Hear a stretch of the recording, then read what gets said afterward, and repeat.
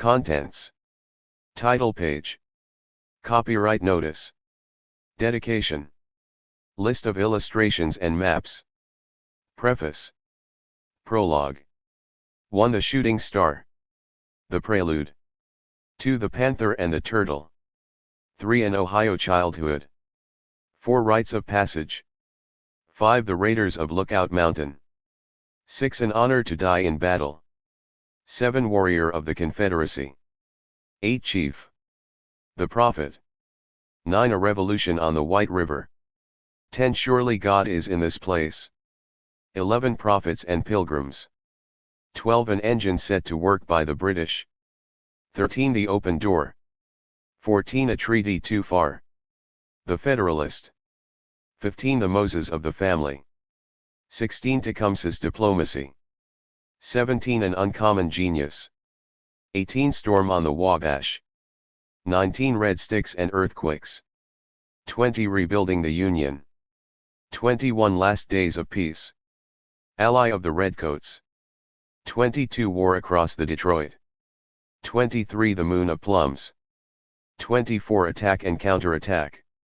25. Fighting Groundhogs. 26. An Adequate Sacrifice to Indian Opinion. 27. Father, we see you are drawing back. 28. Our lives are in the hands of the Great Spirit. Epilogue. 29. Since our great chief Tecumseh has been killed. Appendix, Family Portraits. Acknowledgements. Key to abbreviations in Notes and Bibliography. Notes. Bibliography. Index. Copyright. For the Fives Class of Intherp High, 1963. And Two Great Teachers. Joan Wright and Stanley Roger Thomas. Who encouraged me to write. Preface. Almost 2 centuries after his death, on a desperate smoke-filled battlefield beside the swampy reaches of the River Thames in Ontario, Tecumseh has become one of the great American heroes. Today, American Indian peoples recognize him as the most ambitious of a small number of leaders who dreamed of a brotherhood of tribes capable of resisting white expansion, and who tried to replace intertribal indifference and conflict with unity and common purpose. Canadians honor him as a savior of their country at the time of the War of 1812. In his own day the United States regarded Tecumseh and his brother Tenskwatawa, known as the Prophet, as astonishingly active and dangerous foes. Since then generations of writers have endorsed the opinion of anthropologist James Mooney that Tecumseh was the most heroic character in Indian history. Truly, he has entered the pantheon, and new titles about him are published nearly every year. Indeed, the literature of Tecumseh far exceeds that of any other American Indian. If fiction is included, the number of full-length treatments of his career and campaigns tops 100, while the list of shorter items is enormous. Despite that, relatively little of this literature has historical value, and not a single biography that is both comprehensive and reliable has hitherto been written.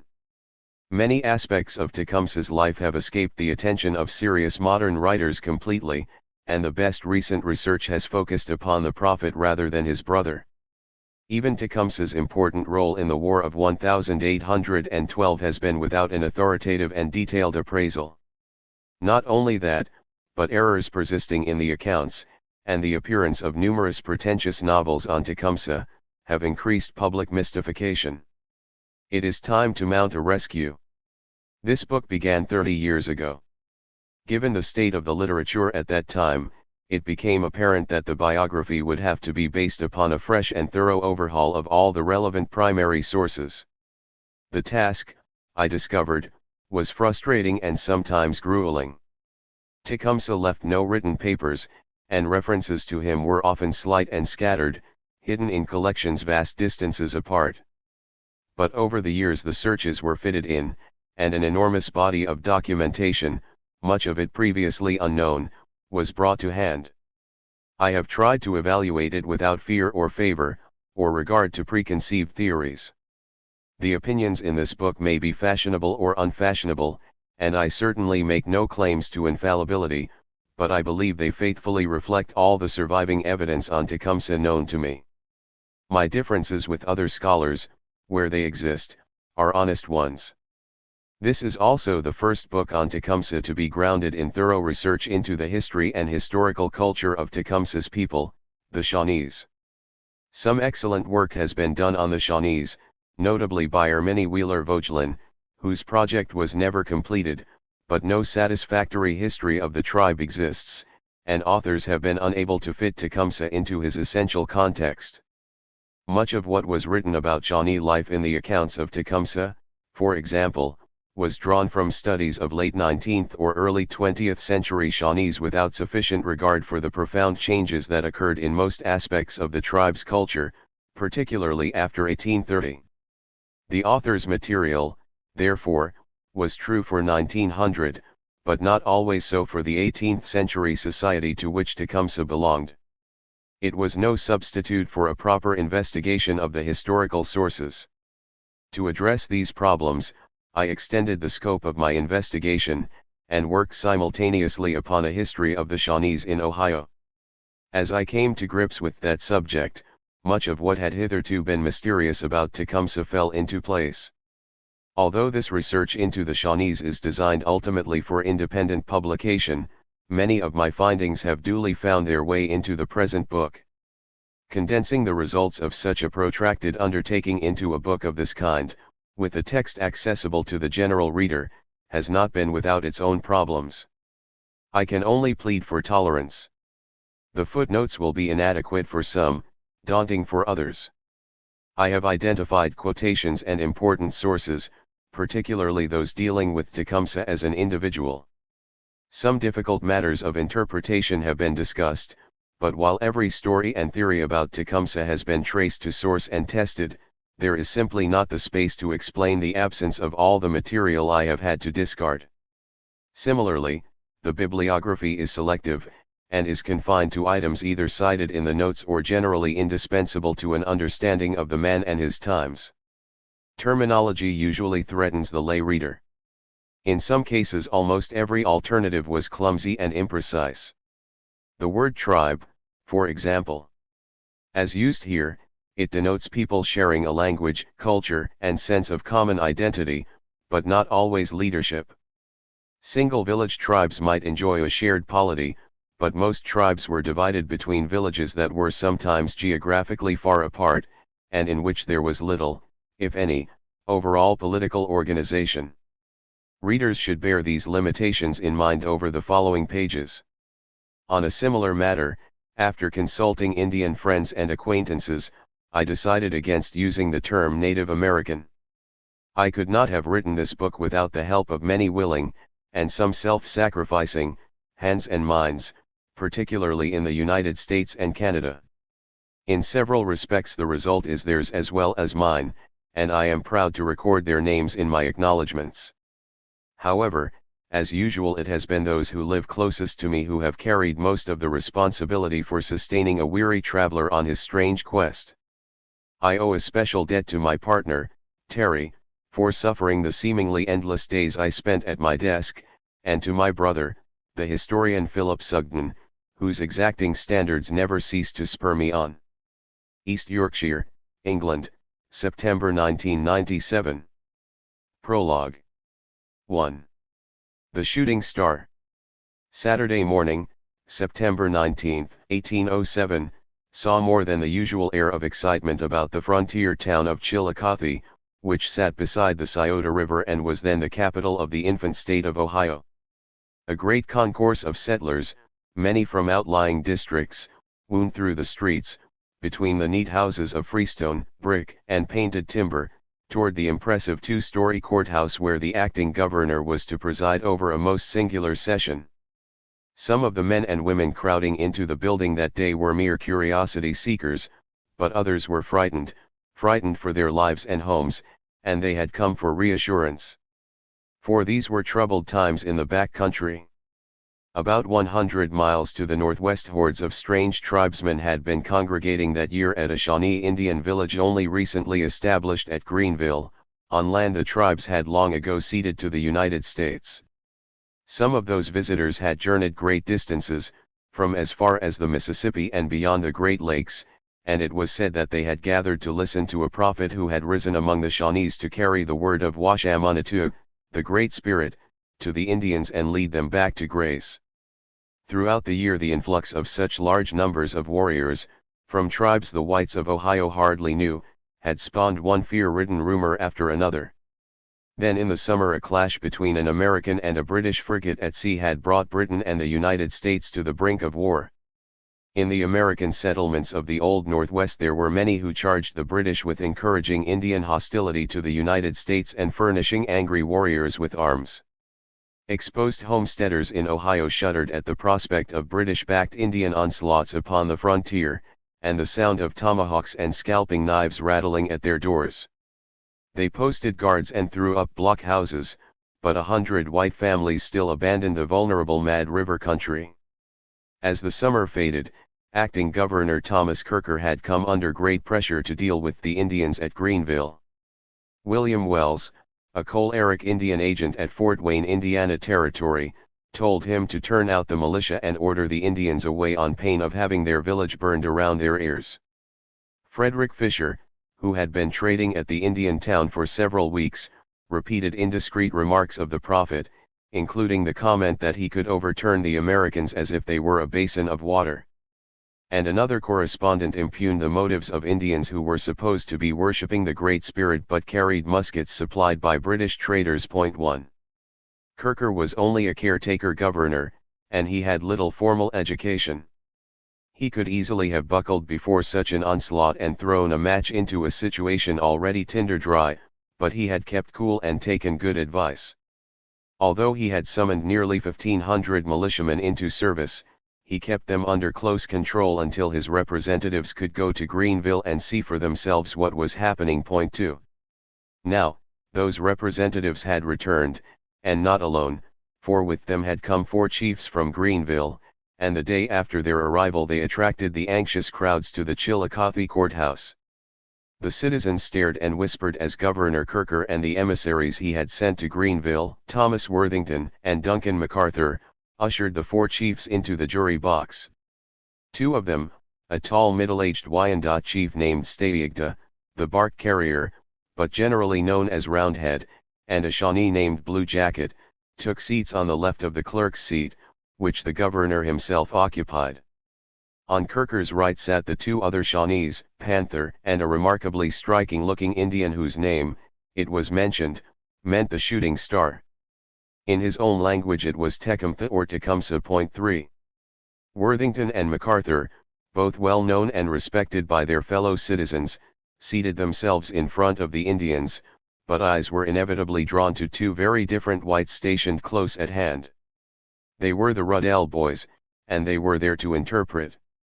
The sons of Isaac and Elizabeth Ruddell, they had been captured as children in Kentucky, when a British Indian army had taken Ruddell's station in 1780. Stephen was then only 12, and his brother Abraham 6 years his junior. Raised by the Indians, they had fledged into fine warriors, and fought for their adopted people until the wars were ended by the Treaty of Greenville in 1795. Both boys were tall and well-formed, but their careers had diverged since the peace. Stephen had taken his Indian foster mother to what is now Missouri, but had returned to Kentucky about 1798 and become a Baptist preacher. Since 1806 he had regularly visited Wapakoneta, a Shawnee village in Ohio, proselytizing for the Kentucky Baptist Church. Abe had made a poorer readjustment to white society.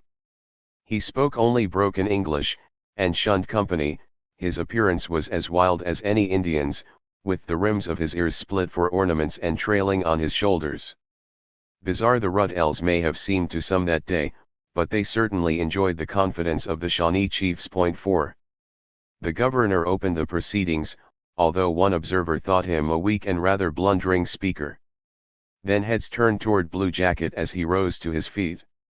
He was an old man, but 15 years earlier he had been the most noted war chief of the Confederated Tribes, and it had seemed as if almost no one could refer to him without adding the famous Blue Jacket or the celebrated Blue Jacket.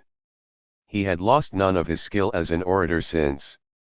One witness thought him an eminently dignified man of calm persuasive eloquence, and another saw him as very grand and stately. Blue Jacket's words were those of one who remembered how Indians had not only fought their own wars in the past, but been used as military pawns by the French and British. Reviewing the conflicts of 60 years, he said with every appearance of sincerity that he had seen too much bloodshed. We have laid down the tomahawk, never to take it up again. If it is offered to us by the French, English, Spaniards, or by you, our white brethren, we will not take it. This seemed to clear up the worries about whether the Indians would support Britain in a war. But what about all those comings and goings to Greenville and its supposed profit? Blue Jacket began to explain that the Indians wanted to pray, not to fight, but he grew emotional, his voice faltered and he sat down. Governor Kirker was impressed, and said so.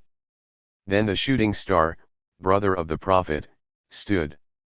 He looked first at the governor and then turned confidently toward his wider audience. In 1807 Tecumseh was not the legend he afterward became, but, dressed in a suit of neatly fringed deer skin, he cut a remarkable figure. No authenticated portrait of him exists, but over 50 descriptions of varying quality help us to form a comprehensive picture of him as he would have appeared to the people of Chillicothe. Over the years everyone who saw him agreed that he was exceptionally fine-looking. It is tempting to dismiss this point as the sort of hyperbole that often surrounds famous heroes, but it was made unrelentingly by many different witnesses. People spoke of Tecumseh as one of the finest-looking men I ever saw, as very prepossessing, noble-looking, and one of the most finished forms I have ever met. We are compelled to accept that Tecumseh was an unusually impressive sight. 5. He stood about 5 feet 10 inches, a little over medium height, though his erect carriage made him look taller, and he had an athletic, spare, and well-proportioned frame, with a full chest, broad square shoulders, and finely formed muscular limbs.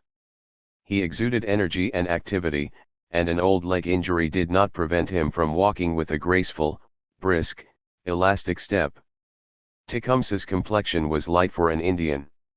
His head was moderately sized, his face oval, and his features were regular, large, and handsome. Beneath a full and high forehead, big dark penetrating eyes flashed dramatically under heavy arched brows. The cheeks were high, the nose slightly aquiline, and the well-formed mouth, when opened, revealed fine white teeth. Although some remembered his features as stern, they were mobile and expressive, and became animated in conversation. Tecumseh spoke fluently in the Shawnee tongue, adding weight to his emphatic and sonorous words with elegant gestures. Watching him in the courthouse, one listener was reminded of Aaron Burr, and marveled at his impetuous and commanding speech. Tecumseh had been to the town before, but it took courage to confront the settlers now, when the air was thick with such dark rumors, and the bitter memory of a recent murder of a white settler had still to be exorcised. Thinking even further back, Tecumseh and Blue Jacket may have remembered one of their old leaders, Cornstalk. He had been assassinated in 1777, visiting the whites on just such an errand of peace as this. Now words fell from Tecumseh's lips swiftly and forcefully. He was adamant that the Greenville Shawnees meant no harm to the whites. They were there to obey the will of the Great Spirit, as interpreted by the prophet. Nothing more. It was true that allegations had been made, but these had been the malicious lies of enemies.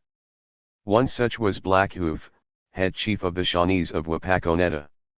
So many of his followers had joined the prophet that he was left a king without subjects who filled a station of but little consequence. Another was William Wells. Tecumseh's eyes had rested steadily upon the interpreter for much of the time, but when he dwelt upon the United States Indian agent at Fort Wayne they swept angrily across the room. The blood vessels in his forehead swelled, as if in passion, and his voice rose effortlessly to a higher key, startling some of the listeners. Congress has a great many good men. Let them take away Wells and put one of them there. We hate him. If they will not remove him, we will. When the Indians are coming in to hear the prophet, he sets doors to stop them.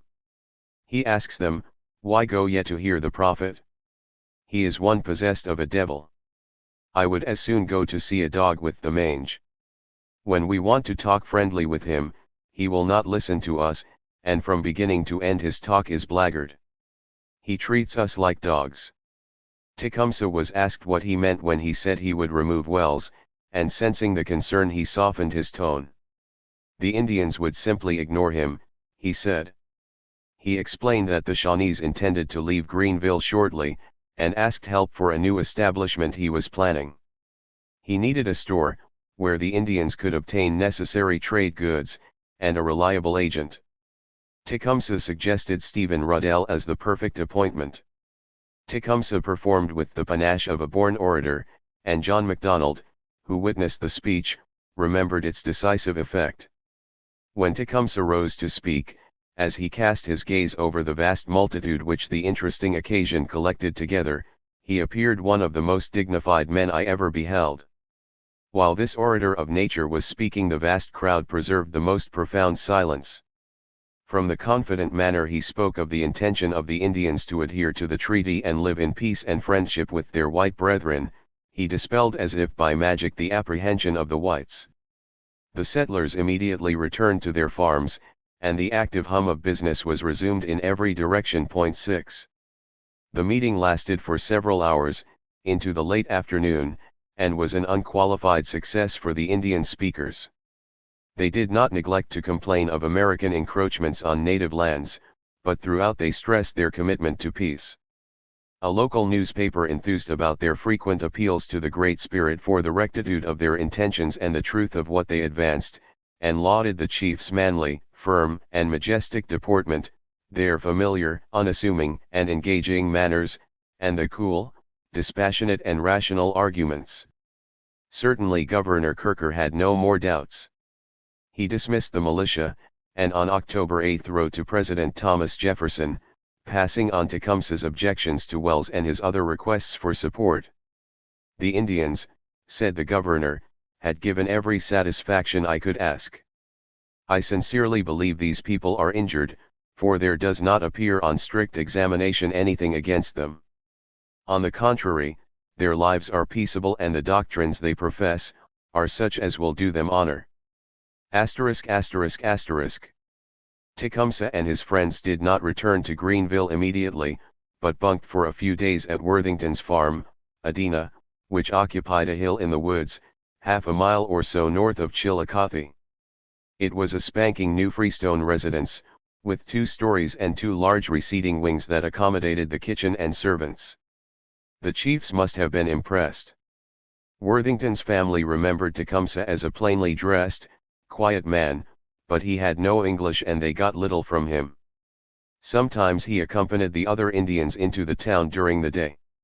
Often, however, he seemed lost in thought. 7. Now that the summer had almost gone, the leaves were softly turning to flame and the woods were at their best. Possibly they stirred memories in the Shawnee leader, for this was no ordinary country to him, it had been his first home.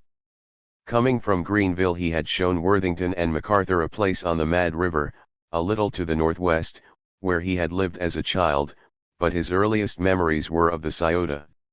It was here, to the neighborhood of the original Chillicothe, a Shawnee town for which the Americans had later named their own settlement, that Tecumseh's parents had come from the south almost 50 years before. Within the short space of Tecumseh's life the Shawnees had lost most of this land. They had been driven west from the Scioto to the Great Miami, then north into central Ohio toward the Maumee, and now their villages occupied scattered sites in Michigan and Louisiana territories and Ohio. With their land had gone dreams of reunifying their broken tribe on the Ohio, their ancient home, along with much of their importance and independence, and part of their traditional way of life. As far as some Shawnees were concerned, the tribe's misfortunes could only mean that they had also lost the benevolence of their creator, Washamanitug. An inexhaustible tide of white settlement was forcing upon them simple but brutal options. Change, and live the American way, or retreat. Tecumseh's visit to Chillicothe was itself but one of many protests the Shawnees had registered against the process. He was making a plea for coexistence, one of his last. He wanted the Americans to respect the right of the Indians to live and worship in peace as they wished, free from the interference of United States officials and unfriendly tongues. A small protest this, two Shawnee voices raised in the courthouse of a growing frontier town, but it was not without significance. For Tecumseh's patience was being exhausted fast, and in just a few years he and the United States would be on a collision course. Despairing of reconciliation, the Shawnee chief would be orchestrating the most ambitious Indian resistance movement ever mounted against English-speaking peoples in North America. As his brother, the Prophet, acknowledged, Tecumseh planned a mighty Indian confederation, from the Great Lakes to the Gulf of Mexico. Tecumseh was a great general, the Prophet told the artist George Catlin, and nothing but his premature death defeated his great plan. 8 Whereas most Indian resistance in the 3 centuries after 1600 was relatively local, Tecumseh believed that the lands and cultures of all Indians were endangered by the advance of powerful white civilizations, and he worked on a national scale. Tecumseh was by no means alone in his understanding that powerful external threats demanded greater unity and strength from historically disparate and diverse native peoples. Far from it, for before and since Tecumseh far-seeing leaders and groups have worked toward the same end. The Mohawk Joseph Brant labored hard to unite the Indians of the Great Lakes and the South against American land hunger at the end of the Revolutionary War, and at the same time a Southern mestizo, Alexander McGillivray, was attempting to centralize power among a loose collection of Indian towns known as the Creek Confederacy. In the following decade the Shawnees Blue Jacket, Red Pole, and Captain Johnny were putting together a shaky but large confederacy of northwestern tribes to defend the Ohio country, and in so doing they inherited a tribal tradition that was already old. They were the direct forerunners of Tecumseh. Almost a century later, long after Tecumseh had passed from the scene, the Hunkpapa war chief and mystic, Sitting Bull, made a belated attempt to bring members of the Lakota Sioux and other tribes together to check the American sweep toward the Rockies. Tecumseh, nevertheless, stands out. Not for the originality of his purpose and principles, but for the sheer breadth of his vision and the energy, determination, courage, and ability he put at its service. His was a task of staggering difficulty. Divided by language, culture, and intertribal enmities and jealousies, the Indians were also politically decentralized. They had no powerful executive capable of controlling their people through police and courts, as had the Americans or the British. Even tribal authority was either weak or non-existent, and the powers of chiefs of any description were extremely limited. In their quest for unity, all Indians wrestled with these problems. Brant relied solely upon the power of his logic. McGillivray tried to enforce compliance by threats and coercion, and by controlling the distribution of trade goods among the Creeks so that supporters were rewarded and opponents penalized. Tecumseh strengthened his arguments with religion, building upon the foundations laid by his brother, the Prophet. By comparison with Tecumseh, the Prophet may have looked unimpressive, with his hangdog look, reduced frame, and disfigured right eye, and his talents certainly blazed less brightly. But he was a crucial figure in Tecumseh's plans. Indeed, it was he, not Tecumseh, who had founded their reform movement. He said he was the medium of the Great Spirit, chosen to show the way to salvation, and he warned the Indians about the adverse effects of contact with the whites and taught them pride in their native identity and traditions. Increasingly, Tecumseh politicized and militarized the movement, and became its driving force, but the Prophet remained important. For long he was the principal figurehead. He threw divine sanction behind Tecumseh's plan, picturing the Confederacy as the wish of the Creator. Washamunitu himself would help overthrow the Americans, and would punish those Indians who refused to listen. The difficulties confronting the brothers were greater, far greater, than those faced by the founding fathers of the American Republic, or by any European statesman, but combining strong religious and political appeals, the two made surprising headway. Their influence radiated from Indiana, in greater or smaller measure, as far northeast as the state of New York, south into the Florida Peninsula, westward as far as Nebraska, and north deep into Canada.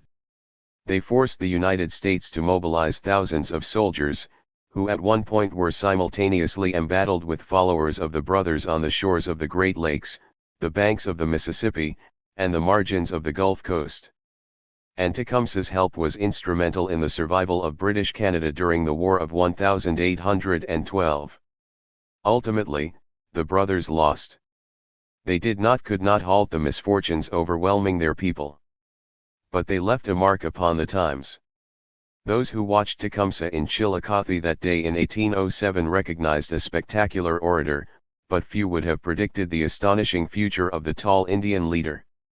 Like the meteor for which he had been named, Tecumseh's star climbed suddenly and steeply, burned brilliantly but briefly in the darkness, and was then blotted out forever in the gunsmoke and war cries of his final battlefield. With his defeat, an era in Indian history, the period during which the tribes had helped decide the fate of great international powers struggling to possess North America, came to an end. Yet such was the impression Tecumseh made, upon grateful friends, beaten allies, and victorious enemies alike, that he lived on in folklore, story, and rhyme, at home and overseas, and became one of the most legendary figures of the American past. Tecumseh died in Canada. He had spent most of his life fighting for the broad sparkling blue reaches of the Ohio River, which he loved. But his story did not begin there. It started in the sultrier climes of what is now Alabama, in the lands of the Creeks. The Prelude. 2. The Panther and the Turtle. It was in the South that Tecumseh's parents met and married. Pukshunwa was a rising warrior of the Kispoko division of the Shawnee tribe. His young wife, Methawetaski, belonged to a respected family of the Pecoe division. 1.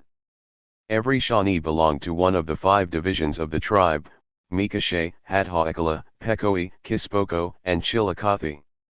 Originally, each division seems to have formed more or less autonomous villages, with their own chiefs. Together, they made up the loose confederacy that was the Shawnee tribe. Binding the divisions were a common language, culture, and sense of identity, and the right of each division to exercise certain responsibilities on behalf of the tribe as a whole.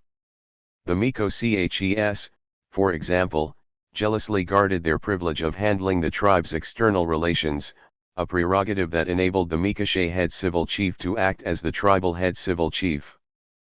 But even in the time of Pukshunwa and Methawetaski, these traditional monopolies were weakening. The Shawnee divisions often parted company.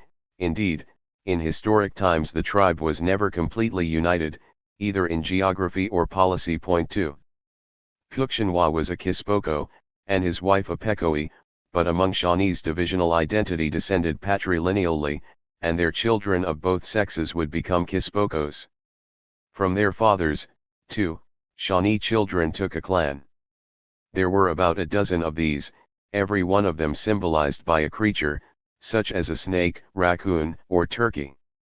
Unlike the divisions, the clans were exogamous. Each person chose a sexual partner from a clan different from his or her own. The clans, therefore, regulated kinship, and clan affiliation was so important that Shawnees generally advertised it in their personal names. So it was with the parents of Tecumseh. Pukshunwa belonged to the Panther clan. The particular panther from which members of the clan believed they derived certain powers was believed to be a spirit, one that could only be seen leaping through the heavens, like a shooting star. Hence Pukshunwa's name, which meant something that falls. As for Methawetaski, her name, which meant a turtle laying her eggs in the sand, boldly proclaimed that she belonged to the Turtle clan. 3. Both parents appear to have been Shawnees, but they lived in Shawnee communities that had found havens among the Creeks. The Creeks, whom the Shawnees named Muskogees, made their homes in what is now Alabama and Georgia, along the rivers of the Alabama, Coosa, Tallapoosa, Chattahoochee, and Flint. By the time Pukshunwa and Methawetaski met, the Shawnees had already earned a reputation for fragmentation and remarkable wanderings. They spoke in a soft, attractive tongue that belonged to the Algonquian family of languages, which was strong around the Great Lakes, but early references to groups who may have been Shawnees, as well as their name, indicate the tribe had also dwelt in the South in the distant past, perhaps on the Savannah River of South Carolina. In the 1660s and 1670s, when they first emerged clearly in written records, the Shawnees were settled on the Ohio and Cumberland rivers. Iroquois war parties from the northeast dislodged the Shawnees from the Ohio in the closing decades of the 17th century, scattering them westward to the Illinois, south to the Savannah, and east across the Allegheny Mountains, as well as elsewhere. These migrations were further stimulated by a desire to reach Spanish, British, and French trade outlets. They gave the Shawnees connections among many different tribes, and helped develop their unusual resilience, versatility, and independence. Tecumseh's parents both found themselves among the Creeks, but they seem to have arrived by different routes. Pukshunwa was probably born by the Tallapoosa, where Shawnees had lived since the beginning of the 18th century. In 1811 Tecumseh once described himself as a man of Tuckabashie, a Creek town on the Tallapoosa, and an early name for this town, Ispokage, may have been a corruption of Kispoko. We are encouraged to believe that Kispoko Shawnees may have helped to found Tuckabashie, and that it was to this community that Pukshunwa belonged. 4. During their years among the Creeks, the Tallapoosa Shawnees intermarried with the neighboring Indians, and probably also with white traders who frequented the native villages. Creek towns contained large numbers of mestizos, most the offspring of relationships between British or French traders and Indian women. It is not surprising that there were persistent rumors that Tecumseh was not pure Shawnee, but that he had inherited Creek and even white blood. In 1810, for example, a Potawatomi Indian acquainted, but not friendly with Tecumseh, claimed Tecumseh's mother had actually been a Creek, rather than a Shawnee. Much later Methowetaski's grandson John Prophet made the same statement, and it was probably he who started a tradition that grew among both the Creeks and Shawnees that Tecumseh's mother had been a Creek. 5. In fact, the better evidence is that it was through Pukshunwa, not his wife, that Tecumseh and the Prophet may or may not have acquired Creek blood.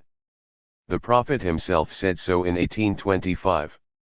True, he embroidered the story to the best of his ability, as was his wont, and he even claimed that Pukshunwa had been a mestizo, born of a Creek father and the daughter of an English colonial governor. The boy, he said, was raised by the British and returned to the Indians as a youth. But an independent, and entirely credible, version of the same story was given by the Shanes. Anthony Shane was a mixed blood who spent most of his life in Shawnee towns, and his wife was Lamy Teshi, one of Tecumseh's relatives. They testified that Pukshunwa was reputed to have had a British father and a Shawnee mother, and that he was resigned to the latter because he was unruly. There is nothing at all improbable in the assertion that Pukshunwa had Creek and English, as well as Shawnee, blood in his veins. The press styled his eldest son, Chiziko, a half-breed at the time of his death in 1792, while the Shanes stated that Tecumseh's complexion was of an intermediate caste between a half-white and a full-blooded Indian rather inclining to yellow. 6. The truth about Pukshunwa's ancestry must remain a mystery, and no more information has survived about Methowetaski. She may have arrived in Creek country as late as 1748, and been part of a Shawnee band which had migrated from Pennsylvania in 1745, under the leadership of a mixed-blood Frenchman named Peter Chartier. Chartier's party, which included Pecoese, built their principal southern town near Tallahatchie Creek, close to the Indian village of Talladega, on the Coosa River. 7. Somehow the Kispoko warrior and the Pecoe maiden met and married. According to their son the Prophet, she was not Pukshunwa's first wife, since Pukshunwa had been married previously to a Creek, but if so he carried no children forward to his new household.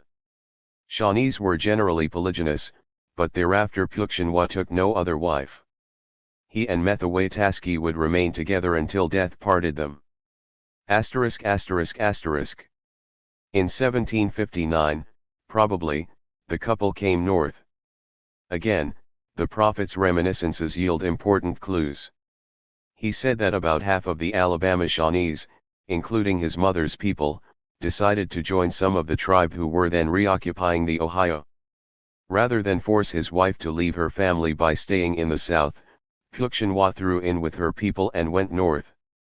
This story fits the events of 1758 and 1759, when Shawnees on the Ohio appealed to kinfolk in Pennsylvania and the South for support, and when, in the spring of 1759, the Chartier band quit the Coosa and journeyed north. 8. The Ohio. The river some Shawnees knew as Mazapilayasepe, or Big Turkey River, and others as Kiskpilasepe, the Eagle River. A long twisting blue band, spotted with islands and weaving through lush country that offered everything Shawnees desired. The soil was rich, especially in the bottomlands, sluiced each spring by the rising waters. The hills were clothed in chestnut, yellow poplar, oak, black ash, and gum, while in the valleys snuggled beech, sugar maple, walnut, elm, and sycamore. Wild grape and honeysuckle colonized the trees, and fruits and nuts abounded. Their importance was commemorated in the names the Shawnees gave to the months: the moon of strawberries, the moon of raspberries, the moon of blackberries, and the moon of plums. Fish darted in the many clear streams: pike, bass, and red horse-sucker and geese, pigeons, ducks, turkeys, and other birds started from the diverse cover, the thick timber and patches of prairie, marsh, and cane brake. Deer fed at the salt licks, beavers industriously engineered new pools along the streams, and bison broke clearings in the forest. The Shawnees, who hunted most animals from bears to raccoons, found the Ohio country a paradise for game. There was no better place to reunite the tribe than here, thought the Shawnee leaders on the Ohio. Increasing numbers enhanced the tribe's strength and consequence, something that was important in view of the greedy eyes already being cast upon this country by British and French colonists. But there was another reason for the reunification plan, a spiritual one. The Shawnees wanted the blessings of Washamanatu, the Great and Good Spirit. Like other Indians, Shawnees believed their fortunes depended upon the forbearance of the spirits. Spirits were omnipresent, in all living things, in the actions of the elements, in the sun, the moon, and the stars, and in all places, from dark glades to watery depths. It was the interplay of these spirits which controlled every event, bringing success or failure, and it was essential to invest a great amount of time and effort in securing their goodwill. For the world of the Shawnees was uncertain and dangerous. The deities had continually to be respected, courted, and appeased, because they were the arbiters of the Indians' fate: the sun, which yielded warmth and light, the star people and the thunderbirds, the four winds, who controlled the seasons and night and day, earth mother and corn woman, whose blessings were so essential to a rich harvest, and many lesser forces. Indeed, the annual festivals of the Shawnees were ceremonies of thanks and supplication. Every spring several days were occupied in rituals, dances, sports, and feasting that celebrated the bounty of the winter hunt and prayed for the fertility of the new crop. And the following August the harvest would be acknowledged by a festival of green corn. 9. In everyday life, too, all Shawnees understood that obeisance to the spirits was crucial to success. If a hunter killed an animal for food, he performed a simple thanksgiving to lay its spirit to rest, and every Shawnee occasionally sprinkled offerings of tobacco onto a fire so that the rising smoke might carry a prayer, and manipulated fetishes to summon supernatural aid. Every Shawnee respected the holy men and shamans whose unusual rapport with the spirits was turned to the public benefit, and every Shawnee had been taught to fear those who used spiritual power for evil purposes.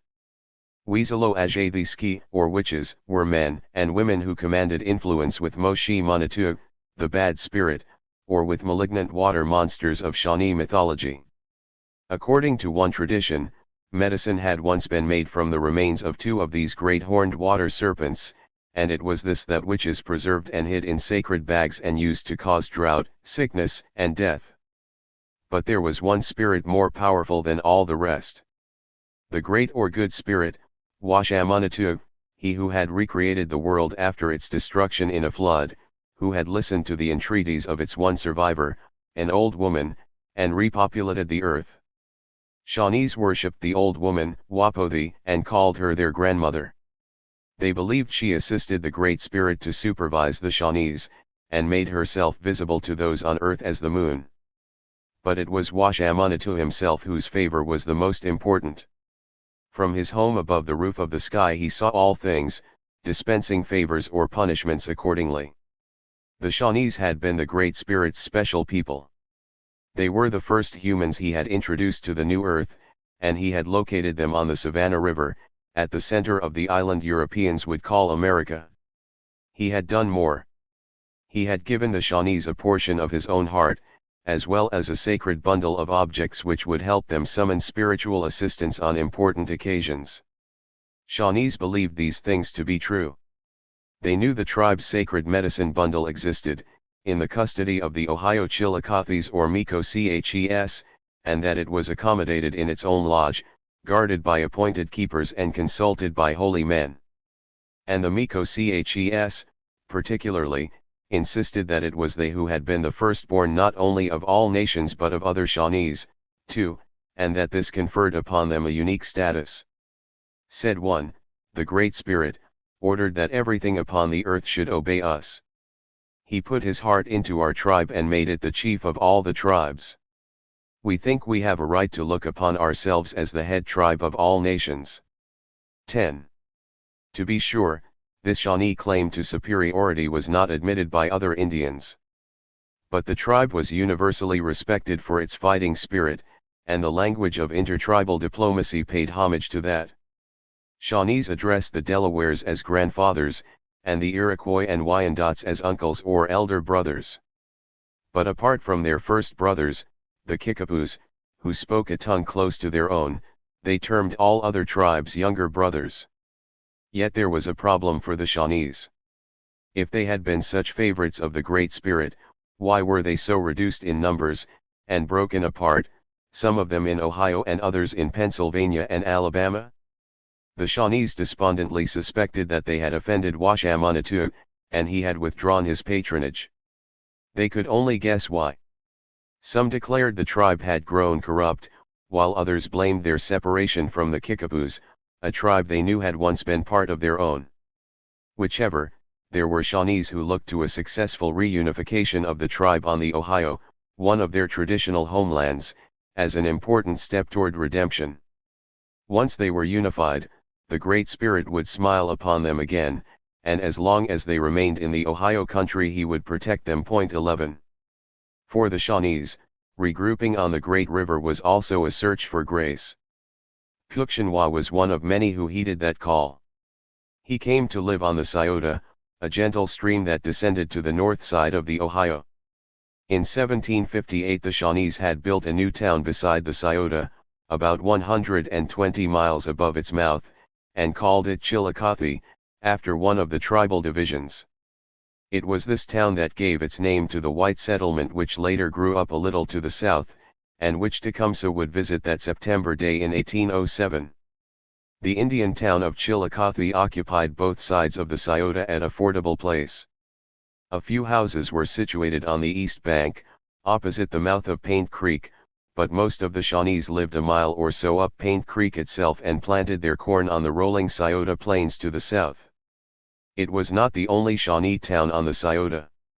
Small villages were established both north and south, but Chillicothe became the focus of the tribe's activities and in 1762 was said to contain 300 warriors, the majority of the Shawnees then living in Ohio. 12. It was probably here that Pukshunwa settled, and Methawataski gave birth to her older children. Chiziko was born about 1761, and it was undoubtedly upon this son that the family rested its greatest hopes for distinction. A daughter followed, variously named Manuwalekuzi or Tecumseh, and another son, Saowaziko. 13. Then war took a hand. In 1763 a great conflict between Britain and France, which decided the fate of their North American colonies, finally ended.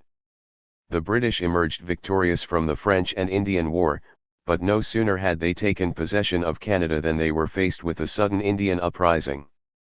Between the Ohio and the Great Lakes and the Genesee and the Mississippi the Indians had many and different grievances against their British father: threats to land, reductions in the amount of goodwill presents and supplies given by the Redcoats, nostalgia for the largesse of the overthrown French regime, and fears that the British were planning to destroy the tribes and that their contamination of native cultures was turning the spirits against the Indians all played a part.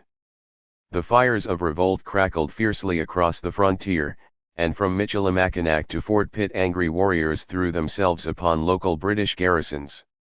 In June 1763 the Shawnees joined in, attacking traders in the Indian villages before assaulting a line of white settlements that had just begun to break through the Allegheny Mountains from the eastern colonies. In western Pennsylvania and Virginia hundreds of homesteaders were killed, captured, or driven from their cabins, and Pitt, Carlisle, and Bedford were crowded with refugees. Peace was restored the next year, but it left a new face in Peuxchenois' household, Shawton, a white boy. Whether Peuxchenois captured Richard Sparks himself or purchased him from another warrior is unknown. The boy was taken while playing in the vicinity of Wheeling, West Virginia. He was 3 or 4 years old, and Peuxchenois probably thought him a good companion for his own son, Cheesico, who was about the same age. Certainly the boy was treated with the humanity that marked several members of Peuxchenois' family, including Tecumseh himself. One who later interviewed Sparks's wife testified that Richard was given the name Shawton and raised with unusual kindness and indulgence. It is a tribute to the affection Peuxchenois had for him that the family refused to give the boy up for some 12 years, despite the heavy pressure the British put upon the Shawnees to surrender prisoners. And perhaps it is an even greater tribute to the relationship that Shawton himself fiercely resisted repatriation. I remember his telling me how great a calamity he considered it to be taken away from the Indians, recalled his brother-in-law, and of his schemes for making his escape and returning to them. 14. The decade that followed the War of 1763 to 1764 was a peaceful one for the Shawnees. Their settlements on the Scioto multiplied, and by 1773 no less than 7 Shawnee towns clustered on the several streams that fed into the west bank of its upper reaches. Among them there was a Pequot town, on Deer Creek, above Paint Creek, and the Kispokos erected a separate village, 2, a mile up another small stream, which emptied into the Scioto some 11 miles north of Deer Creek. Between all these settlements considerable traffic passed up and down narrow but well-worn Indian paths, and other trails led farther afield, plunging into the wilderness. The most famous, the Warrior's Path, ran beside the Scioto north to Sandusky Bay on Lake Erie and south across the Ohio into the favored hunting grounds of Kentucky. Usually the Shawnee towns occupied high ground and overlooked fertile bottomlands which the women laid out in crops. They were by no means all insubstantial creations. Every village was dominated by the council house, a large strong building in which public and ceremonial business of all kinds was transacted. The traditional family houses were raised by the women. Constructed of bark fixed around a framework of posts, they enclosed rectangular floor plans that were often fairly commodious. Even at that time, however, some houses betrayed European influences, and were made from logs or sported chimneys instead of mere holes in the roof. Interiors varied. By the standards of the time, Shawnee homes had a reputation for cleanliness, even among colonial whites. However, they were sparsely furnished. Platforms commonly served as seats, tables, and beds, but sometimes the furniture might consist of little more than skin or brush bedding.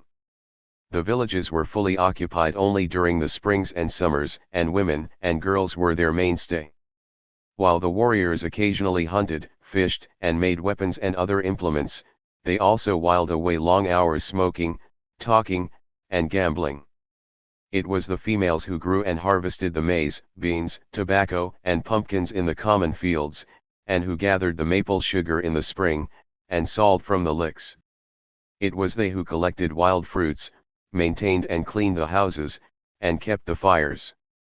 They turned corn into bread cakes, roasted meat, and made stews and hominy, and they found time to barter with traders, make clothes, and raise young children. Yet busy as life in the village was for women such as Methaway-Taski, it had a lively community atmosphere, and the eagerly awaited spring and fall festivals contrasted with the starkness of the winters. The summers were social times, and hospitality marked these people. If food was there, it had to be made available for guests. As one who knew the Shawnees remarked, "Nothing is too costly or too good to be set before a friend." 15. Each autumn the Indians broke into family groups and scattered for their hunting grounds, throwing up small dome-shaped lodges made of poles and skins as temporary homes. Now, it was the men who shouldered the economic burden, for it was their job to stalk or snare the game throughout the cold season. The animals provided not only meat, and bones and pelts from which implements and clothes could be manufactured, but skins that white traders would later exchange for valuable trade goods, such as muskets, flints, knives, hatchets, kettles, combs, paint, and cloth. Even in Pukchinwa's time the influence of the Europeans was not difficult to discover along the Scioto. It was in the linen and cotton shirts worn by Shawnees of both sexes, in the blue and scarlet English strouting that the women made into leggings, breechcloths, and skirts, and in the beads and ribbons that were replacing traditional quillwork decoration. It could be seen in houses, in the belled horses that grazed freely about the towns, and even in occasional herds of cattle kept by the more entrepreneurial of the Indians. It manifested itself in a diversifying diet, which might include tea or chocolate, and no more clearly than in the number of white traders and smiths who dwelt in the towns. On Paint Creek Moses Henry was at Chillicothe and Alexander McKee at Crooked Noses Town, while Richard Butler lived with the Kispokos. The Scioto Shawnees were still a fiercely independent people. Their older technologies continued to exist alongside new trade goods that might have replaced them. Bows and arrows were to be seen along with muskets and rifles, and the basic pattern of the people's lives still followed ancient rhythms. The deerskin and fur trades had slotted easily into the aboriginal tradition of summer planting and winter hunting, and Shawnee beliefs and ceremonies, unlike those of the Delawares, were stubbornly impervious to Christian influences. Nevertheless, slow as it may have been, there was a creeping dependency upon the whites, even among the Shawnees, and its pace was increasing. The old ways were in retreat. Pukchinwa may not have cared. His family flourished and his standing rose. It is probable that he moved out of Chillicothe, and helped found Kispoko Town. Indeed, he may even have been its chief. Stephen Ruddell, a friend of Tecumseh, later described Pukchinwa as a great war chief, highly respected, both as a statesman and warrior, and John Johnston, who would serve the Shawnees as agent, testified that he was the chief of the Kispoko Division. 16.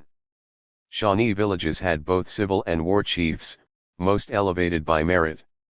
During periods of sustained conflict, the war chief became the principal leader, but normally it was the civil or peace chief who presided over the town's business, in consultation with a council of chiefs and elders.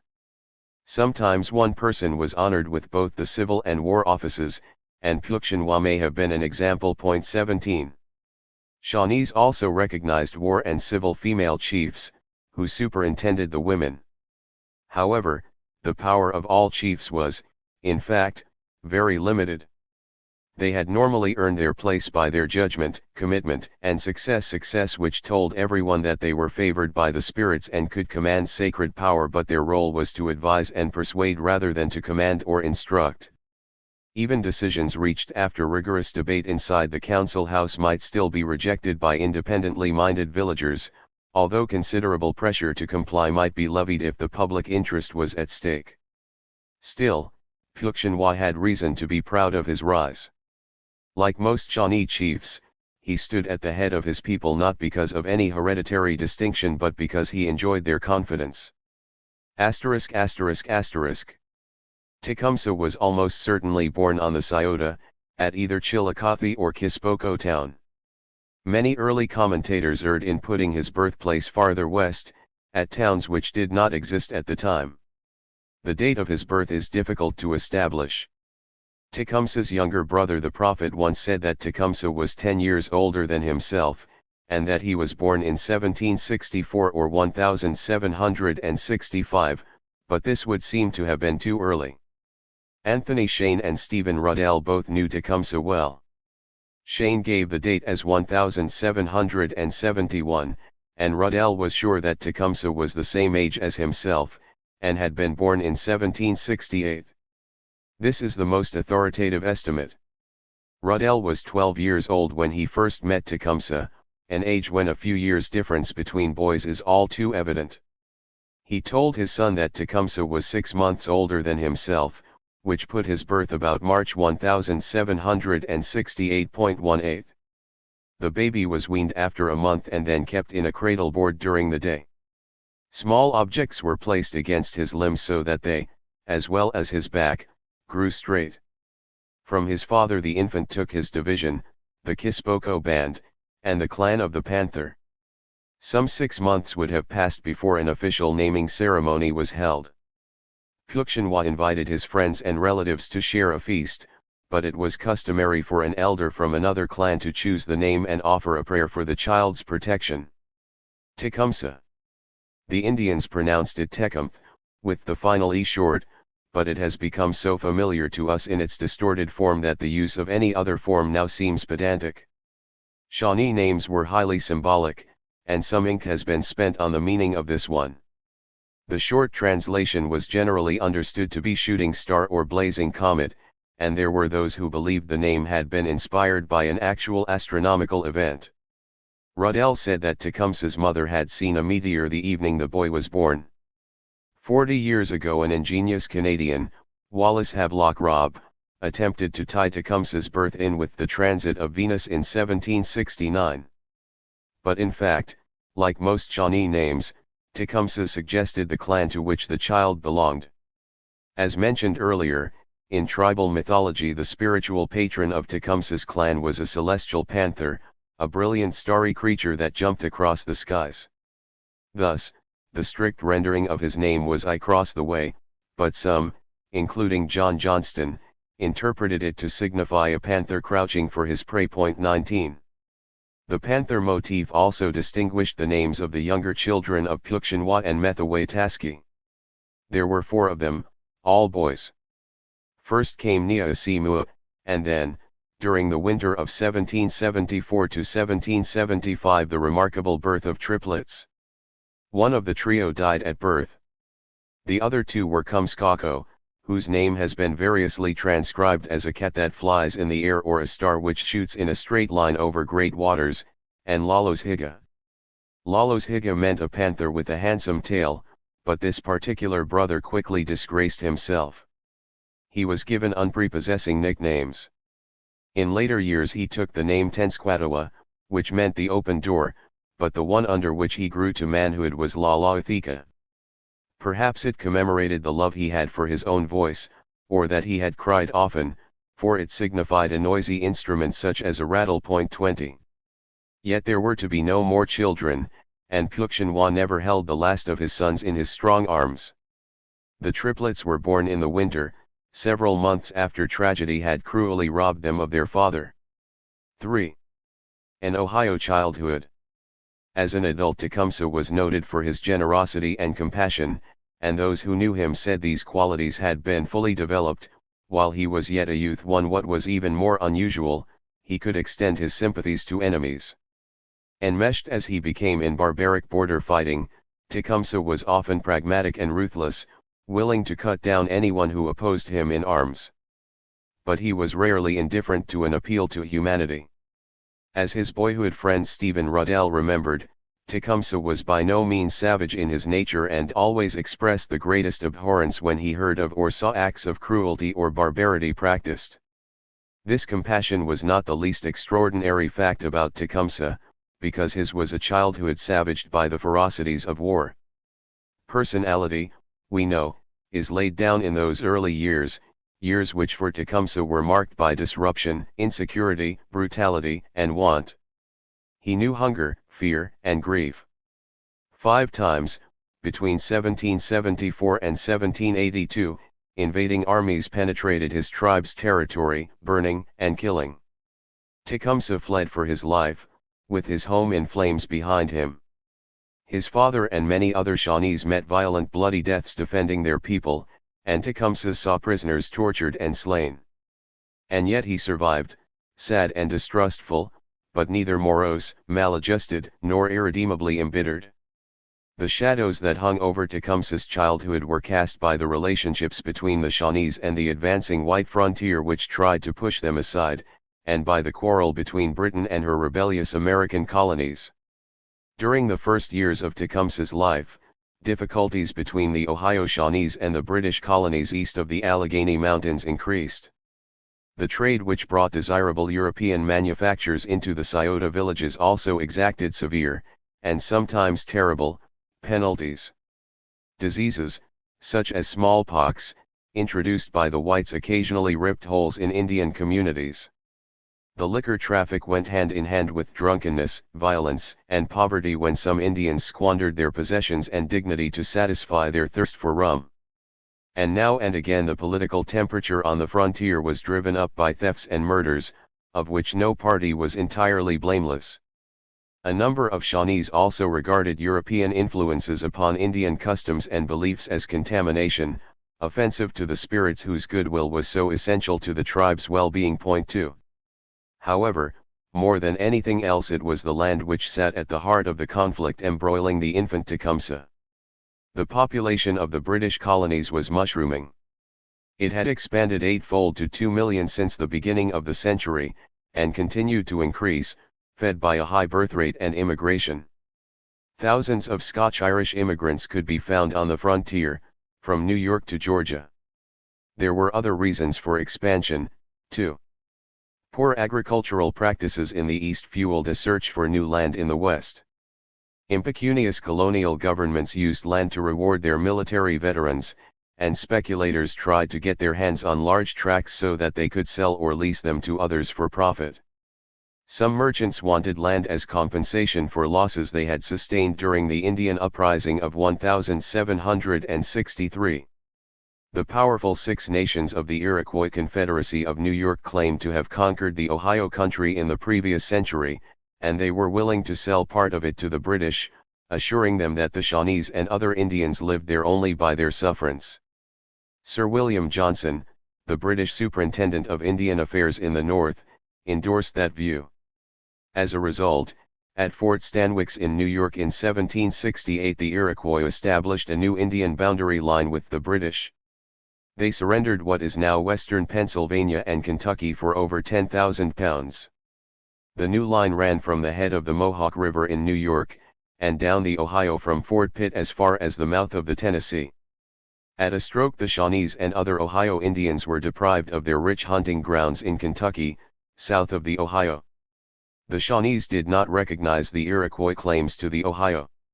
Shawnees, not Iroquois, had traditionally occupied this region, and apart from a small splinter group known as the Mingos, the Iroquois did not use it now. The Iroquois Confederacy did not even share the proceeds of the sale with the Ohio Indians. Whatever the Shawnees thought of the Treaty of Fort Stanwix, it was manna to the speculators and settlers. The ceded land was offered for sale on favorable terms, and when the land office in Pittsburgh opened on April 3, 1769, a total of 2,790 applications were filed before close of business.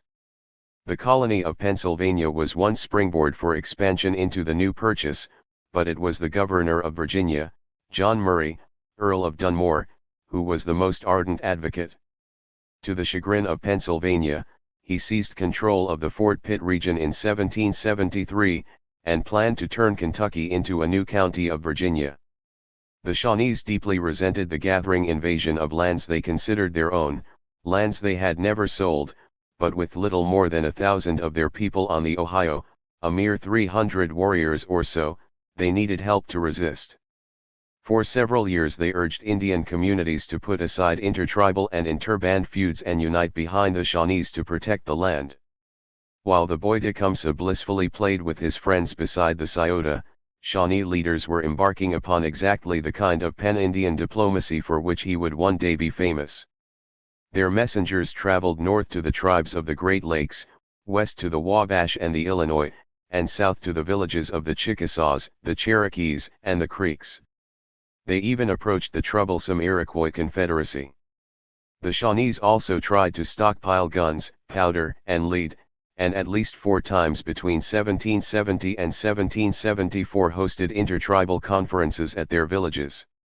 Indians everywhere, they said, should be all of one mind and of one color. 3. It was not enough. The Indians were unable to overcome their own differences, and few had stomach for a light with the British, who supplied them with trade and presents. The British and their Iroquois allies also tried to isolate the Shawnees diplomatically, and only the Mingos gave the tribe consistent support. Unfortunately, the Mingos could only field about 100 warriors. As Shawnees noticed the ever greater number of surveyors descending the Ohio, and the aggressive Virginian militia assembling at Fort Pitt, they grew uncertain about what to do. Some wanted war, while others spoke for caution, and even suggested sending a deputation to London, where it was believed that their great father, the king, might look more favorably upon their grievances than Johnson and the colonial governments.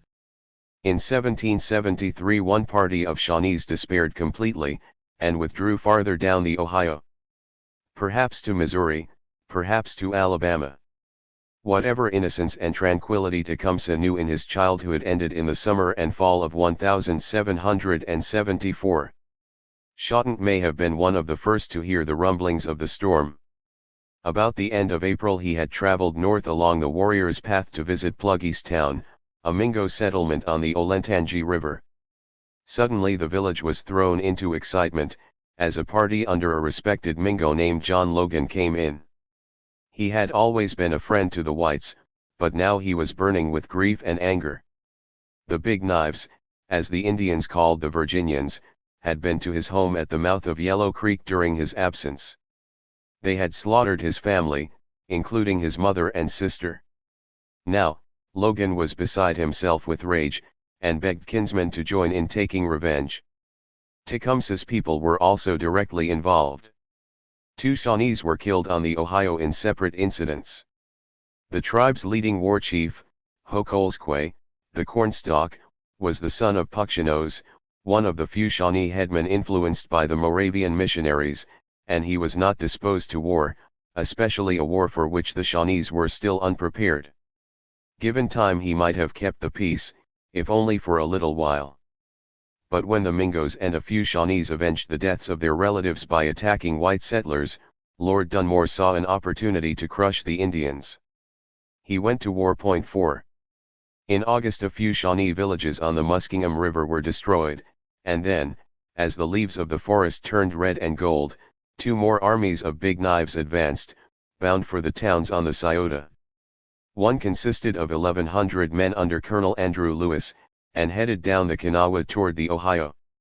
The other was led by Dunmore himself, and descended the Ohio from Fort Pitt. Dunmore planned to link with Lewis's column for the final march to the Scioto. Against such forces the Shawnees seemed helpless. They were outnumbered and outgunned, but they decided to try their fortune.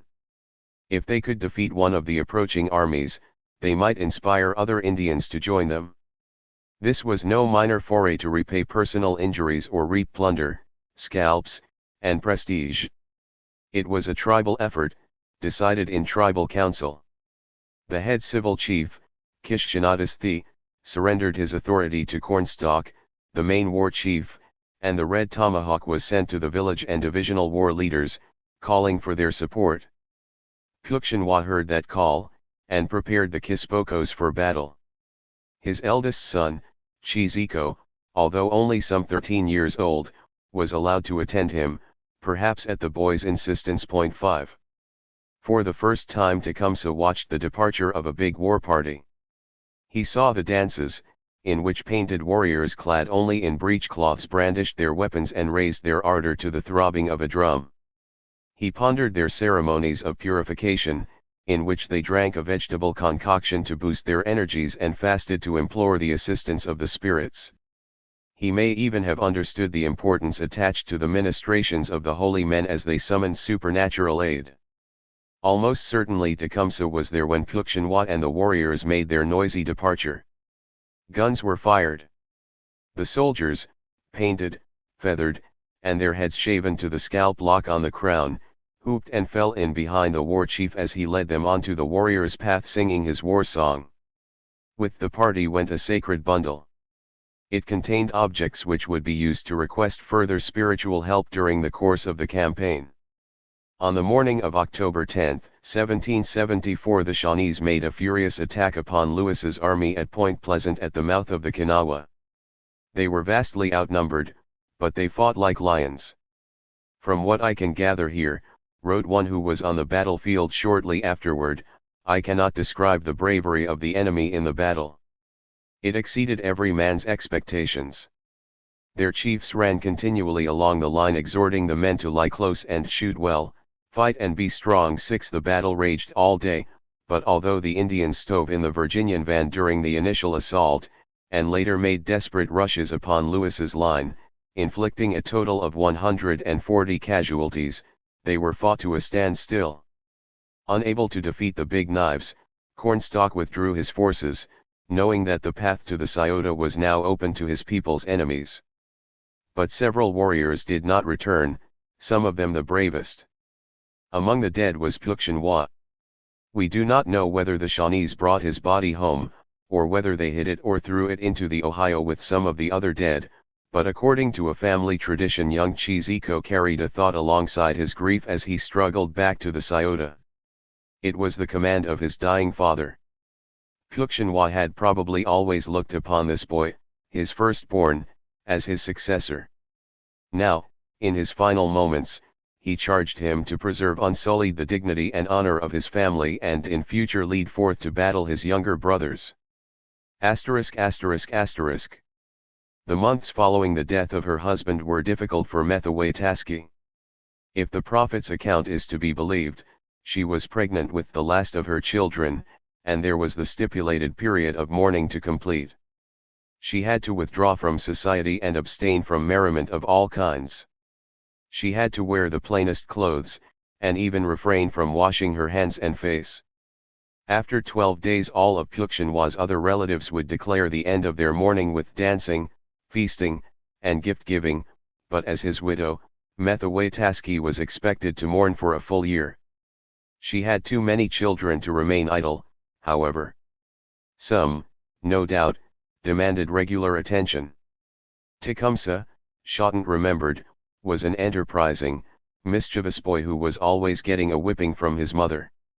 Her oldest boy, Cheeseco, was at an age when he needed a father figure to teach him the skills of hunting and to guide him through the adolescent sacred vision quest.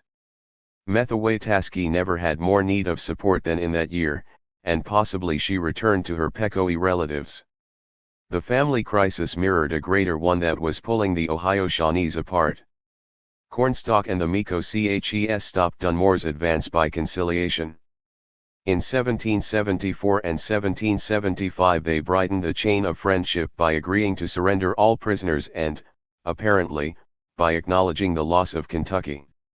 Both Cornstalk and Hardman strove to get their people to hand over any whites or blacks originally acquired as captives, and to return stolen horses. When the Virginians built Fort Randolph at Point Pleasant, Cornstalk kept it informed of hostile intentions among the Indians. This appeasement policy gained a temporary respite for the Shawnees, but it also drove a wedge between the Micoches, and a few of their supporters, and the rest of the tribe. Most of the Pequots, Chillicoths, and Kispokos accused Cornstalk and his Micoches of being wedded to the Big Knives. They declared that they still loved the land and would not part with it, and they watched with growing bitterness the construction of the first white settlements in Kentucky. 7. Cornstalk's attempt to return prisoners caused particular heartaches, because powerful emotional bonds had been forged between many former captives and their Indian foster families. So reluctant were some Shawnees to part with their captives that in 1776, despite the best efforts of the chiefs, observers from Virginia and the Continental Congress were sent into the Indian towns to consummate the process. One victim was Shawton. The family's love of the boy had weathered two attempts to repatriate prisoners, in 1764 and 1774, and he had lost his English and become proficient in the Shawnee language. He grew into a tall, strong, athletic youth. In later years he would remember wrestling and racing with Tecumseh who, he said, was not as strong as he, but was faster. Much to Shawton's distress, It was probably early in 1776 that he had to part with the only family he knew. He remained on the frontier, and became a soldier, but seems never to have met his foster brothers again. 8. The schism among the Shawnees was suddenly intensified by another war, one in which they had no ostensible interest, the American Revolution. Both the Crown and the colonies recognized the military potential of the thousands of armed warriors living on the frontiers, and from 1775, as they slid into war, they competed for Indian support. The Virginians, with whom Cornstalk had been negotiating, now became part of the larger union of the 13 colonies rebelling against Britain. For the most part, colonial leaders initially urged the Indians to remain neutral. On the Ohio, Cornstalk's Micos and the Turtle Division of the Delawares under White Eyes listened. They saw no advantage in becoming entangled in a white man's war, and continued to advocate peace. But other Shawnees were not so sure. Britain wanted the Indians to be allies of the Crown, and from posts such as Niagara, Detroit, and Michilimackinac began building support among the tribes of the Great Lakes, the Ohio, and the Upper Mississippi. The superior quality of British presence and trade goods, long-standing relationships between British officials and the Indians, and the hostility that had been developing between the tribes and the colonists encroaching upon their lands all bolstered Britain's cause. At Detroit, Lieutenant Governor Henry Hamilton handed out ammunition and advised the Indians to unite beneath the British flag. In 1777 he was authorized to incite them to attack the frontiers of Kentucky, Virginia, and Pennsylvania as a diversionary tactic. For the more militant Shawnees and Mingos, who had criticized Cornstalk's temporization, this situation was a heaven-sent opportunity to use British arms, provisions, and help to clear Kentucky of the invading Big Knives. In 1777 the peace and war factions of the Shawnees parted.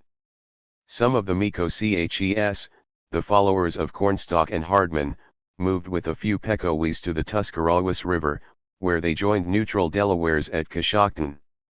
Most of the remaining Shawnees also abandoned the Scioto, but they traveled westward, to the valleys of the Little and Great Miami, where they built homes that were less exposed to American attack. 9.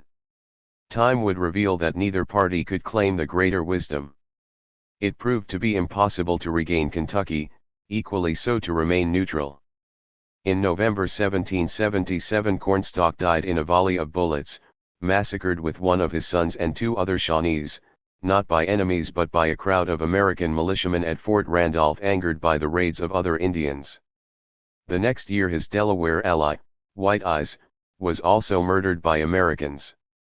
In 1782 90 Christian Delawares were butchered by borderers at Naden-Hutton on the Tuscarawas.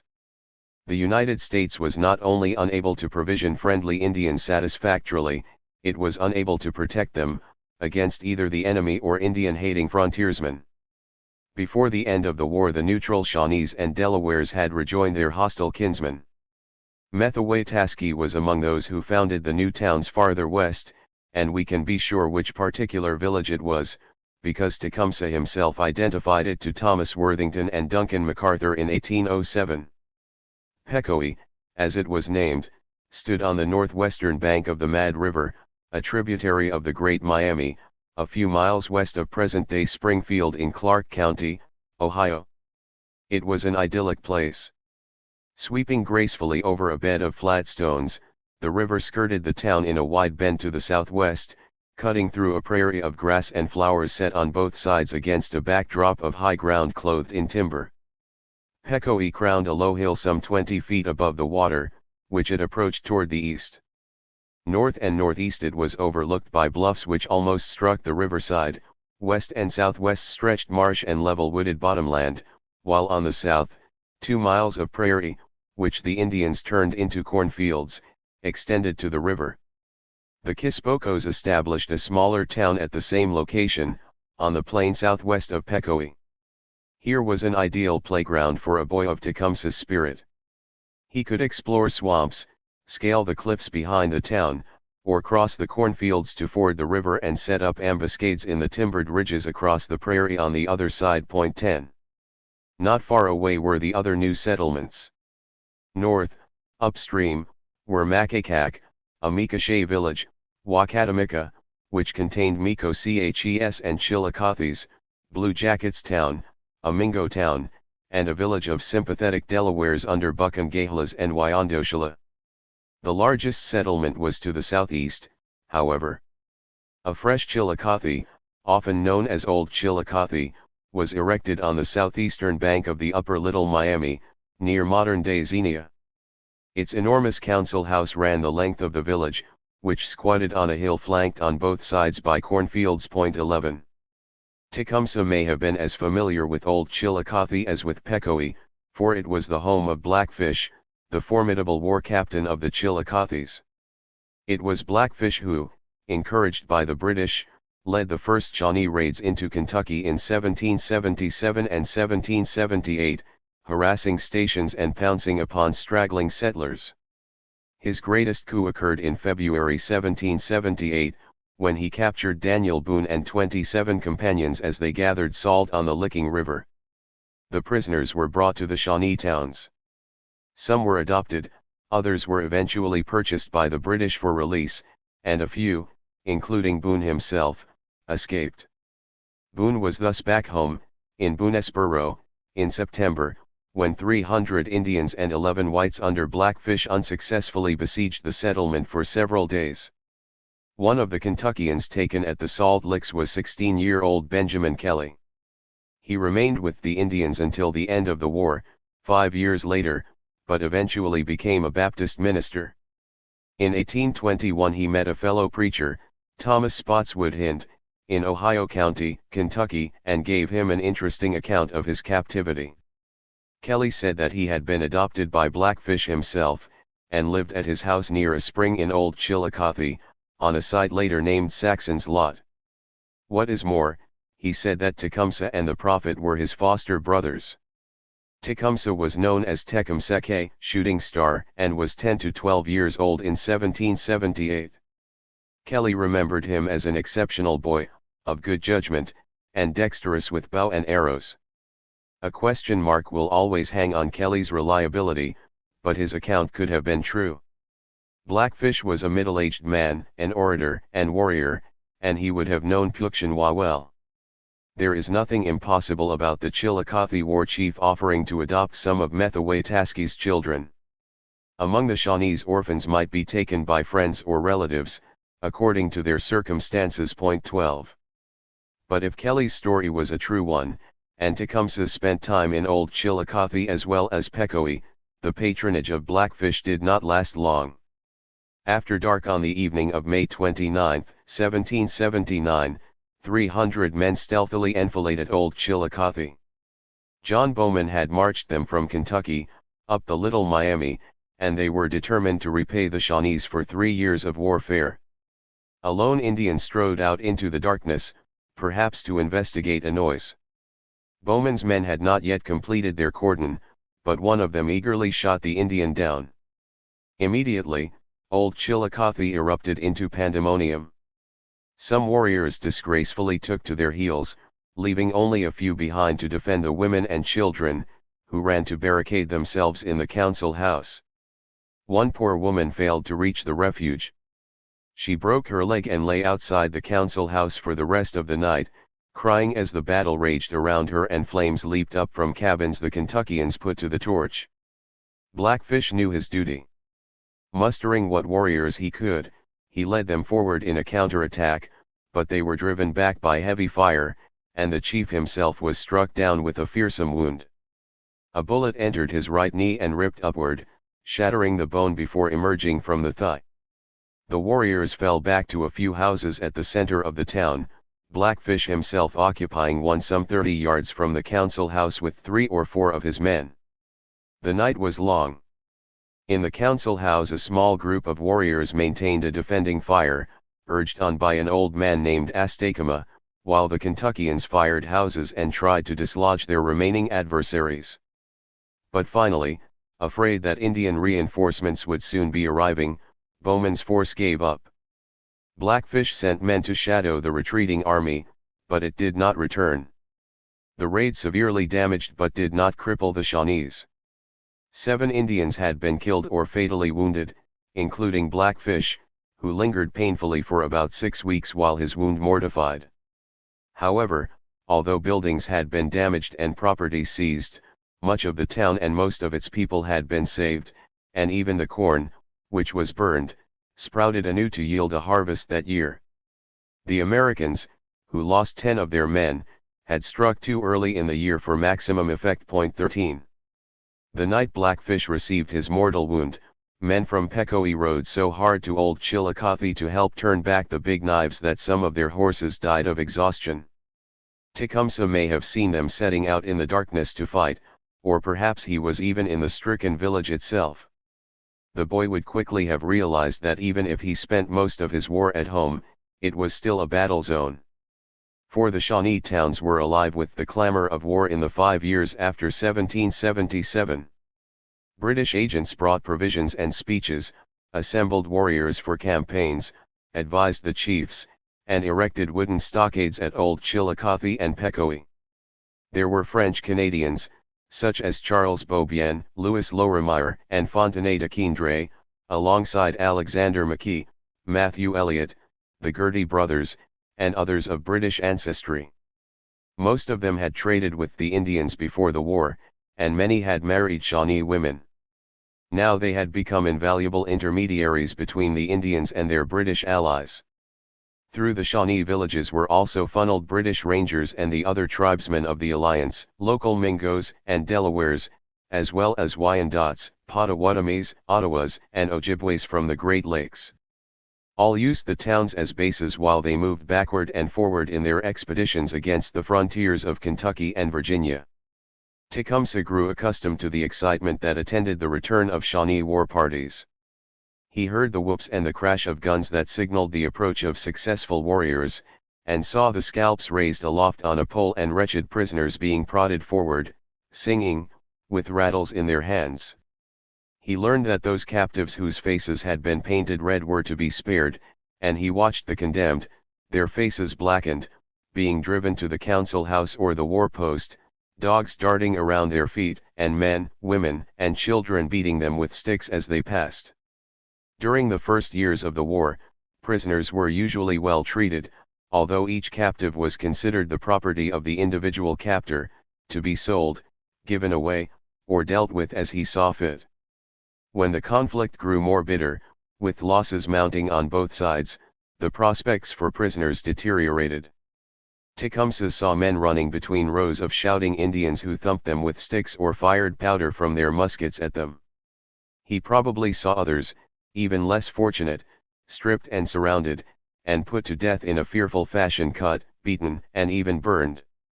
Some prisoners were bought and released by the British, but most were adopted by Shawnee families.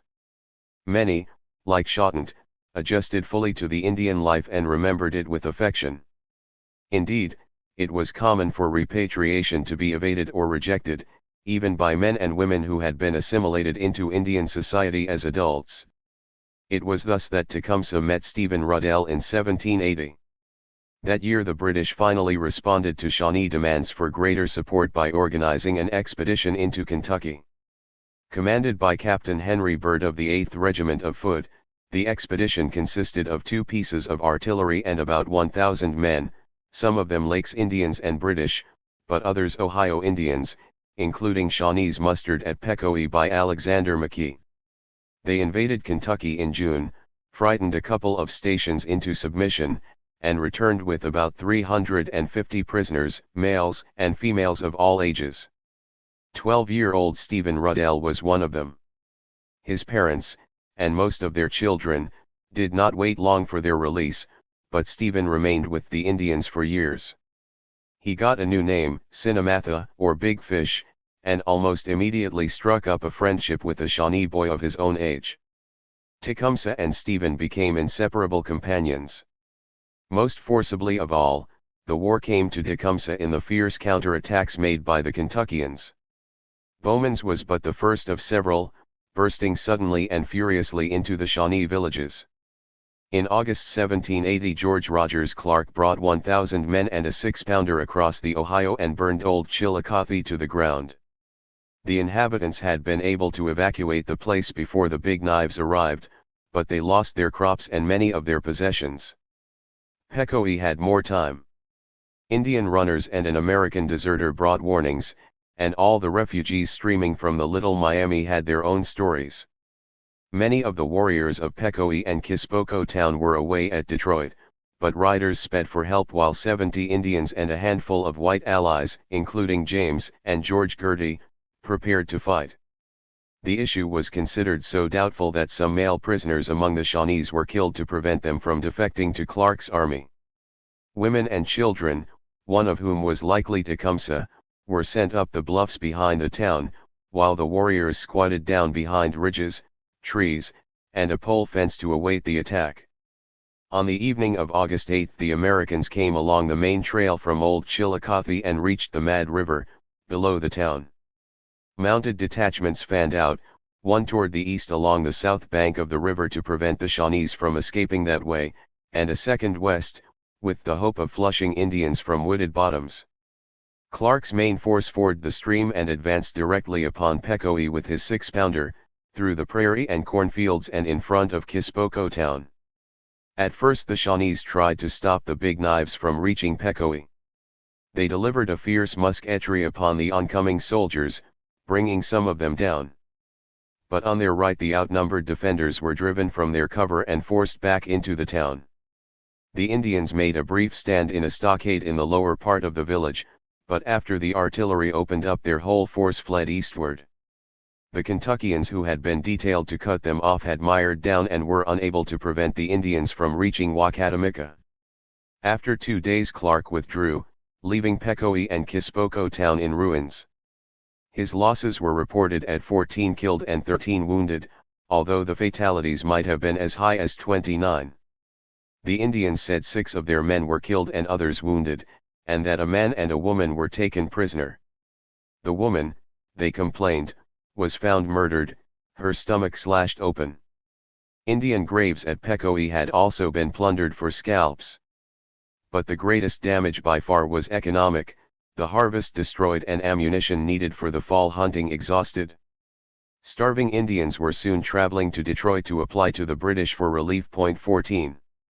Once again Tecumseh and his people had been uprooted, but they were nothing if not durable.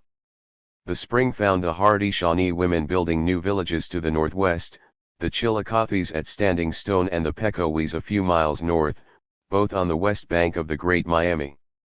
The Kispocos evidently joined the cluster of towns on the upper Mad River, regrouping around McKee's trading post, located on a creek about 2.5 miles southeast of the site of modern Bellefontaine.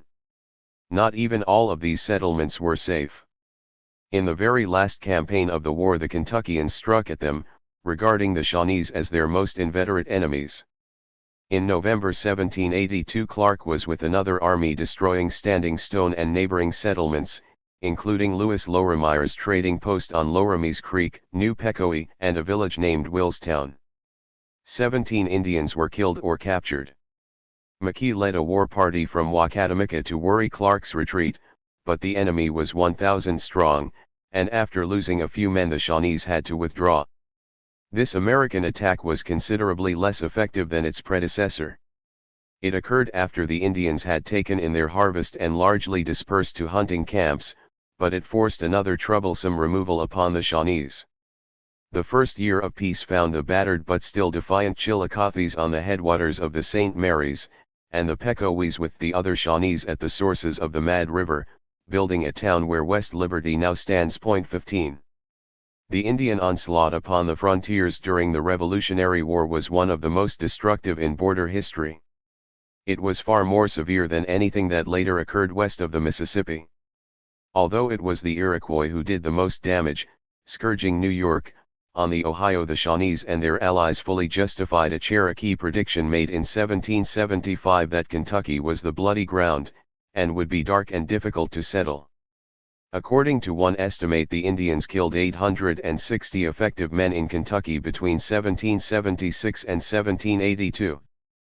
But still the tide of emigration into the new purchase continued, obstructed and endangered but not deterred, and when the war ended Kentucky contained 1,300 men capable of bearing arms. This was a far greater force than the Shawnees, Mingos, and Delawares on the Great Miami could field. One thing was certain. The Shawnees had lost control of the lands south of the Ohio for good. 16. The Shawnees had not been defeated, but it was they, not the Big Knives, who had retreated, from the Scioto to the Little and the Great Miami, and then farther upstream. True, they had lost little in manpower. Some Shawnees had tired of the struggle and headed south in 1780, but white prisoners adopted into the tribe had made good their few battle losses, and there had been occasional Indian reinforcements. A band of Cherokees under the Swan had joined them in 1781. Nor, despite their sufferings, did they lack spirit when the British suddenly stopped fighting. But the tribe's grip on the Ohio, and with it their dream of reuniting the nation along the waters that drained into it, had undeniably weakened. 17. From his earliest childhood Tecumseh regarded the Big Knives as his enemies. They were responsible for the seizure of Shawnee hunting grounds, the death of his father, and the destruction of his towns. More than that, the fates of Cornstalk and the praying Delawares told him the Big Knives were fundamentally treacherous. It would have been understandable if Tecumseh had emerged from such a boyhood, punctuated by trauma and pain as it was, vengeful and brooding, but to his credit it was not so. The boy gave early evidence of generosity and humanity, as well as the ability to respond to the goodwill he found in individuals. And somehow, in all that disruption, he also learned the skills he needed to earn his livelihood. Tribal elders sometimes taught Shawnee children hieroglyphics, oral traditions, and oratory, but Tecumseh's family were the major influences upon him. Methowataskie was increasingly supported by her daughter, Tecumseh, who grew to be a superior and intelligent girl. Tecumseh formed a close relationship with Tecumseh. Throughout his adulthood he would regularly visit her and bring her gifts. Tecumseh had less to do with her youngest brothers, probably because marriage took her from home. At some stage, possibly before the end of the war, she married Wasikabo, a fine warrior who eventually became a chief and a leading supporter of Tecumseh. 18. As Tecumseh grew older, Cheeseco became perhaps even more important to him than Tecumseh. During the war the elder boy did what Tecumseh only dreamed of doing. He fought the Big Knives. No details of his experiences exist, but there was no shortage of engagements in which he may have honed his skills. He may have helped defeat an American military convoy on the Ohio in October 1779, and the following year was probably with Byrd's expedition, which attracted a pretty full turnout of Shawnee warriors. Perhaps he defended Pequot against Clark in 1780 or was one of the 140 men that Blacksnake decisively led into a battle with Colonel William Crawford's militia on the Sandusky 2 years later. Maybe it was during these first years as a warrior that Cheeseco earned a new name. The Shawnees were soon calling him Pepquanake or Pepquanakek, which meant gunshot. In 1790 an American report named him Popoquan, the gun. 19.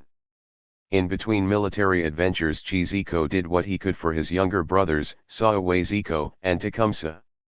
Stephen Ruddell testified that Cheeseco taught Tecumseh to look with contempt upon everything that was mean and instilled in him correct, manly and honorable principles. Cheeseco must have taken his brother hunting, demonstrating how to track, stalk, and shoot, and describing the different habits, sounds, and signs of animals and birds. Probably he supervised some of the daily plunges that Tecumseh, like other boys, took into cold streams, so that they would develop endurance, hardihood, and self-control. 20. Cheeseco must have taken pleasure from his brother's progress. Tecumseh was bold and enterprising, and quickly displayed qualities of leadership during the summer games he played about the villages. Ruddell recalled that Tecumseh generally divided the boys who followed him into parties so that they might fight sham battles, forays in which he always distinguished himself by his activity, strength, and skill. These childhood encounters were no doubt entertaining, but they were very different from the uncertain hazards of the real war trail. The peace that brought the American Revolution to an end in 1783 could have restored some tranquility to the land of the Shawnees, but it didn't. It was no longer the territory south of the sweeping Ohio that was at issue, for now the new United States made a bid for the Indian country to the north, and once again the Shawnees were driven to war. Now, as Tecumseh exchanged adolescence for manhood, he would have to fight in earnest. 4. Rites of passage. The Kispokos were the smallest of the Shawnee divisions, but Tecumseh was proud to be one of them. It was true they lacked the standing of the Mico-Ces and Chillicoths. Mico-Ces regularly boasted that it was they who had been the first creations of Washamanatu, and that he had placed them at the center of the island and given them the right to govern the tribe. The Chillicoths, the Shawnees believed, had joined the Mico-Ces after making a journey across the sea, and enjoyed a comparable standing. But the Mico-Ces referred to the Pecowis, and probably also the Hadhaokalas and Kispokos, as younger brothers. There were different stories of their origins. One had the Pecowis and Kispokos being discovered by the Mico-Ces in the south, but most appear to have implied that they were in some way or another the creations of the senior divisions. The ancestor of the Pecowis, for example, was variously said to have risen as a child from the ashes of a Micoche fire or to have been formed from the backbone of an elk killed by the Chillicoths. 1. Nevertheless, unlike the Mico-Ces, the Kispokos had not temporized with the big knives, and for fighting ability they had a reputation second to none. Young Tecumseh longed to take his place among the ranks of their warriors. As he reached puberty, Tecumseh took important steps toward achieving that ambition. It was the age when young Shawnees began to look for their own guardian spirits.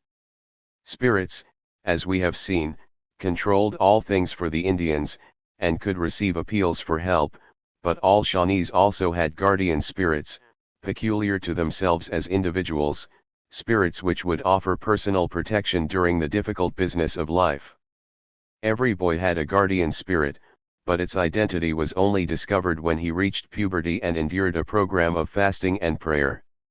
The spirit would normally appear in the form of a creature, perhaps during the youth's dreams or trances, and while it would thenceforth be a source of power to him, he was forbidden to identify it to anyone else. 2. Chizico probably supervised Tecumseh's vision quest, blacking the boy's face to signify his fast, and sending him alone into the woods to meditate. The experience was normally repeated several times. Each time, the length of the fast was extended, and its completion was denoted by the washing of the face. After his final quest, which might have occupied several days, Tecumseh not only would have felt stronger for the new powers his guardian spirit conferred, but would also have moved closer to assuming the responsibilities of adulthood. While Tecumseh cultivated his spirituality, he did not ignore the skills of the hunter and warrior, upon which his ability to support and protect a family would depend. He loved hunting, and many were the stories of his prowess in that field. One which seems to have been grounded in truth but confused in detail was told by John Ruddell, the son of Tecumseh's boyhood companion Stephen. John wrote that he often heard father tell the story of a buffalo killing that was the first notable event in the life of Tecumseh III. If the details are correct, the incident must have occurred about 1786 or 1787, after warfare between the Shawnees and the Big Knives had broken out again. The Indians were maneuvering in the vicinity of an American force when Tecumseh and a friend came upon 2 or 3 buffaloes at a stream, and they killed them and cut them up. They sent word by some hunters that they had meat ready for packing, but when the news reached the main body of Indians, it did not meet with the war chief's approval. The boys had killed the animals directly in the path of the Americans, despite the chief's instructions that all should keep clear, and he was so annoyed that when the boys made their appearance he struck them across the shoulders with a ramrod to punish them for disobedience. Chastened but undaunted, Tecumseh set out to hunt again the next day, accompanied this time by Stephen Ruddell. After ascending a long ridge, the boys heard coming toward them some other hunters pursuing a herd of buffalo with dogs. They scaled some trees, and as the animals lumbered by they opened fire on them. Stephen carried a single-shot musket and was able to account for only one animal, but Tecumseh loosed arrow after arrow and killed 16 of the buffaloes. With this feat he expunged his former dishonor, and was rewarded with the present of a gun. The story, like so many about Tecumseh, had obviously grown in the telling, but John Ruddell mentioned it so regularly that it likely had some historical foundation. As an accomplished hunter, Tecumseh was a good provider. He developed into a finely formed young man, elegant, athletic, and handsome, and his disposition was friendly and generous.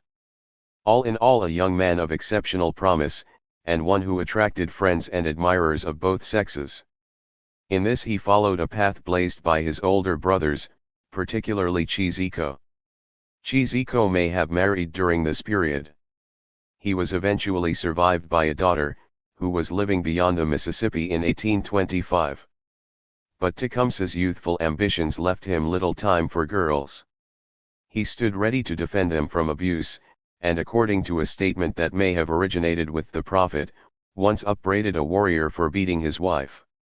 Yet while many girls had eyes for him, Tecumseh refused to make a commitment. 4. There were many occasions when young Shawnees might fraternize with the opposite sex, especially during the warmer months when they occupied their villages. In fact, the spring festival, which beseeched the deities for a fertile crop, traditionally included a football match between the men and the women. In attempting to drive a ball through the men's goal, the women could employ their hands and feet. The men used feet only, but they could jostle any woman carrying the ball in an attempt to dislodge it from her grasp. One such game was described by an American observer in the 1790s. The young squaws were the most active of their party, he said, and most frequently caught the ball, when it was amusing to see the struggle between them and the young men, which generally terminated in the prostration of the squaw upon the grass before the ball could be forced from her hand. 5. An even more favored public opportunity was furnished by the bringing dance. The men would begin the dance, sometimes in a ring, sometimes in a long wandering file, chanting a love song. The women looked expectantly on, but as they felt the inclination each would join the dance, selecting any man she wished as a partner. Sometimes the man and woman exchanged small presents as they danced together. For the young, the bringing dance was exciting. A group of American officers who saw it in 1786 noted that the girls were very fond of getting a few of us engaged in this dance. During Tecumseh's lifetime the character of the dance evidently changed. It became common for men, rather than women, to select their partners. This was usually signified by a pull upon the dress of the woman concerned, but it was even considered legitimate for a man to seek a favorite person who was not actually present. According to the prophet, if a young man chooses to go in a wigwam and give the usual sign to a young woman, she is obliged by custom to follow him, even if she have retired to bed. 6. On occasions such as these Tecumseh was a prime target, but he avoided serious connections and even treated the matter with levity. He told a friend that he was determined to disappoint the many attractive girls vying for his attentions, and if necessary he would marry a plain woman to do so. Possibly to avoid the more insistent of his admirers, or perhaps for no other reason than that he found women a distraction, Tecumseh surprised companions by his reluctance to join hunting parties that were accompanied by females. 7. More than anything else, it seems, Tecumseh aimed to be a warrior, to achieve that final distinction that would make him an equal among men. No quality was more admired by Shawnees than bravery, and Tecumseh knew from childhood that nothing gave quicker access to prestige and influence than the warpath. Some of the civil chiefs owed their positions to heredity, especially among the Micos. Not so the war chiefs. Every one of them had been tested and retested in action, and had won his authority by repeated displays of courage and the ability to inflict the maximum damage upon enemies at the lowest possible cost to his own party. It was said that the brave would be the first to be rewarded in heaven. In his quest for military distinction, Tecumseh had to measure himself against high standards, standards set by his father and eldest brother. Even Saawezeko, the second son, was proving himself a good warrior. It was hard working out of such long shadows, but armed with the powers of his new guardian spirits, the boy was ready for that test. It came suddenly, in 1786. After barely 3 years of a threadbare peace, all-out war returned to the Shawnee country. In 1783 the Treaty of Paris ended the Revolutionary War, but not the conflict over the Ohio. By the treaty Britain transferred the sovereignty of most lands south of the Great Lakes and east of the Mississippi to the new United States without the feeblest attempt to protect the rights of its undefeated Indian allies who occupied much of the region. The American Congress moved quickly to take advantage of the situation. Before the end of the year it resolved to annex enormous territories north of the Ohio and east of the Great Miami, the very lands of the Shawnees and the Mingos, Delawares, and Cherokees who lived with them on the spurious grounds of conquest. Once seized, the land could be used to reward military veterans or sold to replenish the treasury of the needy federal government. The beleaguered Shawnees found all this sickeningly familiar. Just as the Fort Stanwix Treaty of 1768 robbed them of their hunting grounds in Kentucky, so now the new republic planned to strip them of their remaining territory. The British soon became aware of Indian discontent. They were frightened that it would rebound against them, so they postponed evacuating important posts such as Oswego, Niagara, Detroit, and Michilimackinac, even though they were on the American side of the new international boundary. Encouraged by the failure of the United States to live up to all of its obligations under the Paris Treaty, Britain retained some of these posts for 13 years, and used them to issue presents and supplies to the Indians and to prove to the tribes that, after all, their great father the king had not abandoned them. Britain's position was certainly difficult. On the one hand, the Indians were indispensable to the protection of the Crown's weak Canadian colonies, as well as valuable partners in the fur trade, and it was essential to maintain their vigor and goodwill. On the other, Britain did not want to be pulled into a war between the Indians and the United States, or to be accused of inciting the tribes against their American neighbors. For the time being British officials supplied the Indians, and advised them to insist upon their rights but peacefully. 8. Those Indians who lived close to the white frontier felt particularly threatened by the new republic's land hunger.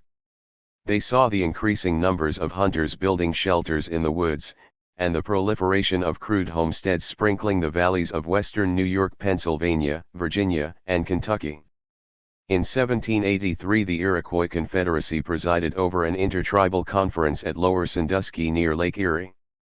The Shawnees were represented, of course, and communities of Wyandots, Ottawas, Ojibways, Potawatomis, and Delawares, even southern Cherokees and Creeks.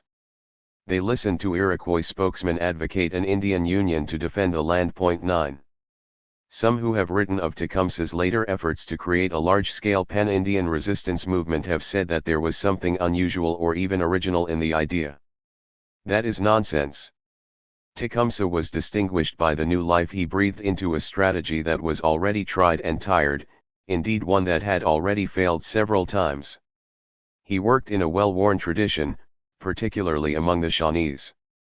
It is true that the Indian world was deeply divided, by language, standing intergroup hostilities, and differences in circumstance and outlook.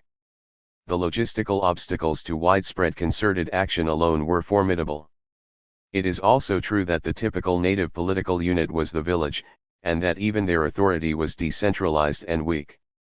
Those who would tie such elements to a common purpose experienced massive frustrations. At best their success was partial and ill-sustained. And yet efforts to build alliances and confederacies that crossed ethnic divisions among the Indians had long been a response to situations of exceptional danger, and such efforts had steadily grown in scale.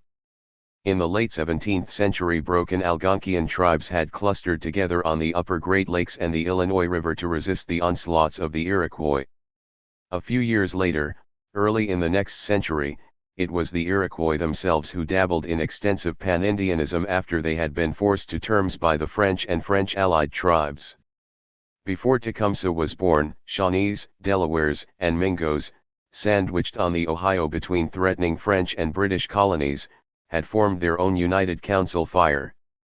Both the Indian revolt against the British in 1763 and the Shawnee diplomacy that preceded Lord Dunmore's war involved far-reaching attempts to coordinate resistance, and the many military successes of Indian forces allied to the British during the Revolutionary War had demonstrated the potential of united action. In short, the idea of confederating Indians to meet a strong enemy may have been difficult to implement, but it was old when Tecumseh was young. 10. There can be no doubt that the ambitious phase of Pan-Indianism between 1783 and 1795 was Tecumseh's greatest inspiration. That was the movement that began at Lower Sandusky in the late summer of 1783. Its ablest advocate, the Mohawk Iroquois leader Joseph Brant, designed the Confederacy to be more than a simple military alliance. It should also block American attempts to play one tribe off against another in order to buy land. The Confederacy declared that land negotiations made with small groups of Indians or individual tribes were invalid, only the Confederacy as a whole could ratify sales. To strengthen the argument, the Iroquois put forward an idea that would become part of the intellectual baggage of Pan-Indianism, and pass from one generation to the next. Some have attributed it to Tecumseh, but we find it stated boldly here, while Tecumseh was a mere youth. Instead of each Indian group or tribe possessing an exclusive right to a territory, with its village sites and hunting and fishing grounds, the land must be regarded as the common property of all Indian peoples, and it could be sold to the United States only with the consent of all Indian peoples.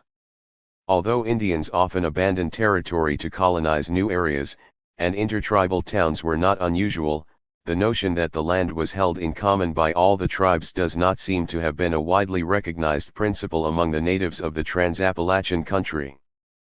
But it made a powerful argument in the hands of a man as astute as Brant, because its acceptance meant that land deals had to be struck with the whole Confederacy, rather than with smaller units, if they were to be legitimate. Over the next few years Tecumseh heard much excited talk about this idea, and it was expressed by the Indians in typically allegorical language. The land was likened to a common meal from which everyone ate. They called it a dish with one spoon. 11. Just how hard it was to preserve unity was soon obvious. Despite the brave front presented at Lower Sandusky, the United States was able to stage a series of treaties defeating the tribes piecemeal. At Fort Stanwix in 1784, in the absence of Brant, federal commissioners told the Iroquois that they were a conquered people and dragooned them into relinquishing their claims to what is now Ohio.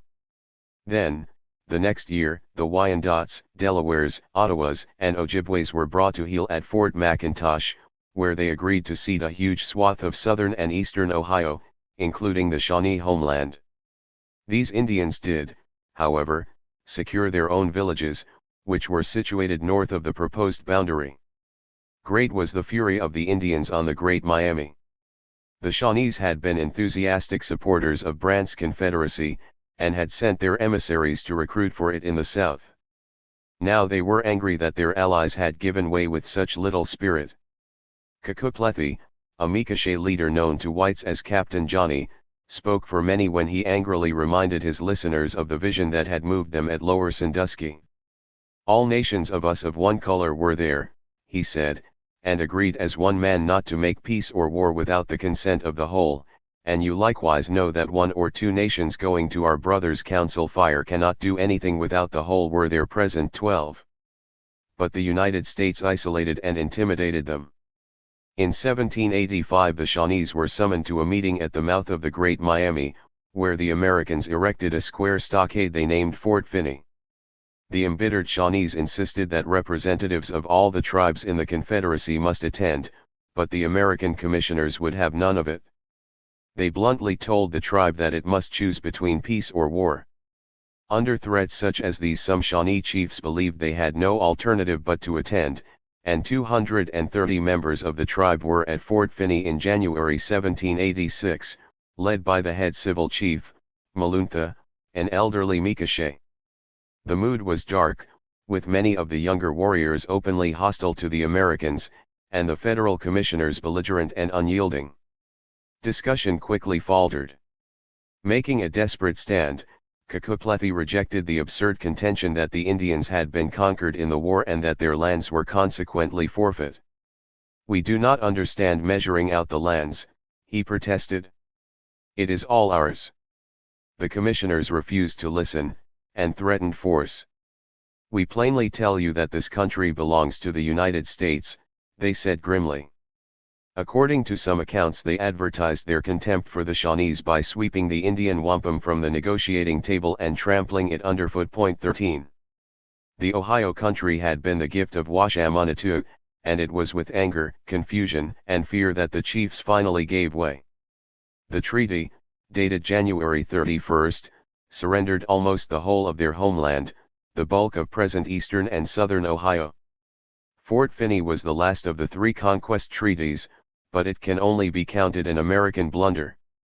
It could have transformed the fragile armistice that had existed since 1783 into a peace, but instead it struck that peace down. For whatever Maluntha and his chiefs had done was simply repudiated by the rest of the nation. Supported by the local Mingos, Cherokees, and Delawares, the Shawnee warriors prepared for war. Their messages went urgently westward, to the as yet uncowed Indians of the Wabash, inviting them to destroy all the men wearing hats, who seem to be leagued against us to drive us away from the lands which the Master of Life has given to us. 14. Chizico had by this time earned the reputation of an outstanding warrior, and he almost certainly disapproved of the weakness the Miko-Ches had shown at Fort Finney. By his side was Tecumseh, now ready to follow his brother into battle, as Pukshinwa had willed. Possibly they talked of the forays they would make into Kentucky, or against the immigrant traffic that was now regularly to be seen descending the Ohio River. The pulse of many another warrior quickened at the prospect of war. But the Big Knives had anticipated them, and struck first. 800 mounted militia under Benjamin Logan, striking across the Ohio from Limestone, reached the principal Micoche town of Macacak, where Maluntha lived, on the afternoon of October 6, 1786. It was not the happiest choice of targets as far as the Americans were concerned. If any of the Shawnee divisions still worked for conciliation, it was the Micoche, and Maluntha was one of the few chiefs trying to restrain the military ardor of the young warriors. The Kentuckians did not care. Most of the Indians had left their summer villages to hunt, and little resistance was offered. Some of the townspeople tried to raise an American flag in a futile attempt to halt the attack, but the whites shot down a few warriors and rounded up some prisoners, nearly all of them women and children. One of the captives was old Maluntha, who surrendered calmly. He was interrogated under guard by Colonel Hugh McGarry. McGarry had bitter memories of a disastrous defeat suffered by the Kentuckians at the Blue Licks on the Licking River in August 1782. He asked if Maluntha had been there. In fact, few Shawnees had been involved in the ambush, which was largely the work of Great Lakes Indians and British Rangers, but McGarry took the chief's answer to have been an affirmative. He took a tomahawk and struck the defenseless old man to the ground. As Maluntha struggled to rise, McGarry turned the edge of the axe and sank the blade into the side of his head, and then he scalped him. Later, he would be suspended from duty in the militia for a year as punishment for his deed. The Shawnees dismissed it less lightly. Maluntha, like Cornstalk, had tried to reason with the Big Knives. Maluntha, like Cornstalk, had paid the ultimate price. News of the attack swept through the nucleus of Indian towns that hugged the headwaters of the Mad River, and frantic calls for help sped out to the scattered hunting camps. The villages were evacuated, but there were not enough men to make a fight of it. When the whites moved into Wacatamika, a handful of warriors could not resist waiting to exchange shots with them before slipping away, but that was all. Logan's army left after 2 or 3 days, shepherding about 30 women and children as prisoners. Behind them half a dozen villages lay looted and ruined, Macacak, Wacatamika, Apecoe, and a Mingo town, and the villages of Blue Jacket and Alexander McKee. At McKee's town, where Tecumseh lived, the Kentuckians noted the British agent's residence, with its brick chimney and orchard. In all, Logan's men destroyed about 200 houses in the towns, 15,000 bushels of corn, and some livestock. Along with the prisoners, the Kentuckians brought away 10 scalps, 20 horses, and considerable booty. Outnumbered, and afraid to hurt their people who were being marched off into captivity, the Shawnees could do little to harass Logan's retreat. Some warriors fired on the American camps or hung on the flanks and rear of the American army as it withdrew toward the Ohio, sniping at it as opportunity arose. Still, the campaign cost Logan no more than 3 men killed or fatally wounded. 15. Cheesico and Tecumseh may have been among the outraged warriors who converged upon their threatened towns to fight the Big Knives or worry their retreat. Tecumseh was then about 18, and this could have been his baptism of fire as a warrior. If it was, some Shawnees remembered it as a humiliating debut. Long afterward, John Johnston, who served the Shawnees as agent, was told by chiefs who had known Tecumseh that his first action had been against the Kentuckians on the Mad River. The youth was filled with fear and fled, even though other warriors, including Cheesico, continued the contest, and Cheesico was wounded and carried from the field. Tecumseh's first biographer, Benjamin Drake, who corresponded with Johnston, added that the engagement occurred near the site of Dayton and that the Kentuckians were commanded by Benjamin Logan. If true, this pretty safely places the incident in 1786.16. Whether Johnston's informants spoke from hearsay or were themselves eyewitnesses we are not told, but if the episode occurred, Tecumseh must have felt thoroughly ashamed. However, Logan's expedition opened another 9 years of border warfare, and there would be many more opportunities for Tecumseh to prove that he was, after all, the son of Pukshinwa. ******. The winter snows came and went, the streams filled with the thaw, and the flowers recarpet the valley floors, but most of the Shawnee fighting men stayed their hand. In the spring and summer the Indians were busy starting afresh, as they had so often done before, moving their families to places of greater safety. Retreating yet again, closer to potential allies and the British supply line, and farther from marauding Big Knives. Tecumseh went with most of his tribe to where the St. Mary's and St. Joseph met to form the head of the Maumee River, near present-day Fort Wayne, Indiana. 2 important Miami towns were already established there. Chief Paquin lived in Kikianga on the west bank of the St. Joseph, while across the St. Joseph and tucked into the fork that river made with the Maumee was Miamitown, under L.E. Gris. Some Shawnees built their houses in one or another of these Miami villages, while others constructed their own towns close by. Above Miamitown, on the St. Joseph, Blacksnake raised a Shawnee town, below it, but on the Maumee, and close to a new Delaware village under Buckangahelas, yet another Chillicothe was erected, the home of an aged Shawnee chief named Blackbeard. 17. This complex of Miami, Shawnee, and Delaware towns at the head of the Maumee became the new focus of opposition to the conquest treaties, and the remaining Shawnee communities tended to live within supporting distance, either in what is now Indiana, or farther down the Maumee, at the mouth of the Auglaize River. The removal was only one reason for the unusual restraint exercised by the Shawnees in the first half of 1787. Negotiations were afoot to release the prisoners taken by Logan, and Joseph Brant was throwing his influence behind moderation. At an intertribal council fire at the Wyandotte village of Brownstown, at the mouth of the Detroit River, Brant resuscitated his confederacy at the end of 1786. The Indians unanimously pronounced the treaties of Fort Stanwix, McIntosh, and Finney null and void, and called upon the United States to renegotiate with the whole Confederacy. Ultimately, Brant achieved a small measure of success.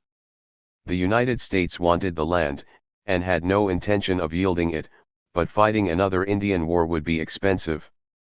The government renounced the conquest principle, and authorized the governor of the newly created Northwest Territory to purchase the disputed lands in a new treaty. 18. But diplomacy was slow, and in 1787 and 1788 impatient Shawnees, Mingos, Delawares, Cherokees, and Wabash Indians launched fresh raids against the Big Knives. In these excursions Cheesico achieved the standing of a minor war chief. Sometimes he made depredations on his own, accompanied only by Tecumseh, and the bond between them strengthened in the face of common dangers and through the laughter they shared around many lonely campfires. Among the most tempting of targets for war parties were the flatboats that carried immigrants with their livestock and possessions down the Ohio to Kentucky. They had been coming in increasing numbers since the conquest treaties, large box-like ungainly vessels, sometimes 40 feet long and 14 feet wide, with turned-up sides and a shelter.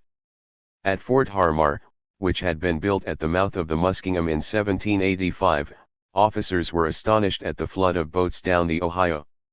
Between October 10, 1786 and June 15, 1788 no less than 631 vessels with 12,205 people aboard were counted passing the garrison point 19. The flatboats were often difficult to steer, especially when swept forward in a strong current, and the Indians found it easy to intercept them in narrows and board them from canoes. Occasionally they even used white Indians, former captives, to lure boats to the shore, where they could be suddenly attacked. It was in an attack on flatboats that Tecumseh first proved himself as a warrior. The particular incident is not precisely identified by Stephen Ruddell, who was apparently present, but from the details he gives it was almost certainly the savage raid conducted in the spring of 1788.20. Tecumseh was one of about 100 Shawnees, Cherokees, and Mingos who made the attacks. Their leaders included Black Snake, Nene-Sika, and Kakanathuka, and among 5 whites said to have accompanied the expedition appear to have been Stephen Ruddell, George Ashe, and Frederick Fisher, all of whom had been captured as boys in Kentucky during the Revolution. The weather was improving and the trees were in leaf, but the nights were frosty. Waiting in ambush just above the mouth of the Great Miami, Tecumseh and his friends built fires close to the river to keep themselves warm. They chose a spot where boats descending the Ohio came around a point and had little time to adjust to sudden difficulties ahead. Somehow the Indians snapped up a flatboat, which they then hid beneath the foliage inshore. On the morning of March 21 the Indians saw another boat rounding the point, and about 40 Indians crowded into the flat and pushed out to board it. The 5 white men and a black woman aboard offered no resistance and were brought unharmed to the bank. 2 of the men were earmarked for special treatment, and were bound at the foot of a tree and had locks of their hair removed, but eventually the captors returned them to their companions. The same afternoon another boat was attacked.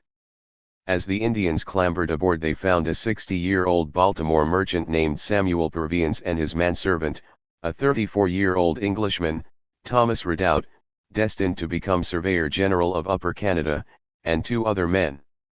None resisted, and after stripping from them hats, coats, and waistcoats the Indians sent them ashore to join the other prisoners. Ridout was presented by his captor as a gift to the Shawnee Nene-Sika, and Nene-Sika and other Indians shook hands with the prisoner and offered him a pipe. The following day the Indians divided their considerable booty. Ridout's property alone amounted to a wardrobe of clothes, a watch, cloth, a cane, 2 flutes, prints, a writing desk, trunks, a portmanteau, and 50 books.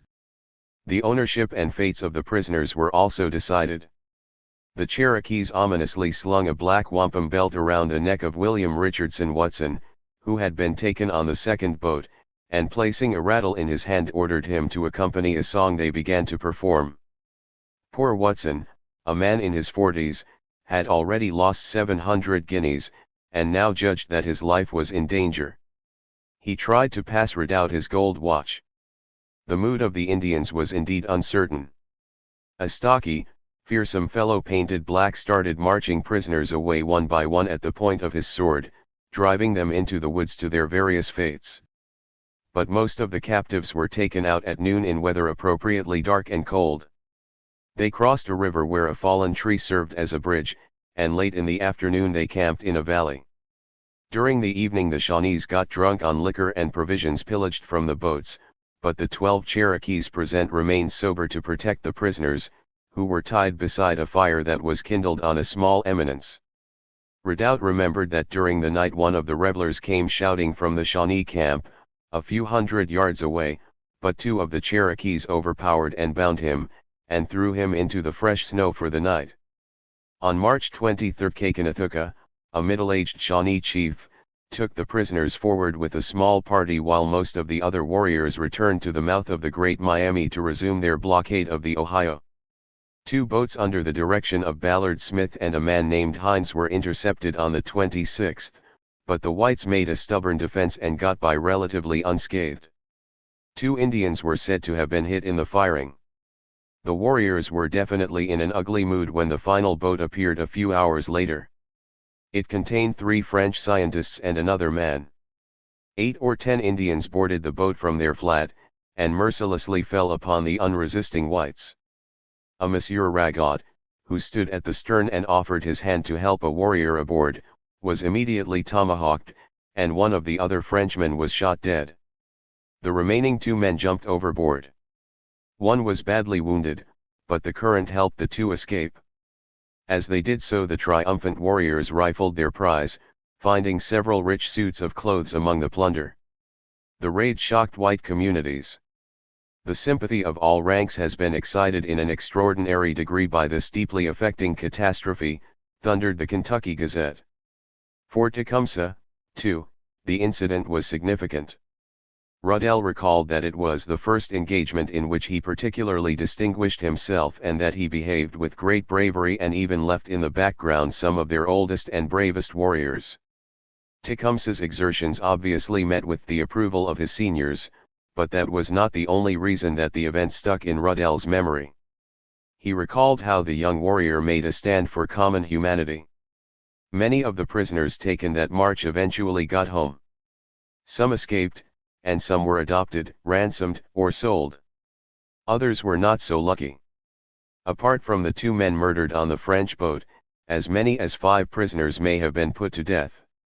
Redoubt heard that Watson, who was claimed by the Cherokees, was burned. Purviance, who had been separated from the other prisoners on March 22, also died, although whether he was battered to death, as Redoubt was told, or burned at the towns of the Wee Indians of the Wabash, as another report suggested, is unknown. Redoubt also understood that a man named Simmons was burned, and that Purviance's servant, John Black, was beaten to death. 21. Doubtless it was one of these wretches whose fate stirred young Tecumseh. He was a ferocious opponent, but did not approve of the murder of helpless captives. As Ruddell remarked, Tecumseh was always averse to taking prisoners in his warfare, but when prisoners fell into his hands he always treated them with as much humanity as if they had been in the hands of civilized people. No burning, no torturing. He never tolerated the practice of killing women and children.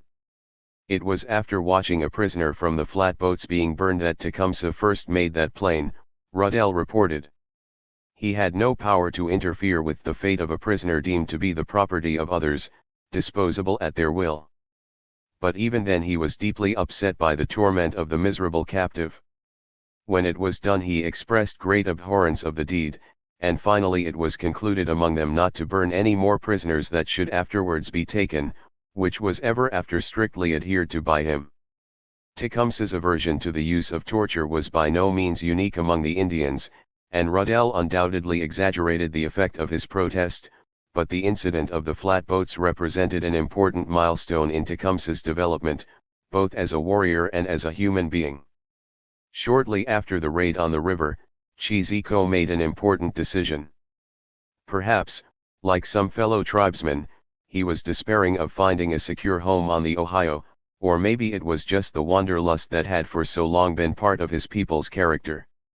Whatever his motive, he planned to assemble a party and emigrate to what was then Spanish territory across the Mississippi, away from the Big Knives. The idea had no doubt been stimulated by invitations from a singular character named Louis Lorimier. The son of a French colonial officer, Lorimier was then 40 years old, a slim, well-formed man, but otherwise unprepossessing in appearance. The impression created by his large aquiline nose and diminutive height of barely 5 feet was accentuated by an eccentricity of style. His hair sometimes fell behind in a long ribboned queue, and his dress was a mixture of Indian and fashionable European clothing. But Lorimier's speech was polished and courteous, he spoke French, English, and a number of Indian languages, and he was known to be honest, enterprising, and brave. None doubted his standing among the Indians. He had traded with the Miamis, Shawnees, and Delawares, had fought alongside them in the Revolution, when his store had been sacked by Big Knives, and by 1788 he had a son and daughter by his wife, Pemminpick, a woman of Shawnee and French ancestry related to the Shawnee chief Blackbeard. The spring of 1787 found Lorimer in financial difficulties, and he fled to Spanish territory to escape creditors. He soon established himself as an Indian trader in the vicinity of Ste. Genevieve, but attracted the attention of the Spanish government by offering to colonize the area with Shawnees and Delawares if land could be made available. It was a suggestion that suited all parties. The Spaniards wanted to bolster their flimsy defenses against warlike Osages to the west and the potential threat from the United States to the east. As for the Indians, some of them welcomed a haven under Spanish protection. 22. By the summer of 1787 Lorimer's invitations were crossing the Mississippi and tantalizing the war-weary Indians of the Ohio Valley. They helped Cheeseco and Tecumseh embark upon their next adventure. 5. The Raiders of Lookout Mountain. The first of Lewis Lorimer's hopeful Indian colonists arrived in Missouri in 1788.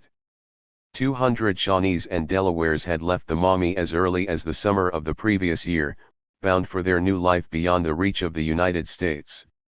Others followed. In October 1788 Major John Francis Hamtramck, commander of the American post at Vincennes on the Wabash, remarked that the greatest part of the Shawnee nation are gone to the Mississippi.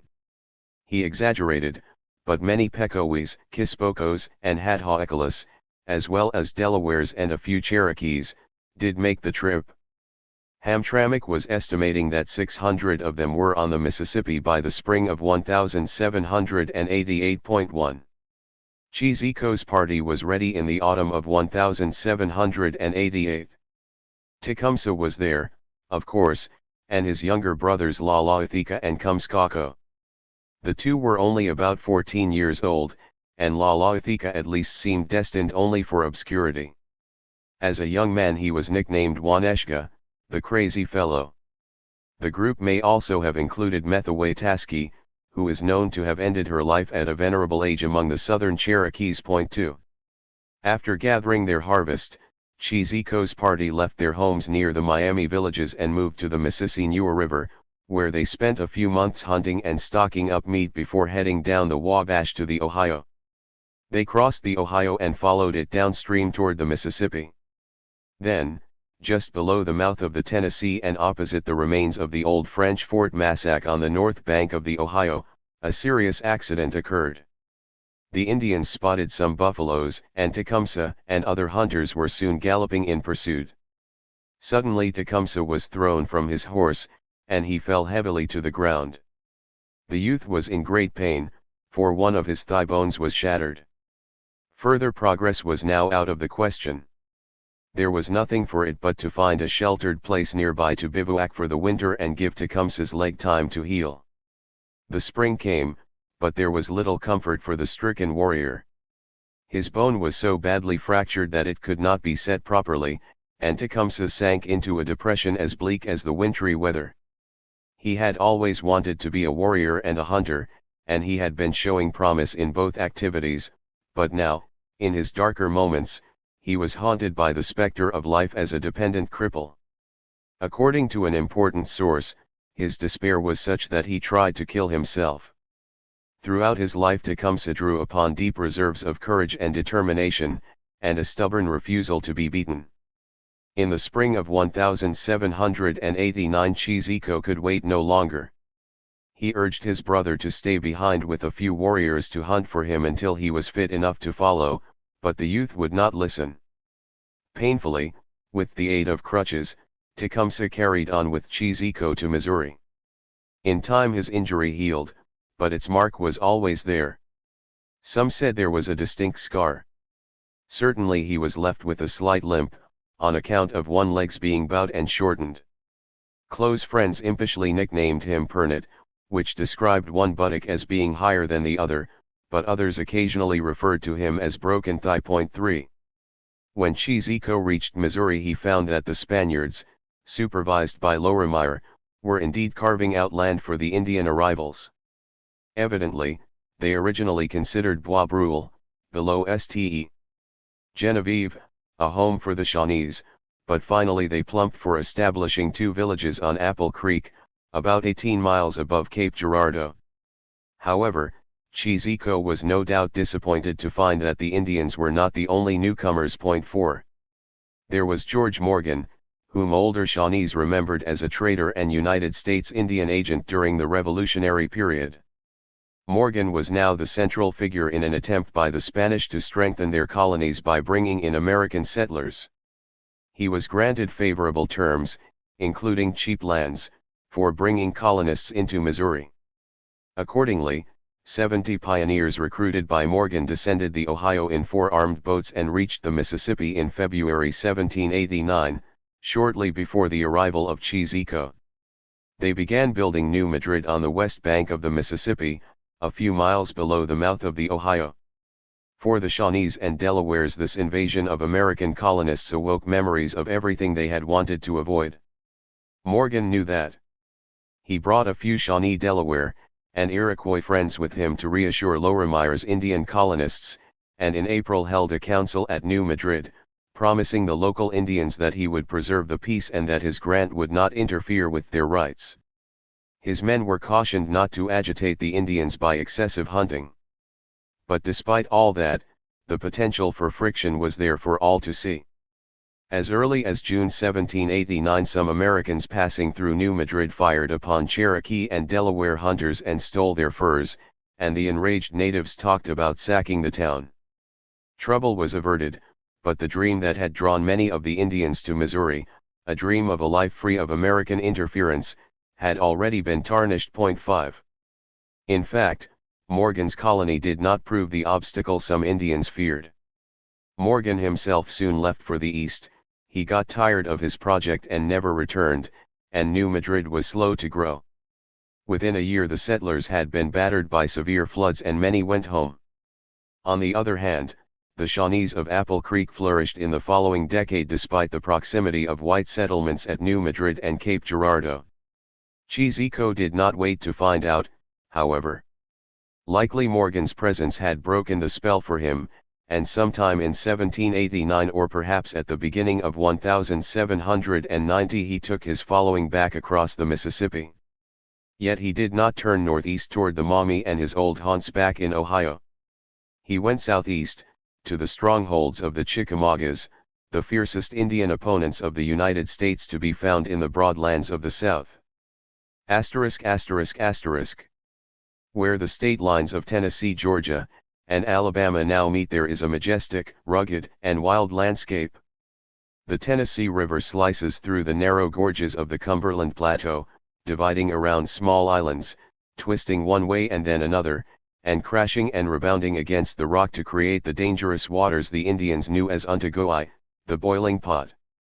Overlooking the turbulent stream are broken, sometimes impenetrable heights dominated by Lookout Mountain, which rises 1,700 feet from the south bank near present-day Chattanooga.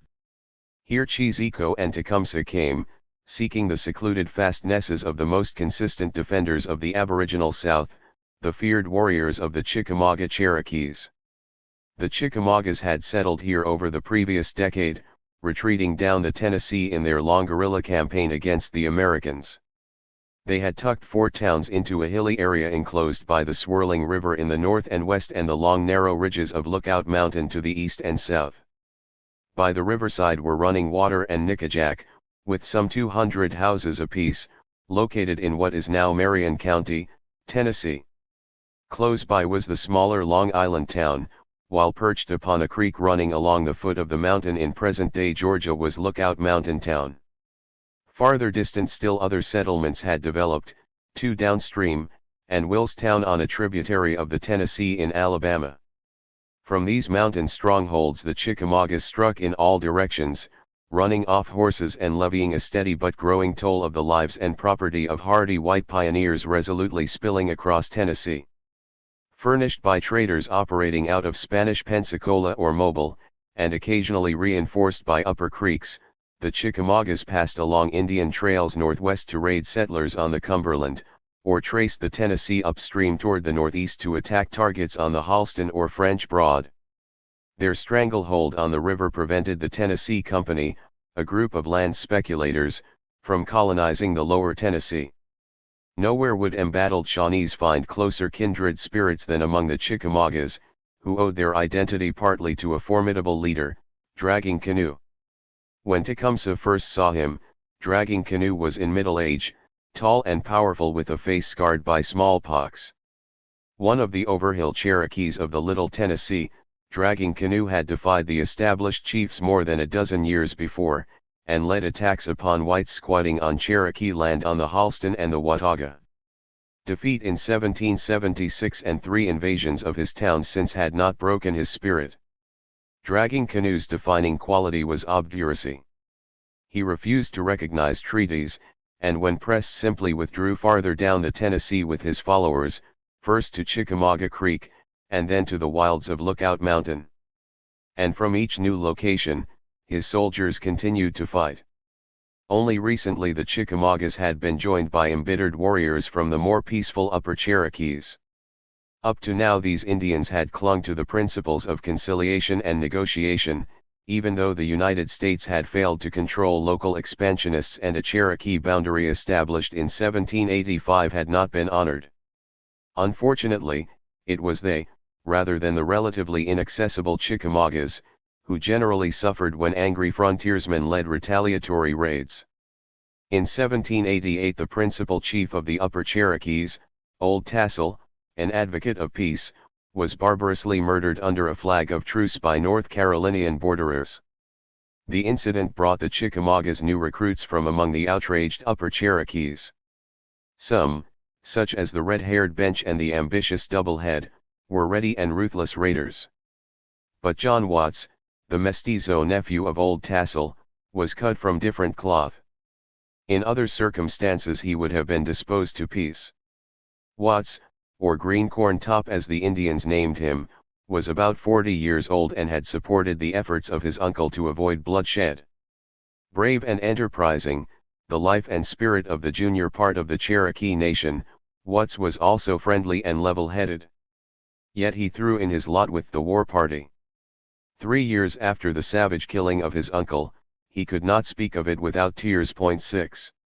The Chickamaugas identified with the Shawnees as an oppressed people, and several of them even reinforced the Shawnee towns north of the Ohio.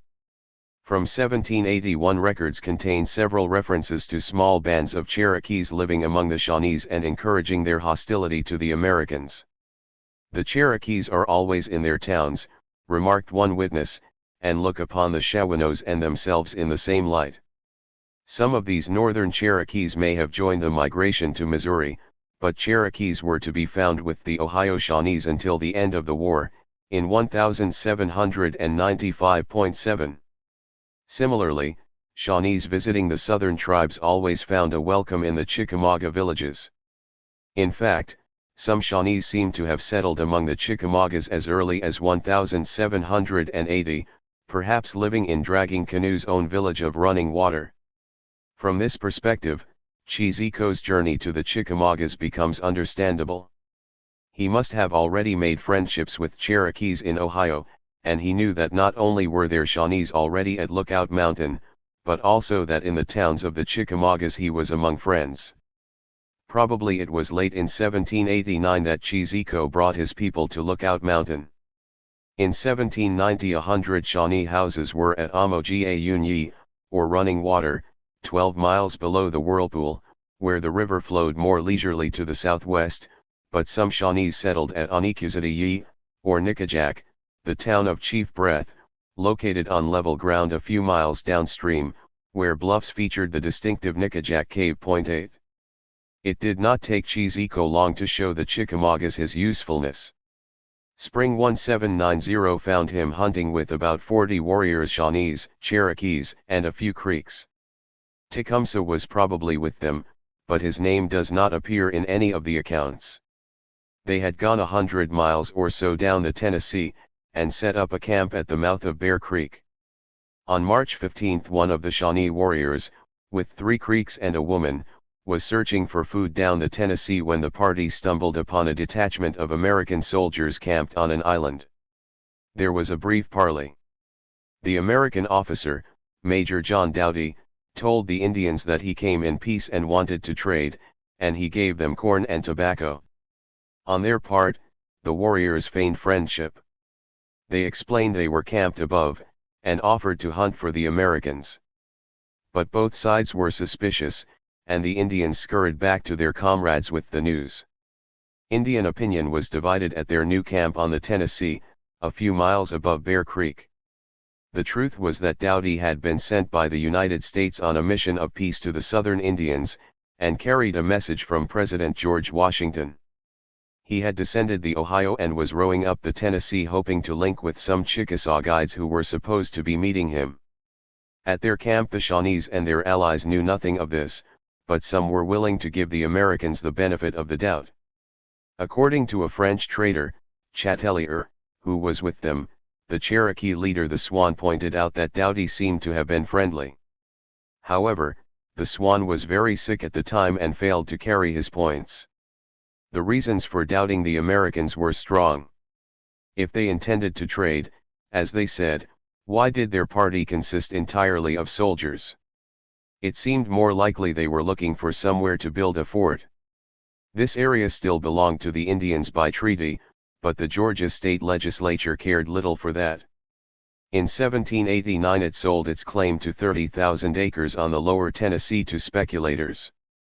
Even the federal government would condemn the enterprise, but in 1790 the Tennessee Company planned to settle the area about Bear Creek. The rights of Cherokees, Creeks, and Chickasaws alike were threatened by the development, and it is possible that as early as March rumors about it were making the Indians sensitive to unusual activity on that part of the river. Now here was Doughty and his soldiers. After a long discussion, the 3 Creeks who had met Doughty persuaded their comrades to attack.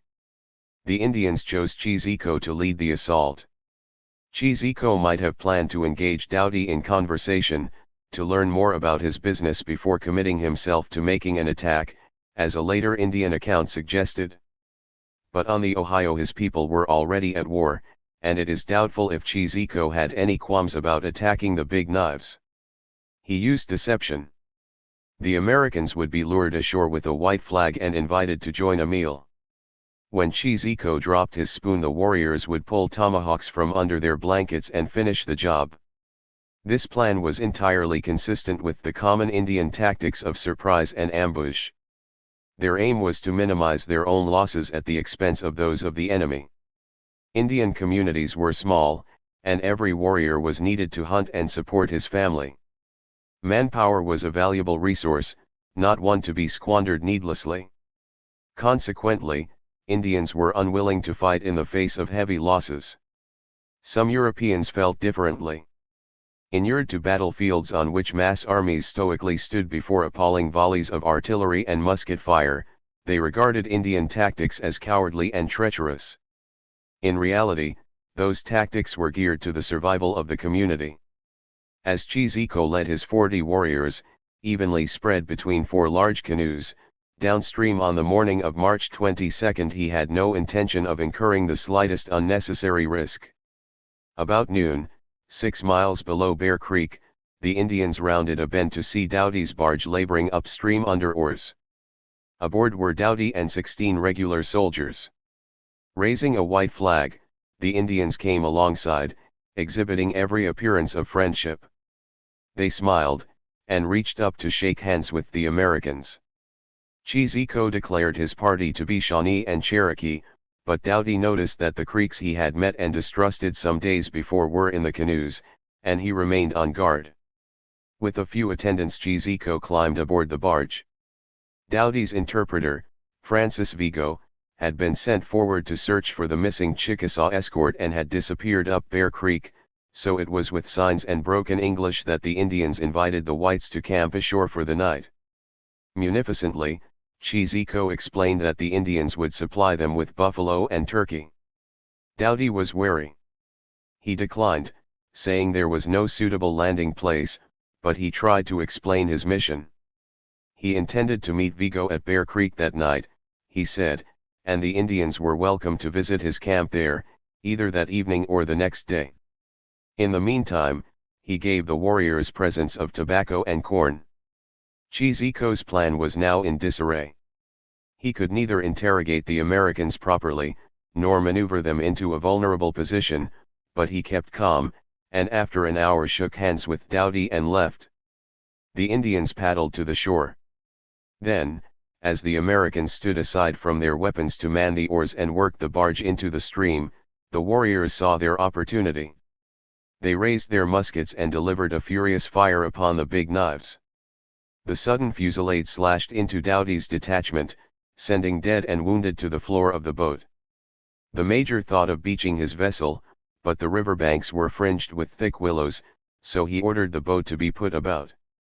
That way it could run downstream with the current, allowing some of the men to exchange oars for muskets and return the fire.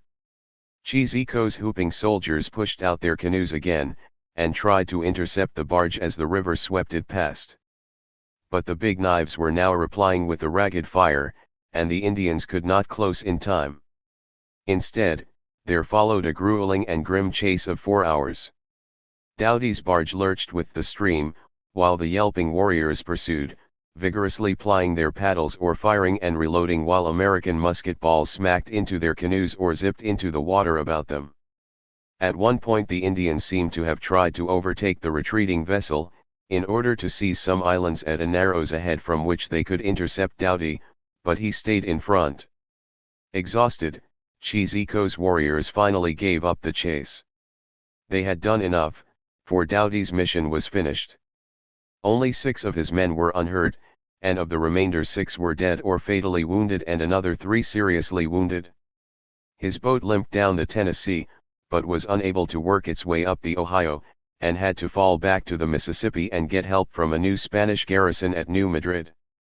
Chizico's party were satisfied with their work. On their way upstream the warriors met the interpreter, Vigo, but offered him no violence. Rather, they boasted of having routed the Americans, and, as they thought, of killing their commander. 9. Those early months with the Chickamaugas must have reminded Chizico and Tecumseh of their forays on the Ohio, for there was much to do on the river, watching for boats coming and going. In April the Indians fired upon a descending vessel at Muscle Shoals, killing 1 man and wounding another, but failed to stop it. The Shawnees may have been involved, for they were specifically mentioned in connection with a more important fracas that took place on the river early in May.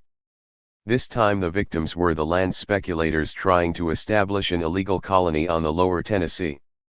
They had loaded 3 big bateaux with what the literate Creek chief Alexander McGillivray called desperados, and armed each vessel with swivel guns. Under a man named Hawkins the bateaux tried to force their way down the river to the Muscle Shoals region above Bear Creek, where the speculators planned to erect a fort and trade with the friendly Chickasaws. A determined attack was made upon the boats by Cherokees, Creeks, and Chizico's Shawnees. The Indians didn't have canoes on this occasion, but simply chose a spot from which to pour a fierce fire upon the passing boats. Casualties were heavy in one boat, which got out of control and drifted ashore. The Indians boarded it, and according to McGillivray found 32 dead and wounded men aboard. However, the 2 consorts used the width of the river to get beyond effective musket range, and the principal vessel turned its swivel upon the captured boat and drove the Indians out. The success did not give the invaders any lasting advantage, though. It was not until the following year that the Tennessee Company was able to establish a settlement on the river, and then Indian opposition quickly caused it to be abandoned. 10. Tecumseh remained with the Chickamaugas for almost 2 years, sharing their triumphs and tribulations, and imbibing a wider sense of the Indian plight. The Cherokees, no less than the Shawnees, were suffering a powerful and relentless dispossession. In the summer of 1791, for example, Glass and other headmen brought word to the Chickamaugas of yet another tribal cession, made by the Upper Cherokees at the Treaty of the Halston. William Blount, the new governor of the territory south of the Ohio, secured large portions of northeastern Tennessee. Confronted with colluding settlers, speculators, and local and federal government officials, the Chickamaugas felt they had no other recourse than armed resistance. These events probably encouraged Tecumseh to believe that a pan-Indian resistance, based upon the solidarity of all men of one color, was both viable and necessary. Far away from the roar of gunfire, however, there were some softer moments for Tecumseh. It appears to have been at this time that Tecumseh took up with a Cherokee girl. The relationship may not have been his first.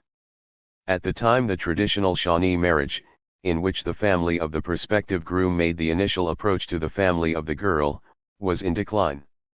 In the words of Lalaithika, Tecumseh's brother, it was increasingly common for couples to live together without being married.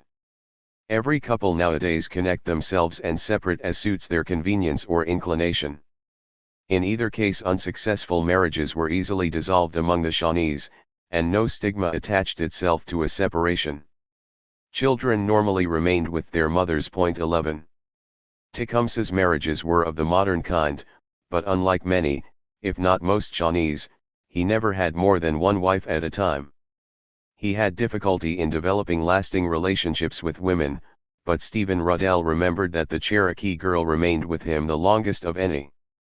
They had a daughter, and she remained with her mother's people and was living in Arkansas in 1825. Later in the 19th century there were Cherokees claiming descent from Tecumseh through this daughter. 12.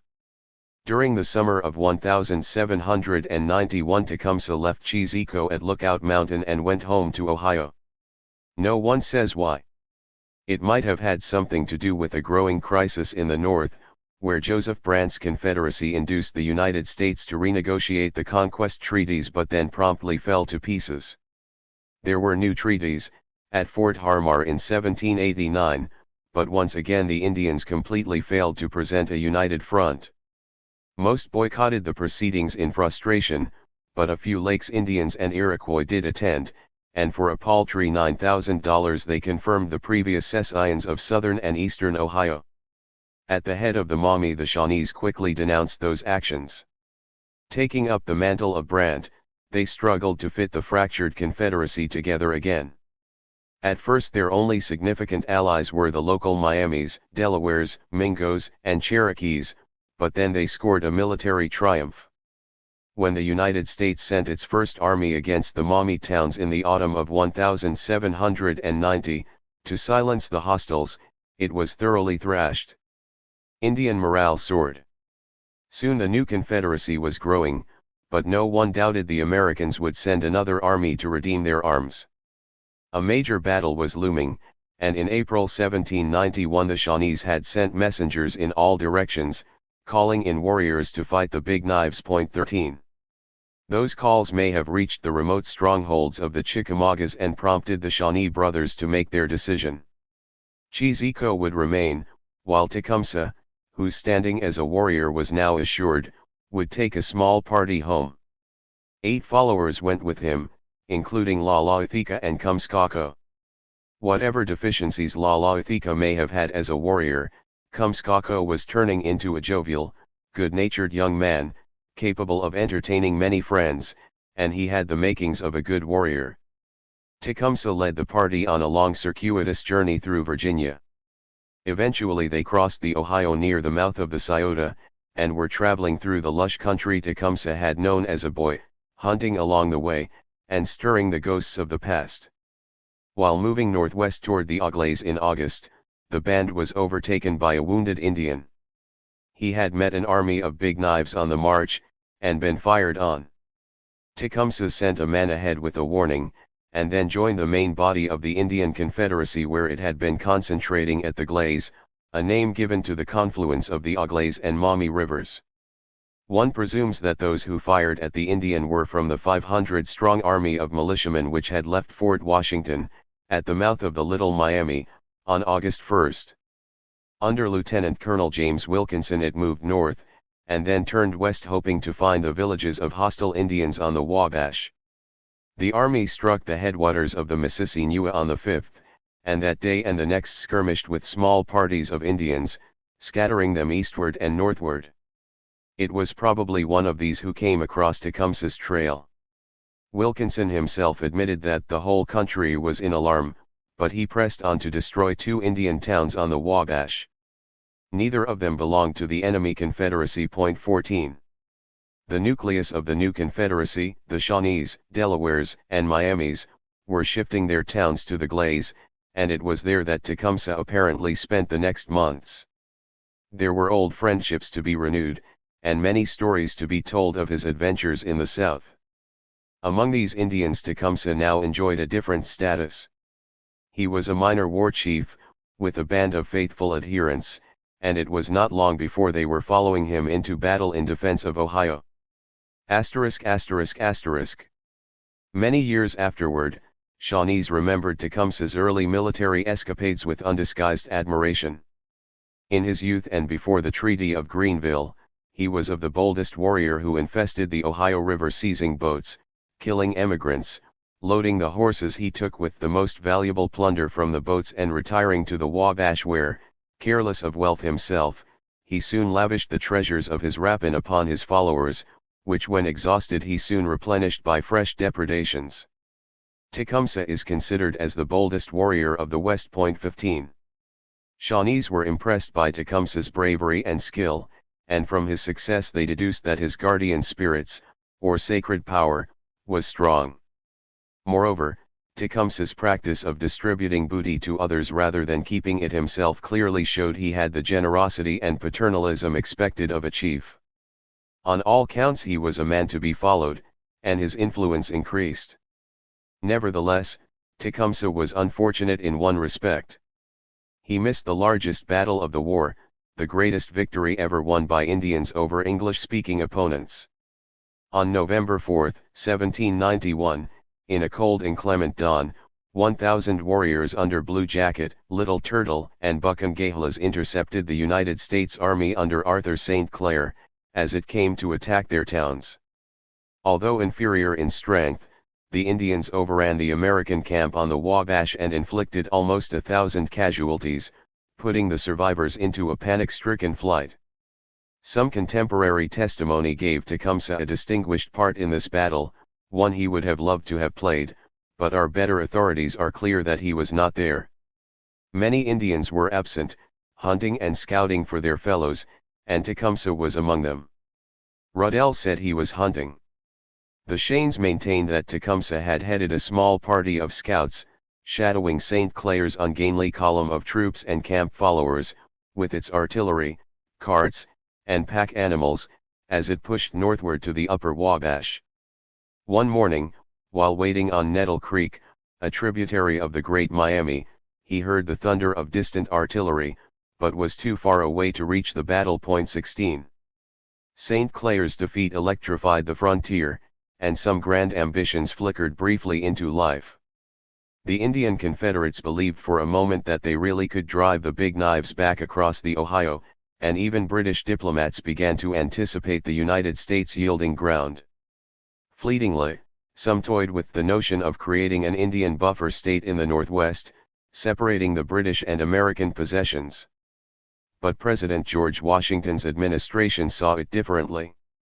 Despite criticism from political enemies opposed to strengthening the military on constitutional grounds and from Easterners who regarded the war as expensive and unjust, the government did not flinch in its determination to hold the Northwest Territory. In the midst of planning a new military campaign, the furthest it would go was to consider yet again what additional sums might be given the Indians to reconcile them to their loss.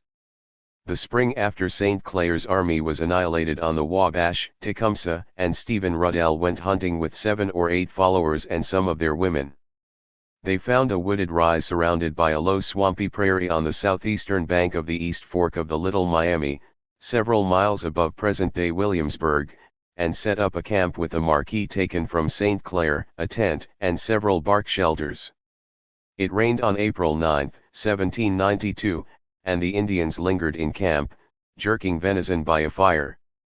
Their horses grazed freely, and when some strayed one of the warriors rode off to search for them. The others were in good spirits. Even the failure of their companion to return did not warn them of an approaching menace. Some of the women were said to have come from the camp to halloo loudly into the woods for their missing friend, before returning to the tents laughing, as if amused at the idea of his getting lost. In the evening the Indians danced and sang to the beat of a drum, and there was more laughter. They had no sentries out, and sensed no danger. 17. When the Indians retired for the night, Tecumseh stayed outside and lay down to sleep beside the remains of the fire. He was a light sleeper, easily awakened, but nothing told him of the soft approach of a party of Kentuckians. Some 30 strong, they stole silently from the surrounding forest and converged on the camp. 18.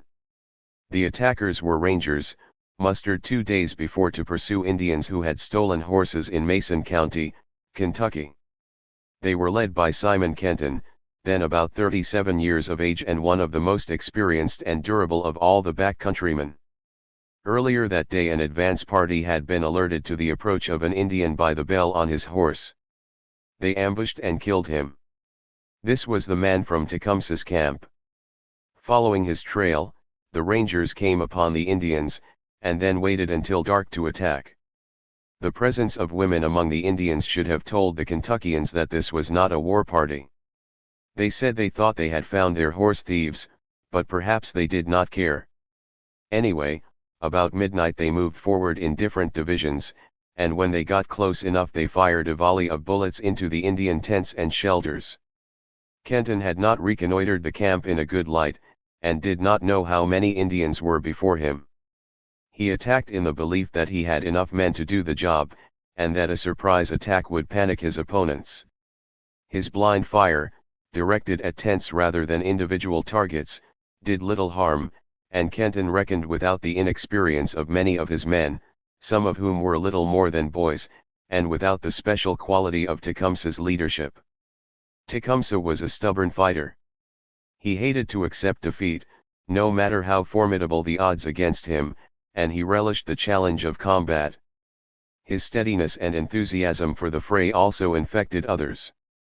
He was a man of great courage and conduct, perfectly fearless of danger, remembered Stephen Ruddell. He always inspired his companions with confidence and valor. Anthony Shane also testified that the chief seldom refused battle, and was generally surrounded by followers prepared to stand or fall at his side. Tecumseh, he said, was proud, courageous, and high-spirited, would never yield, but would any time fight double his numbers, and to decide these conflicts would not unfrequently resort to his bow and arrow or war club. There was no way the Kentuckians could have known the unusual competitiveness of their quarry. Away from the tents, Tecumseh had been overlooked when the first shots were fired. By his side, as he slept, was his war club, a weapon he favored because, he used to say, it had been used by his forefathers. Now, as that first volley of rifle balls startled him from sleep, he snatched it up and rose to face the oncoming Rangers, who rushed yelling toward the camp. "Big Fish! Where are you?" he shouted for Ruddell. Inside one of the tents Ruddell had been jerked into action by the bullets ripping about him, and then he heard Tecumseh calling. Seizing his musket he ran outside. "Here I am," he shouted. Tecumseh told him to make a charge against one group of the Big Knives, while he led an attack on the others. From beside his tent Ruddell threw up his musket and fired at a big man leading the Kentuckians on his side. But the wet weather had damaged his powder, and when the ball hit Simon Kenton it was already spent. Tecumseh rushed boldly upon the Rangers at his side. According to the accounts from the Indian side, Tecumseh struck down and killed Samuel Barr, although a few of Barr's companions later asserted that he died in an exchange of gunfire. All we know for certain is that Barr was slain, and that Tecumseh's followers credited him with the deed. In the short confused fight that developed, the Indians tumbled out to support Tecumseh, and Kenton's attack faltered. The death of Barr and the unusual confidence of the Indians unnerved the whites, who were also gripped by a fear that Tecumseh was being reinforced by warriors from across the river. Probably the impression was created by the Indian women splashing into the water for safety. Convinced that they were facing a much larger force than they had anticipated, the Kentuckians made an undignified retreat. They separated from each other in the darkness and ran for home. Over the next few days they straggled wet, cold, and hungry into Limestone or Massey's Station. 19. Tecumseh was relieved to find that only 2 of his people, a man and a woman, had been wounded. But some of the horses had been run off, and there were now serious worries about the warrior who had disappeared the previous day. As soon as it was light, Tecumseh took 4 men and followed the trail made by the fleeing rangers. After a while they came upon a short, robust, middle-aged Irishman named Alexander McIntyre cooking his breakfast in the woods. The ranger instantly bolted, with the Indians streaming in pursuit. Unable to outpace the warriors, McIntyre stopped and raised his gun. According to Ruddell, the 2 leading pursuers started for cover, but Tecumseh rushed upon McIntyre before he could fire and overpowered him. The prisoner was tied and triumphantly brought back with his horse to the Indian camp. The Shawnees were packing up, ready to withdraw, but Tecumseh and Stephen made a final search in the trees, hoping to round up more horses. When they returned they found a tragic sight. McIntyre had been murdered by the angry warriors, presumably because of the death of their comrade. Tecumseh was very angry, Ruddell recalled, telling them that it was a cowardly act to kill a man who was tied, in the strongest terms. The young Shawnee had undoubtedly advanced his reputation by his defeat of the Rangers, but in his opinion the killing of a helpless captive had tainted the achievement. Time allowed white veterans to immerse the skirmish in controversy, as they exonerated their defeat by an inferior force, or claimed credit for whatever they felt had been accomplished. They disagreed about who killed the Indian on the 9th, and about who located Tecumseh's camp. There were different views as to exactly where the fight took place. Some frankly admitted the rout, but others transformed the small band of Indian hunters into an army of 100 warriors or more, and related how the Rangers steadily withdrew before potentially overwhelming numbers. Capping all was Charlie Ward's story that as he crept upon the sleeping camp and drew a bead upon an Indian figure, he was astonished to see the open bosom of a fair young woman, and no less so to subsequently learn that she was his own niece. 15-year-old Tawny Ward was, he maintained, the daughter of his older brother John, who had lived with the Indians since his capture as a child of 3 in 1758. Tecumseh was already stepping from life into legend. 6. An honor to die in battle. If Tecumseh's reputation was growing, and his loyal following of 10 or so warriors entitled him to be regarded as a minor war leader, it was not he but the oldest of Pukshinwa's sons who first won a place in frontier history.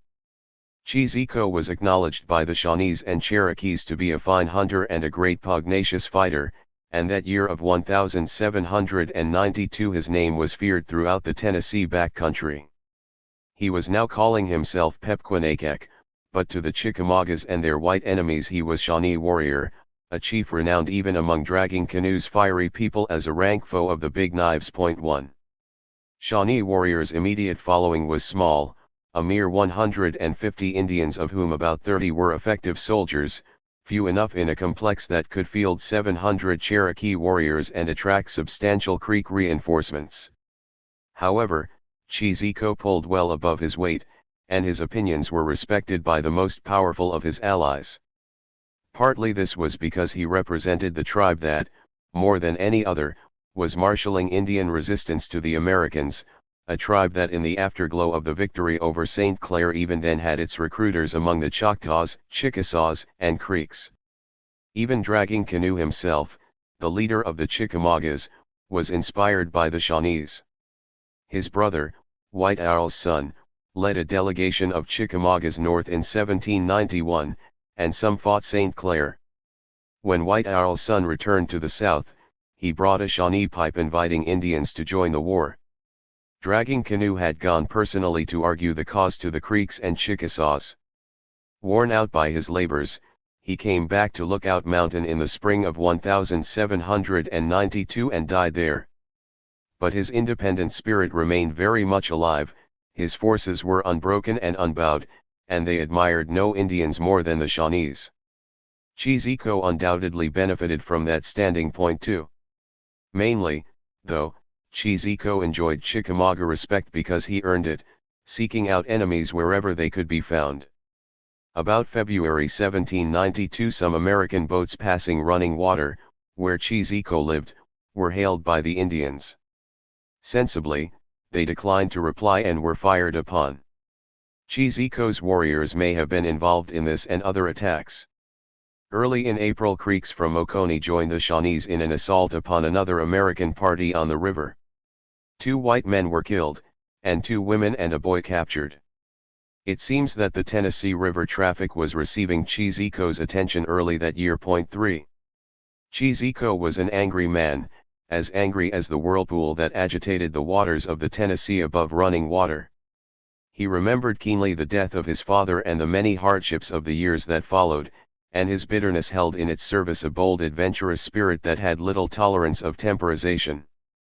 In May 1792 some Chickamaugas, including John Watts, who had succeeded Dragging Canoe as principal war chief, met Governor Blount at the mouth of the Little Tennessee. They accepted annuities paid on account of the Treaty of Halston, and manifested every peaceful intention. Watts was playing a delicate double game, disarming his opponents with talk of peace while preparing for war, but Cheesico distrusted such fraternization. And his Shawnees were not slow to show it. One of those who had accompanied Watts was Fool Charles, a chief of running water.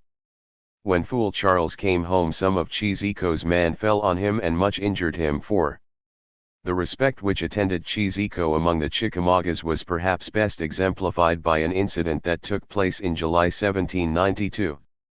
Blount planned a meeting with the Chickasaws and Choctaws in Nashville, on the Cumberland, and shipped presents for those Indians down the Tennessee. The boats were met at Tuskegee by Chief Breath of Nickajack and Fool Charles, both of whom were among the more peaceful leaders in the towns of Lookout Mountain. They agreed to escort the vessels downstream, but were frightened that Shawnee warrior might attack them when they reached running water. Breath declared that his men would defend the boats if the Shawnees attacked, but Fool Charles had a better idea. When the convoy reached running water, Fool Charles put some whiskey into a canoe and took it ashore as a present to the Shawnees. It diverted their attention from the river, and the convoy passed, but the fact that the ruse was perpetrated powerfully argues the influence of Cheesico's small but vocal band. 5. Among Cheesico's favorite targets were the white settlements on the Cumberland River in northwestern Tennessee. Perhaps somewhere there was a dim memory that this beautiful stream had once been a home for the Shawnees, back in the previous century, when they called it the Skipakai-Seep, or Blue River. Since 1780 the Americans had been building farms and forts on both sides of the river in increasing numbers, and by 1792 over 4,000 colonists could be found on the Cumberland. In a treaty of 1785 the Upper Cherokees had accepted the Cumberland settlements, but Dragging Canoe's faction always opposed them. The Chickamaugas did their utmost to dislodge the pioneers, directly and by severing their communications with eastern Tennessee and Virginia. Their war parties tried to close the Tennessee River and haunted the overland trails. In June 1792 Cheesico once again led his Shawnees against the Cumberland settlements, accompanied by a party of Cherokees under Little Owl and a few Creeks. Fording the Tennessee at running water, they crossed the headwaters of the Elk and Duck rivers, and eventually passed the Cumberland to reach a picketed cluster of houses known as Jacob's Igla Station, 30 miles northeast of Nashville. Probably it was an eager advance party that made the first attack on June 26, recklessly killing a man working in the fields and a black girl they also found outside the station. When 3 men went out to bring in the bodies, Indians hiding behind a fence some 50 yards from the murdered man opened fire. The whites threw down their guns and ran. They were all wounded, but succeeded in getting back. Disgruntled, the Indians shot 2 horses they found outside, and then to all appearances left. Toward evening, when the Americans retrieved their dead, the Indians seemed to have gone. 6. However, that night Cheesico and Little Owl directed a furious attack upon the station, where 21 people had gathered together in one blockhouse for safety. The Indians set the undefended buildings on fire, and watched the flames spread to the blockhouse. Finally, a man named Joseph Wilson threw open the door. He was immediately wounded in the chest, but he ushered out his wife and 6 children, who were seized by the Indians. He discharged his piece at the attackers, and then raced off between the blazing buildings. He escaped, but when 4 other men bolted for freedom, one got only 100 yards before being overtaken and killed. The others made it. Jacob Ziegler himself died in his burning home, but his wife slipped away and hid with her youngest child, whom she gagged with a handkerchief. Her other 3 children, Mary, Elizabeth, and Hannah, fell into Indian hands. 3 other women, 2 of them black, were also captured, but for some reason one of them was apparently killed on the retreat, a few miles from the station. Cheeseco and Little Owl recrossed the Cumberland on June 27, and retreated up a creek to the vicinity of modern-day Lebanon. They had too much plunder, so they stored it in 21 bundles, each carefully protected from the elements by peeled bark and hung from the branches of trees. Then, while some Indians went to steal more horses so the goods could be shifted, the main party pressed on with their prisoners. The children were barefoot, despite the difficult ground. When the Indians stopped a little farther on to rest and smoke beside a fire, they fashioned tiny moccasins for the children from dress skins. Coming behind was a posse led by James Winchester. One of the pursuers later recalled that at the next muddy spot, we saw the little footprints of moccasins. There was that much of kindness in them. Night found the Indians camped with their prisoners in an open forest. Later, when they reached the Duck River, they waited for their comrades, who were following with the plunder, to catch up. Unfortunately, these Indians reported that while the Americans had given up the chase, they had discovered the bundles left in the trees and recovered them. According to Mrs. Wilson, the news occasioned a quarrel between the 2 groups of Indians, and weapons were drawn. Cheeseco's capture of Ziegler Station was the severest blow yet dealt the Cumberland settlements, the boldest stroke ever made, in this quarter, as a commentator in Nashville put it. Most, if not all, of the prisoners eventually returned to their people, ransomed unharmed.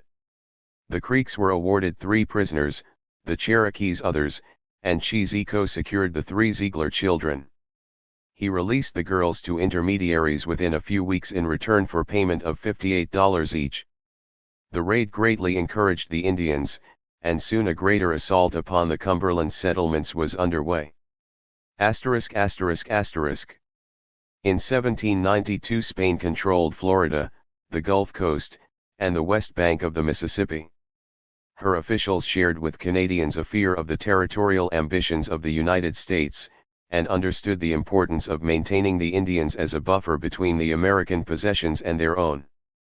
This policy was actively pursued by a new governor of the Spanish provinces, Baron Francisco Luis Hector de Carondelet. Carondelet was encouraged by, among other things, Indian military successes in the north. He hoped to construct a league of southern tribes under the direction of Spain. In May, a British trader, William Panton, invited John Watts to visit Pensacola and see the Spanish commandant there, Arturo O'Neill. 7. The Northern Indian Confederacy, the appeals for Indian unity being circulated by the Shawnees north of the Ohio, and the new noises being made by the Spaniards all stimulated the militant elements among the Cherokees. On June 29, members of the tribe addressed a letter to the Spaniards at Mobile. "Now is the time if ever you mean to assist us," it said. "Do it now." 8. Watts also made the trip to Pensacola, returning in August with 7 pack horse loads of goods. He summoned the excited Indians to Willstown to hear what the Spaniards had told him, and to discuss the next move. At the beginning of September 1792, hundreds of Indians assembled at Willstown. The festivities of the green corn ceremony were disposed of, and Watts opened his council in the town square. He had a message from the Spaniards at Pensacola to interpret. O'Neill promised to help the Cherokees as far as he could, but as Spain could not be seen to be inciting the Indians against another power, O'Neill cautioned the Indians to remain on the defensive. They should avoid acts of aggression. However, the fact that Watts had brought supplies from Pensacola, powder, lead, and ammunition, spoke more loudly than the letter. Watts related how he had seen warehouses of goods, all intended for the Indians. Despite his friendly posturing to Blount earlier that year, he urged the Chickamaugas to fight. "You now must show yourselves," he cried. "All of you young men who like war, go with me tomorrow." 9. Cheeseco approved, but as Watts sat down it was Bloody Fellow, another of the Willstown chiefs, who took the speaking block. Bloody Fellow had visited Philadelphia the previous winter, and he had persuaded the United States to increase the annuities the Cherokees would receive under the Treaty of Halston. He had returned embracing a medal, an American flag, a uniform coat, and a much improved opinion of the Big Knives. Now he drew attention to the presents he had brought back. "Look here at these things I fetched for myself. Likewise for you warriors. I did not go by myself. Others went with me. If I had gone by myself, perhaps you might have thought that I had made it myself. You had better take my talk, and stay at home, and mind your women and children." Doublehead found this too much. He interrupted Bloody Fellow in the middle of his speech, and said he preferred the words of Watts. "I think a great deal of his talk," he declared, "for it is good. I shall try to do as he directed me." He spoke for the majority of the listening warriors. Struggling to maintain his position, Bloody Fellow said that the Americans were too powerful, and to attack them was folly. He pointed to the American flag which he had proudly displayed. "Look at that flag," he cried. "Don't you see the stars on it? They are not towns. They are nations. There are 13 of them. These are people who are very strong, and are the same as one man." This time it was the tall, impressive figure of Watts himself who rose to intervene. With scant regard for Bloody Fellow, he stated that he would send a runner to the creeks to fetch my friends in, and ready himself for battle. The council adjourned with the war spirit undiminished. For the remainder of that day, and into the early hours of the morning, Cherokee warriors performed war dances in the square or the council house, their bodies painted black. On the second day of the council, about September 3, Bloody Fellow renewed his appeal for peace. He showed his new uniform and epaulets and his American medal. "See how well they have used me. I mean no war with them," he explained. Indicating the medal he went on, "This is silver, and surely must have cost a great deal of money. As for the clothes, when was the day that ever you went to see your old brother and that you brought home the like of this? I have brought a good deal of good rich clothes to many of you, as well as myself. I would wish none of you to go to war, but lay at peace, as I intend to do myself." White Owl's son, brother of the late Dragging Canoe, strode forward while Bloody Fellow was still on the speaking block. "My father was a man," he proclaimed, "and I am as good as he was. To war I will go, and spill blood in spite of what you can say." John Watts was moved by his support. He stepped up and shook White Owl's son by the hand. "You are a man," he said, "and I like your talk. To war we will go together." Bloody Fellow's cause melted, but he continued to protest. "You had better not go," he said, "for you know nothing about what you are going to do." At this point Cheeseco rose and advanced to Bloody Fellow, who remained standing. The Shawnee war chief stretched out his hands. "With these hands," he is reported to have said, "I have taken the lives of 300 men, and now the time is come when they shall take the lives of 300 more. Then I will be satisfied, and sit down in peace. I will now drink my fill of blood." The wording, rendered from memory a few days later by a mixed blood, Richard Finn Elson, must be inexact, but no doubt Cheeseco made a fearsome declaration in support of Watts. Bloody Fellow sat down dejected, and Watts adjourned the council, requesting the Indians to reconvene at Lookout Mountain Town the following day, when the campaign would be planned. The Indians then returned to their dancing, and some fired guns into the American flag until Bloody Fellow intervened. The final arrangements for the campaign occupied several days of discussions at Lookout Mountain Town, punctuated by a day needed to overcome the after-effects of some whiskey introduced by an Indian named the White Man Killer. Eventually, an initial plan to assault the Halston settlements in 4 divisions was thrown out in favor of a strike against Nashville on the Cumberland. Richard Finlayson and Joseph Durkee, who had brought messages to the Chickamaugas from the Spaniards, were sent on to Nashville to gather intelligence, and Glass and Bloody Fellow went to Knoxville to speak to Governor Blount and deceive him as to the intentions of the Indians. The 2 chiefs did their work well, although Bloody Fellow must have been uncomfortable implementing a plan he had passionately opposed. When Watts finally got his army underway, there were no militia in arms to oppose him. 10. Tecumseh joined his brother for that last fateful raid on the Cumberland. A contemporary statement tells how Cheeseco established a camp at the creek crossing place of the Tennessee, a small distance above the shoals, at the mouth of a creek on the south side, there to be joined by a party of Cheyennes, who are expected to arrive at that place by water, by way of the Ohio and Tennessee. Anticipating the campaign, Cheeseco probably invited his brother to reinforce him, and Tecumseh responded. Judging by accounts of Tecumseh's activities in Ohio, his personal following amounted to about 10 men, so he might have increased Cheeseco's force to around 40. Not a strong reinforcement, but the Indians from Ohio were well supplied with blankets and other goods. 11. The creek crossing place, 30 miles below Nickajack, was part of a trail used by Creeks making forays north of the Tennessee. Here Cheeseco assembled his band, before leading it to the general rendezvous, Black Fox's camp at the junction of several Indian paths near what is now Murfreesboro, southeast of Nashville. The Shawnees were a small part of perhaps 400 men under John Watts. Most of them were Cherokees, whose leaders included John Taylor, Otter Lifter, and Middle Striker, but there was a substantial contingent of Creeks under Talatesky. 12. As the Indians marched in lines 3 abreast toward Nashville, an unusual tension troubled the Shawnee party.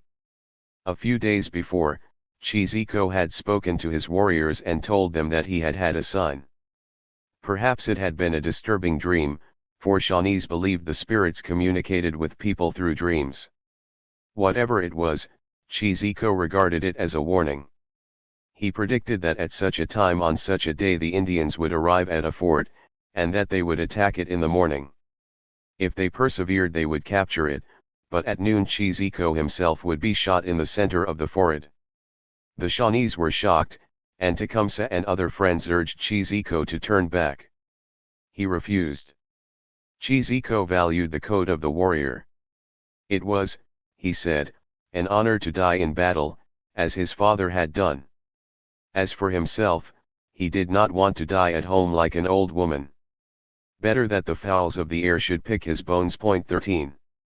On the morning of September 30 the Indian advance was making its way through thick timber, some of it felled by a storm, when it ran into 2 enemy scouts, sent from Nashville to reconnoiter toward Black Fox's camp. It was said that the Indians used 2 young mixed bloods, George Fields and John Walker, to draw the American spies within firing range. Both were killed. 4 miles south of Nashville stood John Buchanan's station. It occupied rocky high ground on Mill Creek, a stream that babbled into the Cumberland through pastures in which the cows lowed. Buchanan's station was a simple fortification. It consisted of a few buildings surrounded by a picket stockade, with a blockhouse dominating the front gate overlooking the creek. John Buchanan, popularly known as Major Buchanan, commanded, and that night of September 30 and October 1 he had a few families fortified up with his own. In all there were about 15 armed men. The Indians surrounded Buchanan's station about midnight. There are stories that Cheeseco quarreled with Watts about the propriety of the attack, but the details are hazy. The original source for the story has been lost, and its reliability is impossible to evaluate. It seems to have stated that Watts wanted to delay the attack until daylight, when the men of the station dispersed to their daily chores, while Cheeseco favored a night attack. Such was the Shawnee's influence that he got his way. However, in the 1840s, some 20 years after the story first appeared in print, locals were remodeling it. Some said that the issue between the two Indian leaders was whether Buchanan's station should be attacked at all. Watts opposed the attack, pointing out that it would alert Nashville, the real target of the expedition, whereas Cheeseco said the Indians could not continue their advance leaving this garrison in their rear. By the mid-19th century memories of the event were vaguer still, and Cheeseco was being confused with other Indian leaders, or dropped from the tale altogether. 14. Leaving their horses about a mile from the station, the Indians reached it on foot. Above, the moon shone clear and full. For a while all went well, and Cheeseco stealthily led the attackers to within 10 yards of the gate. Then some cattle gave the game away. Frightened by the shadowy figures stealing upon the garrison, they started running, from east and southeast of the gate toward Nashville. From his position in the blockhouse at the gate a man named John McRory peered into the gloom. He saw the Indians, pushed his gun through a porthole, and fired. That first shot seems to have hit Cheeseco in the head, and he probably died instantly. The Indians darted to the available cover, including the open cellar of an unfinished cabin outside of the pickets, and turned a savage fire upon the blockhouse and stockade, aiming at the portholes. In the station the defenders fought like devils, making a defense that deservedly entered the folklore of Tennessee. The men returned the Indian fire with rifles and muskets except for Jimmy O'Connor, who had to use a blunderbuss. The women, among them the major's wife, Sarah Buchanan, went around with ammunition and brandy, and, it was claimed, molded additional bullets from plates and spoons. For about an hour the contest continued. Despite their numbers, the Indians failed to silence the defending fire, and their own losses mounted. Watts went down after a bullet passed through both of his thighs, and White Owl's son was also hit. A young mestizo Cherokee from Nickajack desperately tried to break the stalemate. The offspring of a French mother and Indian father, Kyachatali was tall and strong, and a distinguished participant in village dances and ball games. Exploiting his athletic prowess, he now grabbed a burning brand and scaled the roof of the blockhouse. The defenders saw him, and shot him down. Kyachatali fell close to the wall, crippled, but he still struggled to set fire to the bottom logs until further bullets killed him. His body was so close to the enemy fire that the Indians could not recover it. 2 Creeks and a Cherokee from Running Water were also killed or mortally wounded, and perhaps another 3 Indians less seriously hurt, before the attack was given up.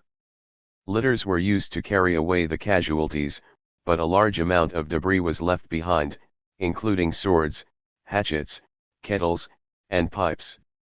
The raiders had seized corn and some of the animals, and shot other livestock in the fields, but they failed to hit a single defender inside the station. Their retreat was disciplined. The warriors fell into their 3-column formation, but there could be no doubt that the invasion of the Cumberland had turned into a fiasco. A personal tragedy for Tecumseh, too, who fought on in fury and grief at the loss of his brother. He brought away the body for a Shawnee burial. Cheeseco had watched over Tecumseh ever since the younger brother could remember, and more than anyone else had been his teacher and guide. He epitomized the ideals to which young Tecumseh aspired, and had been a touchstone by which all actions and opinions could be measured, and by which Tecumseh could set his own goals and standards. To Tecumseh, much of what he himself had done was significant only inasmuch as it had won the approval of Cheeseco. Now their partnership was over, and a vacuum opened in Tecumseh's life that no one ever managed to fill. The first of the brothers to achieve a wide reputation, Cheeseco was noticed in American dispatches and newspapers merely as a formidable enemy, and so whites remembered him, even attributing to him attacks in which he had no part. His greatest legacy, however, was Tecumseh. Long after Cheeseco's death, his combination of courage, enterprise, and honor lived on in his younger brother. 15. Shawnee custom now required Tecumseh to avenge Cheeseco's death, and lay his spirit to rest. Stephen Ruddell, who was never in the South, wrote that Tecumseh told his friends that he would revenge his brother before he returned to Ohio. With 8 or 10 men he attacked a cabin, perhaps killing a man, and taking the women and children prisoners. In the wake of the defeat at Buchanan Station, discrete parties of Indians did attack white settlers or their homes, but nothing that reasonably conforms to Ruddell's account appears in the records. Possibly the facts had become confused, or Stephen had misplaced an incident that occurred at another time. Tecumseh may have had to wait almost 2 months to repay the loss of his brother. 16. November 25, 1792. A clear and frosty morning on Cumberland Mountain in central Tennessee. About 60 Cherokees, Creeks, and Shawnees waited in ambush near the Walton Trace which connected Knoxville to the Cumberland. Their principal leader was Middle Striker, but after the death of Cheesecco, Tecumseh was likely a leader of the small Shawnee contingent, looking for his revenge. The Indians had killed a couple of express riders on the trace a day or two before, and then they had struck the fresh trail of a party of American militia at a place named Crab Orchard. The Americans were on their way to the Cumberland from Knoxville. During the previous night the warriors had passed the militia, and just before sunup they crouched waiting for them where a path crossed a creek. When the first of Captain Samuel Handley's 42 militiamen began to ford the run, the hidden warriors enveloped them in a sudden fire, and then dashed out with tomahawks, knives, and war clubs. The captain tried to rally his panic-stricken force, but his horse went down, trapping one of his legs beneath it. The Indians took him prisoner. 8 of his men appear to have been killed, while the rest fled back toward Knoxville. Middle Striker's war party withdrew along the Sequatchie River Valley to the Tennessee, and Handley ultimately found himself at Willstown. During his captivity he was much abused, forced to run the gauntlet, and prepared for burning, perhaps more than once. He lost his hair through a fever, and when it regrew it was snow white. Eventually he was escorted to the upper Cherokee towns and released at the beginning of 1793. Several stories were told about his ordeal, variously crediting John Watts, Arthur Cootie, and Middle Striker with helping to spare the captain's life. Probably several Indians stood up for him, and one may have been Tecumseh. Handley's son and a pioneer named Alexander McCoblem both insisted that at Willstown it was a Shawnee chief who had been in the battle who interceded for the prisoner's life. The first informant also implied that the chief was not resident in the South, but was on a visit to his Cherokee mother. These circumstances more or less fit Tecumseh. He was due to return to Ohio soon, and his mother, Methaway-Taskey, seems to have taken up a home among the Cherokees. Without more precise evidence, this is mere speculation, but it would be pleasing to believe that even at that time, wounded by the loss of his brother, Tecumseh upheld his reputation for humanity. 17. Tecumseh did not remain with the Chickamaugas. He had come to help Cheesecco, and that job was finished. Although he had relatives in the South, his mother, and probably also a daughter, he went home. Whether any of Cheesecco's following chose to go with him is not known. Some Shawnees certainly remained at Lookout Mountain, and in March 1793 were believed to have killed an American mail rider. By then Tecumseh was back in Ohio. 18. It was probably on his way home, or soon after his return, that Tecumseh fought another lively skirmish with the Big Knives. Both Stephen Ruddell and Anthony Shane describe the incident, although they disagree about where it took place. Confessing his uncertainty, Ruddell associated it with Tecumseh's southern trip, and placed the engagement on the edge of a cane brake, perhaps on the waters of the Tennessee. This suggests that if the fracas did not occur in the South, it happened soon afterward, and was told to Ruddell by Tecumseh as part of his southern adventures. Shane is much more precise, and he dated the incident about December 1792, or about the time Tecumseh returned north. Shane put the skirmish at Big Rock, between Loramie's Creek and the site of present-day Piqua, Ohio. 19. Tecumseh had established a hunting camp with 10 men and a boy, and they were cooking one morning when a greatly superior force of whites attacked them. Their leader was said to have been Robert McClellan. McClellan had just come to Ohio, and turned to ranging after serving the army as a packer. Energetic, fiery, and brave, he was a slender but muscular adventurer who would later travel up the Missouri and reach the Pacific. Now, however, he repeated Simon Kenton's mistake of the previous spring. The Shawnees were outnumbered, but Tecumseh stood his ground. He shouted to the Indian boy to run, and raised a war whoop to call the rest of his men to arms. None of his warriors, in fact, was much older than the boy. Shane said that every one of them, excepting only Black Turkey and Tecumseh himself, was 18 years or less. Unfortunately, Black Turkey set a poor example. As Tecumseh turned, he saw the warrior showing a clean pair of heels. Black Turkey had got about 200 yards before Tecumseh's shout brought him back to his duty, and he then bravely supported his companions. The short fight started badly for the Indians, as two of them, one of them Black Turkey, were disabled in the early firing. But they steadied, and when Tecumseh led a charge the whites broke before them, retreating so quickly that they left some of their baggage behind. Tecumseh was said to have been responsible for one of the two opponents slain in the skirmish, and McClellan's casualties might have been higher had not Tecumseh broken the trigger of his gun and called off the pursuit. The assault on the Cumberland had misfired, with tragic consequences for Tecumseh, but his reputation was further advanced by these new adventures. Listening to his stories, the Shawnees in Ohio realized that Cheeseco had left a not unworthy successor. 7. Warrior of the Confederacy. When Tecumseh returned to Ohio at the end of 1792, the movement for Indian unity was still at high tide. The victories over American armies, particularly St. Clair's, made armed resistance to the United States seem credible.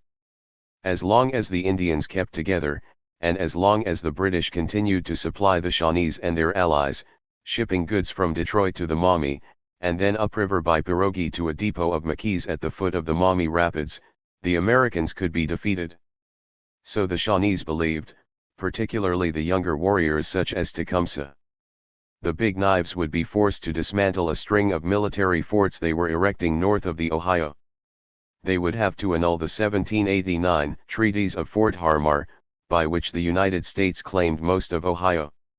And they would have to restore the old boundary along the Ohio, established by the British in 1768. The Shawnees and their most ardent Confederates, such as Buchangalas's Delawares, the Mingos, and the Ohio Cherokees, were determined to regain control of the north bank of the Ohio. But many Indians saw this as an issue that went beyond land. The Creator had given the Indians distinct identities and ways of life, but if the tribes lost their lands, their independence, and the mixed hunting, gathering, and horticultural economy would become unsustainable. The Indians would be vulnerable to missionaries and government officials, who would turn warriors and hunters into farmers. Complained Red Pole, one of the most respected Shawnee civil chiefs. The President of the United States would put hoes in their hands to plant corn for him and his people, and make them labor like their beasts, their oxen, and their pack horses. At risk with the land was the very essence and mode of existence that had been given the Indians by the Great Spirit. 1. These were inspirational times for Tecumseh, for never had the Shawnees seemed closer to achieving their ambition of creating an Indian Confederacy. In 1792 and 1793 their chiefs led delegations to the Mississippi, and as far south as Alabama, carrying a pipe which they invited the Indian nations to smoke as a symbol of their support. In October 1792 the Shawnees hosted a great congress at their headquarters at the Glades. Here, where the Glades flowed into the Maumee, gathered representatives from across a vast region, Shawnees, Delawares, Mingos, Munsees, Cherokees, Miamis, Conoys, and Nanticokes from the heartland of the Confederacy about the Glades, Wyandottes, Ottawas, Ojibways, and Potawatomis from the shores of the Great Lakes, Wees of the Wabash, and Sacs and Foxes whose homes were on the banks of the muddy Mississippi, Mahicans and Iroquois from New York, chiefs from the 7 nations of Canada, on the St. Lawrence River, and Creeks and Cherokees from the south. The Redcoats had once orchestrated a larger Indian Confederacy than this, during the Revolutionary War, but never had Indians themselves organized a greater union to defend their territory. At the Glades this mighty concourse promised the Shawnees that they would help them fight for the Ohio. The Wyandots were respected as the elder brothers of the tribes, and they were the custodians of the Great Wampum Belt, the symbol of the Union, at their villages on the Sandusky and Detroit rivers. But the Shawnees were the acknowledged organizers of the Confederacy, as well as its opinion leaders. The Indian villages at the Glades were the headquarters of the Confederacy. A community of French and British traders, bound to the Indians by economic and social ties, also lived at the Glades. They included the Scot George Ironside, the French-Canadian Jacques Lascelles, and the Pennsylvanian James Girty, all of whom had, or would form, kinship links with the Shawnees. There, too, were the towns of the leading chiefs of the Confederacy. On the Glades lived Cacoplethy, Great Hawk, the principal civil chief of the Shawnees, and the great Delaware war captain Buchan Gahelas, the giver of presents. The Miami war leader Little Turtle had his village on the Maumee, above the Glades, while below the Glades were the towns of his Shawnee counterparts, Blue Jacket and Black Snake. Blue Jacket had a distinguished record of combat which went back to the Battle of Point Pleasant. His position as the premier Shawnee war chief, and his personal sway with both key chiefs and Canadian traders, had helped give him a reputation as the greatest warrior among all the tribes. But downriver, on the lower Maumee, there lived a figure no less significant, Igishwa, a heavily built Ottawa war chief, the most influential leader among those tribes known as the Three Fires, the Ottawas, Ojibways, and Potawatomis. Since the American Revolution, Igishwa had been an astute broker between different Indian peoples and the servants of the British Crown, and his support for the Confederacy was essential for the cooperation of the Three Fires. Point 2. This great Confederacy, rather than vague traditions of the Indian Rebellion of 1763 or the Shawnee diplomacy of his father's time, was the model for Tecumseh's own Confederacy in the early years of the next century. This pioneered by Brant and his associates in 1783, and revitalized 6 years later by the Shawnees, was the union he would recall to life before the War of 1812. Back in 1793 the weaknesses of the Confederacy may not have been so obvious to the 25-year-old Tecumseh. In fact, the Confederacy was far weaker than a mere list of the many participating tribes and groups suggests. For one thing, most of those participants put their own local interests above the welfare of the Confederacy as a whole. They were not all interested in the Shawnee War for the Ohio boundary, whatever their representatives might say in intertribal conferences at the Glades and elsewhere.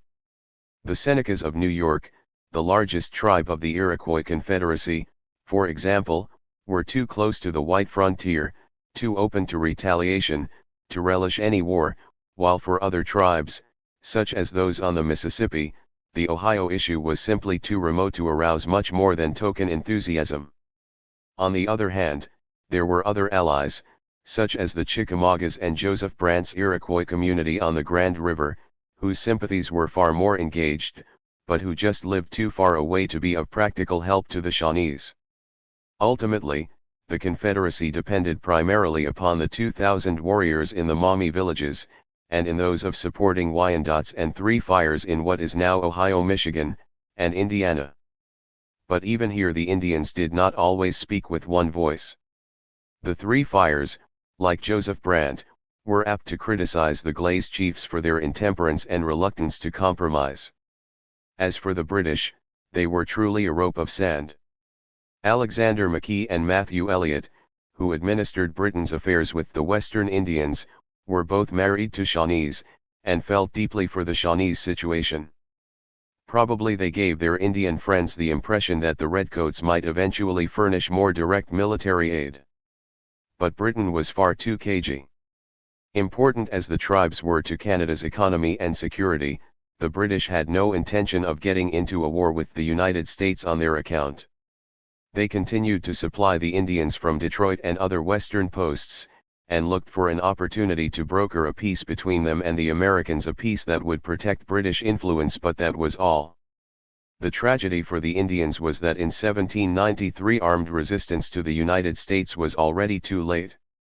However Herculean the efforts of native pan-Indianists might be, however vast their courage and perseverance, the historical circumstances were against them. They might win victories, even great ones, as Blue Jacket, Little Turtle, and Buckingahelas had done. But in the end the new republic was too powerful, and the oncoming tide of American settlement would engulf them. At the beginning of 1793 both sides suspended military operations to talk peace, but the prospects were bleak. Inflated by their victories, the Shawnees and their allies wanted nothing less than the Ohio boundary of 1768. President Washington's government was no less unyielding. The United States hoped to persuade the Indians to accept the Fort Harmar treaties, ceding southern and eastern Ohio. If necessary, it would pay more for that land, and the Indians were assured that in the future the Americans would take no territory the tribes did not wish to sell. Only Brant made a serious attempt to bridge the gap, by suggesting a compromise boundary. He proposed the Indians give up those lands north of the Ohio that were east of the Muskingum River. But neither side was listening. So deep-rooted was the hostility between the Shawnees and the Kentuckians that even the temporary truce brought no halt to the blows they fiercely exchanged. At the beginning of April 1793 a group of Indians crossed the Ohio and made a bloody raid on Morgan's Station at Slate Creek. 2 people were killed on the spot, and shortly afterward the Indians slaughtered 19 of their 20 prisoners for fear of being overtaken by pursuers.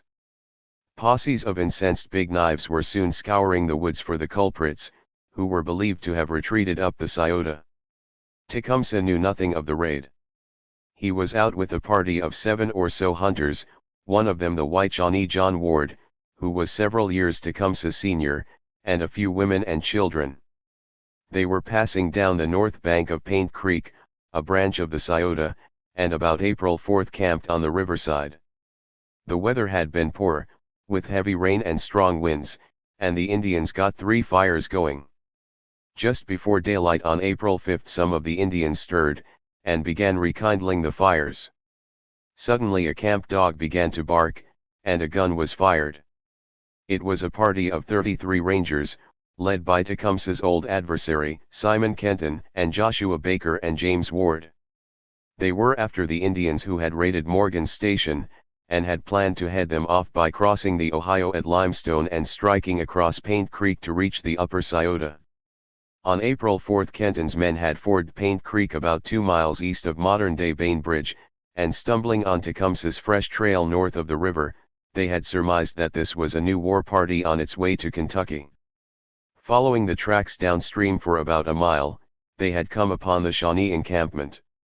The Rangers had Tecumseh in a very difficult position.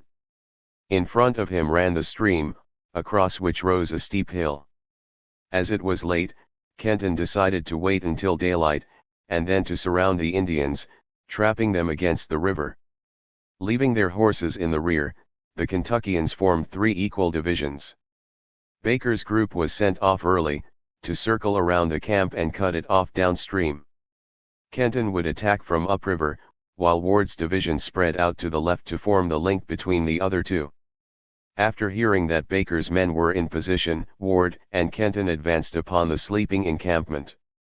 They passed the Indian horses on their approach. At this point Tecumseh's situation seemed hopeless. His party was heavily outnumbered, separated from the horses, encircled, and unaware. Then a gun was fired. Ward and Kenton's divisions, still stealing into position for an attack that was not due to begin until dawn, heard it, followed by a sudden burst of firing from downstream. They realized that Baker's men had started the fight prematurely, before they could be supported. As Ward's men plunged forward with a ferocious yell, they had a second surprise. They ran right into Baker's division. Despite the message Baker had sent back, to the effect that he was ready, his division was not even in its allocated place. There were some heated words. Ward accused Baker of trying to capture the glory for himself, while the other excused his precipitancy by explaining that his men had been misled by seeing the Indian fires being rekindled. That confusion was what saved Tecumseh. His non-combatants fled downstream, away from the attack and through the gap Baker was supposed to have plugged, while the men made a stand. The Indians fell back to some trees, and clambered into the branches, from which they opened a steady fire upon the whites and treated them to a loud and constant whooping. It was still dark, and neither side knew the exact strength or position of the other. The Rangers had the advantage, but they were not confident enough to charge forward against an unknown foe. The firing had done some damage. The Indians killed one of Baker's men, Joseph Jones, and wounded some others, but they lost John Ward, who lay fatally wounded, unaware that his brother was among the attackers. Conscious of the dangers that daylight would bring, Tecumseh displayed his usual presence of mind. Using the remaining darkness and their stealth in the forest, the Shawnees performed an adroit and decisive maneuver. While their comrades maintained the fight, some warriors dropped quietly from the trees and crept around the Rangers. They recovered the Indian horses and brought them back to the rear. As the light improved, and the militia prepared to complete their encirclement, Tecumseh and his men abandoned their position, jumped on their horses, and rode off downriver, taking the dying John Ward with them. The young war chief had lost his baggage, including valuable powder, ball, and blankets, but he had extricated his force under extremely adverse circumstances. 3. Inactivity, Stephen Ruddell said, didn't suit Tecumseh. After returning from Paint Creek, he went hunting again. Indeed, he was generally out hunting, and reading Ruddell's narrative it is easy to conclude that Tecumseh did little else. Not much was said about the successful raider that Shawnees remembered. Ruddell's reticence on such matters is understandable. He himself had participated in forays against the whites, probably often as one of Tecumseh's warriors. For example, in the spring and early summer of 1794 a group of Shawnees, which may have included Tecumseh, loitered on the Ohio. The Indians hunted about the mouth of the Kentucky River and raided white settlements on the Licking River, making off with 50 horses. 2 of the Shawnees were captured in June, and denied that any prisoners had been taken. However, they admitted, a man was killed by a white interpreter belonging to the party, whose name is Riddle. Had Stephen later owned his involvement in such raids he would have put himself in danger of retaliation. Even when speaking of Tecumseh, rather than himself, he chose to remain silent. 4. Although we know that Tecumseh made several raids, only one conducted at this time can credibly be associated with him, but neither Ruddell nor Shane mentioned it, nor does any contemporary document refer to Tecumseh in connection with it. Nevertheless, it is worth examining, if only to illustrate the difficulties of those who would rescue Tecumseh from the twilight world between myth and history which he has so often inhabited. On May 6, 1793, a month after the skirmish on Paint Creek, several Shawnees appeared in the Clarksburg area of western Virginia. Quietly bypassing the most exposed settlements, they reached the farm of John Wagoner, on Jesse's Run, which flowed into Hacker's Creek. Wagoner was plowing in his field when the Indians arrived. He was fired upon but was unhurt, and he ran toward his house. When he saw it surrounded by Indians, he dashed off to raise the alarm. The Indians killed and scalped Mrs. Wagoner and her 3 oldest children. The other children, Elizabeth, aged 12 to 14, Mary, who was 10, and little 3-year-old Peter, were carried into captivity. Despite their lack of horses, the Indians also took away some plunder, including pewter, and made an effective retreat, throwing the pursuers off their trail. John Wagoner never lost hope of finding his children. In 1795, at the end of the war, when the Indians agreed to surrender prisoners, he asked the American army to try to secure their release. Accordingly, Betsy and Mary were recovered, in September and October, and both returned to Virginia. The boy was not found, however, at least until nearly 20 years later. A white Indian, about the age Peter would have been, was then identified as the missing boy, partly on account of his similarity to John Wagoner. With difficulty, Peter was persuaded to leave his Indian family and live in Virginia, where he was accepted as Wagoner's lost son. He married a local woman in 1814, but was too much of an Indian to adjust very well to his new life. Until the end of his days he spoke in the Indian manner, and he was restless, withdrawn, and uncommunicative, giving the impression that in spirit he was still with the Shawnees. He died on Millstone Run, off Hackers Creek, on February 26, 1879.5. It was not until 1831, when Alexander S. Withers published an account of the raid in his Chronicles of Border Warfare, that Tecumseh was publicly connected with the tragedy. Withers named Tecumseh as the leader of the war party. He claimed that while Tecumseh's warriors attacked the house, it was Tecumseh himself who fired at Wagoner, resting his gun on a fence and putting a ball through the pioneer's shirt sleeve as the latter sat on a log after the day's toil. Although Withers got some of his details wrong, including the date of the attack, he became the source of subsequent accounts. But Tecumseh's biographers never liked Withers's account, because it associated their hero with the murder of members of the Wagoner family. And in legend Tecumseh was always noble, and always in complete control of his companions in arms. Yet Withers was an earnest chronicler, if not always an accurate one, and a serious biographer of Tecumseh must ask where he got his information about the chief. Withers said nothing about his sources, but there is evidence that he drew his material almost exclusively from the memories of settlers in the Hackers Creek region. In fact, the author may have himself lived in nearby Clarksburg, where his book was first published. Certainly he made heavy use of a manuscript completed before 1830 by two local men, William Powers and William Hacker. This is important, because there is a possibility that Tecumseh was identified as the leader of the war party by the Wagoner children, who came home after leaving the Indians. Neither they nor anyone else seems to have questioned the book when it was published in 1831. The fact that Withers's account had its origins in the community in which the Wagoner family lived enhances its credibility, but of course in itself falls short of verifying it completely. 6. It is true, as Tecumseh's admirers have said, that the behavior of the Indians at Hackers Creek fits ill with what we know about the chief's character. This is a flaw in the identification, but not necessarily a fatal one. The assumption that people consistently live up to their best principles is, we all know, a naive one. Mood, time, and circumstance force compromise upon all of us, and no one is infallible, or immune to the feelings of remorse and guilt. To argue that Tecumseh always acted honorably and humanely is to turn him into a superhuman who never existed. Then, too, to defend Tecumseh on these grounds assumes that he had total control of his free-spirited followers. Readers who have followed this book so far will know that Indians didn't operate that way. No, Tecumseh was generally humane, and his personality gave him an uncommon authority, but he was also a human being engaged in a savage border war. Those who would whitewash Tecumseh according to the 20th century American values must face the possibility that the Hackers Creek raid was retaliation for the attack on Tecumseh's people on Paint Creek and the killing of John Ward.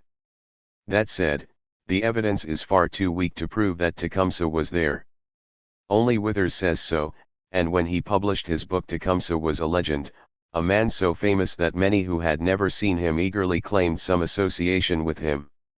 It is interesting to note that after Withers indicted Tecumseh for the Wagoner massacre, other locals were inspired to charge him also with an attack upon some drovers in the area, made on October 4, 1791. In this case the attribution, first published in 1839, can be totally refuted. But it is in such ways that legends grow. Withers must be evaluated in this context.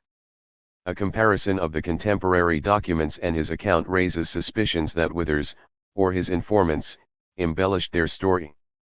The casualties suffered in the raid were raised from 4 to 5, the 3 murdered offspring were described as younger, rather than older, than those taken away, and Withers had one of the girls finally escaping from the Indians, whereas both were surrendered by the Shawnees after the peace. Conceivably, the use of Tecumseh's name was a similar improvement on the facts. The Hackers Creek raid occurred, and Shawnees were responsible. But was Tecumseh there, or was the use of his name simply another tribute to his mythical stature? The question remains one of many about the Shawnee chief that will likely never be answered. Peace negotiations between the Indian Confederacy and the United States collapsed that August, and another trial of strength was inevitable. Early the next year, Tecumseh and his fellow Shawnees were encouraged by a more positive note sounded by the British. France and Britain had gone to war in 1793, and the new governor of Canada, Sir Guy Carleton, Lord Dorchester, was convinced that the United States would become an ally of the French within a year. To protect Canada, the Indian alliance had to be strengthened. A new post, Fort Miami, garrisoned by a detachment of regulars, was established on the north bank of the Maumee, below McKee's Depot near the rapids, and an island in the mouth of the river was fortified.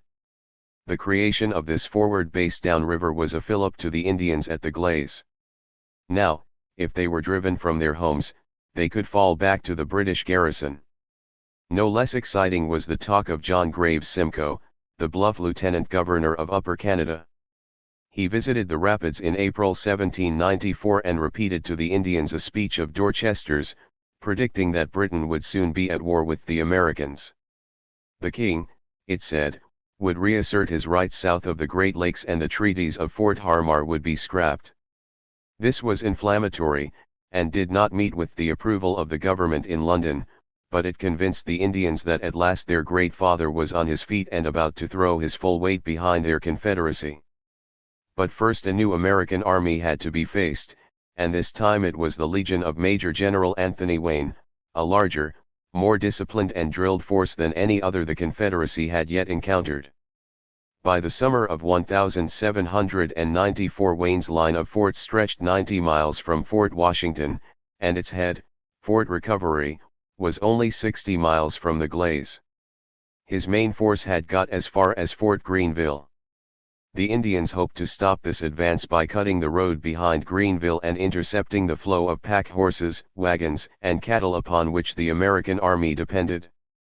On 19 and June 20, 1794 Blue Jacket led the main Indian army from the Glades, and picking up additional recruits on the way, marched it south-southwest toward the head of Wayne's line. This was the biggest force Tecumseh had ever accompanied, about 1,200 strong. The Indians moved forward in a dozen or so files, while ahead and on the flanks were parties of scouts and hunters. The armed host needed 200 deer and as many turkeys to feed on each day it marched. Washamanatu was not smiling, however. About half of Blue Jacket's army consisted of members of the Three Fires, and they wanted to attack the weak but advanced post of Fort Recovery rather than cut Wayne's communications south of Fort Greenville. It was a thoroughly bad decision, because even a success at Fort Recovery would have had little strategical value, but the chiefs felt obliged to humor so many important allies. First light of June 30 therefore found Tecumseh and the other Indians secreted in the woods outside Fort Recovery. A convoy of pack animals, which had gone into the fort the previous evening, was turned out to graze. When the animals trotted into the forest to forage, the Indians sprang on them, seizing more than 200, and killing or driving away the drovers. Then Major William McMahon, who commanded the convoy's 140-strong military escort, gallantly led his men to the rescue, but as they entered the trees they were cut to pieces and driven back to the fort in disorder. So far the warriors had won a victory. But, excited by the sight of those terrified soldiers speeding back for shelter, the Ojibways and Ottawas made a full attack upon the fort itself. Captain Alexander Gibson commanded few more than 100 defenders, apart from the remains of McMahon's force, but without artillery the Indians had little chance of rooting him out. The impetuosity of the attack was punished by well-directed small arms fire and blasts of ball and canister shot, and the Indians withdrew to a safer distance. For the rest of the day and the following morning the Indian army as a whole was reduced to wasting ammunition taking potshots at loopholes. The campaign disintegrated. After suffering most of the 17 Indian fatalities sustained in the battle only a few less than the Americans, the Three Fires complained that their allies had not supported them properly, and decamped for home. Even the arrival of reinforcements under Buchan-Gahlas did not give the remaining warriors the strength to achieve their original objectives, and the expedition broke up. It was supposed to have starved Wayne's legion of supplies. It merely created divisions that the Indians could ill afford in the approaching crisis. 7. The initiative passed to Major General Wayne, and at the beginning of August an American deserter brought news that the Legion, Wayne's self-contained army of cavalry, infantry, and artillery, had started toward the Glades. Once again Tecumseh and the other Shawnees abandoned their homes and belongings. Once again they had to leave their ripening crops to the enemy. Unable to organize a defense in time, the Indians evacuated all the towns around the Glades and tumbled down the Maumee. They passed the reassuring palisades of Fort Miami, and established their families on Swan Creek, which cut the northwestern bank of the Maumee above its mouth, the site of present-day Toledo. Here, at least, the British could protect and supply the women, children, and old people, while the fighting men returned upriver to make their stand against the oncoming legion. Maybe 1,500 warriors were mustered for the battle. There were the men from the Glades and Wyandots, Ottawas, Ojibways, and Potawatomis, and a small and unofficial British contribution, consisting of a few French-Canadian sympathizers and 52 Canadian volunteers under the experienced partisan of the Revolution, William Caldwell. But they were far too few, and Little Turtle doubted that they should fight at all. Wayne left Greenville with 3,500 men, including 1,500 mounted Kentucky volunteers. They put a camp at the Glades, among the empty towns of their opponents, and began a descent of the Maumee on August 15. The Indians occupied a defensive position 4 miles above the British fort. Their left, where the Shawnees stationed themselves, rested on the northwestern bank of the river, where tall meadow grass was interspersed with thin timber. Their line formed an angle with the stream, extending 3/4 of a mile upriver, its right hidden in a dense wood. Some of the trees had been uprooted by a recent tornado, and gave the spot its name, Fallen Timbers. Thus disposed, the Indians could simultaneously engage the front and left of the Legion on its march downstream, but they did not have enough warriors to man their line sufficiently. Even worse, when Wayne moved in for the kill on the morning of August 20, many of the Indians were not in their places. Some had been late leaving their camps below, and others were calling at Fort Miami for provisions. Probably only 500 men actually defended the Fallen Timbers, outnumbered by the Americans 6-1. Tecumseh was with them, at the head of a party that included Stephen Ruddell. He waited in the tall wet grass at the left of the line, where the battle would begin. Toward them rode the enemy advance guard, some Kentuckians under Major William Price. At the right time, Tecumseh's men, and the other warriors holding that part of the line, rose from the grass, presented their muskets, and fired. Then they ducked down to reload and fire again. 6 of Price's men were killed. The rest turned tail, and pursued by whooping warriors ran headlong into the Legion coming up behind, momentarily throwing 2 companies into disorder and forcing them to fall back a short distance. Wayne had trained his men well, however. The army composed itself, and the Indians lacked the manpower to maintain their charge. They were also vulnerable to counterattack, and soon the legionary dragoons were galloping forward, their sabers flashing. Their leader, Captain Robert Campbell, and at least 4 of his men were slain or fatally wounded, but they thundered into the Indians and began to outflank them on the riverside. Behind them the legionary infantry were also advancing, engaging the Indians along the whole battle front, and flushing the painted warriors from cover with their bayonets. The battle was lost, but some of the defenders fought on with great tenacity. On the right Caldwell's Canadians and the Wyandots made a disciplined retreat, using firing lines. On the left Tecumseh fought with all the stubborn courage that had helped him defeat Kenton and McClellan.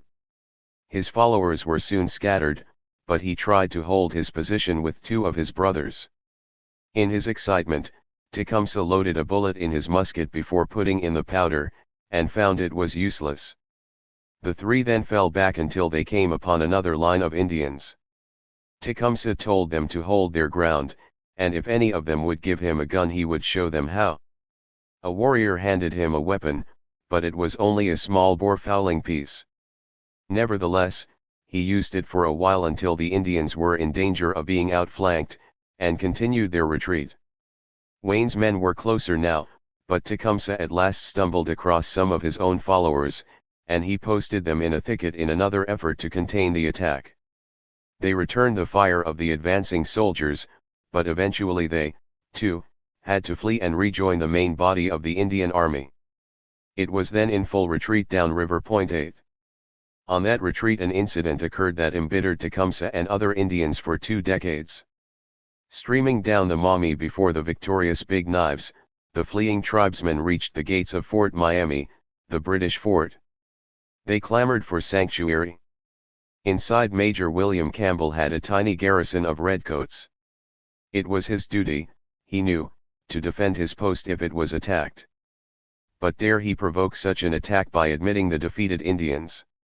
Was he, isolated upon the Maumee, prepared to risk plunging his nation into war for the sake of their Indian allies? Despite the importance of retaining the goodwill of the tribes, Campbell made his decision. He kept the gates of the fort closed. According to Blue Jacket, the principal war chief in the battle, Campbell looked over the stockade at the painted and stripped warriors packing outside his walls and called out, "I cannot let you in. You are painted too much, my children." 9. Rebuffed, the Indians ran below, to their base at Swan Creek. Wayne did not chase them. Following an acrimonious exchange of notes with Campbell, he withdrew up the Maumee, back to Camp Defiance. The Battle of Fallen Timbers was not, in itself, an irredeemable defeat for the Indian Confederacy. The tribes had probably lost less than 40 men killed, for whom they had slain 44 of the Americans and wounded 89. Driven from their homes, the Glaze Indians would also be dependent upon British charity as the winter closed in on them, yet such experiences were far from new, at least to the Shawnees. What really galled the Indians was the memory of those gates at Fort Miami, shut fast against them at the time of their need. For all the fine words offered in the name of their British father the king were now proven to be worthless. The redcoats had failed them. The Indians were alone. As Blue Jacket recalled many years later, it was then that we saw the British dealt treacherously with us. ******. The Indians' Major General Wayne had pride from the Glaze spent a squalid winter at Swan Creek. 1,000 Shawnees, almost certainly including Tecumseh, were with them, subsisting on rations of pork, salt beef, flour, peas, butter, rice, and maize which the British brought into the Maumee. They were dispirited. No bold words, not even those brought to them that fall by Simcoe and Brant, nor the blockhouse which the redcoats threw up for their protection at Swan Creek, could dispel the demoralizing sense of betrayal and defeat. Gradually, piece by piece, the Confederacy crumbled. Before the end of the year the Wyandots of the Sandusky River had sent their messengers to the headquarters of the Legion at Greenville. A far more serious defection followed in January 1795, when Blue Jacket himself stood at the head of a peace party. Despairing of British support, the Shawnee war chief took many key members of the Confederacy with him into the American camp, including Delawares, Miamis, Ottawas, and Detroit River Wyandots, but he split his own people. Work as he would, he never brought more than a fifth of the Ohio Shawnees to the final peace negotiations at Greenville. Some of the other Shawnees decided to join Lorimire's colony across the Mississippi rather than make terms with the Big Knives, while still more, among them the head civil chief Cacuplethy, remained for the time being at Swan Creek, dreaming that the British might still fulfill expectations and the Confederacy would rise again. Blue Jacket's first visit to Wayne in February established a fragile armistice pending the major treaty negotiations scheduled for the following summer. The one consolation for Tecumseh was that he felt safe enough to return to old haunts, hunting as usual. In the spring his following established a camp in western Ohio, although whether it was on Buck Creek or Deer Creek is uncertain. There they enjoyed a period of tranquility. Everyone acknowledged Tecumseh to be a fine hunter, and he won many friends by bringing home game and sharing it with the needy members of his community. Soon after his group made their new camp, a few of the younger warriors, including Lalaithika, wagered that they could kill as many deer as he in a 3-day period. The competition, the Shanes inform us, took place, but Tecumseh easily won the match. He had more than 30 deer skins to show, whereas none of his rivals produced more than 12.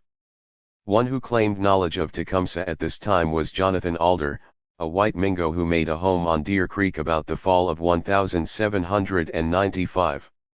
He lived until 1848, and recalled Tecumseh's sense of humor. "I was well acquainted with him. I sold him a keg of rum one day for a horse. The horse got sick and died, and shortly afterward I told him he ought to give me another horse. He said he had drunk the rum up, and it was all gone, and he supposed I was about as well off as he was. He said the rum was of no use to either of us, and that he had suffered all the bad consequences of drinking it. He reasoned that the horse had done as much good as the rum had done him, and perhaps more, but as it was, if I was satisfied, we would quit square, and so we did. 10. Tecumseh did not interrupt his hunting to attend the peace treaty with Wayne at Fort Greenville in June to August 1795.11. The Treaty of Greenville was signed on August 3. Among the leaders who put their names to it were Blue Jacket, Red Pole, and Black Hoof of the Shawnees, and former leaders of the Confederacy such as Tarhi the Crane, Igashawa, Little Turtle, and Buckangahelas. The boundary established by the treaty ran from the Cuyahoga and Tuscarawas rivers in northeastern Ohio west-southwest to Fort Recovery, close to what is now the Indiana state line, and then dropped to the Ohio River. It finally confirmed the offending treaties of Fort Harmar, and in fact slightly enlarged the amount of land the United States acquired. The Indians had lost the southern, central, and eastern sections of what is now Ohio, about 2/3 of the state, and in addition they ceded a few strategic areas on the Indian side of the line, including the sites of Forts Wayne and Defiance, both formerly centers for the Indian Confederacy. The Indians were permitted to hunt over the ceded area, but their title to it had gone. For this Wayne dispensed $20,000 in treaty goods, and perpetual annuities, $1,000 each to the Shawnees, Delawares, Miamis, Wyandottes, Ottawas, Potawatomis, and Ojibways, and $500 to each of several tribes of the Wabash and Illinois rivers. Some of these peoples had made only marginal use of the ceded territory, and the treaty was particularly severe upon the Shawnees and Delawares, who had yielded not only hunting lands but also some sites of their villages. For 50 years the Shawnees had fought and suffered to defend this ground from the French, the British, and the United States. Many had died in that struggle, including Tecumseh's father, and both of his older brothers, Cheeseeko and Saowazeeko. Now it was over, and Tecumseh must have been glad that Pukshinwa and Cheeseeko were not alive to see the result of their sacrifices. Sometime in the fall, Blue Jacket visited the camp of Tecumseh, and explained the treaty. The younger man listened, but he had no intention of going to the American fort, as some others were doing, to approve of what had been done. 12. Although he had made himself a minor chieftain, Tecumseh could not undo the work of Blue Jacket and others. But somewhere in his mind he stored a memory of the great Confederacy for which he had fought. And when the specter of American land hunger again threatened the Indian peoples, he would work for its resurrection. 8. Chief. By the time the Treaty of Greenville was signed, Tecumseh had become a war and civil chief of his people. Shawnee war chiefs always earned their places by merit. Civil chiefs, who supervised the village councils in peacetime, sometimes inherited the position, especially among the Miko-Ces, but both offices could be held by the same person. Such a man was Tecumseh. In 1795 enough families were attracted to his leadership to enable him to quit the complex at Swan Creek and form a separate village. Tecumseh's village on Buck Creek or Deer Creek may even have been the principal Kispoko village left in Ohio. His band consisted of about 45 or 50 warriors, with a total population of up to 250. These were largely Kispokos, and included some who had been with Cheeseco in the south. A few months before Tecumseh created his independent village, 114 Kispokos, 49 men, 34 women, and 31 children were being rationed by the British at Swan Creek. Tecumseh probably took many, if not most, of these with him, along with a few families of other Shawnee divisions. 1. Some of his followers were relatives, such as Lalaithika and Kumskako, his brothers, and probably also his sister, Tecumseh, with her husband, Wasaikgabo. Tecumseh was the principal female chief in the band. 2 Others simply threw in their lot with a young man who embodied the qualities Shawnees most admired. Indeed, Tecumseh was the very exemplar of Shawnee manhood. His skill at hunting was legendary, and he had proved himself to be a great warrior, willing to defend his non-combatants to the death, courageous almost to a fault, and intelligent and cool under fire. The Shawnees later told John Johnston that he particularly excelled in planning large-scale engagements. Tecumseh, like many Shawnees, believed that manhood was virtually defined by success in combat. It was the role of the man to protect his women and children from the uncertainties of life in the forest, and to bring home game for food, clothing, and barter. Tecumseh disapproved of effeminacy of manner or dress because in his view it detracted from the true function of the Shawnee man. These qualities were those of a successful provider and war chief, but Tecumseh also displayed something rarer: the judgment, articulateness, integrity, and commitment to the community admired in the successful chief and counselor. He was spoken of as very sensible and serious-minded, equipped with what Johnston described as large, liberal, and comprehensive views, and his quick mind and retentive memory made him a powerful advocate in council. The Shanes said he never seemed at a loss for an appropriate answer to all questions and inquiries, while Johnston acknowledged that he spoke confidently and fluently and was a great public speaker. Stephen Ruddell made the same point. Tecumseh, he said, was naturally eloquent, very fluent, graceful in his gesticulation, but not in the habit of using many gestures. There was no violence, no vehemence in his mode of delivering his speeches. He always made a great impression on his audience. If there was one quality useful to politicians that Tecumseh lacked, it was duplicity. He was noted for his frankness, and put a high premium on truth, something that did not always work to his advantage. 3. A virtue much revered by Shawnees was generosity. Hospitality and the willingness to share food and other resources with the less fortunate were part of every Indian community's ability to survive. Tecumseh was uninterested in personal wealth, and freely gave what he had to those for whom he felt compassion and a sense of responsibility. Ruddell thought the chief free-hearted and generous to excess, always ready to relieve the wants of others.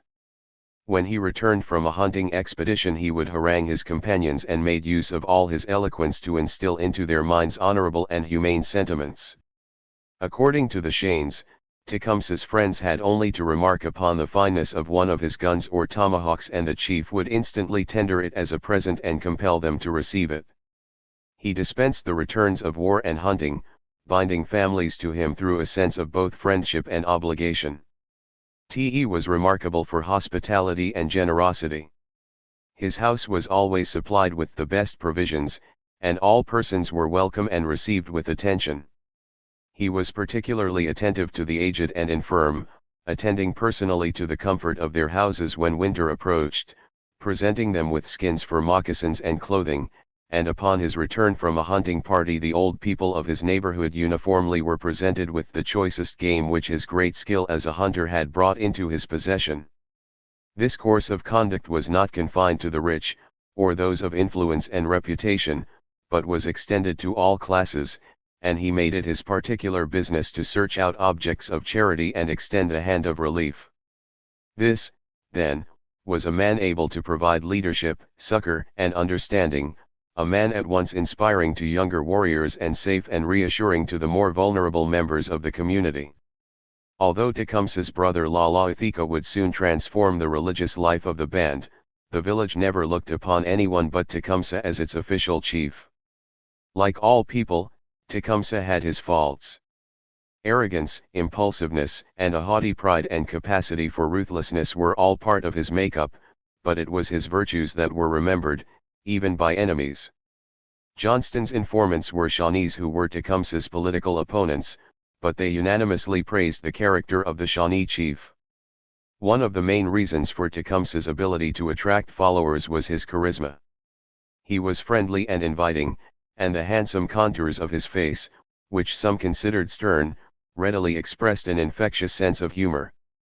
Stephen Ruddell thought him a very jovial companion, fond of cracking his jokes. He also remembered something else, far more important, but difficult to define, a rare and mysterious quality that endeared Tecumseh to those about him. There was a certain something in his countenance and manner, Ruddell said, that always commanded respect, and at the same time made those about him love him. Though elusive, the quality was tangible and considerable in its effects. As the governor of Indiana Territory, who would one day become the chief's great adversary, would testify, the implicit obedience and respect which the followers of Tecumseh pay to him is really astonishing. For some time Tecumseh seemed uncertain where to locate his band. In 1796, after the winter hunting, he moved it to the Great Miami, where he raised a crop near the site of present-day Piqua. But he abandoned this place, too, in the autumn, and the following year was planting on the headwaters of the Whitewater River in what is now Indiana. During these years the Ohio Shawnees were divided, politically and geographically. Blue Jacket and Red Pole led a peace faction, which they wanted to establish near Fort Wayne, but an anti-American group under Tecumseh had remained at Swan Creek, within the British orbit. The position of Tecumseh's band deteriorated after Britain finally surrendered its western posts, including Detroit and Fort Miami, to the United States in 1796, to comply with Jay's Treaty of 2 years before. Shawnees from both factions then formed a new town called Wapakoneta, on the upper Auglaize River. It was a little north of the Greenville Treaty line and not far from where the treaty annuities were distributed at Fort Defiance, and it quickly became the new focus for Shawnee politics. Tecumseh seems to have wanted nothing to do with these disputes, nor did he wish to jeopardize his independent status by moving to Wapakoneta and bidding for a place on the tribal council. By the time that town was being established in 1796 and 1797 he was moving westward toward the Whitewater. Years later jealous chiefs interpreted this act to his disadvantage. Although Tecumseh's band accounted for more than a quarter of the Shawnees left in the north, the chief said that because he had never sat on the tribal council he had never been a chief. When Tecumseh achieved village chieftainship he was in his late 20s and at his physical peak. He was a prepossessing man, but dressed plainly, if neatly. His hair, like that of other Shawnees, was thick and black. Occasionally he allowed it to grow long, so that it lay on his shoulders, but at other times he shaved his head, leaving a scalp lock running along the crown in the ancient tradition of the warrior. At such times he left his hair growing at the back so that it trailed down behind as far as his rump. Shawnee men made regular and liberal use of body decoration. Tecumseh never resorted to tattoos, but he kept a pouch of paint. Often he did no more with it than run a red line around his hair, but important occasions spurred him to greater artistry. Then he painted his whole face dark red, and used a finger to wipe clear streaks through it, one from the top of his forehead to the end of his nose, and others from the nostrils to each ear. A black line was added, beginning at the bridge of the nose and encircling the left eye. It is possible that these designs had symbolic importance, perhaps relating to some guardian spirit upon whom he relied for protection and assistance, but our informants, the Shanes, make no reference to it. In Tecumseh's day traditional Shawnee styles of dress remained largely intact, but European trade materials had replaced many of the native products from which clothing had originally been fashioned. British cloth was in general use, and for decoration trade beads and ribbons were taking the place of porcupine quill work. There was nothing exceptional about Tecumseh's mode of dress, apart from its quality, neatness, and cleanliness. He rarely made the ostentatious display so beloved by many Indians. A pendant sometimes hung from his nose, over the upper lip, and his ears had been pierced for ornaments, but he did not split the earlobe to insert objects, as Shawnee men of his father's generation had been accustomed to do. In hot weather Tecumseh stripped to his leather moccasins and a cloth breechcloth that was secured at the waist by a belt. More often he added close-fitting thigh-length leggings, fastened below the knee and also to the belt, and made of scarlet or blue strouting. Above, an imported linen or cotton shirt might be confined at the waist. On cold days Tecumseh also wore a woolen mantle or blanket. The headgear most favored by Shawnees was the turban, a cloth wound around the head, often enhanced by a feather or two. Sidearms normally completed Tecumseh's attire. Stephen Ruddell believed that the chief's favorite weapon was the war club, but the Shanes said that he carried a silver-mounted tomahawk pipe and an otterskin pouch. Gifted in so many ways, and armed with the confidence and personality to display his talents, Tecumseh was destined for prominence. Women were powerfully attracted to him, and Tecumseh's friends were not slow to point out to him the importance of having a wife, not simply as a companion, partner, and mother of children, but also for the many important duties women undertook in sustaining the life and comfort of the village. Despite this, Tecumseh's experiments in matrimony were unsuccessful. Short-lived marriages were common among the Shawnees. In 1773 a missionary observed that on the smallest offense they part, and so it was with Tecumseh. 5. About 1796 Tecumseh took Mamate as a wife after a brief courtship. An exceptionally attractive woman of mixed Shawnee and white parentage, she seems to have been about the same age as he. Tecumseh was unlikely to have been her first partner, but experience did not help the relationship. The Shanes admitted that Tecumseh's fastidiousness, the high standards of neatness that he set in the appearance of person and home, did not make him an easy man to live with, but they had heard that the final argument had been about the trivial matter of a paint pouch. Tecumseh gave his wife materials to make a pouch. Mamate seems to have been unusually inept among the versatile Shawnee women, for she confessed the job was beyond her, and said she would find someone else to do it. Tecumseh was unimpressed. He declared he would make the pouch himself, and soon afterward he gave his wife some presents and dismissed her from his house. The story John Johnston got from Shawnees at Wapakoneta was that Tecumseh had entered the partnership without enthusiasm in the first place, more from necessity and the urgent entreaties of his friends than from choice. His relationship with Mamate was poor, and the two kept separate beds. That may have been true, but Mamate did conceive their only child, a boy born about 1796. His name was Paki Sat, and after his parents split up he remained for a time with his mother. At the age of 7 or 8, however, he was transferred to the custody of Tecumseh's sister, Tecumseh. Whether this was because Mamate had died or simply because Tecumseh considered her negligent is unclear. To Tecumseh, his sister was the ideal of Shawnee womanhood.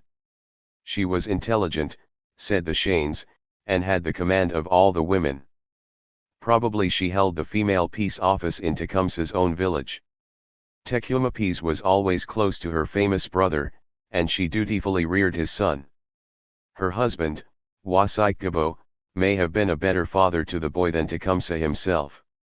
Tecumseh was said to have been not deficient in affection for his son, but he considered him too fair and like a white man, and he was disappointed when the boy showed little promise as a warrior. 6. Whatever domestic difficulties troubled Tecumseh, the need to find a suitable site for a permanent summer village was the paramount concern, and in the spring of 1798 the band traveled northwest to the West Fork of the White River. Tecumseh's residence on the Whitewater the previous year had taken him closer to the Delawares, who had been settling the West Fork of the White since 1796. The Miamis were acknowledged to have prior claim to those parts, but just as they had given the Delaware settlements their blessing, so now the Delawares extended an invitation to their grandchildren, the Shawnees. Tecumseh located his new town a little northwest of present-day Anderson, close to the line between Hamilton and Madison counties. 5 miles below, a Nanticoke village was situated by the broad stream, while above and along both sides of the river sat 9 Delaware villages, the nearest of them Saratown. The fifth along, some 12 miles upstream of Tecumseh, was Wopimaninsk, where 15 families lived under Kedujwanind. His other name, Anderson, would be commemorated by the American town that eventually rose upon the spot. Of the towns above Wopimaninsk, the most important were the homes of the chiefs Hakinkpomska and Titaposit, first chief of the Muncies, and, most easterly and significant of all, the village of Wopakamikank. Here, on the river's southern bank, close to where Muncie would stand, lived 40 Delaware families and the aging war chief Buchangahelas, the most prestigious Delaware alive. 7. On the face of it, the West Fork of the White offered much. The country was rich, and the river was stocked with paddlefish, gar, catfish, eels, pike, and other fish. In the summer its hanks were alive with the sounds of birds and insects, and in bottomlands flourished chestnut, walnut, linden, cherry, poplar, and plum. Grapes and berries abounded. Farther afield the environment was varied, and included stands of oak, hickory and beech maple forest, and prairie and marsh. Game was abundant, from turkey, white-tailed deer, and wapiti to buffalo, and traders, such as John and William Connor and Frederick Fisher, were soon establishing themselves in the West Fork villages. Tecumseh's band had occupied 4 sites in as many years since 1795, but here they settled. The White would be Tecumseh's home for 8 years. Asterisk. Those years are the least documented in Tecumseh's adult life, and we catch only occasional glimpses of him, recalled by white pioneers who saw him during his visits to Ohio. The Galloway family moved from Kentucky to the Little Miami in 1798, building a home 5 miles northwest of what is now Xenia. James Galloway Jr. remembered mixing with a good-natured party of Shawnees who camped near the house that same year. 3 of the Indians had a smattering of English, the results of having been taken prisoner in 1786 by Logan's Kentuckians, James Logan, whose Indian name was Spemikalaba, and Peter Cornstalk and his wife. They were a few years younger than Tecumseh, who was one of their companions. There was a drunken spree. Tecumseh generally neither drank nor ate to excess, but on those occasions when he was inebriated he remained good-humored, and he disapproved of the violence that accompanied so many Indian drinking bouts. And that is how Galloway seems to have remembered it. 8. Peter Cornstalk, Logan, and Tecumseh would all enjoy celebrity among their people. Peter became a fluent orator, and Logan died an American hero of the War of 1812. A tall, strong, honorable man, Logan excelled in wrestling, and he probably tried his strength with Tecumseh. Simon Kenton, who renewed his acquaintanceship with Tecumseh about this time, recalled the chief's happy and playful disposition. He remembered how Tecumseh used to wrestle and exercise in the snow at Jarbo's. Stephen and Elizabeth Jarbo were Kenton's parents-in-law, and from 1799 they lived 4 miles north of present-day Springfield, Ohio. 9. Abner Barrett's house stood at the head of Buck Creek, and he, too, counted Tecumseh among occasional visitors. He used to tell the story of the big Kentucky greenhorn who came to Ohio in 1802 or 1803, hoping to purchase land on the Mad River. One night the newcomer was at Barrett's, where he grew alarmed at the news that some Indians were in the area. Near dark, the door was suddenly thrust open, without a preliminary knock or warning, and Tecumseh strode in with his usual stately air. Pausing, the chief looked around silently, and noticed the transparent discomfort on the face of the burly Kentuckian. After a moment of hesitation, Tecumseh pointed to the stranger and, addressing Barrett, declared, "A big baby."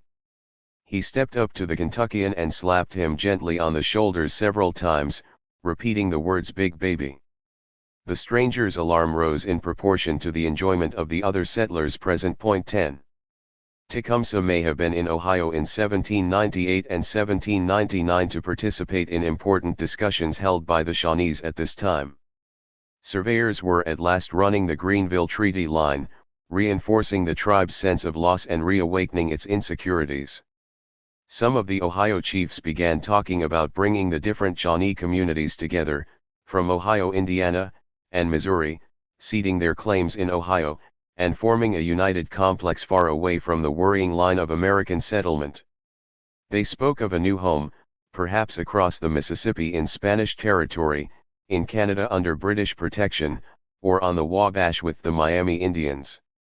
Shawnee spokesmen even went so far as to broach their ideas to the British, and Sir John Johnson, the Superintendent General of Indian Affairs in Canada, promised the tribe an asylum on British soil rather than risk losing such valuable warriors to the Spanish colonies, with whom Britain was then at war. 11. The arguments ultimately came to nothing, but before they were through the tribe was involved in a serious frontier alarm in the summer of 1799, one that apparently first brought Tecumseh's oratorical skills to the notice of the whites.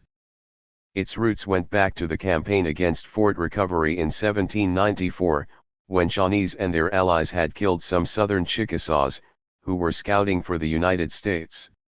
Now word went around that the Chickasaws were coming north in force to take their revenge. The rumor was absolutely false, and no one knew how it started. Some said a drunken white soldier had foisted the story upon a Shawnee named Waisha in Cincinnati, and there were reports of strange Indians lurking in the woods. One notable Shawnee leader, Kakanathuka, even credited a fanciful story that two of his fellow tribesmen had actually been seized by the Chickasaws and had only got away through the intercession of some Americans.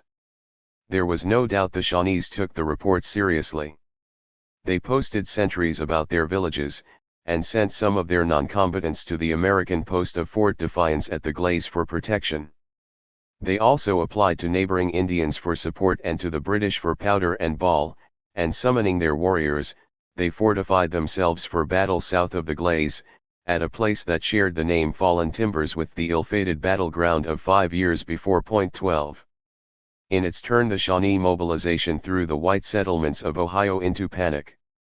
There was disagreement about whether the Shawnees intended all-out war, or merely to stop the boundary survey, but homesteads across a 20-mile front were abandoned as families either fled the region or struggled into small block houses that were erected on the Mad River. 13. Finally, two settlers, William Ward and Simon Kenton, sent a letter to the Wapakoneta chiefs by a Shawnee-speaking French-Canadian named François Duchesquet. On August 13, 7 Indian leaders put their names to a reply, assuring the settlers that they meant no harm to the Americans, and explaining their precautions against a Chickasaw attack. The result was a meeting between Ward and Kenton and some Shawnee chiefs, probably on August 15. James Galloway Jr. believed the council took place at Duchesquet's, about 6 miles north of the site of Urbana, and said that the several Shawnee chiefs attending put Tecumseh forward as their principal speaker. He gave a long delivery much admired for its force and eloquence, Galloway remembered. The interpreter, Duchesquet, later told Galloway that it was difficult for him to interpret his lofty flights of eloquence, although he was as well acquainted with the language as with the French. The meeting was successful. Kenton was able to reassure the local settlers, and Neonimsico, a Shawnee leader, went to the Great Miami to speak to the white people there. 4 other leaders accompanied William Ward to Cincinnati, which they reached on August 16, and explained the misunderstanding to the governor of Northwest Territory, Arthur St. Clair. 14. War scares, many of them arising from periodic increases in international tension, frequently disturbed Indian villages during these years. Even on the White River, Tecumseh's tranquility was occasionally disturbed by distant rumblings. There is a suggestion that he once contemplated taking his band to Spanish Missouri. The move was an obvious one, for Tecumseh was familiar with the Shawnee colony there. Pierre Menard recollected seeing Tecumseh at Apple Creek, where he had relatives, about 1801. However, after Spain and Britain went to war in 1796, even the Indians of Missouri were in danger of being drawn into unwanted battles. 15. Peace shakily prevailed, and Tecumseh was able to concentrate on his hunting. While living on the White, he also made 2 more attempts to find a suitable wife, but there were no more children. Of these 2 marriages, the first, to a very beautiful woman, ended as abruptly as his relationship with Mahmate. The gossip was that Tecumseh found the woman remiss in providing a meal for his friends. He returned from a hunt one day and issued his customary invitation to friends to join him for dinner, and he gave his wife a turkey to dress. When the bird was served, he noticed that a few of its feathers remained unplucked. The chief kept his peace until the guests had departed, but then he gave his wife a bundle of clothing and sent her away. She was astonished, we are told, and she promised to reform, but he would not have it. Unlike many Shawnees, Tecumseh was monogamous, but the standards he demanded of whoever was his wife were exacting indeed. The year 1802 saw him in a happier, if ultimately no more successful, partnership, this time with Wable Gune Kwa, or White Wing, the daughter of an influential Shawnee chief named Half Moon. Half Moon dips in and out of our sources without betraying much of himself. If he was the Half Moon mentioned by John Slover, who was captured by Shawnees in 1782, he was already a notable warrior by that time. 13 years later he was certainly being described as a chief in commissary notes issued at Fort Greenville. During December 1795 the Americans issued 30 pounds of beef, 28 pounds of bread, 70 pounds of flour, a gallon of salt, and 3 gallons and 2 quarts of whiskey to a hunting party of Shawanoes under the Half Moon, chief. It was probably meant that he was a peace or civil chief. Tecumseh's marriage to the daughter of such a substantial figure must have improved his standing, since it bound an important family to him in obligations of kinship. And the marriage held up uncommonly well for him. Tecumseh remained with White Wing for 5 years. They parted in 1807, when he was living at Greenville, reportedly because she was unable to bear him any children. 16. To the end of his life the successful hunter, orator, friend, soldier, and chief consistently failed as a husband and father. ******. For several winters the peace of Greenville held. Tecumseh's band was content to remain with Buckingham-Gahelaz's people, distant from Shawnee politics at Wapakoneta, distant too from the troublesome white settlements that were colonizing the beautiful valleys of Ohio. When the United States carved Indiana Territory from the former Northwest Territory in 1800, enclosing within it the land between the emerging state of Ohio and the Mississippi, it had few more than 6,000 white inhabitants, most of them at Vincennes on the Wabash and Kaskaskia and Cahokia in the west. Tecumseh might have hoped for a period of stability, but it would not be so. The new century found Indians across the old Northwest being sucked inexorably into a new crisis, one felt as acutely beside the placid waters of the White as elsewhere. Poverty, internal strife, drunkenness, insecurity, and disease were reducing the Indians to desperation. The hunting, which provided food and the means of buying valuable trade goods, was yielding ever poorer returns. In converting the wilderness into farm and grazing land, the American settlers destroyed the habitat for game and drove it away, but even far from the white frontier, in places more hospitable to wildlife, Indians themselves were overhunting. Overhunting was prompted by the falling prices commanded by skins and pelt rise. Europe was still at war, and the market it provided for furs was declining and uncertain. Indians found that their furs bought fewer of the trade goods upon which they had come to rely, so that more animals were needed to secure them. Gradually game became dangerously scarce. Some Indians said that the spirits had been offended by overhunting, and were withdrawing the animals to punish the tribes. As the yields from hunting fell, treaty annuities grew in importance. In the summers Shawnees and Delawares traveled to the new distribution point at Fort Wayne to collect the $1,000 worth of goods due them under the Treaty of Greenville, returning with hoes, adzes, saws, knives, axes, kettles, ammunition, rope, rugs, blankets, cloth, and clothing. Yet even for those warriors who made an additional journey to Amherstburg in Upper Canada to receive British presents, the issues could not compensate for the troubles of the fur and skin trade. Their communities got poorer. The problem was accentuated by the general misuse of liquor.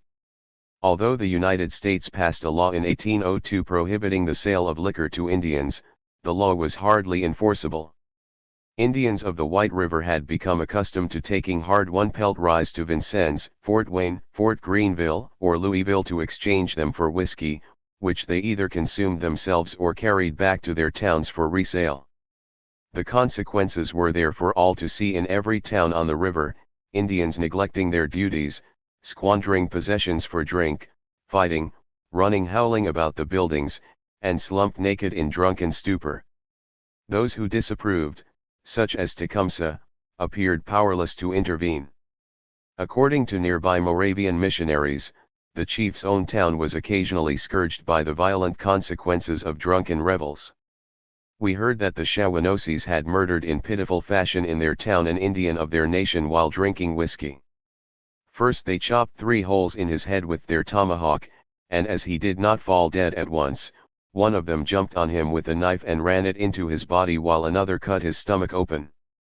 This happened 15 miles from here, where the Shawanoes live. Thus also lately a Delaware Indian murdered a Shawano woman. A drunken bout never takes place among the heathen without one or the other losing his life or being at least terribly maltreated. The guzzling of whiskey among these heathen is so dreadful that no one can imagine it. 17. Drunkenness not only sowed division and violence but also increased poverty.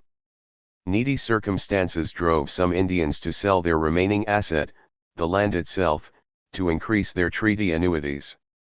They played into the hands of the United States, which had no sooner surveyed the Greenville boundary than it stood ready to tear it apart.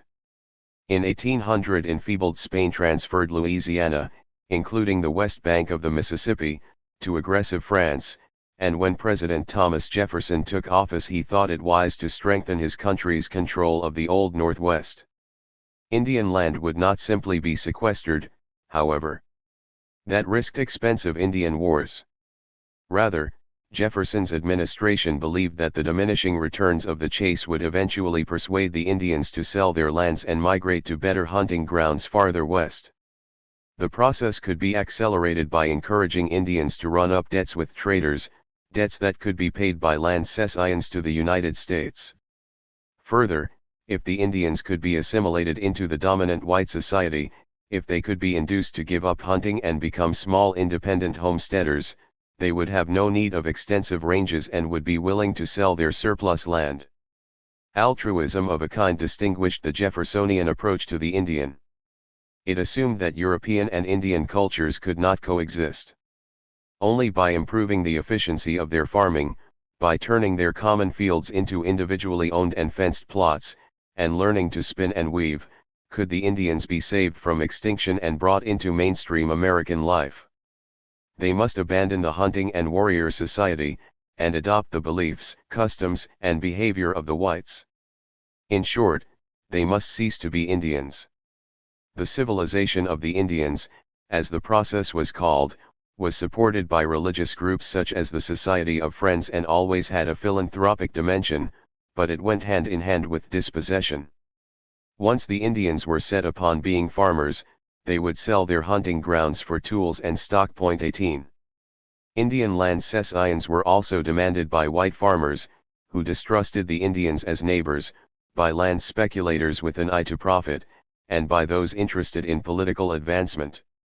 They found an able advocate in the new governor of Indiana Territory, William Henry Harrison. A genial, mild-mannered, and cultivated Virginian, Harrison was only 27 years old when he arrived at Vincennes as the territory's first governor, but he was strong-willed and ambitious. A military man who had fought at Fallen Timbers, he was also a professional politician close to the land speculators. In his previous position as a delegate of the Northwest Territory to Congress he had largely concerned himself with the disposition of public lands, and his wife was the daughter of the speculator John Clovis Sims, whose Miami purchase had made such great inroads into the Shawnee country north of the Ohio in 1788. Unlocking the land and encouraging white settlement, Harrison understood, would not only give greater security to the citizens of Indiana Territory but also advance the march to statehood. In September 1804 Indiana already had a sufficient population to qualify for second-grade government. Harrison satisfied the Republic's land hunger with unreasonable alacrity. Between 1802 and 1805 he concluded no less than 7 treaties, by which Delawares, Miamis, Wees, Piankashaws, Eel Rivers, Potawatomis, Kickapoos, Shawnees, Kaskaskias, Sacs, and Foxes alienated their title to the southern part of present-day Indiana, portions of Wisconsin and Missouri, and most of Illinois, all for the derisory sum of 2 cents an acre or less. Harrison's treaties were hardly models of fair dealing. At various times important Indian leaders were bribed, annuities guaranteed by former treaties were threatened if tribesmen refused to negotiate, deals were struck with unrepresentative tribes and individuals, liquor was employed to mellow Indians attending treaties, the poverty of the native communities was exploited, and agreements were reached with some groups of Indians to isolate others. Nearly all the treaties provoked Indian outrage and protest. 19. At Greenville in 1795 the United States had negotiated with all interested tribes. This was partly to meet the Indian Confederacy's insistence that the land was held in common by them all, and partly to avoid further charges that some Indians were selling property that belonged to others. In the new spate of purchases, however, American officials reduced resistance and minimized expenditure by identifying and negotiating with the specific users of the desired territory. In doing so they generated divisions within and between Indian villages, between beneficiaries and non-beneficiaries, and between chiefs who acquiesced to the treaties and the Indians opposed to them. Nowhere was there a better illustration of this than on the West Fork of the White, where the treaties renewed insecurity and created anger among the Delawares. In 1802 and 1803 4 Delaware chiefs consented at Vincennes and Fort Wayne to the cession of a large tract about Vincennes, one that included the Lower White and pointed uncomfortably to the Delaware, Shawnee, and Nanticoke towns upstream.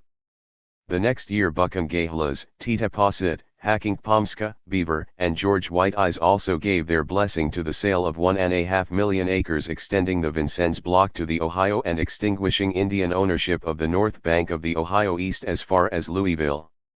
When the chiefs returned to their villages with the meager proceeds they were so ashamed of what they had done that they kept it a secret. In 1805 Harrison's agent had to visit the White to explain the transaction, and old Titaposset was so embarrassed that he trembled and appeared very much agitated and confused whilst speaking. The ominous storm that was brewing against the chiefs had barely subsided in August 1805, when Harrison assembled Delawares and other Indians at his home, Grouzeland, in Vincennes, and bought an additional 2 million acres linking his recent acquisitions to the old Greenville line. He had thus cleared the entire north bank of the Ohio of Indian title. Here the Miamis denied that the Delawares had had any rights to land in Indiana, which they merely occupied by the Miamis' sufferance. Consequently, the chagrined Delawares returned home without any additional compensation for the part they had played in the new treaty, and complaining that they no longer owned the ground beneath their feet. Not surprisingly, in the light of the run of land cessions, the Delawares brooded over the possibility of their homes on the White being sold by the Miamis, and they talked earnestly about migrating across the Mississippi. 20. Living among the Delawares, Tecumseh watched the growing insecurity among his hosts, and heard the abuse hurled at chiefs party to the treaty proceedings. He also knew the anxiety among his own people in Ohio. The Shawnees were not deemed to have had an interest in the lands purchased by Harrison, something they may have resented after so many tribes had dipped their hands into the sale of Shawnee territory at Greenville. Nonetheless, several hundred Shawnees attended the Fort Wayne Treaty of June 1803 as observers, and Tecumseh may have even been one of them. Disgusted at the release of the Vincennes block, the Shawnees walked out of the council at one point. However, they too finally made a small concession by selling their rights in an Illinois salt spring for a salt annuity. 2 years later a small band of Shawnees living on the Detroit River also obtained 1/5 of a $1,000 annuity for consenting to the cession of land east of the Sandusky, negotiated at Swan Creek. Neither the Treaty of 1803 nor that of 1805 surrendered land significant to the Shawnees, but like the Delawares they dwelt much upon these new cessions and were troubled. In fact, wherever Tecumseh looked he saw Indians afraid for their land, particularly on the upper Mississippi, where the Sac and Fox Indians resented the loss of territory taken from them by a disgraceful treaty concluded by Harrison at St. Louis in 1804. There, also, the acquisition of Louisiana by the United States in 1803 told the tribes of the Old Northwest that they were gradually being encircled, hemmed in east, south, and west. French-Canadian trader Jacques Lascelles, who knew the Indians better than most, declared the land issue to be the great subject of Indian discontent, while Harrison himself acknowledged that tribesmen were grumbling about the treaties and threatening to drive the Americans back over the Ohio. 21. An ugly cycle was developing: deprivation, land sales to alleviate distress, and further deprivation. Complained the Shawnee chief Blackbeard, "The white people destroyed all that God had given us for our support. I was reduced and all my younger brothers to poverty." 22. A solution favored by American officials and missionaries was civilization, but this only created more division and confusion in the Indian country. Some chiefs were inclined to go so far along that road. Others thought not only that exchanging the life of the warrior and hunter for the punishing discipline of farming was irksome and unfulfilling, but that it was also blasphemous. Had not their traditional ways of life been ordained by the Creator, and would He not be angry if these were forsaken? How would it serve the Indians to adopt the practices of the whites if it merely brought upon them the wrath of the spirits that governed all things on earth? The extent to which the Indian cultures had already been modified by Europeans varied. Some, those nearest the white frontier, were in advanced states of evolution, while others farther west had accommodated some attributes of the newcomers but remained resistant to more fundamental change. The Shawnees exemplified the more conservative Indians. Their villages were full of evidence of their long contacts with whites, of kettles, firearms, and implements, of clothing and objects manufactured from European materials, of animals such as horses and even cattle, and of houses that echoed those of white neighbors. But for all that, in 1800 life would have been instantly recognizable to a Shawnee of 60 years before.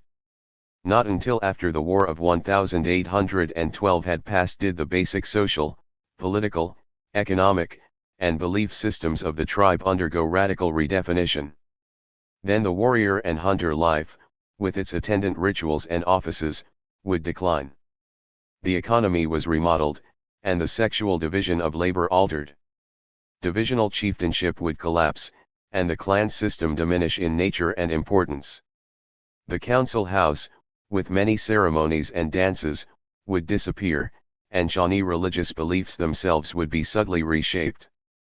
These and other transformations lay in the future, although even in 1800 there were Shawnees who saw them coming, and looked along the white man's road with suspicion and dismay. To Tecumseh the nearest example of resistance to the civilization process was afforded not by the Shawnees, however, but by the Delaware villages on the White River. In 1801 a Moravian mission had been established on the north bank of the river, 15 miles above Tecumseh's town. The missionaries John Peter Kluge, his wife, and Abraham Luckenbach were honest and hard-working, and willing to suffer for their God. Houses, a vegetable garden, fenced land, and livestock soon eased their discomforts.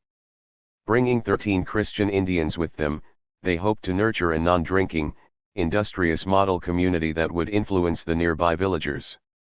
The statutes for the Moravian Church embodied codes that ran counter to Delaware culture. For example, they insisted upon a religion that recognized one God rather than a multiplicity of spirits, and taught that a man should have only one wife. They needed to be applied sensitively, as David Zeisberger used them at the parent mission of Goshen, in Ohio. Unfortunately, those who ran the White River Mission were young and inexperienced, and they were as ignorant of Indian ways as they were contemptuous of the abominations of the heathen.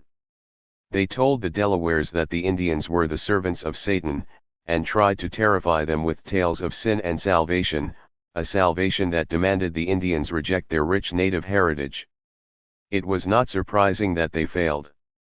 Some sick and dying Indians, preparing for the eternal torment they had been promised, came to the mission, and there was some initial curiosity about the Moravians.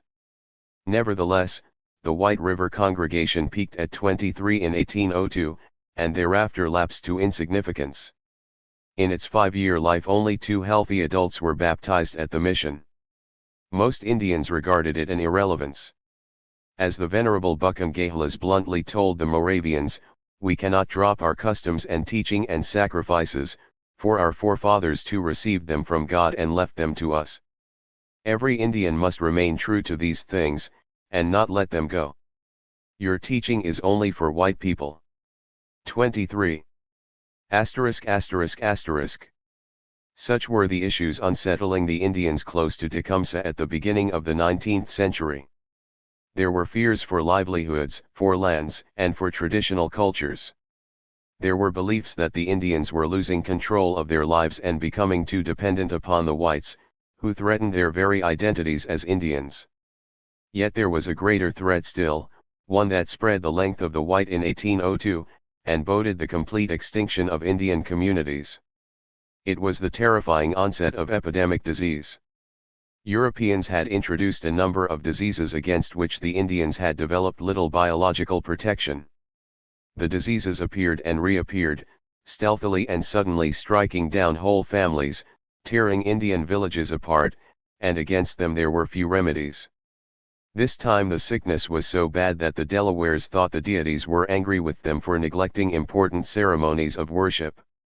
They tried to reform, reinvigorating rituals and praying for long life, but one chief who supervised such a ceremony in 1803 died himself immediately afterward. The winter of 1804 to 1805 was unusually cold, and the spring brought widespread floods that damaged Indian cornfields. A new wave of deaths also occurred, defeating the best efforts of native doctors. The disease was described at the time as a bilious fever but may have been influenza or smallpox. It struck widely, seizing people suddenly and killing them within days.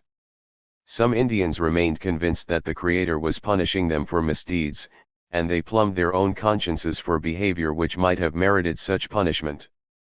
Others put the deaths down to witchcraft, the manipulation of malignant spiritual power by evilly disposed persons. As accusations against one person or another became the gossip of the villages, terror and suspicion spread. Tensions that had grown along the White River for years began to boil over. There was sickness in Tecumseh's village, too, and in June 1805 an investigation conducted there named some Wyandots as witches. In fact, although far away on the Sandusky River, near the shores of Lake Erie, the Wyandot settlements themselves were being savaged by the pestilence. It was said that on the Sandusky all men and children in their nation were dying, one after the other 24. In May the epidemic on the White claimed its most notable victim. Buchan Gehalas was an old man of some 80 snows, but even his involvement in the recent land treaties had not dimmed a matchless record. He was, as a contemporary asserted, the George Washington of the Delawares. When Buchan Gehalas died the towns along the White were in uproar. Tecumseh felt helpless against the deadly contagion, but in his village there was one man who thought he had an answer, who offered the direction so badly needed. No influential or respected person was he, either, but a coward and a drunkard, a thorough wastrel. Yet in this moment of crisis he stepped forward. He was Lalaothika, the rattle. Tecumseh's idle young brother. The prophet. 9. A revolution on the White River. He did not look much like Tecumseh, and even less did he act like him. Indeed, next to his handsome brother, Lalaothika was decidedly unprepossessing, of no great appearance, one put it. He was a rather slim man of average height. His face was lent a doleful character by the downturn of the mouth, but it was distinguished by a short mustache and a closed right eye, the latter the result of an old accident. Lalaothika dressed plainly and conventionally, but like other Shawnees he was fond of ornamentation. Clasps encircled his arms and wrists, a large silver gorget rested at his throat, and impressive pendants were suspended from his pierced nose and ears. Lalaothika lacked presence, but he talked often, and was good at it, adding force to his points with appropriate gestures. Sadly, neither that nor a calculating shrewdness had won him prestige. In fact, he was regarded as a misfit. The Shanes only echoed common opinion when they described him as a talkative, blustering, noisy fellow, full of deceit.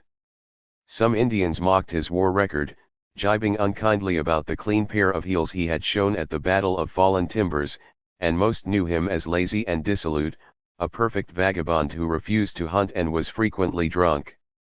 Even Lalaithika knew his reputation to be true, and acknowledged himself a very wicked man. In 1805 Lalaithika was a little over 30, and had a niche for himself as a healer in Tecumseh's village. His aptitude for the work had been revealed to him early in life by guardian spirits, and he had learned the medicinal properties of roots and herbs. Although unable to perform surgery, he could bleed patients, arrest mortification, prescribe sweat baths, and probe bullet wounds. Most crucial of all, he relied upon calling spiritual aid for the sick and driving away competing malignant forces. By services such as these, and the generosity of friends, he managed to support 2 wives and a number of children. 2. Lalaithika was more than ordinarily troubled that year. The sickness that was sweeping Indian communities was stirring the guilt deep within him. Surely this was Washamanitu's way of punishing the Indians for their inattentions and sinfulness. So, at least, said an old Delaware woman, Beata, who lived at Titaposit's town 4 miles below Wopakamikank on the White River. Beata had been baptized at the Moravian village of Friedenschutton in 1769, but her family had abandoned the Moravian faith when she was but a child, and the missionaries had seen little of her since. Now she was having visions and insisting the Creator was sending angels to tell her how the Indians might redeem themselves. Since February, Beata and her followers had been informing the Indians that they had become degenerate, neglecting ancient ceremonies that propitiated the spirits, and drinking, fornicating, stealing, and abusing others. The Great Spirit was offended, and he intended sending a Messiah who would show them correct conduct. It was important that they listened, for an apocalypse was coming, a terrible storm that would destroy the wicked. As for the witches who were using their powers to poison people, Beata herself had the ability to identify them and bring them to punishment. To the Delawares, Beata's revelations explained their misfortunes, and the visions caused a sensation along the river. Never, bewailed the Moravians, have the Indians been in such a state of revolution. They do not want to hear anything at all except what they learn through the extravagant visions. Beata was besieged with listeners. A new house was built at Wopakamikank to accommodate the revitalized ceremonies, and days and nights were spent in ritual. Although Beata was unable to check the alcoholism in the Delaware towns, her fame spread as far as the Sandusky River in Ohio, where the Wyandots were dying. In September 1805 a deputation of Wyandots arrived on the White, requesting Beata to return with them to hunt out the witches that were killing their people. Yet such was the prophetess's standing that the Delawares refused to let her go. 3. Whites as well as Indians were blamed for the decline of native ceremonials, and hostility to the Moravian mission near the Delaware towns increased. The missionaries were threatened and insulted. In July 8 drunken warriors, half naked and their faces blackened, rode like wild beasts into the mission and butchered a hog. Later that month a Cherokee family temporarily living there hosted a sacrificial feast to discomfort the Moravians.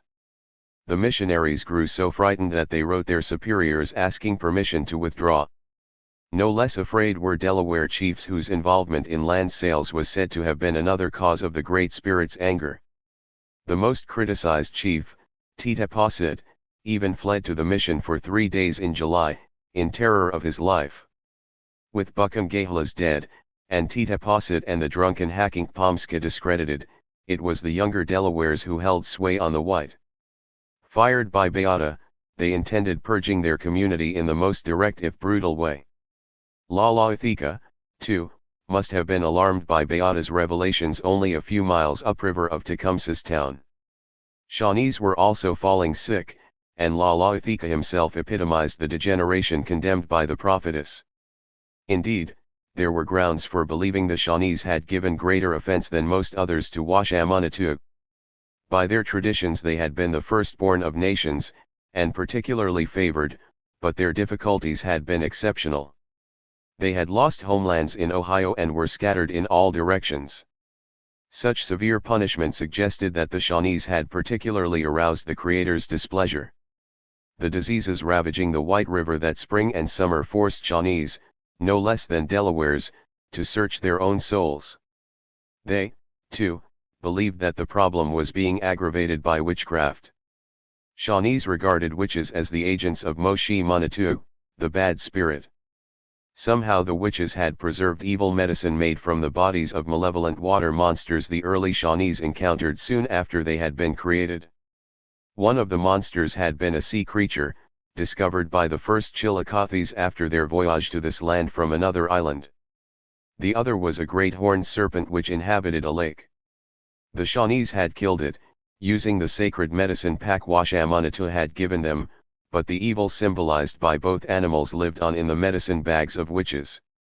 In 1805 Tecumseh town was gripped with the fear that those bags were now being turned against the people. In the eyes of the Indians, witchcraft was an entirely plausible explanation for sudden and stubborn illness. Witches were normally thought to be old people whose longevity suggested unusual spiritual power, and the accusations and counter-accusations that accompanied witch hunting could reduce communities to chaos. Even George Bluejacket, a son of the famous war chief who had been educated by the whites, did not dismiss it lightly. This witchcraft is a very wicked thing. They can go 1,000 miles in less than an hour and back again, and poison anybody they hate and make them lame, and torment them in many wicked and cruel ways. They can go into houses with their poison if the doors are locked ever so tight, and the people cannot get awake till they are gone. This witchcraft has prevailed greatly and been very common among our people, and some of the white people have learned it and practice it, and it is a very wicked thing. Point 4. By May, the Shawnees on the White River were in turmoil, as Indians sickened and died.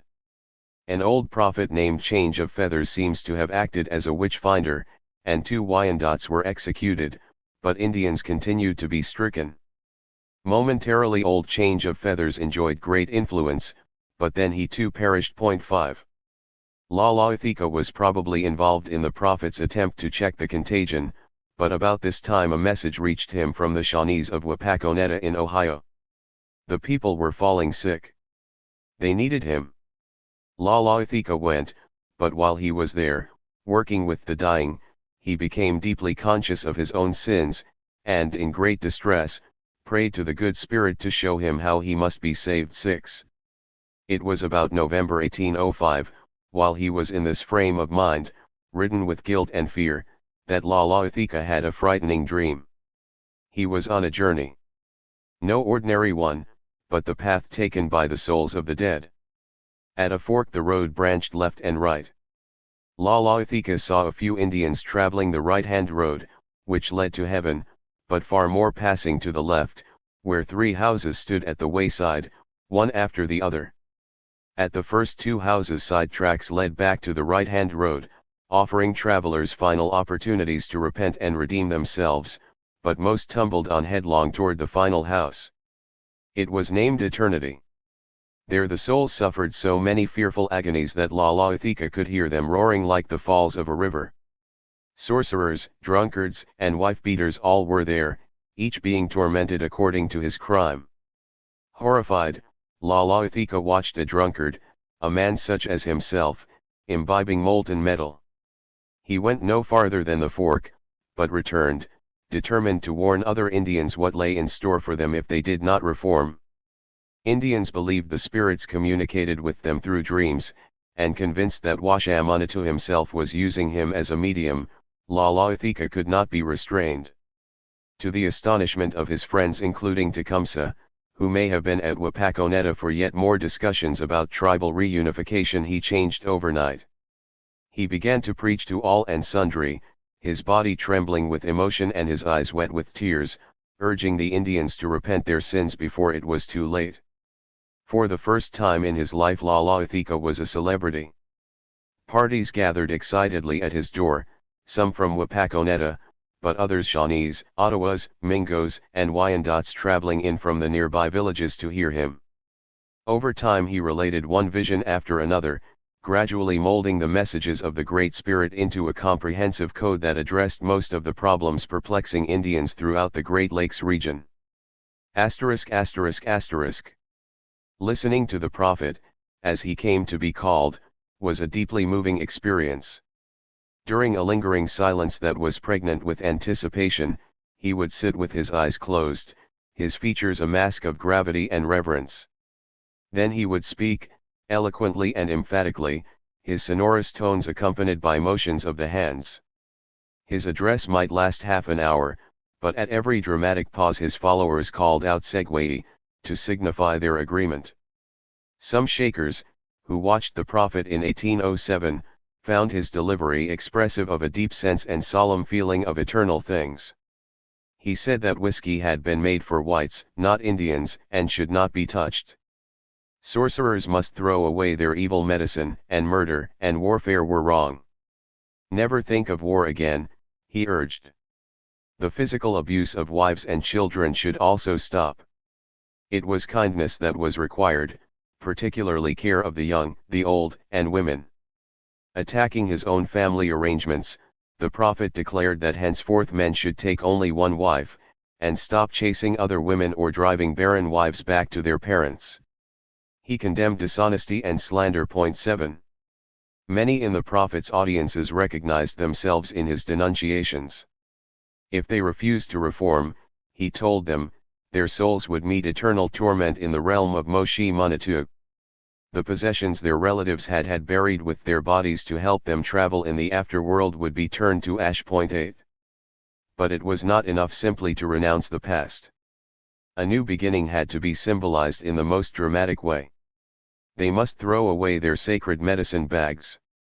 Indians were protected throughout life by their individual guardian spirits, to whom they gave obeisance and appealed at difficult times. The process was facilitated by medicine bags, in which Indians kept objects that symbolized the spirits concerned. A feather, for example, might represent the spirit of a bird. The objects were fetishes, essential to a person's ability to summon any spiritual help required, and the sacred medicine bags were at the center of an Indian's religious life and sense of well-being. The prophet associated the bags with witchcraft and the use of sacred power to cause illness and death. He called upon followers to break with the past. They should confess all the sins they had committed since the age of 7 when he deemed them to have lost their innocence and discard the medicine bags and guardian spirits under whose influence they had committed past offenses. Instead, they must be guided only by the prophet, who would interpret the will of the spirits for them. And to be worthy of redemption they must also bathe themselves each morning, pray for the fruitfulness of the earth at sunrise and sunset, and attend to certain rituals and prohibitions. There was even a dance, introduced simply for amusement. On the other hand, anyone who refused to destroy a medicine bag not only rejected the Great Spirit but laid himself or herself open to suspicions of witchcraft. 9. To his social ethic, the prophet eventually added what may be called a nativist gospel. He taught that Washamanatu intended Indians and whites to be separate, and had accordingly bestowed upon them different characteristics, beliefs, and modes of existence. It distressed him to see demoralized and indigent tribes adopting the culture of the whites. They should be proud of their native identity, independent and self-reliant, living as did the Indians in olden days. This meant revitalizing traditional ceremonies in praise of the good spirits of the air, and dressing in the styles and materials of their ancestors. Men should again shave their heads to the scalp lock, wear eagle feathers on the crown, and paint their faces. They should kindle fires with sticks instead of using flints and steel, and prefer bows and arrows to firearms. Animals introduced by the Europeans, whether they be cats or cattle, should be disposed of, except for horses, which had become indispensable. Alien foods, such as pork, chicken, and wheat were taboo. As for their livelihoods, the Indians should practice the horticultural hunting economy of the past, and refuse to hear voices that told them to imitate the whites. The prophet condemned the individual land holding favored by the whites, and held that Indian communities should hold their land in common. He even espoused the restoration of traditional pastimes and games. In short, everything must be done to protect the distinct Indian identity, and fraternization between the races must be avoided. Indian women who had married whites should leave their husbands and return home, leaving their mixed-blood children with their fathers. To those who objected that the traditional economy could not be sustained because of the decline of game, the prophet replied that the animals were being plundered to meet the demands of the whites and Indians who had acquired their materialist attitudes. As rendered by one of his disciples, the message of the Great Spirit was, "My children, you complain that the animals of the forest are few and scattered. How shall it be otherwise? You destroy them yourselves for their skins only, and leave their bodies to rot or give the best pieces to the whites. I am displeased when I see this, and take them back to the earth that they may not come to you again. You must kill no more animals than are necessary to feed and clothe you." 10. The whites had no right to the bounties of the forest, which had been created for the Indians. "I made all the trees of the forest for your use, but the maple I love the best because it yields sugar for your little ones. You must make it only for them, but sell none to the whites. They have another sugar which was made expressly for them. Besides, by making too much you spoil the trees and give them pain by cutting and hacking them, for they have feeling like yourselves.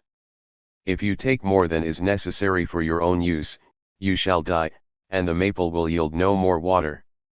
In one of his visions, Lalathika claimed that the Great Spirit compared the fat deer and bears that had once existed with the emaciated animals that remained, and complained that the red people have spoiled them by killing them too young. It was up to the Indians to restrict what they took so that the environment could regenerate.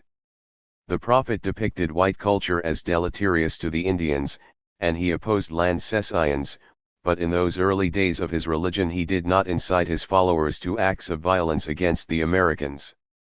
In fact, he showed occasional sympathy for them.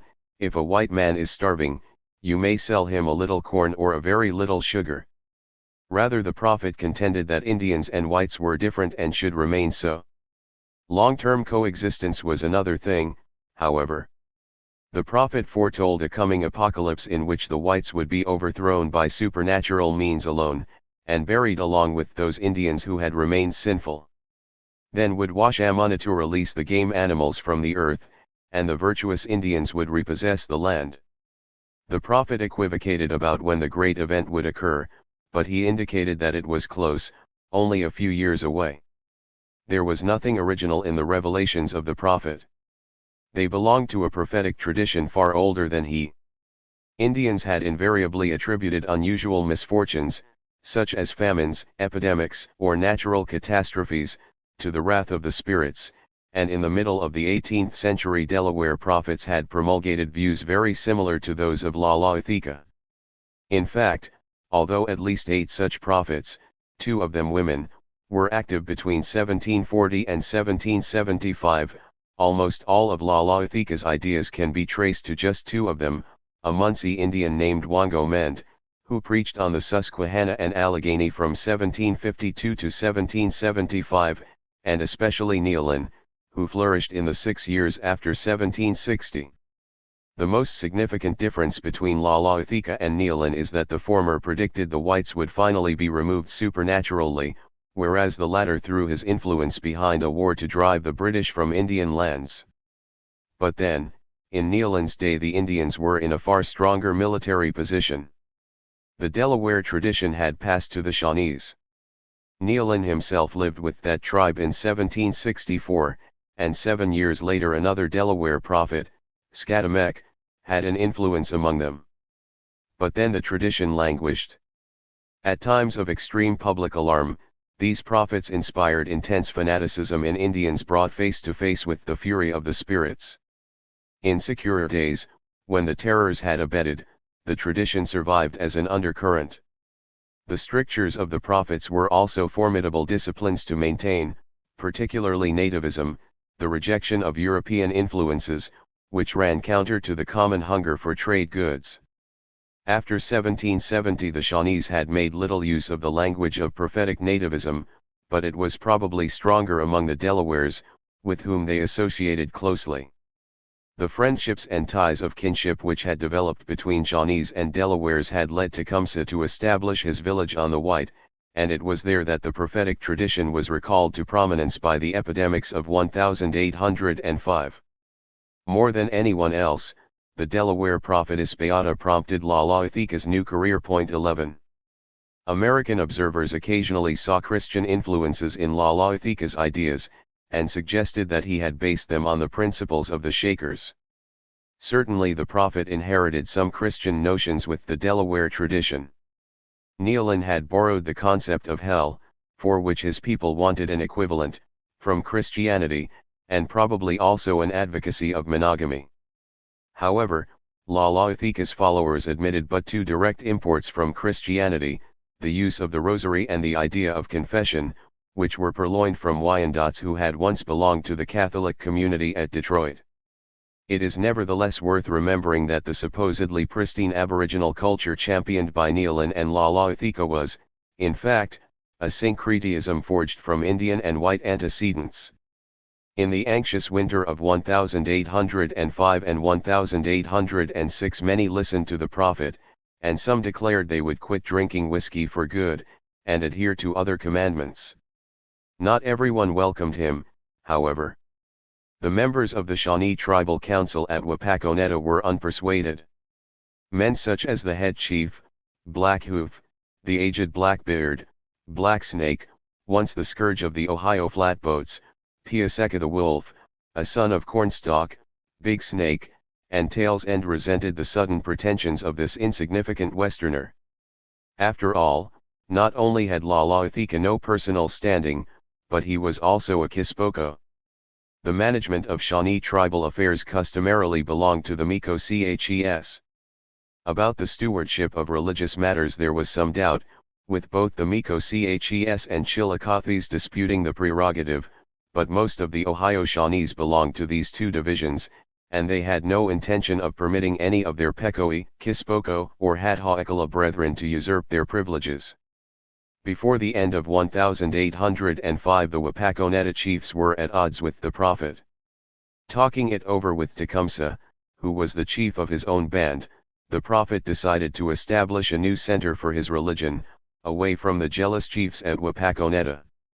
They chose a site at Greenville, where the old treaty had been signed, one that was actually on the American side of the treaty line. The brothers sent off their messengers, inviting local followers and the Shawnees and Delawares on the White to join them at Greenville in obedience to the Great Spirit. The prophet's plans proved to be premature, for the spring of 1806 found the new site still unprepared. Those of Tecumseh's band who had already journeyed from the White, and other supporters of the prophet, camped instead on Stony Creek, near present-day DeGraff, with a group of Shawnees and Mingos under a Shawnee headman named Lewis. 12. The prophet gave little personal attention to the new settlement, for that March he went west, back to the White River, on a grim mission. Learning of the prophet's powers, the Delawares wanted him to be a witch finder.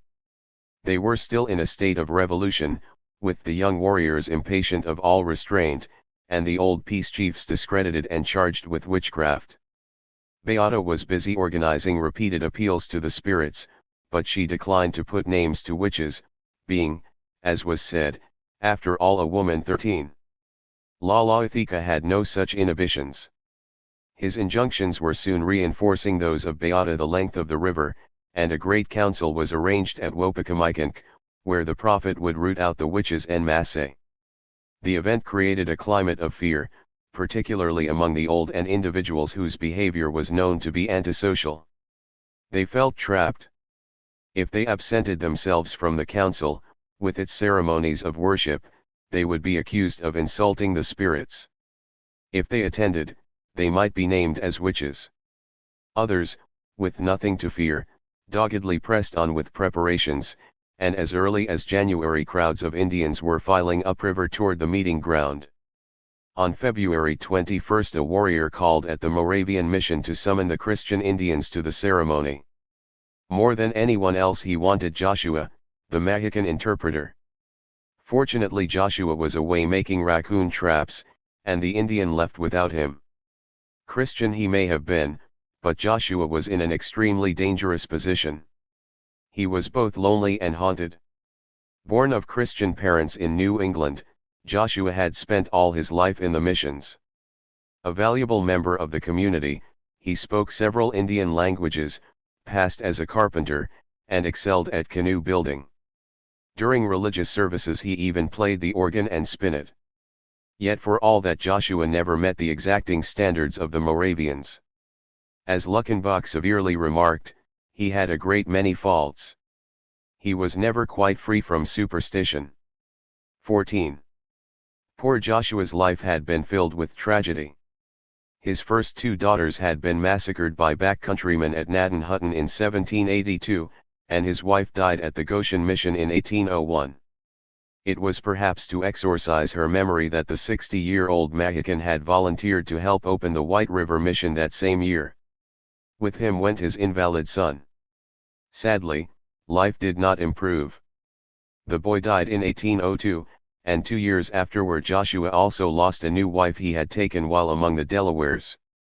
Riven by disaster, torn between the pull of the neighboring towns and an uncompromising creed that made him fear for his immortal soul, he was forever drinking in the Delaware villages, chasing local women, and returning to the mission begging forgiveness.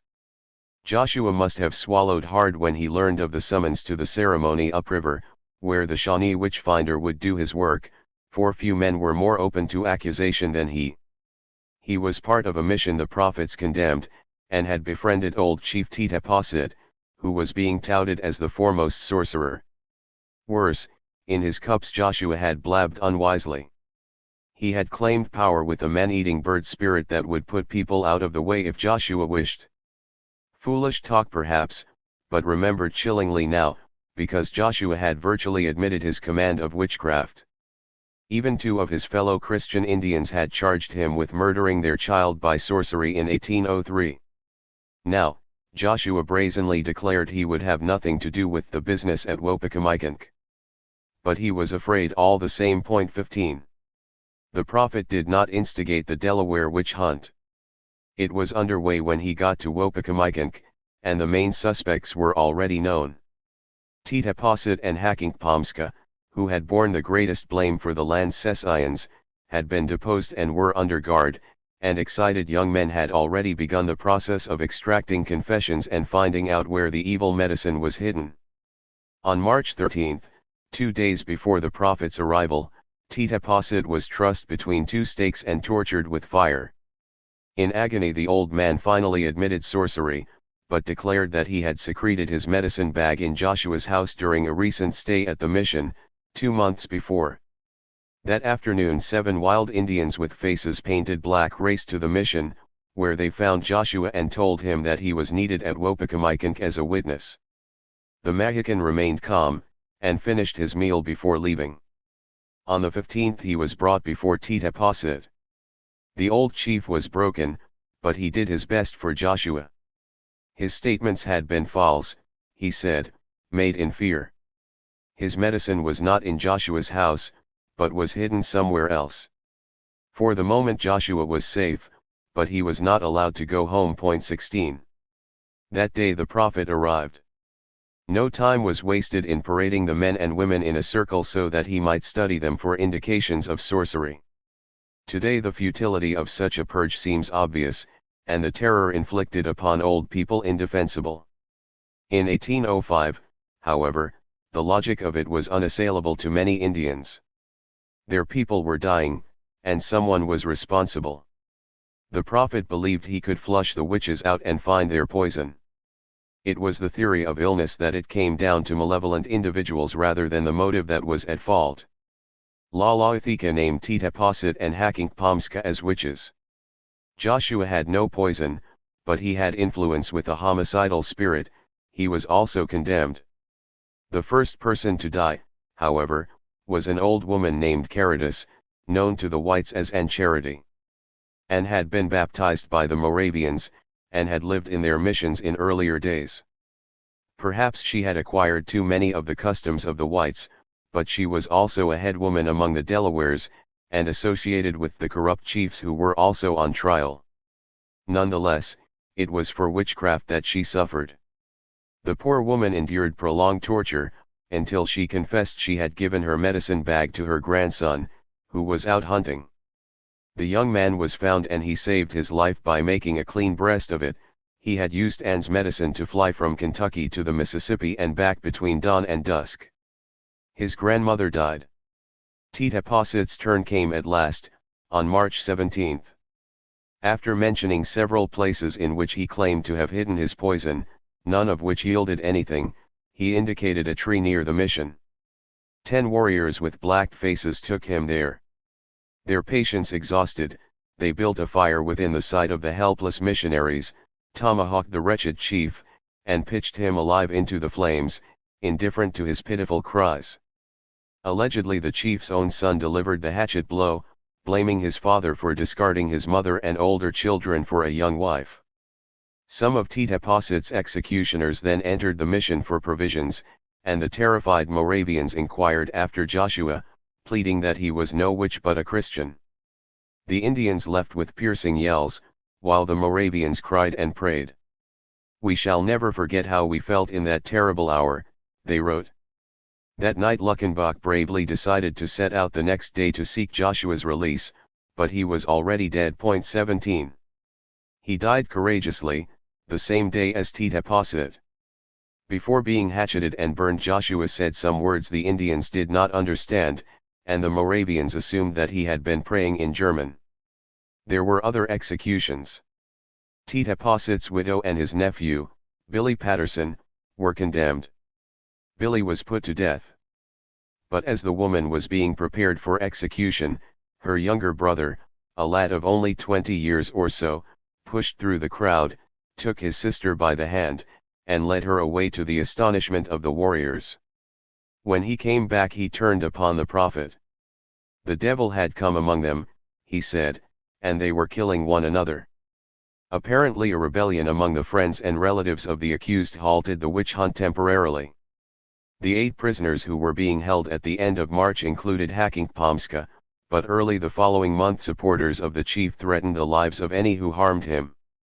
Various rumors reached the Moravians that attempts had been made to buy the lives of the accused, or that one faction of the tribe had rebelled and civil war was imminent.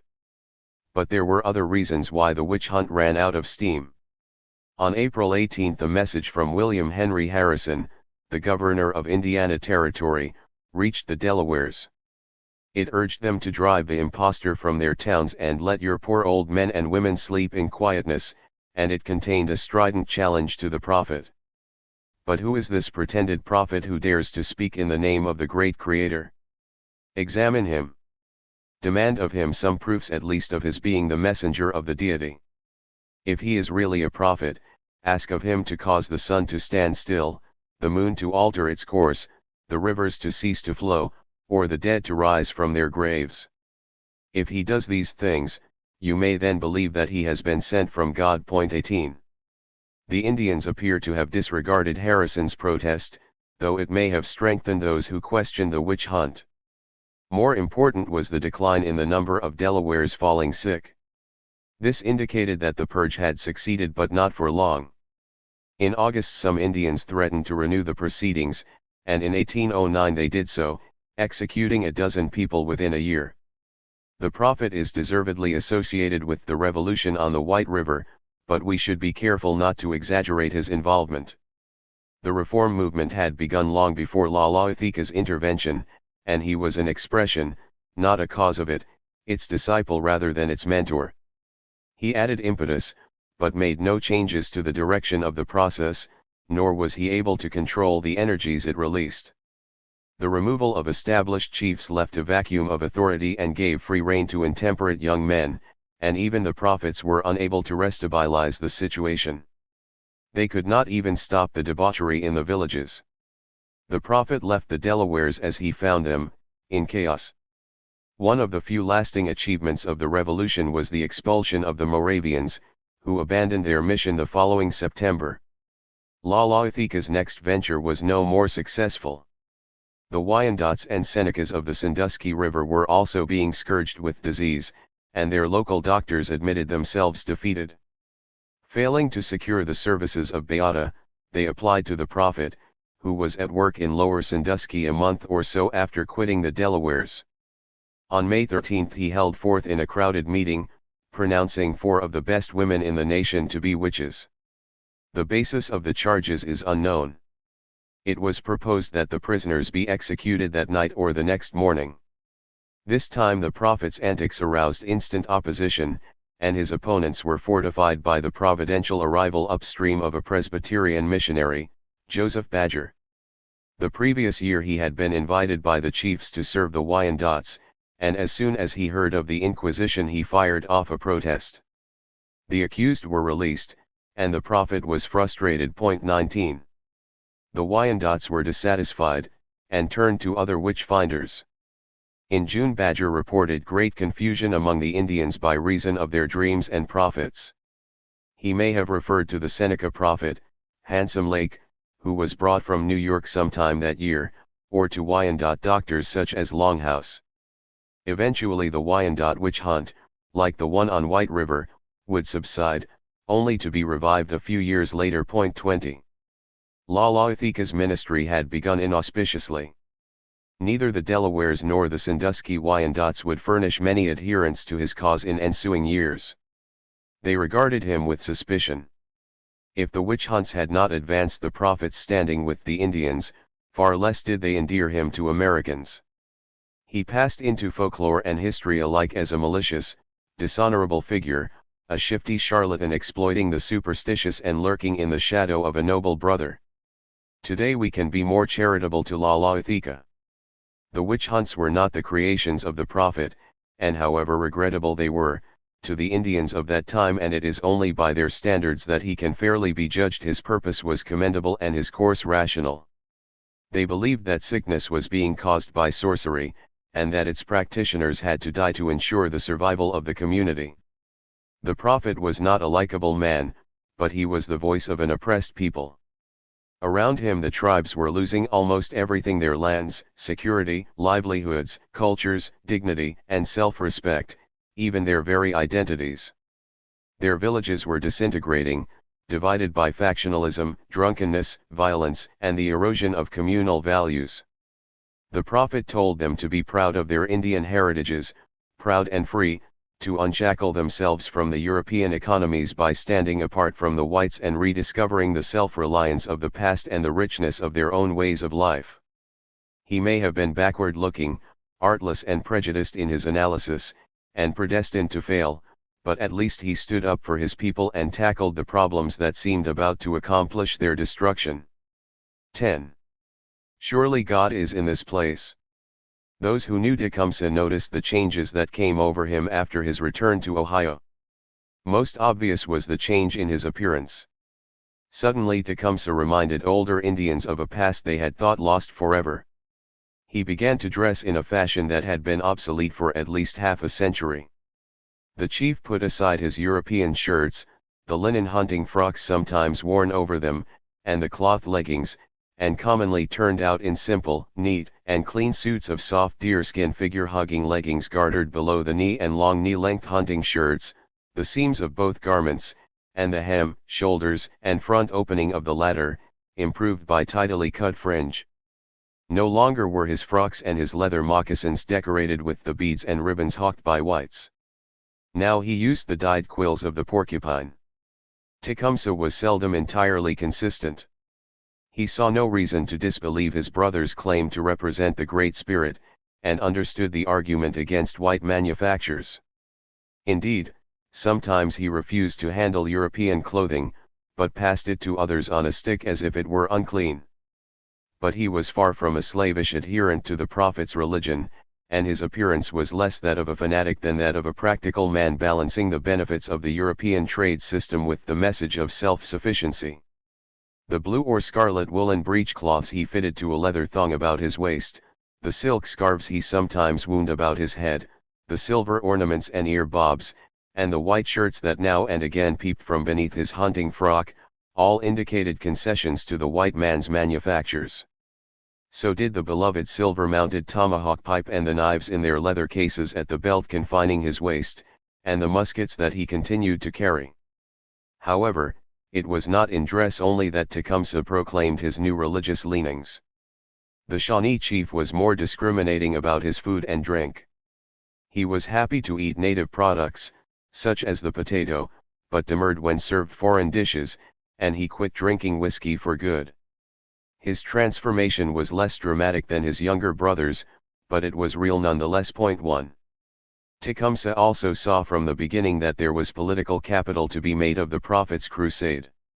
Even as Lalaithika hunted witches among the Delawares and Wyandots, and some of the band cleared the site at Greenville, an ambitious plan was forming in the minds of Tecumseh and his supporters. If Tecumseh was bringing his band back to Ohio and settling them at Greenville to worship the Great Spirit and reform themselves, why not reunite all the Shawnees there? Why not employ the powerful pulling power of the Prophet's religion to combine moral and cultural regeneration with the long-cherished dream of tribal reunification? As they later explained to the governor of Ohio, the Shawnees have heretofore been scattered about in parties, which we have found has been attended with bad consequences. We are now going to collect them all together to one town that the chief may keep them in good order, and prevent drunkenness from coming among them, and try to raise corn and stock to live upon. 2. Omitting the reference to livestock and corn, doubtless introduced to please American officials interested in the civilization program, these words revealed that the ambitions of Tecumseh and the Prophet were high indeed. Apart from the Shawnees in what is now Alabama and Missouri, in 1806 the tribe had villages on the White River in Indiana Territory, the Detroit River in Michigan Territory, and at 3 sites in Ohio, Wapakoneta and Stony Creek and Captain Johnny's Town, within 2 miles of each other. To bring them together would not only realize an old tribal ambition, but it would place them beneath the direction of Tecumseh, hitherto a minor chief, and his previously disregarded brother. The two were bidding for the blessings of the Great Spirit and tribal leadership at the same time. Straight away the brothers ran into opposition from the Shawnees of Wapakoneta. There, in a village of up to 60 houses sprawling on the upper Auglaize River, a tribal council of sorts operated under the head civil chief, Black Hoof. That council aborted the unification plan outright. At the heart of the resistance was Black Hoof himself. He was a small, wizened old man, with a battle record that stretched back to the French and Indian War, but his pride and ambition still flickered fiercely, and he was intelligent, articulate, and truly formidable in cut and thrust debate. Black Hoof, too, had longed to unite the Shawnees, but he was a Micoche and intended to keep the traditional right of his division to handle the tribe's political affairs. The Micoches had been created before all the other Shawnees, and none of the Kispokos, their younger brothers, were going to deprive them of their just standing. 3. There was more to Black Hoof's opposition than this, however. For also at issue between the Wapakoneta Council and the Prophet and Tecumseh was the future direction of the Shawnee people. Some historians have misrepresented Black Hoof as a corrupt chief, eager to cede land, take annuities, and increase his influence by controlling their distribution. There were such chiefs, but Black Hoof was not one of them. While the Shawnees received $1,000 in goods each year on account of the Treaty of Greenville, Black Hoof was not always in control of the goods allocation within the tribe, and in his own way he was as good a patriot as Tecumseh. A deep spiritual love of the Ohio country burned inside the little chief. He used to say the Great Spirit would not forgive the Shawnees if they ever gave up their lands, and after the Treaty of Greenville he fought for those lands with great tenacity.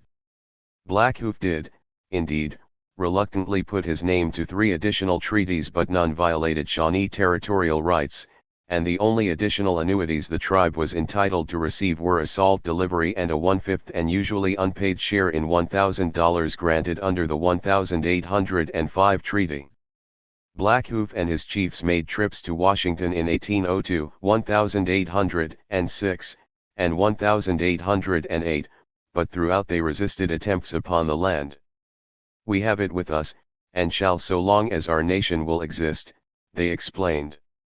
Worried about the possibility of other Indians selling the territory from beneath their feet, they also pressed hard for a written statement of tribal boundaries. "Shawnee limits," they said, were contained by a line running north from the head of the Mad River to the foot of the Maumee Rapids, thence up the Maumee to Fort Wayne, and then south to the White River and east to the Great Miami before turning northeast to the starting point. The block of northwestern Ohio and eastern Indiana circumscribed by such a boundary carefully avoided Miami claims to the north of the Maumee and Wyandotte claims east of the rapids, but it reclaimed, perhaps accidentally, the northwestern corner of the area ceded to the United States at Greenville. 4. Blackhoof wanted to defend Shawnee land and rescue the tribe from poverty as much as Tecumseh and the Prophet, but he had a very different plan to achieve it. Although inherently conservative, he could see the hunt was failing, and believed that the Indians would have to adopt, at least in part, the civilization policies recommended by American officials and missionaries. He therefore lobbied for both tools and instructors so that his people could improve their farming, raise livestock, and fence fields. In 1806, when the Prophet and Tecumseh made their bid for Shawnee support, the project of the Wapakoneta chiefs was beginning to bear fruit. The American government envisaged that once the Indians developed a prosperous farming economy they would sell surplus hunting grounds, and that most of their weapons would eventually be exchanged for plowshares and spinning wheels. The United States promised Blackhoof aid. In 1807 William Kirk of the Baltimore Quakers came west with $6,000 of government money to promote civilization. The summer brought him to Wapakoneta, where he inaugurated a brief period of successful development. In 1809 John Johnston was able to report that Kirk was much loved by the Shawnees and the settlement bears the marks of industry and on the whole does him much credit. 5. Readers will now understand why Blackhoof and his supporters had so little time for the Prophet and Tecumseh. The two Kispokos, neither of them a member of the tribal council, were building a village which they openly avowed would become the new Shawnee capital in Ohio. The Prophet, despite his professed reverence for tradition, was flatly challenging the ancient leadership of the Micos, and, what was more, he was offering a different vision of the Shawnee future. They must live as of old, the Prophet said, not debase themselves by imitating the whites and risking the displeasure of the Great Spirit. Blackhoof said the hunt was finished and the Indians must become farmers, but the Prophet insisted the game would return if the spirits were appeased and the Indians hunted for their own subsistence and not at the behest of white traders. As for farming, it struck at one of the proudest of Shawnee traditions, the path of the warrior, which every boy had been taught to honor.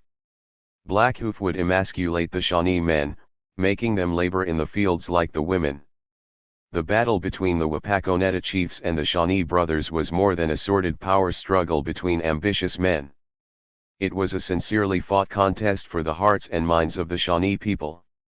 Blackhoof's opposition smashed an irreparable hole in Tecumseh's plan to unify the Shawnees around his brother's teachings. Many of the Shawnees were also extremely suspicious of the Prophet and his disciples. While Lalaithika was with the Delawares in March 1806, an old Shawnee prophetess undertook to stand in his moccasins. She said she too had been visited by Washamanatu, and he wanted the tribe to assemble on the Great Miami and sing one of the prophet's songs by day and eat by night. Perhaps she supposed that the apocalypse of which the prophet had spoken was at hand. In any case, her intervention proved embarrassing. For several days some Shawnees abandoned Wapakoneta for the appointed spot, but they returned disillusioned when the predictions turned out to be false. Returning from the Wyandottes, the prophet tried to regain lost ground. On June 16 there was an eclipse of the sun, which lasted for several minutes. Far and wide Indians pondered the meaning of such a powerful portent. Lalaithika used it to his advantage. He maintained that Washamanatu was fulfilling the prophet's promise to provide a sign. Unfortunately, even this impressive demonstration failed to induce the Wapakoneta Shawnees to break ranks with Blackhoof. 6. Tecumseh and the prophet failed to convince the most important band of northern Shawnees, but they were successful with the smaller villages. An early convert was Quatawapi, widely known as Lewis. He was older than Tecumseh, a well-formed, handsome man, and elegantly dressed, and he was a good hunter.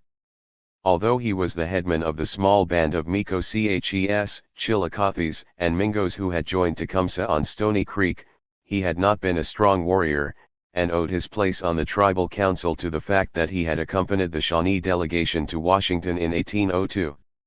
He never stopped showing everyone the medal he had received from the president on the occasion. As late as 1812, John Johnston characterized him as merely a minor chief of little importance. Lewis belonged to the Turtle clan, the clan of Tecumseh's mother, and he was a personal friend of the Kispoco brothers. He put his band behind their movement, but didn't lend much weight. 7. The other Shawnee band that threw in with Tecumseh and his brother was led by a very different man. Up to the middle of 1806, Blackhoof's party could dismiss the Kispocos as unrecognized pretenders. The prophet had but one voice on the tribal council, Lewis's, and it was one to which few people listened. Then, suddenly, a man of unquestioned standing came out of retirement to stand with the reformers. He was the greatest Shawnee war chief in living memory, Wayapier Senwa, the redoubtable Blue Jacket. Blue Jacket had been the most important leader of the Northwestern Confederacy of the 1790s. He had personally carried the ideal of pan-Indianism to the tribes on the Mississippi, and commanded the forces that had overthrown two American armies. It was Blue Jacket who had been the principal Indian architect of the Treaty of Greenville. An unlikely recruit for the prophet in some ways, Blue Jacket was one of the most sophisticated and entrepreneurial of all Shawnees. Related to French-Canadian traders through intermarriage, he had built up herds of cattle in his day and ran a store, selling to the Indians goods he had purchased from his friends in Detroit. He drank heavily, and was accustomed to living in the manner of the whites, with stout frame houses and such conveniences as four-poster beds and silver spoons. Some of his children were educated in schools the whites had established for themselves, and he enjoyed fraternizing with British and American officers. No simple woodsman was Blue Jacket, but an accomplished Indian diplomat and soldier with expansive views. For some years now Blue Jacket had lived in semi-retirement in his own village on the Detroit River, in what the Americans had designated Michigan Territory in 1805. He was no longer the striking figure of old, swaggering at the peak of his influence, in a scarlet uniform coat. In 1806 Blue Jacket was old and fat, and he seldom bothered to take his seat on the tribal council.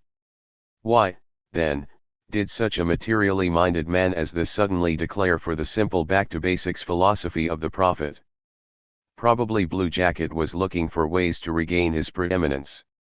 Always a vain, ambitious man, he had been trying to put himself at the head of a new pan-Indian confederacy for some years, and had visited tribes on the Mississippi and Illinois rivers in 1801 and 1803. Moreover, there was little love between Blue Jacket and Blackhoof. In 1795 Blackhoof and other Micos had been infuriated when Blue Jacket represented himself to General Wayne as the head Shawnee chief, when he was, they said, merely a younger brother and had no right to speak for the nation in times of peace.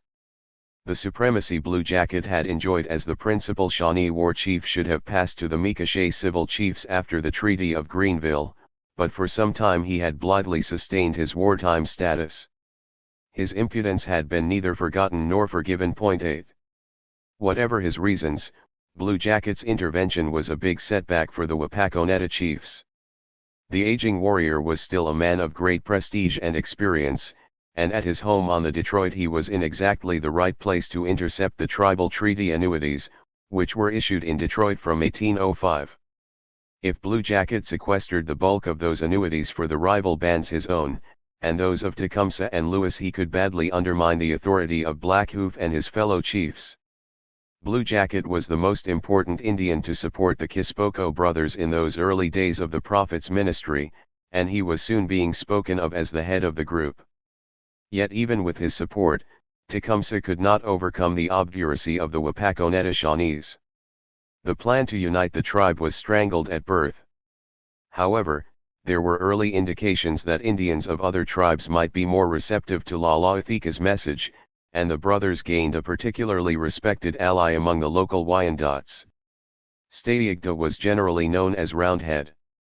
He was then about 50 years old, a tall, straight man with a broad chest and dark complexion. Sometimes he wore his black hair long about his shoulders, but when he reduced it to the scalp lock it accentuated the bullet head that gave him his nickname. Roundhead was the ideal friend for Tecumseh. He had been a significant war chief of the Great Confederacy during the 1790s, and was uncommonly spirited and steadfast in battle. But he was also a sensible and competent politician. Good in company, he drank modestly. After the Treaty of Greenville, which he signed, he had maintained his own village on the Upper Scioto, in present-day Hardin County, Ohio, and helped arbitrate many of the difficulties that subsequently developed between Indians and whites in the area. Evidently he had originally belonged to a band of Wyandots living near the auxiliary Canard River in Upper Canada, but, like Tecumseh, he had the leadership and independence to form his own party, and achieved a reputation for honesty and ability on both sides of the frontier. Both Roundhead and his younger brother, Splitlog, became lifelong friends and allies of Tecumseh. 9. One thing Black Hoof, Tecumseh, and the Prophet agreed upon, the need for peace with their white neighbors. The plans of the Wapakoneta chiefs to stay in Ohio depended upon their ability to preserve good relations with the new state. As for the Kispoko brothers, they had put themselves within easy reach of the American settlements. Upstream the first white settlers of Stony Creek were building their homes among the plains and white oaks, while nearby the Mad River was being spotted with American homesteads. Tecumseh and his brother were planning to move closer still, to Greenville Creek, several miles across the boundary, on lands which the Treaty of Greenville had ultimately reserved for the United States. A gesture of defiance, affirming the brothers' opposition to Indian land sales? Maybe, though at this time Tecumseh was still taking his share of the treaty annuities being paid for that territory. The Prophet said Washamanita had commanded him to the spot, which implies that the idea had come to him in a dream. 10. Certainly Tecumseh intended no hostilities against the whites. Shawnees did not put their families in the front line if they expected fighting, and the war scare of 1807 would quickly cause the brothers to abandon the Greenville site. No, the new village was to be a religious center, inducing internal Indian reform. The Prophet believed that the whites had contaminated native culture, but he did not want a war. Rather, he counseled coexistence until such time as Washamanita chose to overthrow the Americans in some cataclysm and restore the lands to his obedient red children. It is important for readers to recognize this, because historians have generally failed to distinguish between the Shawnee brothers and a more militant resistance movement developing farther west. On the upper Mississippi, various tribes were trying to revive the military confederacy of the 1790s. Again there was talk of the dish with one spoon, the idea that the land was not owned by one group but by all Indians in common, and could not be alienated except by the consent of all. Again there was talk of a united attack on American forts. The Indians involved were motivated by regional concerns. Foremost was the frightening growth of American power. The United States had usurped Spain's control of the west bank of the Mississippi, and it had established Fort Dearborn and now spoke of erecting other posts among the Dakota Sioux. William Henry Harrison's land purchases vividly demonstrated what might follow. They climaxed in the Treaty of St. Louis in 1804, when several million acres in Illinois, Wisconsin, and Missouri were unjustly stripped from the Sacs. The cession even included the site of the tribe's principal village, Saukanook, at the mouth of the Rock River. Small wonder that a Potawatomi described the United States as a hungry beast, the white devil with his mouth wide open. 11. There were also running difficulties between American settlers on the Illinois and the Mississippi and the Kickapoos and Sacs, and in 1806 the governor of the territory of Upper Louisiana, James Wilkinson, had threatened to deprive the Sacs of trade goods and dispatched an unsuccessful military expedition to Saukanook. Encouraged by Dakota war pipes, the Sacs tried to form a confederacy. In 1805 they claimed it included members of 10 nations, of which the Sacs, Foxes, Dakotas, Kickapoos, Potawatomis, Ojibways, Ottawas, and probably the Winnebagos and Menominees were part. It soon hit difficulties. In the west many tribes were riven by old animosities, and farther east, where Indians were more obviously within the shadow of American power, there was less enthusiasm for a confrontation. On the Detroit River, Wyandots, Shawnees, and Delawares rejected appeals from the Western Confederates, and in 1805 and 1806 delegations to Fort Malden in Upper Canada failed to win British encouragement. Still, the Westerners persisted into 1807, when some American officials confused their activities with those of the Prophet and Tecumseh. In Ohio the Shawnee brothers worked independently of the Sac Initiative. They had no plan to attack the United States, not yet. In 1806 they merely wanted to be left alone to build their new town and worship the Great Spirit, but inevitably misunderstandings developed. There were Indian runners plying the paths between the White River, Stony Creek, and Greenville, and warriors in paint and feathers conferring at the camp on Stony Creek. Local American settlers grew surprised and alarmed. Some homesteaders abandoned Stony Creek for the Mad River, where panic spread and the people forayed up in various places. Despite heavy rain, sentinels were put out. On February 17 an Indian council at Stony Creek was interrupted by the approach of three well-known backcountrymen. They were Thomas Moore, a militia officer, James McPherson, once a captive of the Indians but now a respected trader and interpreter, and Simon Kenton. They had been sent to find out what the Indians were doing. Their action was entirely sensible, but they caught the Indians at an inconvenient time, and did not receive a fulsome reception. The trio were signaled away from the council fire, and were preparing to leave without further discussion when the Indians invited them into one of the houses. There, a chief gave the whites some wampum as a token of friendship and disavowed any hostile intentions. Indeed, the chief, who may have been Tecumseh, promised to meet and reassure the settlers in 4 days' time. Nonetheless, when Moore's party left, almost all gave us their left hand in a very cool manner. Moore was unimpressed, and soon had a report, his second, speeding to the state governor in Chillicothe. 12. Edward Tiffin was only 3 years into his governorship, but when Moore's messengers kept him from his bed at the dead of night, babbling that the settlements were breaking up and that the Indians would be in Chillicothe by the end of the week, he stayed calm. He doubted the Shawnees were in a position to make war, and he seized upon the fact that Moore's party had been offered no violence. In reply, he reminded Moore of his powers to raise the militia, but warned him to act only in self-defense and to avoid provocation. Moore should meet the Indians again, as planned, and the governor sent him a fine belt of white wampum to give them as a gesture of goodwill. He also forwarded a speech assuring the Indians of his favor and pledging that he would consider any grievances they put before him. Tiffin had judged the situation soundly. In fact, the Shawnees were just as alarmed as the settlers. Frightened by rumors that the militia were turning out, Shawnee leaders from both Stony Creek and Wapakoneta met on February 19 to compose an address to the whites. Lewis and the Wapakoneta chiefs recalled the friendship they had pledged to President Jefferson 4 years before in Washington, and blamed the trouble on mischievous reports of some Delawares and Ottawas. They said the Indians had offered Moore's party the left hand, contrary to Shawnee custom, because it was nearer the heart, and in addition to sending the governor their white peace wampum they promised to visit him at Chillicothe. Restraint on both sides restored equanimity. 2 chiefs and an interpreter met local settlers 2 days later to renew their reassurances, and on March 20 Tecumseh's band made a formal reply to Tiffin's speech. The Indians were not interested in war, they explained, but had things, more important than that to mind, which is to believe in God.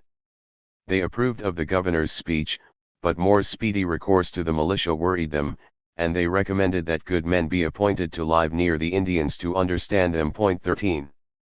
Tecumseh knew that ill-considered gossip could quickly poison relations with the whites, and he was angry when he learned the following June that the Blackhoof party had been denouncing the prophet to William Wells, the Indian agent at Fort Wayne, and urging that he be driven from Greenville before he drew the Shawnees into conflict with the settlers. This was a song Wells was prepared to sing, and not he only, for Tecumseh heard that other associates of Blackhoof also were defaming his band. These included the middle-aged French-Canadian trader and interpreter François Duchesneau, a quiet and honest if ill-educated man, and Frederick Fisher. Fisher, a former captive of the Shawnees, had recently transferred his trading activities from Indiana Territory to Ohio, and was regularly about the Shawnee towns. 14. Tecumseh's anxiety increased in August when Blue Jacket came to Stony Creek from Detroit, where he had spoken to Governor William Hull of Michigan Territory. In those parts the settlers were alarmed lest the hostile Indians of the West, those forming a confederacy against the United States, should agitate the Lakes Indians. Malicious rumors started by Blackhoof, Wells, or anyone else could soon tar Tecumseh's band with similar ill designs toward the settlers and threaten the new town that was being laboriously raised at Greenville. It was time for the Stony Creek Shawnees to fulfill their promise to talk to Governor Tiffin. 15. 3 chiefs made this first journey to Chillicothe. Blue Jacket, the principal speaker, Tecumseh, and Lewis, along with 2 interpreters, one of them Blue Jacket's 25-year-old son, George, who had been schooled in Detroit, the other James Logan. Lewis wore the silver medal and chain he had received from Jefferson in 1802. On one side the medal bore the president's image. On the other the 2 hands clasped in friendship beneath the motto "Peace and Friendship" symbolized the purpose of the current mission. The mission seems to have been a success, for Tiffin was a reasonable man.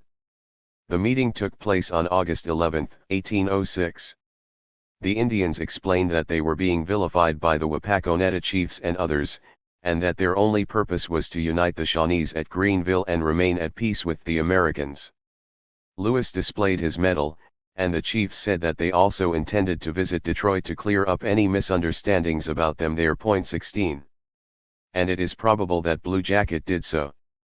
He did even more, for the Shawnee Treaty annuities were being issued at Detroit and Blue Jacket went away with more of them than the Blue Jacket Tecumseh Lewis bands deserved, at least according to Blackhoof. 17. By the spring of 1807 relations between the rival Shawnee factions had sunk to an all-time low. In the winter Blackhoof had led another delegation to Washington. The Prophet and Tecumseh distrusted the little Micoche headman intensely, and quite unjustly suspected he was engaged in selling more Indian land to the United States. However, he was seeking instructors to improve the efficiency of Shawnee agriculture, instructors the Kispoko reformers regarded as taskmasters who would turn the warriors into women and put them to work in the fields. When the Quaker William Kirk called at Wapakoneta that spring, on his way to Fort Wayne, the Prophet saw him as a harbinger of an unhappy future. 18. Lalaithika struck back angrily, turning his reputation as a witch-finder to political account by denouncing his enemies as sorcerers. In April 1807 2 of Blackhoof's party were murdered by supporters of the Prophet. Lalaithika then accused 4 more Wapakoneta men, including 3 influential leaders, Blackhoof himself, the noted war chief Black Snake, and Butler, whose father, Richard Butler, had traded at Shawnee villages before perishing as second in command of St. Clair's army in 1791. This was a dangerous, even a foolish, move on the part of the Prophet, for had such men been killed their kin would have retaliated, and the Shawnees might have been plunged into civil war. Fortunately for both parties, no attempt was made against the Wapakoneta chiefs. 19.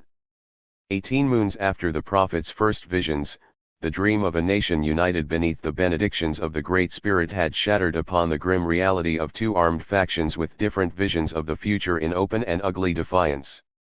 In truth, the Kispoko brothers were not interested in war, with either Indians or whites. Through 1806 a labor of love was occurring in western Ohio, a few miles south of the treaty line that marked unceded from ceded Indian country. Here Mud Creek flowed into Greenville Creek, slipping by the scarred acres of ground on which the ruins of Wayne's old fort still crumbled. At the point of land where the 2 creeks met, a place which Americans would one day name Tecumseh's Point, many Shawnee men and women toiled to a common purpose. They were building a town, a special town where believers could live and worship in peace. About September, their work was finished. 20. The village rested between the point and a large prairie sprinkled with groves of oak. The women had erected 57 houses, but the pride of the community was the enormous council house that rose upon a hill in their midst. From it Tecumseh could see the ruins of Fort Greenville, some 3 miles to the north, while to the west and east were extensive views over the rolling prairie. The council house itself had been built by both sexes. It ran 150 feet east to west and was 34 feet wide. 3 parallel rows of carefully hewn posts, the center row higher than the others, supported crossbeams that formed a pitched roof.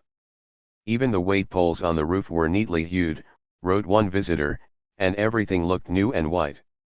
Each of the 4 walls had an entrance in the middle, while inside, peeled logs ran along the sides as seats and the earth floor was beaten into a level and hard surface and swept clean. Between the posts in the center 2 trammels facilitated cooking, while the fuel for the fires was stored neatly in the northeast and southwest corners of the room. 21. Nearer the point was further evidence of the deep spirituality and industry which pervaded the settlement. Roundheads Wyandots had pitched a collection of tents around an open-air religious ground almost the same dimensions as the Shawnee Council House. 2 parallel rows of logs extended east-west, and many smaller logs were scattered about as additional seating. A large tent with open sides stood nearby, perhaps to offer shelter in bad weather. The Shawnee women had planted maize on the margins of the prairie, enclosing some fields with pole fences, an unusual arrangement, and they harvested a crop that year. It was to this village, emerging from the winter snows, that 3 strangers came on March 23, 1807.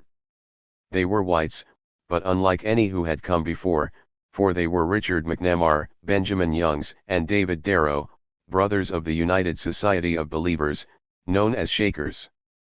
Today, when few Shakers survive, the name is apt to suggest highly priced antique furniture, but in Tecumseh's day this Protestant monastic sect was expanding vigorously from its base in the state of New York. A new Shaker community had been established at Turtle Creek, Ohio, some 70 miles from Greenville. The Shakers, so called because of the peculiar rocking motion they employed in worship, knew all about being ridiculed and persecuted for faith. Their founder, Mother Ann Lee, whom they believed to be a female Christ, had died in 1784 after being wounded by a mob. Now brothers McNamar, Youngs, and Darrow came to Greenville to learn rather than to preach, and to encourage rather than to condemn. They did not regard the Indians as superstitious pagans.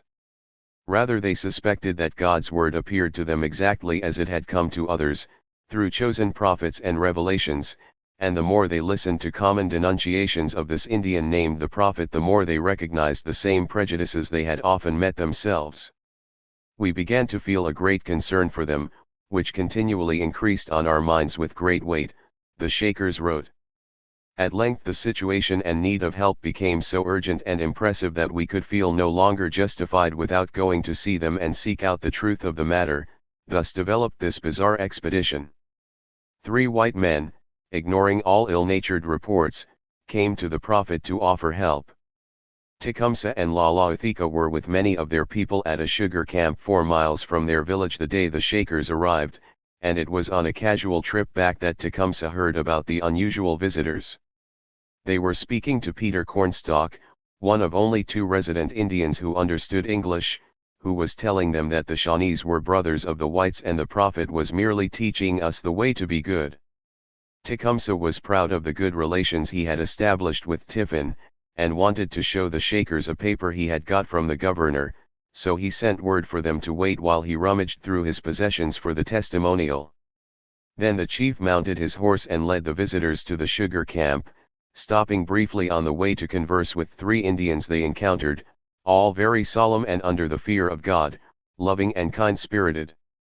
At their destination the Shakers watched Tecumseh go into a large tent, where he remained about an hour talking to the prophet and others.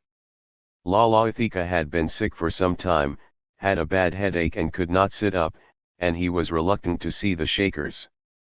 Eventually the literate George Bluejacket was sent out to find what they wanted. George wanted to know whether the whites had come to scoff. "His preaching is different from the white people," explained George. The ministers of the white people don't believe what he says. They call it foolishness what he believes in, and we don't like to tell them much about it because they don't understand what it means. The Shaker brethren understood. We are not those kind of ministers, they said. We are a people that are separated from them by the work of the Great Spirit. They count us foolish too, and speak against us. George asked if they believed a man could know God without reading books. Yes, replied the Shakers. In fact, the best way to learn was from the heart.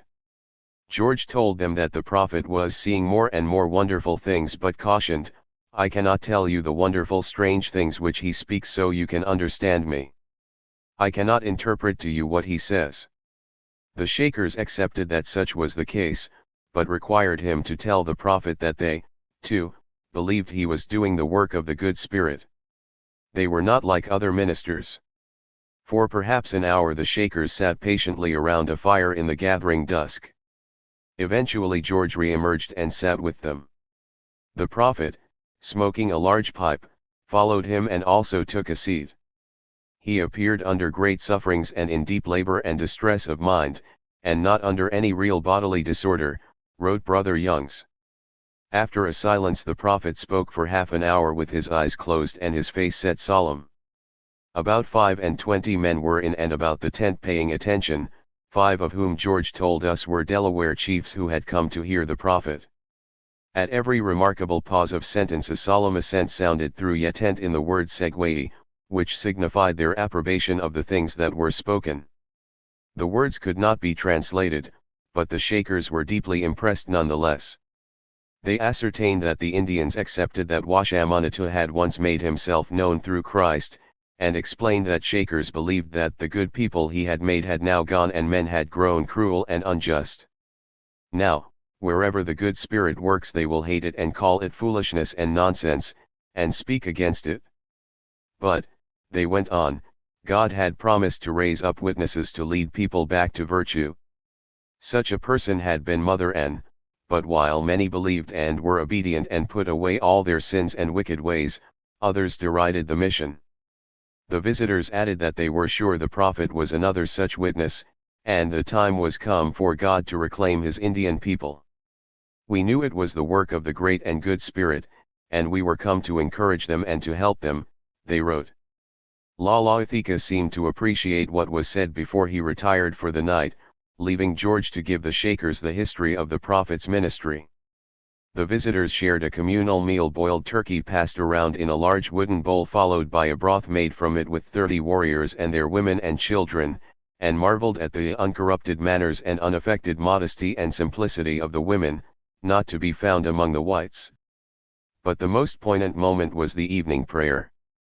The Indians believed that the Great Spirit was most accessible at the rising and setting of the sun, and Skeloway, the prophet's cousin, stood in an open place at the center of the camp and spoke powerfully for 15 minutes or so, while the people in their various tents greeted every pause with a solemn cry of approbation. A full moon above the horizon seemed to electrify the scene, and as the excited Shakers listened to Skeloway's voice carrying far into the night and that final low shout passing from tent to tent, they were reminded of the reverential words of Jacob, "How terrible is this place! Surely God is in this place and the world know it not." That night the whites slept on puncheons beside a fire back in the village, but they were up before daylight visiting Blue Jacket, the principal chief of the community. The Indians described their efforts to banish drunkenness and other vices, and answered many questions the visitors fired at them. Q. Does he say anything against fornication? You know what that is, viz. Young men and women being together in the carnal works of the flesh? A. Oh yes. From 7 years old he can tell it all. Q. What do those do who have been wicked when they believe the prophet? A. They confess all that they have done. Q. Who do they confess to? A. To the prophet and 4 chiefs in council. Q. Do they confess all the bad things they have done and lay open their whole life? A. Yes. From 7 years old they confess all, and cry and tremble when they do it. The Shakers breakfasted on turkey, broth, and wheat flour cakes, and listened to the morning prayer. Again it was delivered by Skelaway, who stood on a log at the southeastern corner of the town at daylight and spoke for an hour, pausing only to secure the same cries of agreement from the houses the visitors had heard before. The Shakers also examined the council house, which they learned was used for communal meals as well as worship and debate. That day 5 more whites arrived, sent from the settlements to search for signs of Indian hostility, but for their part the Shakers had no doubts. They left a letter for the prophet, opining that the same good spirit is working in you and in us and inviting him to Turtle Creek, and they donated $10 to help the Indians buy supplies. Although early commentators believed the Kispoko brothers were influenced by the Shakers, there is no evidence that they understood, let alone adopted, any of their principles. However, they recognized genuine goodwill when they saw it, and contacts between Greenville and Turtle Creek continued. 2 Shakers were in the Indian town again in August, watching Lalaithika lead an all-night meeting, and in May and August parties of Shawnees observed the Shaker services at Turtle Creek. The second Indian visit, when a Shawnee named Nancy interpreted, may have been motivated by a need for provisions. The first party had returned from Turtle Creek with 27 horse loads. 22. Like Governor Tiffin, the Shakers had disregarded popular tittle-tattle, and seen the Shawnees for themselves. The Shakers missed much in the prophet's doctrines, particularly his nativism, but they were profoundly moved by his simple, hard-working, self-sustaining community of some 200 adults, peaceful, temperate, and godly, sharing what they had and enriching their souls at the expense of material wealth. It formed a powerful contrast with the neighboring white settlements, of which the Shakers despaired. At Greenville, at least, they felt the very air filled with his fear and a solemn sense of eternal things, and this light shines in darkness, and the darkness comprehends it not. Among the Shakers the prophet had found friends. 11. Prophets and Pilgrims. Despite the orderly community at Greenville, the prophet was disappointed by his mission to the Shawnees. The villages of Blackhoof and Captain Johnny remained hostile, and even Lewis and most of his people declined to move to the new town. That spring a few Delawares from the White River visited Greenville, but hardly any of them would eventually count themselves disciples, and only Roundheads Wyandots provided substantial reinforcements. Still, north and west, on the shores and rivers of the Great Lakes, were the villages of the populous peoples of the Three Fires, the Ojibways, Ottawas, and Potawatomis, powerful tribes that had repulsed the incursions of the Imperial Iroquois over a century before, and been the mainstay of the old French regime, while west toward the upper Mississippi dwelt Kickapoos, Potawatomis, Sacs, Foxes, Winnebagos, and Menominees. It was to these Indians that the prophet sent his messengers early in 1807, inviting them to hear him preach at Greenville. They came. During April alone 400 men, women, and children Potawatomis from the St. Joseph, Ottawas from the Grand River, and Ojibways and Ottawas from Michilimackinac passed through Fort Wayne in Indiana Territory on their way to the prophet. Lalaithika's heralds had done their work well, spreading curiosity the length of the Michigan Peninsula, and the best efforts of William Wells at Fort Wayne could not dissuade them from continuing. 1. The numbers flocking into Greenville seemed to have taken even the prophet and Tecumseh by surprise. At this time of the year food was scarce. A handful of the northern people were allowed to remain, but most were sent away with the promise that the prophet would have more to say at harvest time, when there would be plenty to eat. Lalaithika seems to have grasped the impracticabilities of holding open house, because he told one important Ottawa to urge each village to send 2 or more of its leading men as representatives so that he could instruct them and send them home to proselytize. By entertaining and preparing disciples, who would return to their towns, Lalaithika could spread his word without being inundated by pilgrims. Long into the 19th century people around the Great Lakes remembered the excitement of that time, and told many stories about it. Stories of hundreds of Ojibways abandoning the southern shores of Lake Superior for the Indian Mecca, and of the hundreds who died of disease and starvation on their pilgrimage, and the few who returned, shrunken in body and spirit. Of the lakeside at La Pointe strewn with medicine bags rejected at the instance of the Prophet and washed up after being thrown into the deep. And of the fleet of Ojibwe canoes that left La Pointe with the body of a dead child they hoped the Prophet would restore to life. Somewhere behind these doubtlessly exaggerated stories lay a kernel of truth. Fortunately, we do not need to use these traditions. We can trace the Prophet's mission in the north from more reliable, contemporary, sources which preserve vivid pictures of its course and evolution. Point 2. First, the Ottawa town of Arbour-Croche, more than 400 miles north of Greenville. On May 4 the Trout, brother of the principal chief there, was back from the Prophet, enthusing in full council. He delivered a speech from the Prophet, accompanied by strings of white and blue wampum which Lalaothika had said should pass all round the earth. It appears that the Prophet was now describing himself as the reincarnation of the first man ever created, and his speech, while containing the common injunctions, betrayed a sharper anti-Americanism. This hostility was expressed in colorful terms that Shawnees would have easily recognized. As long ago as 1752, when the tribe had been resisting French expansion into the Ohio country, a Shawnee orator had declared that the British, but not the French, had been made by the Great Spirit. The French were the progeny of evil spirits.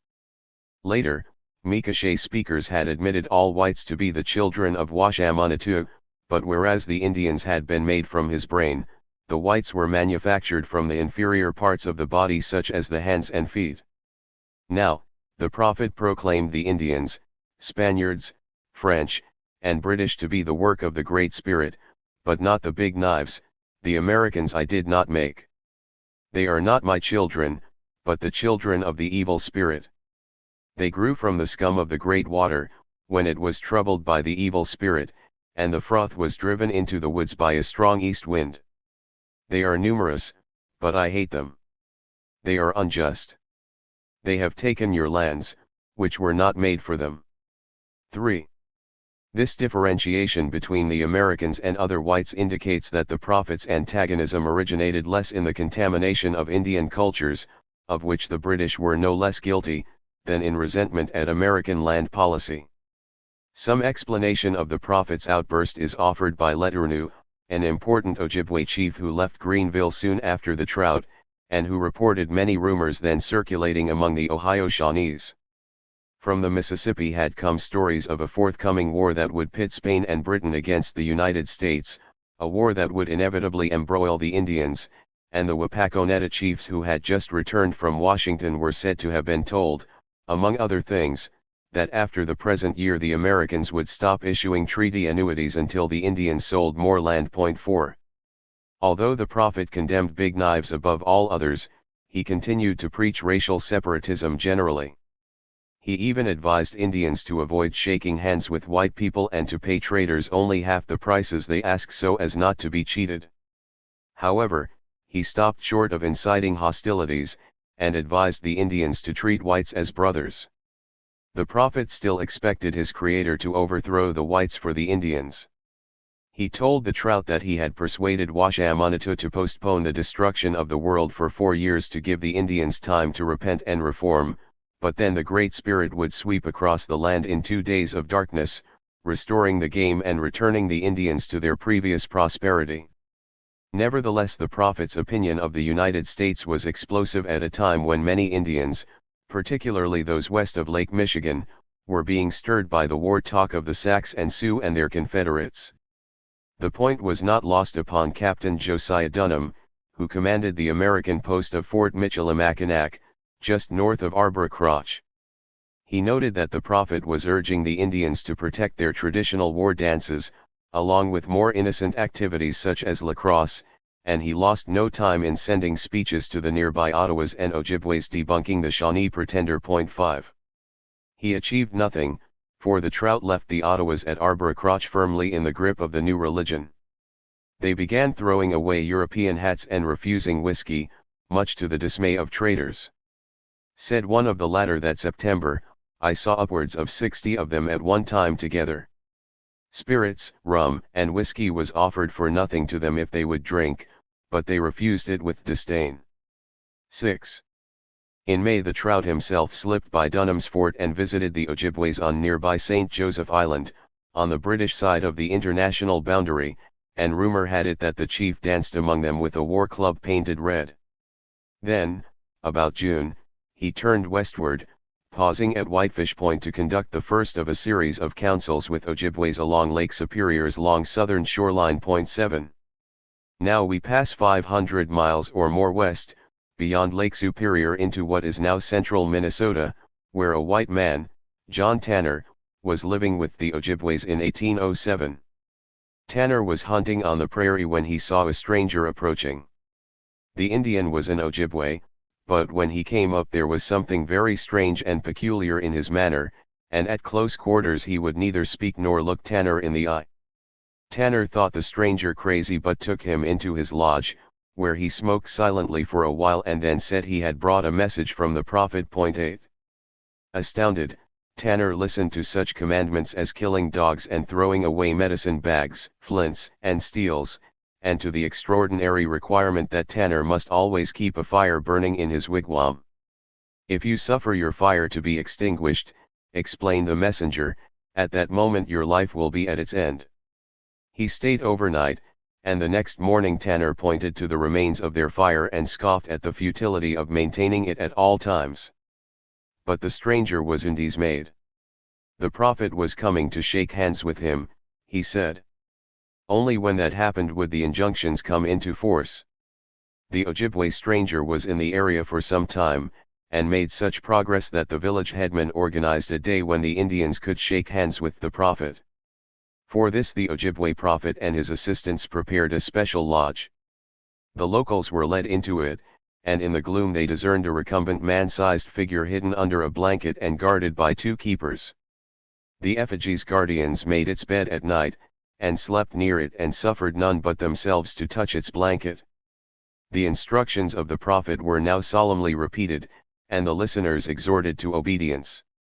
The Ojibway prophet then produced a string of old discolored beans and offered it to each Indian in turn, having them run it through their hands. They had now shaken hands with the prophet and were subject to his commands. Tanner admitted that such a climate did the prophet's message create that even skeptics such as himself were obliged to make an outward show of compliance, and the religion spread to the remotest Ojibways of whom I had any knowledge. But it soon subsided. For 2 or 3 years drunkenness was much less frequent than formerly, war was less thought of, and the entire aspect of affairs among them was somewhat changed by the influence of one man. But gradually the impression was obliterated, medicine bags, flints and steels were resumed, dogs were raised, women and children were beaten as before, and the Shawnee prophet was despised. Tanner's narrative yields a good insight into the prophet's use of Shawnee traditions. As we have seen, by throwing away their medicine bags the Indians were renouncing the spirits which had guided and governed them through life and accepting a new set of obligations from the prophet. Since it was impossible for the prophet to meet all of his followers personally, he circulated an effigy of himself. The Canadian Ojibways learned that one effigy, representing half of the prophet, had been sent north, and another, symbolizing the other half, was carried south. Contact with the figure, and shaking hands with it by means of the string of beans, indicated acceptance of his authority. This effigy was modeled upon the most sacred Shawnee symbol of all, the tribal medicine bundle, given by the Great Spirit to the first Chillicoths. Sometimes described as an everlasting fire encased in a stone, the medicine bundle was guarded in its own lodge by two keepers, and on every important occasion it was consulted by Shawnee holy men. Even at the end of the 19th century the unwrapping of such a bundle involved the ceremony of running a string of beans through the hands of those present. In 1807 the tribal bundle seems to have been held by the Tecumseh and Chillicoths. The prophet would have loved to wrest this important source of spiritual power from the possession of his rivals, and he claimed the Tecumseh had forfeited their right to its custody by mismanagement. He maintained that the office of keeper was a prerogative of the Kispoko and Chillicothe divisions and the Turtle and Panther clans, to which, of course, he was himself connected. Failing to secure the tribal medicine bundle, the prophet had created a new one in his own image. Like those of the original, its codes and powers derived from Washamanatu himself, rather than from inferior deities. 9. Our last glimpse of this northern mission comes from early 1808 and takes us northwest into the lakes region of present-day Manitoba, where George Nelson traded with Ojibways about the Dauphin River. Nelson attested to the influence of the prophet upon the local natives, and the secrecy which shrouded the movement. Among the few details he salvaged were the prophet's prohibitions on some uses of the drum and on the smoking of tobacco with any but a prescribed herb. 10. As far as records tell, the religion of Lalaothika spread farther than that of any predecessor, and not until the 1880s would a prophet of comparable influence, Wovoka of ghost dance fame, appear.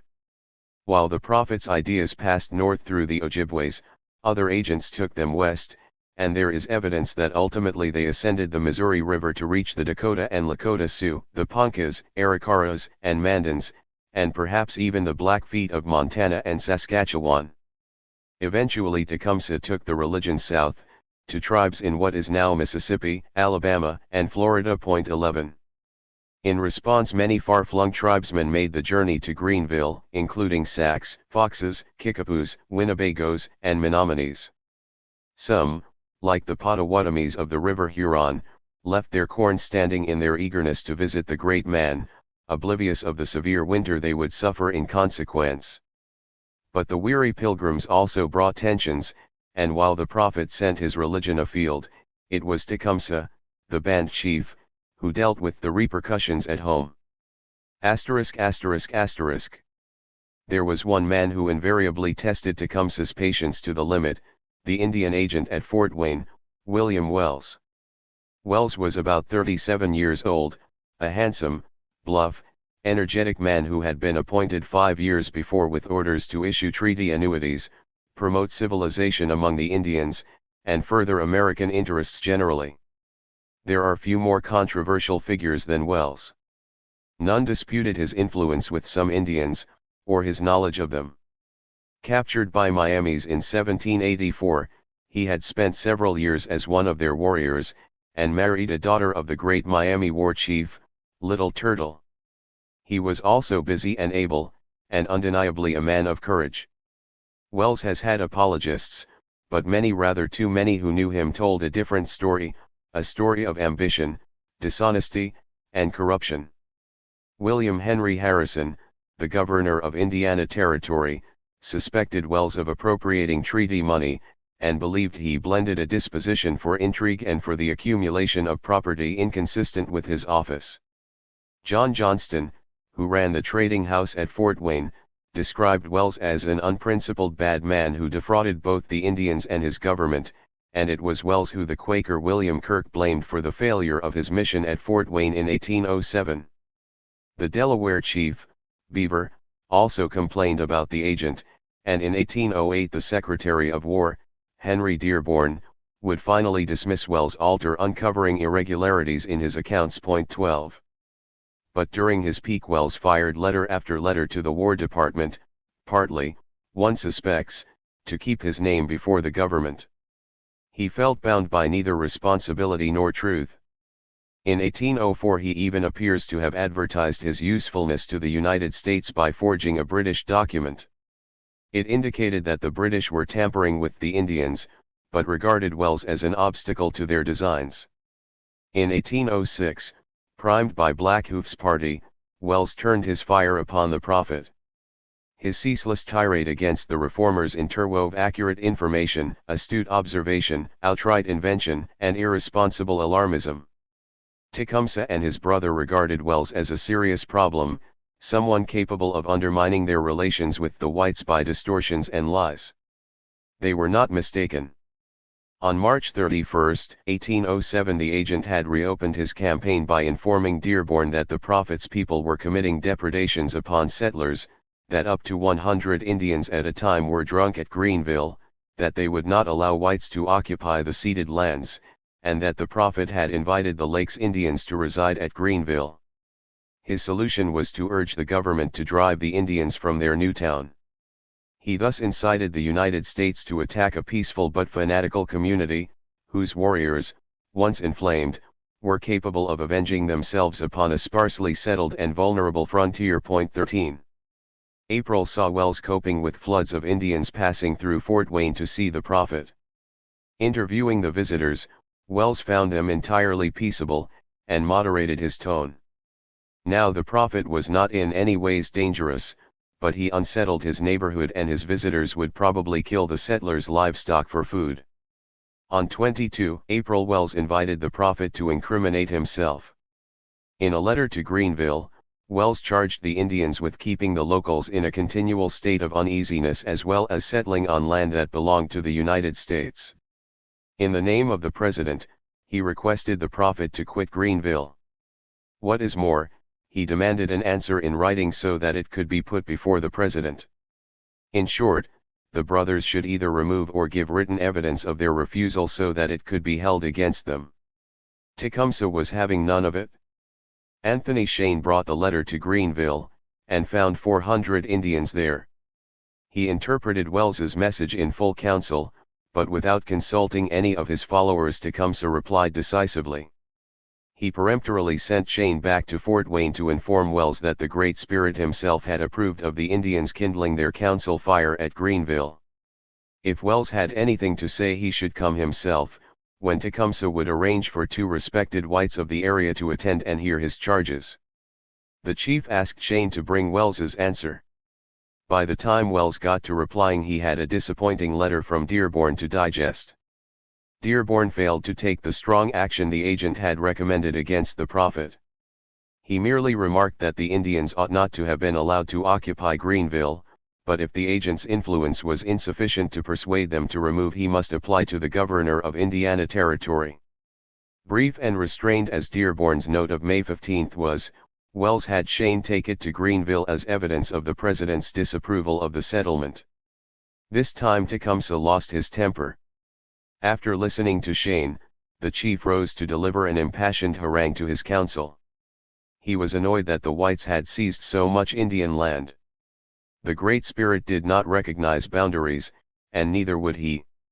Then he told Shane that if their great father the president had something to say, he should send a man of note to deal with the Indians, for Tecumseh would have no further communications with this Wells. Inspired by his brother, the prophet rose with a typically reckless contribution. Why, he wished to know, did the government not send their greatest man to Greenville? The prophet could cause darkness, or put the sun under his feet, and what white man could do this? 14. At dusk on May 25, 1807, a man named John Boyer was burning logs in a field he had cleared by his cabin near the line between Champaign and Miami counties in Ohio. A musket banged, and Boyer was hit. He started to run, but a second shot brought him down. With a yell, a party of Indians fell upon him. They tomahawked and scalped him, and then disappeared into the forest. Boyer lay dead on his face. A few objects had been placed upon his body: a death hammer, war feathers dyed black on one side, some hairs from what was believed to be the murdered man's scalp, pieces of birch bark, and a rattle made of deer hooves. This sinister display suggested that this was no casual atrocity but a coldly premeditated murder. 2 women and 3 children were in Boyer's cabin when he was cut down. They heard the shots and the Indian yell, and fled in terror 2 miles to their nearest neighbor. There, horrified occupants of another isolated cabin joined the flight, stumbling through the night for 8 difficult miles to a second settlement. One old man fell exhausted and lay all night in the woods. The news reached Urbana the next morning, and 20 men set off to recover what was left of Boyer. 15. At first, suspicion fell upon some Indians who had wintered near Boyer's place, but it did not take long for fingers to point at the northern pilgrims tramping back and forth between Greenville and the Great Lakes, and some even accused the Black Hoof and Prophet parties of Shawnees of the murder. Tecumseh and his brother had endured a difficult winter, and they had just got rid of their northern visitors, apart from 5 warriors and a few women and children. But hopes of a more tranquil summer faded when a message from 2 militia officers, Thomas Moore and Benjamin Whiteman, arrived demanding information about the murder. Roundhead replied on June 6. He denied any evil intent on the part of the Greenville Indians, and brazenly accused Blackhoof of the killing. In his opinion, the items left on Boyer's corpse had been intended to incriminate the Lakes Indians coming to Greenville. Roundhead offered to meet the officers if they brought an interpreter, and sent the news to his fellow tribesmen on the Sandusky. Roundhead's allegation showed that he believed Blackhoof capable of any trick that might injure the prophet. It also damaged Blackhoof's campaign to maintain good relations with the Ohio settlers. The Wapakoneta head chief had already been investigating the murder, but when he was told of Roundhead's charge he moved quickly to clear the air. He urged the whites to keep calm, and through Whiteman arranged for them to meet both factions of Shawnees in a council. 16. In fact, neither group of Shawnees had been responsible for Boyer's death. Somewhere at the head of the Mad River, above Urbana, Tecumseh tried to clear his band in preliminary discussions with local settlers. It was a reasonably amicable meeting. Tecumseh and Simon Kenton exchanged yarns about their old skirmishes, and Kenton told the chief that Whiteman, the principal American spokesman, had also been in the party that Tecumseh had defeated back in 1792. The Shawnee chief strode over to Whiteman, jocularly slapped a hand on his shoulder, and remarked that he himself was the better man of the two, for he had whipped him when they were young men 17. The most important council was the one that brought the rival Shawnees together. It took place on June 24 at Springfield, then a tiny settlement of some 11 block houses and Griffith Fuss's tavern. Each faction turned out 60 or more warriors, strong, heavily armed, and committed to defending their chiefs if words turned into blows. They agreed to stack their arms a few miles north of the town, where Macbeth's cabin and Moore's gun shop sat across the road from each other, and assembled at the council ground in a maple grove just north of where the National Hotel would be built. William Ward and Whiteman, who commanded the militia, formed a substantial body of armed men into a hollow square around the council, ready for trouble. 18. At first there was a difficult moment. Tecumseh walked into the council carrying his splendid silver-mounted tomahawk pipe in his right hand and resting it carelessly upon his left arm. The militia officers fidgeted nervously, afraid to allow any weapons into the charged atmosphere. When they stopped Tecumseh and tried to remove the tomahawk, the chief declared he wanted to smoke. But the whites stood firm, and Tecumseh reluctantly surrendered the item, struggling to contain his anger. A Methodist preacher and schoolmaster named Nathaniel Pinkard stood close by, puffing as usual upon a stubby cob or clay pipe he was wont to carry even into his classroom. Seeing the altercation, he advanced affably and offered his pipe to Tecumseh. The Shawnee chief was dismayed at the miserable instrument, and still smarting at the loss of his own pipe, he glanced at the preacher and then took his pipe and effortlessly flicked it back over his head into the thickets, to the amusement of some of the watchers. Tecumseh resented the insult about the pipe and the bullying tactics employed by the militia throughout the council, but both he and Roundhead, who represented Greenville, knew that if their town was to survive they had to mollify the local whites and reconcile them to it. Blackhoof and Blacksnake spoke for Wapakoneta. Among their supporters were William Kirk, who had just begun work at Wapakoneta and who hoped to bring the two Shawnee factions together, and a man of a very different stamp. The younger Captain Johnny was a tall, big-boned, powerful Shawnee noted for violence and a vicious temper. James McPherson, known as Squa Lakake, interpreted for the Shawnees, and Isaac Zane, a man in his 50s, translated for the Wyandots. 19. William Ward opened business. Physically he was not less impressive than Tecumseh. Tall and erect, broad of shoulder but slender and lithe, he had high cheekbones and auburn hair, which he sometimes tied into a queue. Ward was somewhat arrogant in manner, but he knew Indians well. One of his brothers had been that same John Ward, mortally wounded alongside Tecumseh in the Paint Creek fight 14 years before.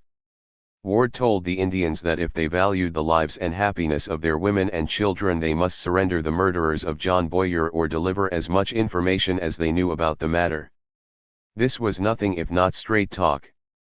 Blackhoof replied, holding a friendship medal he had received from the American president. All his warriors were at home when Boyer was killed, he said, but the items left on the body indicated the murderers were Ojibways or other northern Indians. His remark that from the many people that roam through the country it is hard for us to know them clearly insinuated the guilt of Lakes Indians who had visited the prophet. In his letter to Whiteman and Moore, Roundhead had not only indicted Blackhoof of the murder, but had also undertaken to show you the fellow and to point my finger to his breast. Ward now called upon the Wyandot chief to fulfill his boast. Roundhead refused to do so. Years later a member of the militia who was present painted a graphic picture of Roundhead rising to his feet to implicate Blackhoof, casting a look at the fuming and ferocious Captain Johnny, and then sinking back to his seat looking agitated. The contemporary record merely tells us that the Wyandot refused to charge Blackhoof, but said that from information it was a chief of the Cheyennes called Blackhoof. This was proven to be false since it is well known to two white men that on the day the murder was perpetrated he was at the town.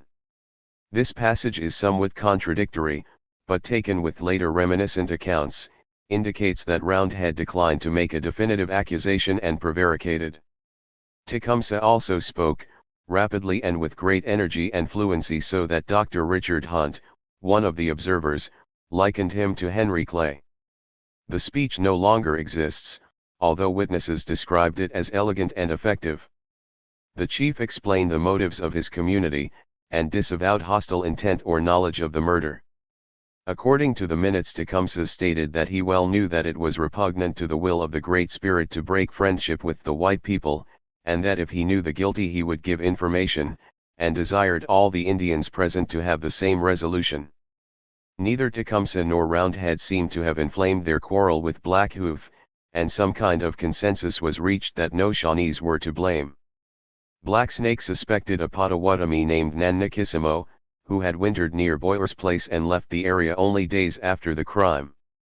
But another Indian, the Wiasaka, piped up that he too had spent the winter about Boyer's and that relations between the Indian hunters and the settlers had been nothing but friendly and considerate.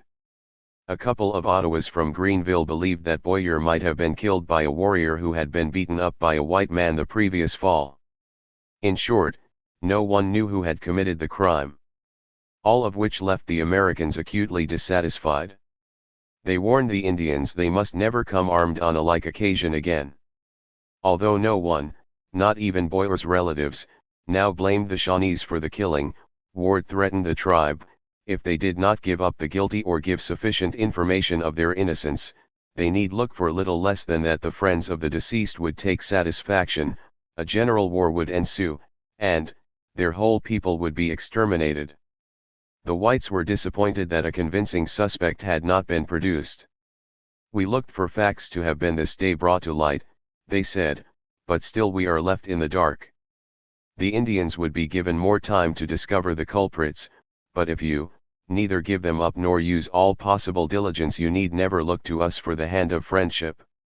Neither Tecumseh nor Blackhoof had completely assuaged local outrage, and it was perhaps to relieve tension that the Kispoko chief and some friends remained in Springfield for a few days after the council, mixing with residents and participating in friendly athletic contests. It was remembered afterward that Tecumseh invariably bested the other competitors. As for Blackhoof, he continued his investigations into the murder, but it was not until June 29 that he got word from Lower Sandusky that a Potawatomi, Big Son, had accused members of his own tribe of slaying Boyer. 4 years before, a Potawatomi had been murdered and another wounded, and Boyer had been killed in retaliation. The hair and feathers left on the body had belonged to the slain Potawatomi. Blackhoof rushed this information to Benjamin Whiteman in the hope that it would establish the good faith of the Shawnees. 20. While Tecumseh was at Springfield, he also made a serious attempt to bridge the rift between the rival Shawnee factions. A strong advocate of unity, he never saw much use in inter-Indian strife, and on the evening of June 24 publicly disavowed the prophet's attempts to have the Wapakoneta chiefs assassinated as sorcerers. The tomahawk which was given to destroy those possessed with evil spirits would be thrown far behind them, Tecumseh proclaimed, never to be raised again. It was his hope, so the report said, that an everlasting peace shall reign in the nation. 12. An engine set to work by the British. The job facing Tecumseh, the diplomat of the Greenville Band, was much more difficult than preaching to the travel-weary converts trundling regularly into the village. The Springfield Council had not silenced criticism, and within a fortnight nearly 80 residents of the Stanton area, where Boyer had lived and died, petitioned Wells for the removal of the Indians. 1. One difficulty was posed by the Pilgrims. The more telling the prophet's message, the more devotees he attracted, the greater the potential for alarm. That spring Lalaothika had invited his visitors to return in August, when they could be supported by the harvests, and to remind them he sent out runners. Soon the trails were once again being worn by hundreds of travelers: Potawatomis, Ojibways, Ottawas, Menomonies, Winnebagos, Kickapoos, Sacs, and Foxes from the present-day states of Michigan, Indiana, Illinois, and Wisconsin. On August 22, 1807, Wells complained that 230 warriors were at Greenville, another 500 at Fort Wayne en route, and that others were a-coming. 2. No one could honestly describe the Pilgrims as hostile to the whites. William Kirk learned they were all as friendly as they know how to be, while Wells himself, so apt to berate the prophet, had to admit the travelers all appear friendly and more desirous to find the way to heaven than to go to war. Yet their presence unnerved settlers, and for Tecumseh there was a constant need to reassure. 3. Another problem was the embryonic Indian Confederacy in the West. The plan to attack American posts was still being considered by militant warriors in the Illinois country, and in August there was an intertribal meeting at a Kickapoo town to debate whether to launch a war. In the end the Confederates decided the time was not ripe for such an enterprise, but rumors still flitted back and forth. Not everyone troubled to disentangle the different currents that were sweeping through the Indian country, and Tecumseh and the prophet often found themselves tarred with the military ardor of the Western Pan-Indianists. 4. Then, suddenly, another and far greater shadow fell across Tecumseh's attempts to protect his band from persecution. On June 22, 1807, the British ship Leopard had fired upon an American frigate, the Chesapeake, while searching for deserters. 3 men were killed, and a wave of indignation across the United States condemned Britain's abuse of sea power and called for war to extinguish national dishonor. The crisis had been looming for years. The supreme naval power, Britain, was engaged in a desperate war with Napoleonic France, but her blockade of enemy coasts in Europe had interfered with the overseas trade of such neutrals as the United States. The Chesapeake incident brought frayed tempers close to the breaking point, and on the frontier the possibility of a war with Britain revived memories of the Revolution, when the Redcoats had loosed fierce Indian warriors against the American settlements.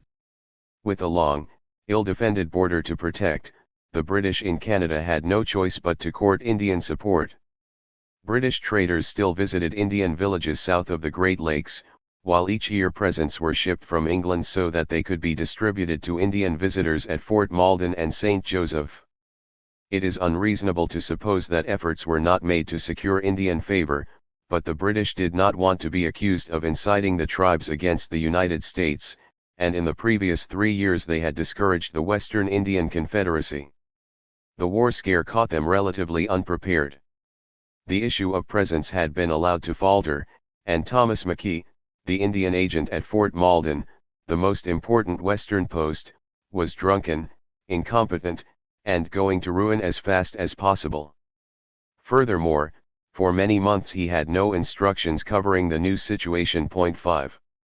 Nevertheless, fraternization between the British and Indians aroused deep suspicions in the United States after the Chesapeake affair. Many were genuinely alarmed, but some American officials eagerly embraced a convenient paranoia. The British were to blame for Indian hostility. Instead of examining the complaints of the Indians about relentless land hunger, the attack upon native cultures, trade abuses, or the lopsided system of justice Indians experienced at the hands of the whites, some of the president's servants on the frontier found ready scapegoats.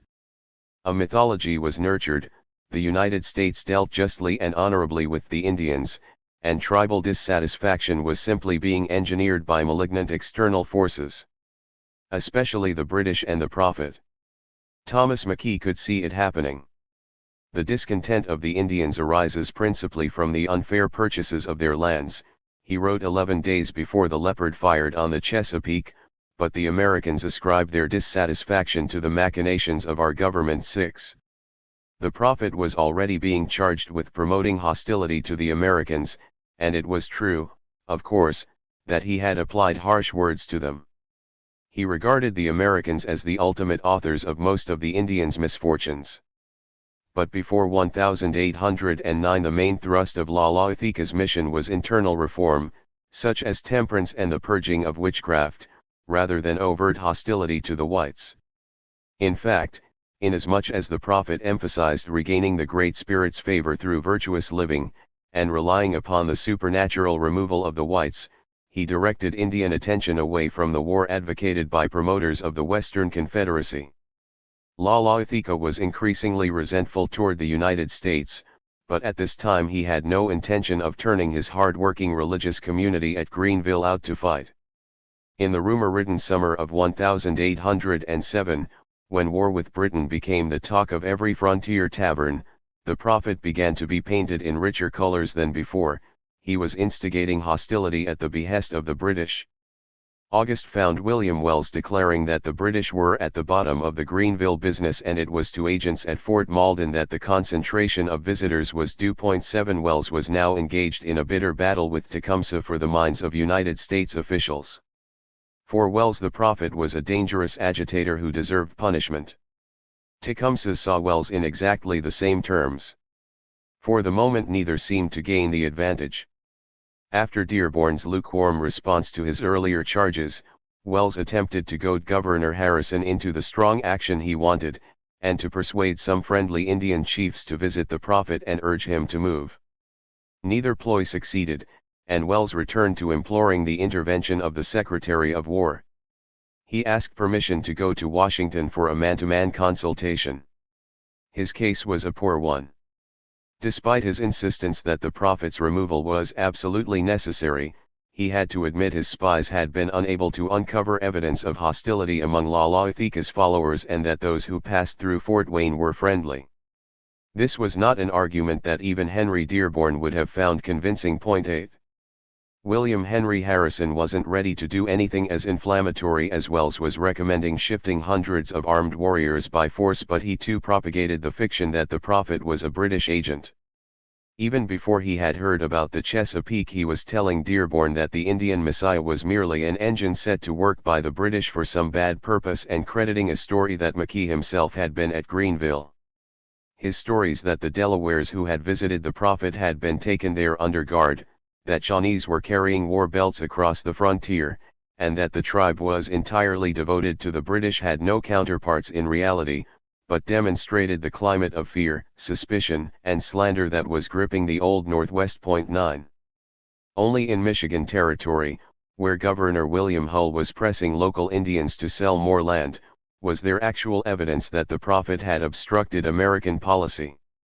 When Hull invited the Potawatomis, Ottawas, Ojibways, and Wyandots to meet him in June he got firm refusals.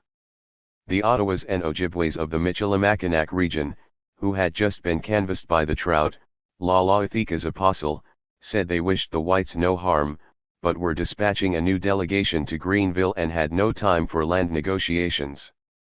The principal chief of the Ojibways of Saginaw Bay on Lake Huron, whose hunting grounds were threatened by the proposed treaty, frankly admitted that he had just returned from Greenville, where he had been advised to stand against land cessions. But in truth there were many other reasons for the Indians' recalcitrance, too, including the failure of the United States to pay annuities due on the last session in 1805 and a realization that the rates being offered, less than a cent an acre, were way below market prices. These were also Indians who had been influenced by the anti-American Western Confederates. 10. Sensing the depth of feeling, Hull backed off and postponed his treaty. He had to wait until November to get 4 to 5 million acres of eastern Michigan Territory, north of the Maumee. The Trout's speech, in which the prophet declared the Americans, but not other whites, to be the progeny of an evil spirit, encouraged Hull to believe that it had been concocted in the British interest, and he added to the erroneous impression being popularized by Wells and Harrison that the Prophet was simply a creature of the British. Hull's difficulties perturbed President Thomas Jefferson. Until then he had dismissed the Prophet as a harmless fool, but at the end of August he went so far as to order the frontier governors to make military preparations, including the raising of the militia.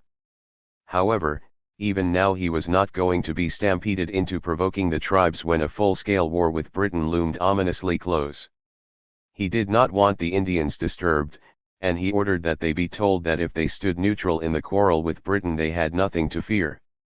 Only if they attacked the Americans would they be exterminated or driven across the Mississippi. 11. That prudence on the part of the President gave Tecumseh another opportunity to defend his band from calumny.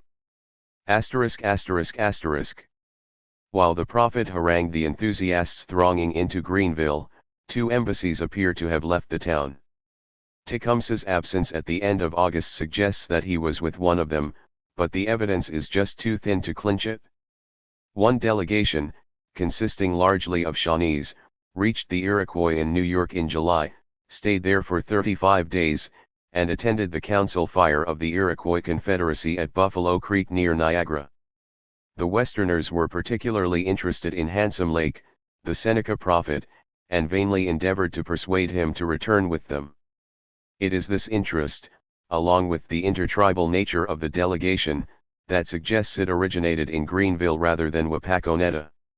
Whatever its origin, the delegation left for home before 18 August. 12.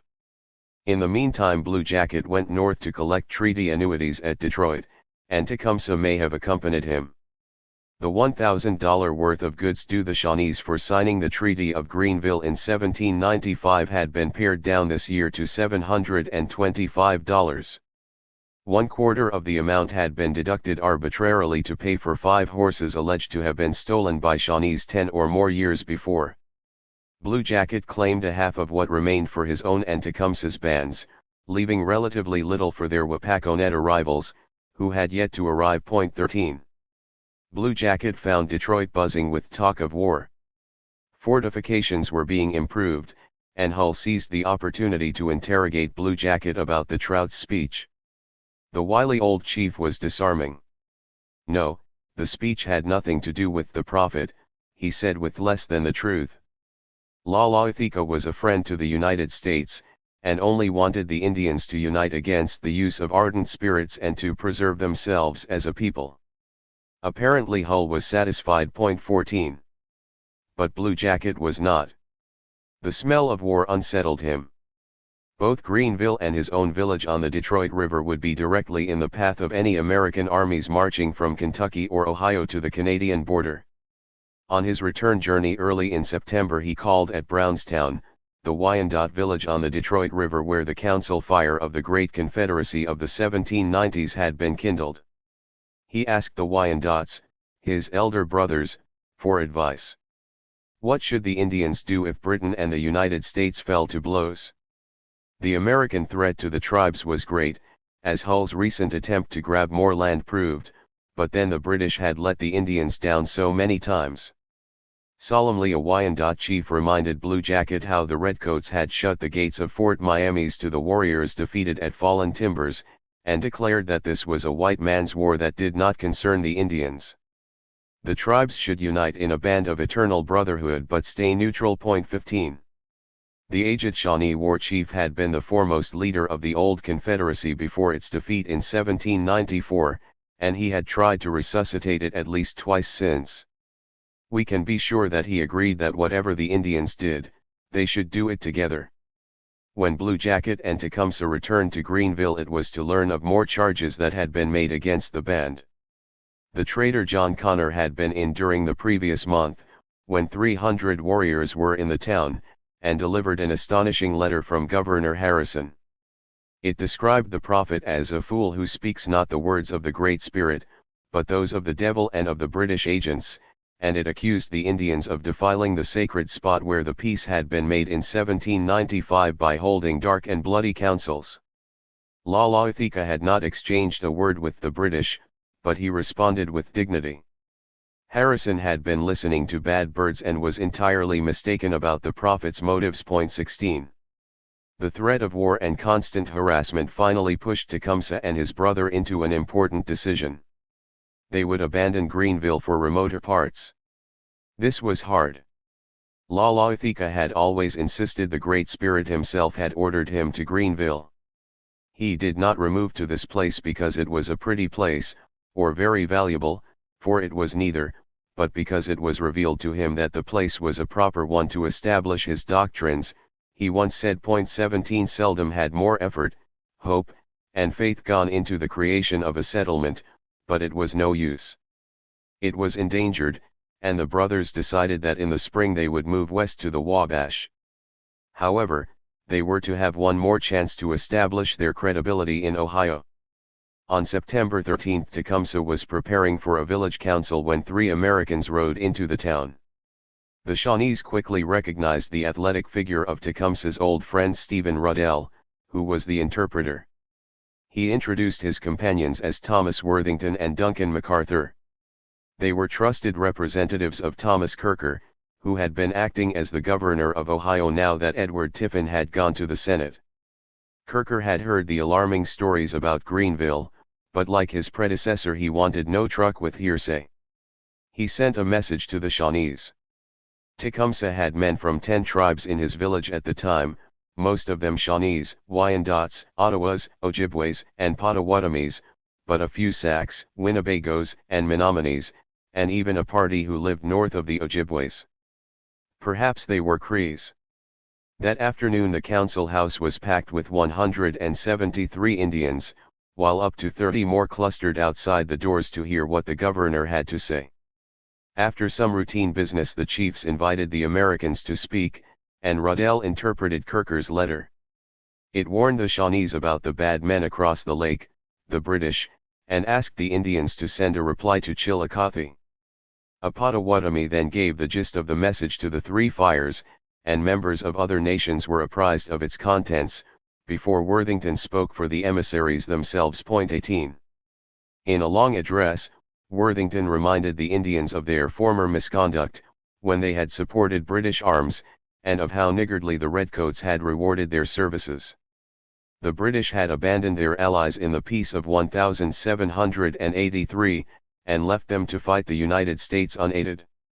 In 1794 they had shut the warriors from Fort Miamis when they had been defeated. These are truths, brothers. You know yourselves better than we can tell you, he said. By contrast, Worthington went on, the United States had treated its red children with kindness after the Treaty of Greenville, and the Indians had no business involving themselves in the new war likely to take place between their white neighbors. Even now the president was forming an army of 100,000 men to march north. If they find you sitting still, they will take you by the hand and do you no harm. But if the Indians helped the Redcoats they would be destroyed. Surely, the chiefs must recognize that if the British and Indians combined had not been able to defeat the Americans before, when they were little and very weak like children, they could do little now they are strong like men. As for this Indian town of Greenville, the governor had 5,000 men on hand, but he did not want a war with the prophet. The Indians should honestly speak about why they had gathered here.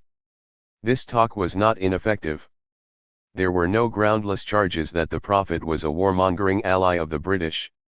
Merely a warning, a statement of the governor's concern, and a request for an honorable declaration. Tecumseh and the other chiefs promised to reply the next day, but they felt they could deal with these men, and as the council broke up they chatted amiably to the Americans, trying to repair the damage done by the prophet's indiscretions. Blue Jacket denied that the Trout's speech, which had been published in national and local newspapers, represented the prophet's views, and Lalaithika himself seemed to resent it as a slander. The prophet also disavowed anti-American remarks attributed to him by the traitor Frederick Fisher. The Americans camped outside the town, but the following morning they were back in the council house to hear Blue Jacket, the Indians' most practiced orator, deliver the reply. He mentioned a few sources of Indian irritation, including the building of Fort Dearborn, and remarked that many of the misunderstandings were the doing of William Wells, a bad man who ought to be replaced. Worthington pointed out that Fort Dearborn, which he felt would benefit both races, had been sanctioned by the tribes in the Treaty of Greenville, and that only the President could remove Wells, who, after all, had been influenced partly by the Shawnees at Wapakoneta. Old Blue Jacket remained conciliatory, and reported the decision of the Indians at Brownstown to stay neutral, while the prophet also spoke and explained why his mission had come to Greenville. The Americans spent 2 more days wandering freely about the town. Like the Shakers, they had come uninvited and observed the Indians as they found them. Unlike Wells, they troubled to make personal investigations on the ground rather than to sit afar, dealing in premature assumptions and prejudices. They saw none of the dark and bloody counsels that lurked in Harrison's imagination. Instead they concluded, after the most strict inquiry we could hear of nothing which left a doubt in our minds as to their sincerity. There was no hostile appearance. Their women and children, of which there was about 250, were with them, engaged generally in their ordinary labor. We were treated with great hospitality and kindness in their way from all, both strangers and foreigners, and were informed that in less than 3 weeks all who were able would set out on their fall hunt. Some of the Potawatomis left the town the morning we set out. We were unable to find one single fact on them which wore a hostile appearance. Tecumseh and the other chiefs decided that the best way to reassure the settlers was to send a delegation to Chillicothe to address the governor in person. 2 Potawatomi leaders dropped out of the entourage at the final moment, perhaps hesitating to put themselves amid an armed and nervous militia, but Tecumseh, Blue Jacket, Roundhead, and Panther left Greenville in the company of the American Party on September 16. Their mission, described at the beginning of this book, was a complete success, and Tecumseh and Blue Jacket not only removed the fears of the settlers but induced Kirker to take up their complaints with the President. When he received the governor's report, Thomas Jefferson was glad he had resisted intemperate calls for the expulsion of the Indians from Greenville. This prophet was a harmless eccentric. I concluded, he later told John Adams, that he was a visionary, enveloped in their antiquities, and vainly endeavoring to lead his brethren to the fancied beatitudes of their golden age. I thought there was little danger of his making many proselytes from the habits and comforts they had learned from the whites to the hardships and privations of savagism, and no great harm if he did. We let him go on, therefore, unmolested. 19. Back at Greenville, Tecumseh found the village falling strangely silent, inhabited largely by elders. Its resident population, estimated by Worthington and MacArthur, had been 305, but when Tecumseh had gone to Chillicothe there had still been some 200 visitors. Now the guests had departed, and the Shawnee and Wyandot residents were setting off to hunt in their family groups. The prophet apparently stayed at his post throughout the winter, receiving the small parties of pilgrims that continued to straggle in. From Fort Dearborn, Charles Jahoot wrote that multitudes of Indians were crowding down upon us from Green Bay. He believed that something like 1,000 tribesmen from distant parts were within 30 miles of Chicago on December 1.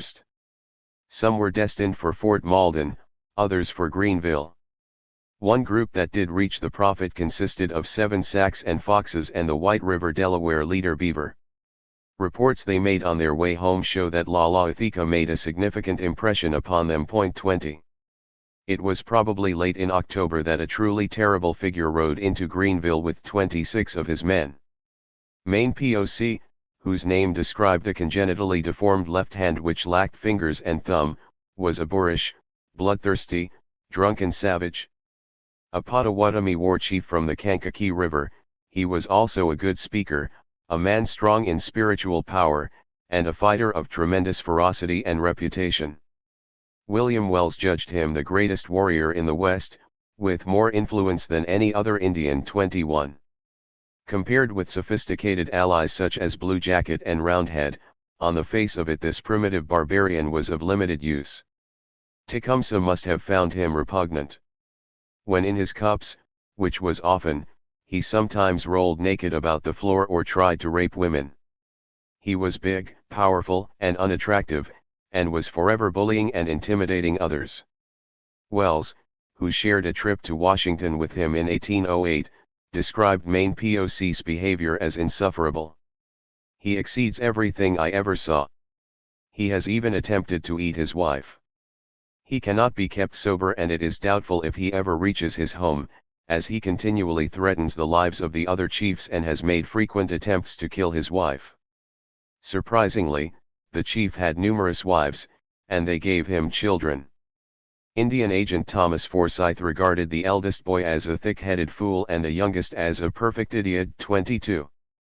Maine POC, in fact, epitomized most of what the prophet and Tecumseh condemned. Not only did he drink, brawl, and treat people abominably, but far from embracing a vision of intertribal unity, he gloried in raiding the Osages across the Mississippi. Worse, he was largely ineducable, and acknowledged no teachers. He boasted that his powers were equal to the prophets, and that the spirits had put their mark on him by destroying his hand at birth. Often he withdrew to commune with them, and he was so loyal to them that he rejected any suggestion of yielding his medicine bag to his Shawnee rival. He drank and fought, he said, because it was the wish of the Great Spirit that he do so.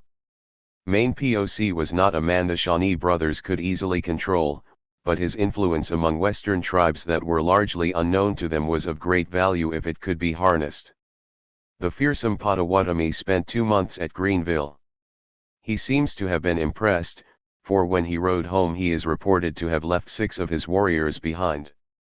Holding court throughout the winter, the prophet made some useful contacts, but lodgers such as Beaver and Maine POC exacted a formidable toll upon the town's resources, depleted by previous visitors. The Shakers at Turtle Creek helped a little, but as the winter set in the brothers made their first approach to the British. Although Tecumseh's victory at Chillicothe had damaged the credibility of William Wells, the agent continued to portray the prophet as a tool of the British. In fact, it was not until November 1807 that a party from Greenville reached Fort Malden to receive a little clothing at the King's Largesse. 23. Had the prophet been a British agent, none would have been more pleased than His Majesty's servants in Canada. They didn't hold a high opinion of Lalaitheka, and regarded him as a dangerous insurgent. In the summer, McKee, the agent at Fort Malden, had actually been advising Indians not to listen to him. But the Chesapeake affair alerted the British to the need to improve their relationships with the Indians in case they needed their help in a war.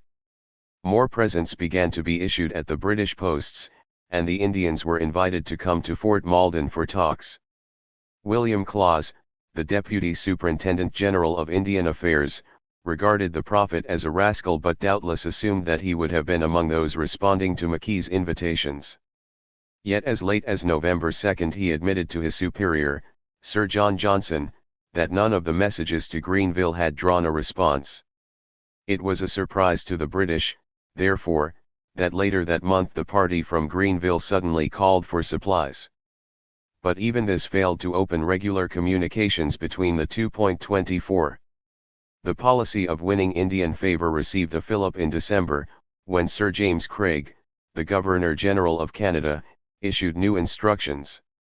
The agents were to avoid anything that opened Britain to charges that they were inciting the Indians against the United States, but in private meetings they could insinuate to the chiefs that as a matter of course we shall look for the assistance of our brothers. Craig believed that Britain's new generosity, in increasing the issue of supplies, including arms and ammunition, and the difficulties the tribes were having with the United States, would eventually push the Indians toward the king, but special efforts should be made to win over influential chiefs. 25. At the turn of the year, therefore, the British decided to redouble their attempts to bring the prophet within the fold. 26. 13. The open door. Amid much talk of war, Tecumseh still wanted peace. He longed to establish his band in a secure home, where they could live as they pleased, unmolested, without fear of being driven from the land by purchase or sword. Freedom, security, self-respect, a sufficiency of the necessities of life, peace.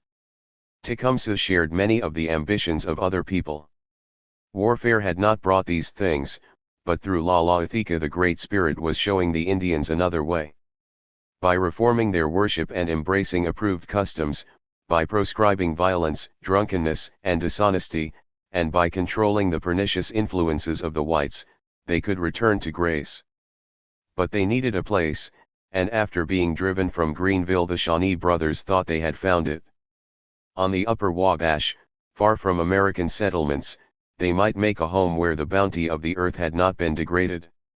Early in 1808 the brothers moved west to the headwaters of the Mississauga, where hunting eked out scant provisions, and canoes were manufactured for the journey downriver to the Wabash. In April a delegation of 10 chiefs found them.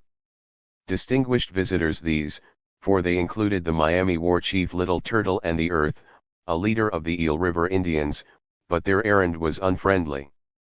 Spurred by the defamations of Blackhoof's Shawnees, they came to tell the prophet that their peoples, who lived high up the Wabash, did not want him on their river.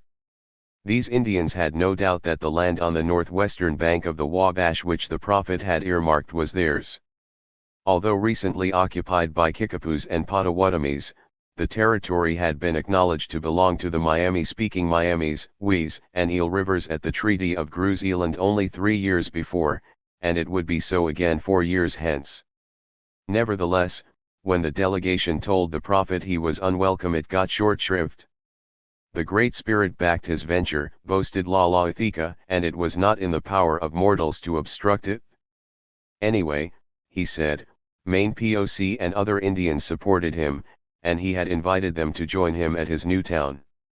Even the president of the 17 Fires endorsed his plan through the agency of the governor of Ohio. The prophet went considerably beyond the truth, but Little Turtle and his colleagues retired in defeat. 1. On the White River the Delawares, too, resented the prophet's return to Indiana Territory, and they were disappointed at the rebuff to Little Turtle.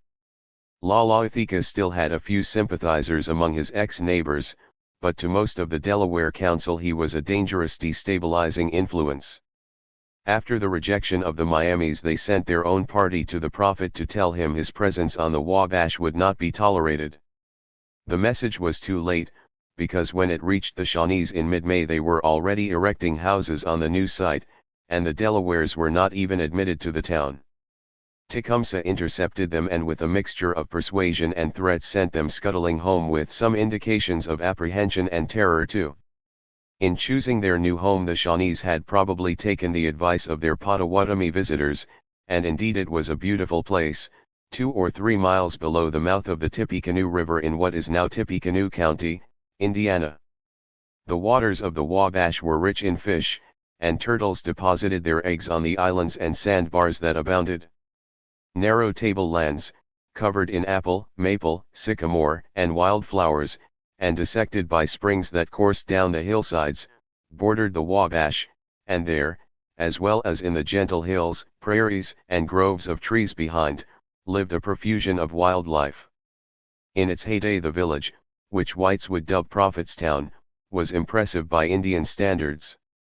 200 bark-sided houses occupied the upper end of the site, on the high ground that overlooked the river some 50 yards distant. On the bottomlands the Indians beached their canoes. The houses, patterned in neat rows with lanes between, extended westward toward the prairie, and it was there that the council house and long low medicine lodge were constructed. On the other side, at the foot of a hill near the river, another substantial building offered guests accommodation and was styled the House of the Stranger. Running 500 yards below the town were the cultivated fields, more than 100 acres, apparently protected from ponies and a few foraging cattle by fences. The town was a busy place, visited by travelers passing up and down the Wabash and along the path that traced the west bank of the Tippecanoe, but it was orderly. Liquor was kept out, and the unseemly scenes so prevalent in many Indian villages were absent from Prophetstown. 3. It was about the time that he moved to the Wabash that the prophet adopted a new name. He called himself Tenskwatawa, which meant the open door. The prophet regarded himself as the door through which his followers might reach salvation, and even before the new settlement had been established he had taken pains to renew his mission. The prophet's invitations had gone to the Iowas, Sacs, Foxes, Winnebagos, Menominees, and the Three Fires, summoning them to the Wabash. The brothers hoped that some would settle nearby. Certainly the ability of the countryside to support a large multitude was to be doubted, but the prophet and Tecumseh felt that a powerful headquarters was essential to their plan. Point 4. A new name for the prophet, a new home, but neither implied an immediate change of policy toward the Americans. The brothers still wanted to coexist with the United States, albeit in a relationship which protected their interests, respected their cultural distinctiveness, and granted them some control over their lives. Tecumseh still anticipated that the requests he had made to the Americans through Governor Kirker would be met, and the government would supplant Wells and establish a new agency at Prophetstown, with a blacksmith who could mend guns and tools, and where trade goods might be had at fair prices under the supervision of Stephen Ruddell or some other honest man. Point 5. Still, the brothers were drifting slowly toward certain confrontation. They still smarted at being driven from Greenville, and Hull's recent treaty powerfully reminded them of the insatiable American lust for land. Even the arrival of the Quaker William Kirk at Wapakoneta the year before signaled undesirable impositions on the part of the whites. Kirk and his workmen were building a smithy and sawmill, and encouraging Blackhoof's people to erect American-style houses and fence the open fields. Although the Indians still used little more than hoes, and very few of the men could be persuaded to assist the women in the fields, 500 acres were put under cultivation in 1808: corn, potatoes, cabbage, turnips, and other vegetables. The increased yields lent Wapakoneta such an air of prosperity that some straggling Shawnee groups came in to form a new settlement a little upriver. Blackhoof thought his project successful, but the prophet was inflamed by what he saw as assaults upon sacred traditional culture. He complained that the president had appointed masters to make the Indians toil and turn the warriors into women so they could not defend themselves. Point 6. Then, too, the Shawnee brothers were being influenced by others, some more aggressive than themselves. According to Hull, Blue Jacket had been the friend and principal advisor of the brothers. As a leading light of the great Confederacy of the 1790s, and one who had since tried to resurrect it, the old chief almost certainly encouraged the pan-tribal activities of Tecumseh and his brother. However, he was not particularly anti-American and was more concerned that whatever the Indians did they did together, united and strong. Blue Jacket was at the end of his life, and chose to spend the last of his days at his home in Michigan Territory rather than to follow his protégés to the Wabash. Point 7. At their new home the brothers were mixing with less sophisticated and more militant warriors than Blue Jacket, including supporters of the immature Confederacy recently proposed by members of the Sacs and Sioux. These men were smoldering with resentment against the Americans and constantly grumbling about the fraudulent treaty Harrison had pushed upon the Indians at St. Louis. Black Hawk, a Sac, remembered that session as the origin of all our difficulties, and Maine POC declared that those of his tribe who had supported it were dogs, not fit to mend his moccasins. Here were warriors willing enough to push Tecumseh and Tenskwatawa farther toward a showdown with the United States. Point 8. But for the moment the difficulties of establishing themselves in Prophetstown reinforced, rather than weakened, the hopes the brothers had of a more peaceful relationship with their white neighbors. The previous harvest, at Greenville, had been exhausted by visitors and the winter hunting disrupted by the removal. In the spring they planted a crop on the Wabash, and devoured roots and meat in the meantime, little enough to sustain the 40 to 80 warriors of the band, their families, and the new pilgrims the prophet expected to receive. The result was inevitable. Some Indians began slipping into Ohio, stealing horses from the settlers, and killing hogs and cattle. Tenskwatawa, not Tecumseh, had to deal with the problem. Tecumseh believed in much of what his brother preached, but the Shawnee band had always looked to him, rather than the prophet, as its founder and chief, the one who took ultimate responsibility for the community. Tecumseh did not always think his brother's approval of actions necessary, and sometimes distrusted his judgment. On occasion he even disciplined the prophet. According to Anthony Shane, Tecumseh was once so angry when they were at Greenville that he threatened to take the prophet's life. However, during that first summer on the Wabash, while Tecumseh went north to see the Redcoats, Tenskwatawa handled diplomatic affairs, and with respectable skill. In June he wriggled shiftily when two messengers from William Wells arrived at Prophetstown to seek the return of horses pilfered in Ohio. He was unconvincing, and the charges were transparently true, but there were then about 90 Potawatomi, Winnebago, and Ojibwe warriors visiting his village, and he needed American supplies. 9 Swallowing his pride, he sent for help to the territorial governor William Henry Harrison, the man who had once accused him of being a British agent and a fool. He dispatched some men to Vincennes first, down the Wabash.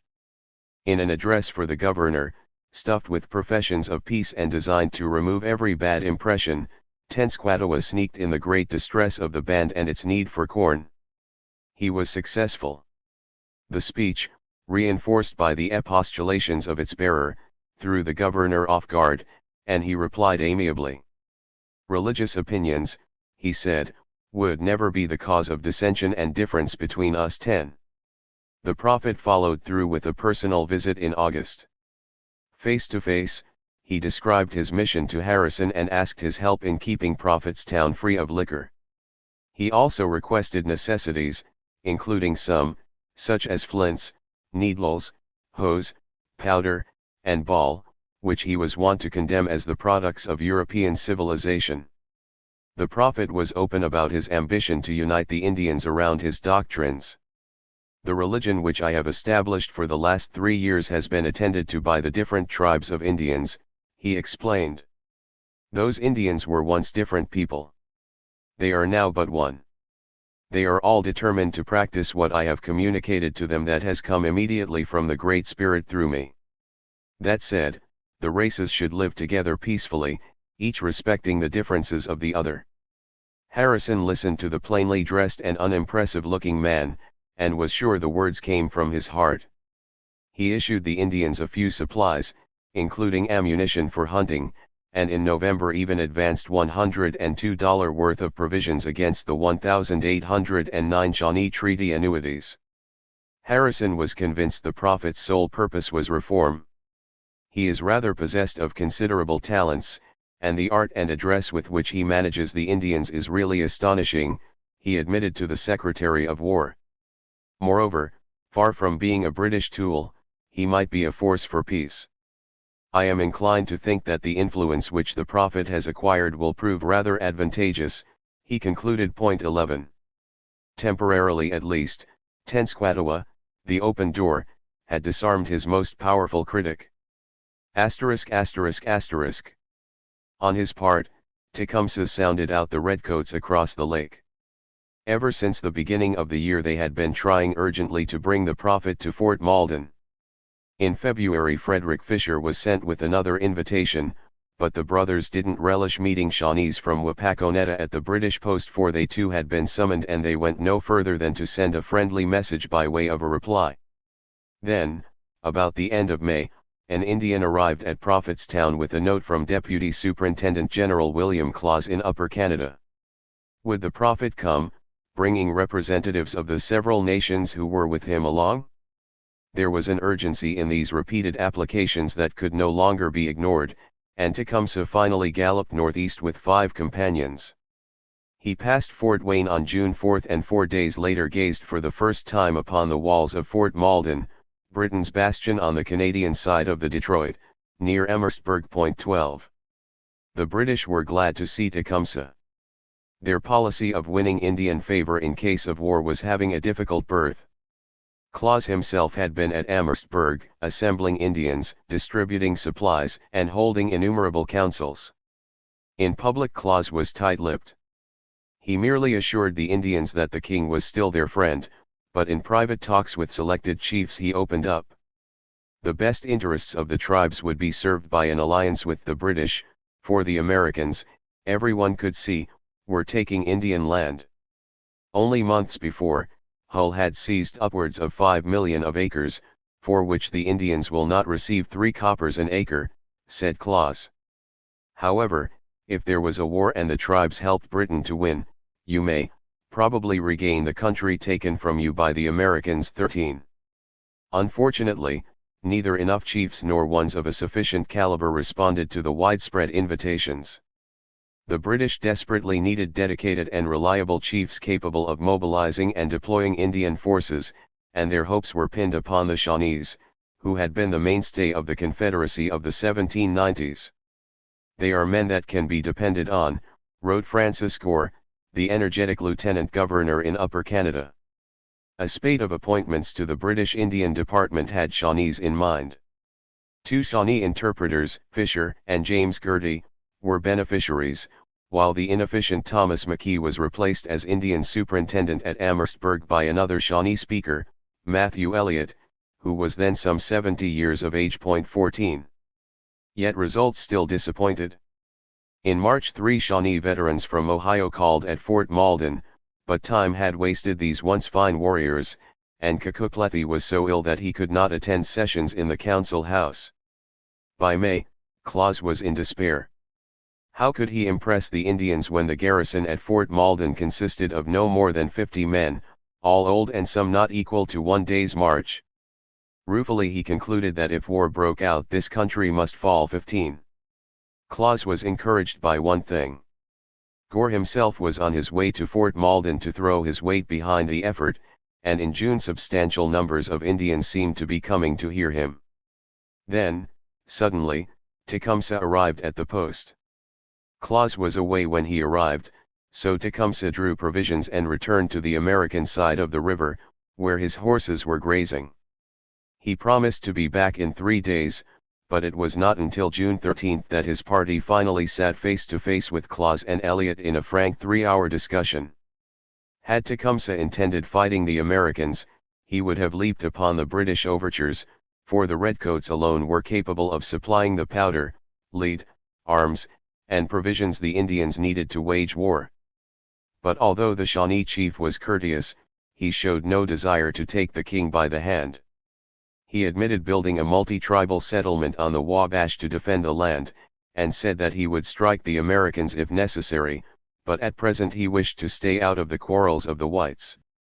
His experience of the last war had left him deeply distrustful of the Redcoats. At that time they had refused to field a respectable force to help the Indians, and when the tribes were defeated they had closed the gates of Fort Miamis to the flying warriors. It had not been forgotten, and Tecumseh believed that several chiefs had been killed because they were shut out of the British fort in 1794.16. Speaking forcibly, Tecumseh impressed the British, and in the next few days they tried hard to win his favor. They gave him a handsome gift, and when he returned to Fort Malden on the morning of the 15th, after another brief trip across the river, Claus pressed him to stay for the imminent Indian council with Gore. The Shawnee chief cheerfully consented to wait for Gore, but in the meantime slipped back to Michigan Territory to send some of his men home and to confer with the Shawnees of Blue Jacketstown and the Wyandots of nearby Brownstown and Magwiga. In their hurry to humor Tecumseh the British ignored protocol. The Wyandots were the elder brothers or the uncles of the other tribes, with the right to take precedence in council, but on July 1 Claus sent a message to Tecumseh informing him of Gore's arrival without telling the Wyandots. Tecumseh also got a copy of the speech Gore planned to make to the Indians, and he seems to have been asked to deliver it. The Shawnee leader returned the speech, and when he got back to Fort Malden to speak to Claus on the evening of July 9 he had to explain that the Wyandots objected to the Shawnees usurping their privileges. It took councils over the next 2 days to pave the way for the major event on July 11. Bold flags and a gun salute at Fort Malden proclaimed the presence of Lieutenant Governor Gore, as he tried to breathe life back into the old British-Indian alliance before the 1,000 watching warriors. There were Shawnees from the Wabash and Ohio, men of the Three Fires from Michigan and Indiana territories, the Detroit River Wyandots, and Mohawks from the Grand River in Upper Canada. Gore delivered his speech, and then it was explained by Claus and Elliott. It warned the Indians against those who would disturb the peace of the country or Britain's historic friendship with the tribes by inference against American officials. The Indians should adhere to ancient customs and manners, by which Gore probably meant they should preserve their skills as warriors, and their association with the Redcoats. The lieutenant governor tried to please the Indians by announcing the reappointment of Matthew Elliot, a favorite among the tribesmen, and hinting that Britain did not recognize any of the northwestern land purchases made by the United States. The king, said Gore, held the Ohio boundary of 1768 sacred. Although Gore carefully avoided referring to the possibility of a war with the Americans, Indians as astute as Tecumseh detected the drift in all this verbiage.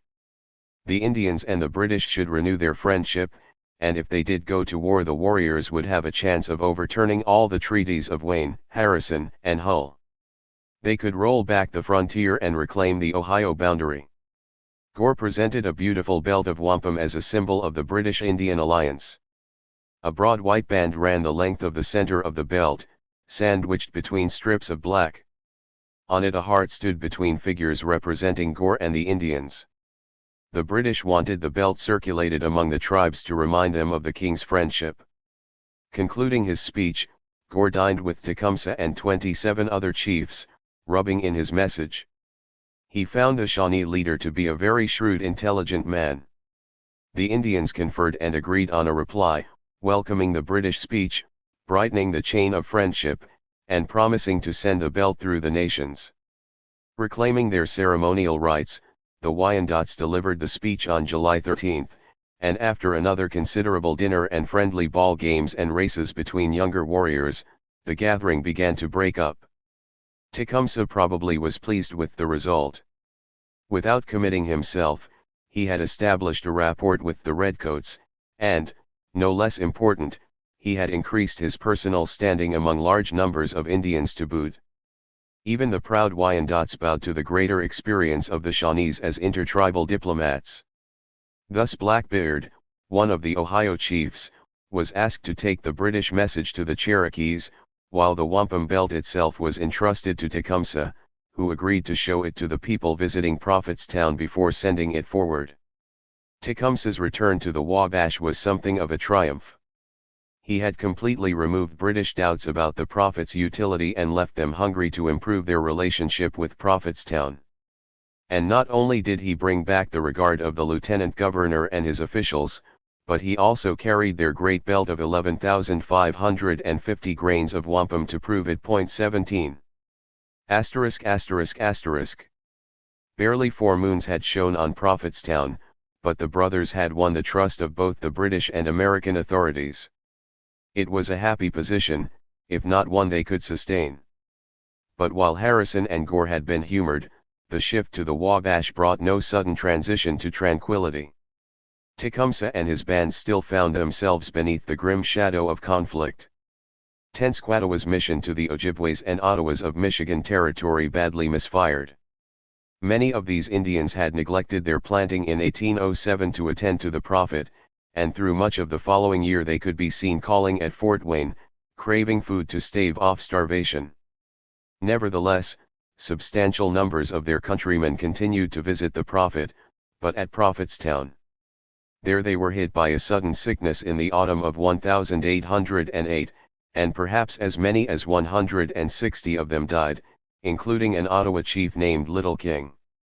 The mortified survivors noticed that few of their Shawnee hosts had shared their misfortune. They stormed home, complaining that the Prophet had poisoned them. This incident mortally wounded Tenskwatawa's credibility with many Ojibways and Ottawas, and for a while war looked to be the issue. Despite a fear that the Great Spirit might punish anyone who offended the Prophet, and warnings from Governor Hull, who insisted that even Tenskwatawa was under American protection, bristling Ojibwe and Ottawa warriors assembled on the Grand River in Michigan Territory to launch a raid on Prophetstown. One party actually made an attack. They stole into the village, murdered a woman, and abducted several prisoners. It was fortunate that sensible heads prevailed. At Prophetstown Tecumseh forbade reprisals, while Blackhoof, who was afraid of being drawn into the vortex, appealed to the Detroit River Wyandots to broker a peace. War was averted, and the Shawnee prisoners were returned. Still, never again would the prophet count significant numbers of the Michigan Ojibways and Ottawas among his supporters. 18. It was a major setback for Tenskwatawa, the open door. His cult soon lost momentum among the faraway Ojibways, and of the powerful Three Fires, only part of the Potawatomis remained interested in him. The eastern Potawatomis of southeastern Michigan Territory and the St. Joseph River were much too influenced by the Americans to support the Shawnee brothers, but their western brethren on the Illinois River or in present-day Wisconsin included such formidable characters as Maine POC and his brother-in-law, Neskotni. These Indians had signed no treaties with the United States, and some had attempted to build an anti-American confederacy in recent years. At the beginning of 1808, William Wells had been dispensing presents to them on a generous scale, especially to Maine POC, in efforts to keep them friendly, but resentment remained, and Maine POC was an obdurate foe of American expansion as long as he lived. Here, among these Indians, the prophet's criticisms of the United States were more agreeable, and he made greater headway. 19. It was from the ranks of the western Potawatomis that Tecumseh recruited one of his closest allies. Shabani was a big burly man, but gentle, good-hearted, and loyal. He was an Ottawa by birth, but in 1808, when he first visited Prophetstown and fell under the spell of Tecumseh, he was a little over 30 years of age and a civil chief of a small Potawatomi village near the mouth of the Fox River. His wife, Nakwi, was a daughter of an Illinois River headman named Spotka. Shabani was no faint heart. He was there for the duration, and would be standing beside Tecumseh in the smoke of their final battlefield. 20. The steadiness of the prophet's Potawatomi supporters, increasing support from the Winnebagos, and in 1809 from the Kickapoos, and the loyalty of Roundhead's band of Wyandots back in Ohio saved Tenskwatawa's mission from disaster. As it was, the estrangement of the Ottawas and Ojibways left him relatively little to show for more than 3 years of intertribal evangelism. Narrowly escaping a clash with the Ojibways and Ottawas, in 1809 the brothers also saw their new, improved relationship with the governor of Indiana Territory disintegrate in a fresh fog of rumor and suspicion. It could hardly have been avoided. Situated farther west on the Wabash, they were bound to be drawn into fresh controversy by the Indians of the Illinois and Upper Mississippi. Many of these tribesmen still wanted outright war. Time had not removed their old grievances, and fresh ones were added in 1808. Most seriously, Governor Meriwether Lewis of Louisiana Territory, from his headquarters in St. Louis, had threatened to interdict trade and use troops to coerce the Sacs and Iowas into surrendering Indians wanted for attacks on whites. The matter was an emotional one. When Iowa prisoners escaped from confinement in 1809 and the Americans applied to a principal chief for their return, he refused point blank. In fact, he threw away his American medal and threatened war. Another irritant, the erection of a trading and military post, Fort Madison, on the west bank of the Mississippi, above the mouth of the Des Moines, in September 1808. To local tribes it represented an unwelcome advance of United States power. In March and April 1809 dire reports reached St. Louis and Fort Madison that the Sacs and Winnebagos of the Rock River were again planning to attack American posts. Once more the old rhetoric of militant pan-Indianism, echoes of the words of Joseph Brant, was repeated. The land, it insisted, belonged to all tribes in common, and all the tribes should defend it. Nicholas Boylevin, one of the most informed of American agents on the Mississippi, heard that the nations would all join together and have but one fire and one kettle to eat out of, with the same spoon for them all, that they had but one father that had helped them in their misfortunes, and that they would assemble, defend their father and keep their lands. The words had been used often in the last 4 years, and by the same people, but in April 50 Winnebagos brought their pleas for help to Tecumseh and the prophet. 21. Listening to the embittered Winnebagos, the brothers heard much that engaged their sympathies. They shared the belief that the land belonged to all Indians, and not merely its present native occupants. It was in that spirit that they had settled on the Wabash, on land claimed by the Miamis, and invited other nations to follow them. and no one needed to remind Shawnees of the American craving for land. On the other hand, the Winnebago plans to surprise Forts Dearborn and Madison did not attract them at that time. Tecumseh had only 80 warriors at the most, while downstream at Vincennes Harrison had hundreds of militia at his disposal. The brothers needed the Winnebagos to further their own plan of massing Indians on the Wabash to deter further American expansion, but they gave them no firm promises. In fact, according to Anthony Shane, who was casually employed as an interpreter at Fort Wayne, the next month Tecumseh was openly talking about the Winnebago plot against Fort Dearborn. The prophet also acknowledged the existence of the hostile Confederacy when he visited Vincennes in June, but he protested that he had declined to support it, and that it was entirely confined to the Western Indians. On this occasion he was probably telling the truth. 22. However, nervous American officials saw the prophet in every hostile action. On the Mississippi, Tenskwatawa's couriers had been active for more than 2 years, and William Clark, the Indian agent at St. Louis, among others, credited them with stirring revolt, a hostility which in reality had, as we have seen, preceded the prophet's movement and outstripped it in its militance. Some absurd stories were circulating, including one whopper that identified the prophet as a mixed blood educated in England. Not everyone was so uninformed, however. Dr. Robertson, the agent at Fort Osage, Nicholas Jarrett, a trader who had passed through Socanook, the main Sac village, and Boylvin, who dealt with all the upper Mississippi tribes from his base at Prairie du Chien, each reported on the origins of the unrest, but made no reference to the prophet. 23. Scare stories were also running the length of the Wabash, wild yarns and rash assumptions, stoking genuine fears among the settlers. A trader came hurriedly to Fort Wayne to tell of the Winnebagos he had seen at Prophetstown. The Miamis, who lived near Fort Wayne and who had a reputation for cooperating with the United States, worried that the prophet might turn upon them after scourging the whites, while the irrepressible Wells, now dismissed from his post by a dissatisfied Secretary of War, fired a parting shaft into his old enemy. He said the three fires were deserting the prophet because he had ordered them to attack the Americans. All contributed to a sudden but sharp panic. Outside of Vincennes, the white population of Indiana Territory was scattered and isolated, and even the town itself was poorly protected.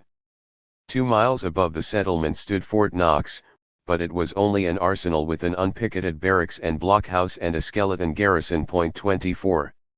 The scare did not last long. Harrison raised 2 companies of militia and threw them in a screen about Vincennes, but by May 12 he knew that the prophet's Winnebago guests had departed, and understood that apart from some Kickapoos his influence had considerably diminished anyway. The governor discharged his troops, but he never trusted Tenskwatawa again. From then on he sent spies to Prophetstown, disguised as honest traders. At Fort Wayne the new agent, John Johnston, was more willing to give the Shawnees the benefit of the doubt. He invited the prophet to visit him as a friend, and on May 25 Tenskwatawa made his appearance, accompanied by 7 Shawnees, a Kickapoo, a Potawatomi, a Winnebago, and an Ottawa. The Indians handed over a couple of horses taken in Ohio the previous year, and the prophet spent 5 days speaking with Johnston and others. He even talked to the hated Wells, who still loitered about the post, and who the Shawnees blamed for many of the slanders made against them. Johnston, at least, was convinced. He was sure the alarm had been bogus, and acknowledged that the traders all declare the Indians guiltless. 25. The Shawnees had not been implicated, but the plan to attack the American posts was no fiction. It was real enough, but like the previous attempts of the Western Indians to unite against the whites, it quickly fell prostrate. At Fort Madison, Lieutenant Alpha Kingsley was so vigilant that in April the frustrated Sacs and Winnebagos gave up all hopes of surprising the post. A weak attempt was made upon Fort Dearborn, but not until August. 114 defiant Winnebagos rode to the post looking for an opportunity to attack it. Charles Jahoot, the Indian agent at the fort, alerted the troops to the danger, persuaded the traders to shut their doors, and issued a little powder and some provisions to the Indians to calm them down. They left without committing violence, and it was not long afterward that the whole plan against the garrisons was abandoned. 26. The alarm of 1809 drew Tecumseh and his brother farther down the road to war. Moreover, it was obvious that they would forge closer connections with the militant Western Indians in the future. Hitherto, the brothers had not had an extensive relationship with them. The Sacs and Foxes had sent a small deputation to the Prophet in 1807, but it was not until June 1809, as the war scare diminished, that Tecumseh himself visited the upper Mississippi on the first of his known journeys in the cause of Indian unity. He attended a council in which the Indians ostensibly renounced their hostility to the Americans, and he invited his listeners to visit the Prophet. 4 Sacs were sent to the Wabash, but though they eventually returned to report, bringing an Indian briefed in the Prophet's doctrines, there is no evidence that any great number of Sacs adopted the religion. However, other Western tribes were awakening to the Prophet's usefulness. Large parties of Winnebagos had journeyed to see him in 3 successive years, and numerous Western Potawatomis, too, were attracted to his teachings. In 1809 Kickapoos from the Illinois River began to pay homage. Grieving Western tribesmen found much of what Tenskwatawa had to say a convenient rationale for their hostility to the Americans. If the Great Spirit wanted to protect distinct Indian cultures and lands, and if he regarded the Americans as the spawn of an evil spirit, then surely he would support a war to drive the settlers back. As the discontent of the Indians on the Illinois and Mississippi rivers deepened, so did their interest in the Prophet. 27. The forces impelling the Shawnee brothers to war were indeed strong, but they were perhaps not yet unstoppable. Had the United States listened to the growing protest in the West, and tried to meet the complaints, the fire that was developing might have been contained until it burned out. Restraint, fairness, and conciliation could still have denied Britain essential Indian allies. It was not to be so. A few months after the war scare of 1809 Tecumseh and Tenskwatawa heard news that reduced them to fury. With astonishing abandon, and a disregard for both the mood of the tribes and the need of his country for good Indian relations at a time when a war with Britain seemed imminent, the governor of Indiana Territory pressed ahead with another land treaty. 14. A treaty too far. About the late summer of 1809 Tecumseh led a party of determined warriors into Ohio. It was only the second of his recruiting journeys. Hitherto the Shawnee brothers had relied upon messengers to broadcast their news, but from now on Tecumseh put himself in the vanguard of intertribal diplomacy. With fiery and expressive oratory he would excite Indian listeners across the frontier, antagonizing some, spellbinding others, unsettling most. His message was clear. The Indians must stand together to save their lands, their cultures, and their independence, as they had done 20 years before. They must revive the great confederacy for which many of their fathers had fought. The land was the common property of all the tribes, and its defense was the responsibility of all. Tecumseh said the days of white supremacy were ending, for if the Indians united behind the principles of the Prophet, they would be blessed by the Great Spirit, and they would prevail. There was a new firmness in Tecumseh. In June, while Tecumseh was in the West, the Miamis had been told that a new treaty was in the wind, and in September various tribes were summoned to Fort Wayne. Few Indians could have doubted that a fresh bid for lands along the Wabash was in the offing. Tecumseh's plan to mass warriors on the river to protect the existing boundary suddenly became a priority. This second tour took Tecumseh to the tribes which had led intertribal resistance in the years of his youth and early manhood. He was not ignorant of the changes time had wrought. Those of the once mighty Iroquois who had not fled to Canada had been engulfed by white settlements and left scratching a living on small reservations in the state of New York. The Wyandots of the Sandusky held grimly to territory wedged between two great land cessions, made in 1805 and 1807, blocks joined by a strip across Wyandot lands yielded only the preceding year. So far Blackhoof's Shawnees had defended what they conceived to be their territorial limits, but cessions to the east, north, and west were slowly encircling them. Every one of these communities lived close to American settlements, and was wide open to attack if they raised the tomahawk against the whites. They knew this, and pursued a policy of conciliation and accommodation. Aided by the Quakers and the Seneca prophet Handsome Lake, some of the Iroquois tribes were developing their economy. Blackhoof and his friend Tarhi the Crane, the most important Wyandot chief on the Sandusky, were united in their ambition to save what was left of their lands, but they hoped to do it by proving that they could live peaceably with their white neighbors and exploit their soil as effectively as anyone else. Tecumseh knew the established chiefs were against him, but he didn't care about them anyway. He regarded them as corrupt, selling the ground from beneath their people to gain bribes or secure their positions by controlling treaty annuities. No, Tecumseh's hopes were pinned upon the warriors, particularly the younger warriors. He reasoned that they would be finding the compromises that came with living within surrounding white settlements irksome, and they would welcome a haven on the remote Wabash. Ironically, Tecumseh was actually advising these Indians to give up ancestral lands, but it was to create a stronger barrier somewhere else. Returning to Wapakoneta, which seems to have been his first port of call, Tecumseh saw much that worried him.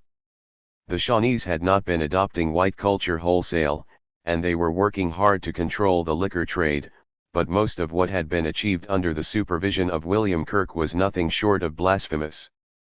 It rejected the Indian heritage which had been the gift of Washamanitug. Kirk himself was no longer at Wapakoneta, having surprisingly been dismissed by the American government, but one of his hired laborers was still at work, and a stock of tools supplied by the Americans had been left in the care of James Logan. A sawmill stood unfinished and progress would not be resumed until October 1811, when the Quakers took full responsibility for the project, but there was no doubt about the path the chiefs intended to follow. Point 1. Tecumseh held a meeting in the council house, but most of the chiefs absented themselves rather than confront him. Stephen Ruddell was there, though, in his new role as a Baptist missionary, and he used the occasion to interpret a letter from Governor Harrison to the chiefs, possibly one relating to the treaty proceedings then underway at Fort Wayne. Tecumseh acted boldly. He took the letter and threw it into a fire, declaring bitterly that if the governor himself were present he would serve him the same way. He told the Shawnees that previous treaties were null and void, and that he would defend his cause to the death. Nor would it die with him if he was killed, for others would stand in his place. John Johnston minimized the impact of Tecumseh's visit when he reported it to Harrison. Tecumseh made no impression, he said, and went away much dissatisfied. This was not entirely true, and in another letter, to the new Secretary of War, William Eustis, Johnston admitted Tecumseh had left the Shawnees in much uneasiness. When John Norton visited Wapakoneta the following spring, he found only a small number of the Indians at home with the old chiefs and heard that most had gone to join Tecumseh. Stephen Ruddell was one of Norton's informants. Norton exaggerated Tecumseh's success, because the chief gained few long-term recruits, but Tecumseh clearly had the Indians of Wapakoneta wavering. Point 2. Tecumseh looked up his old friend Lewis, who was still the headman of a mixed village of Mingos and Shawnees in Logan County. Lewis was still interested in the prophet's mission, and is said to have promised to travel with Tecumseh to the southern tribes. In the meantime, he went northeast with Tecumseh's party to the Sandusky River, where an important community of Wyandots and Senecas was living. These Indians were in danger of becoming a pitiful enclave, hemmed in by American settlements.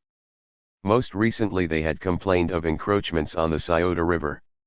Tecumseh tantalized them with a vision of a better life on the Wabash, where the game was richer and there was room to breathe, and he appealed to the idealism of the young warriors. Point 3.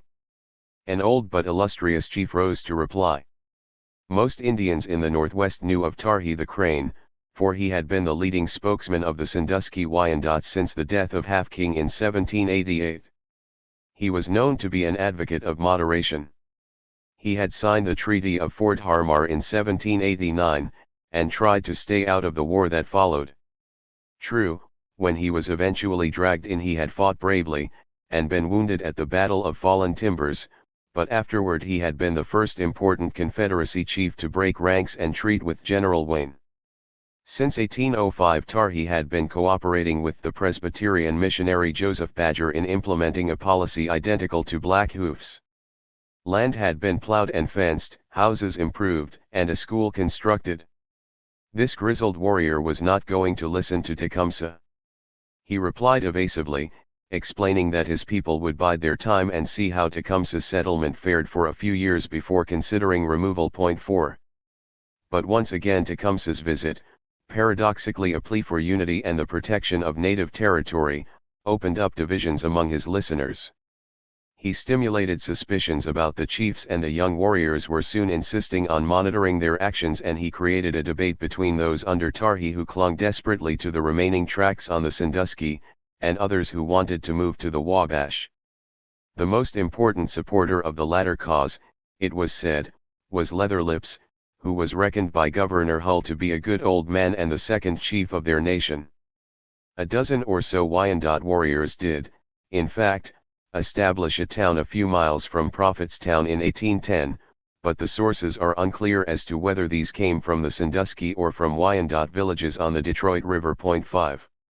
Tecumseh may have got as far east as New York State, the country of the Six Nations.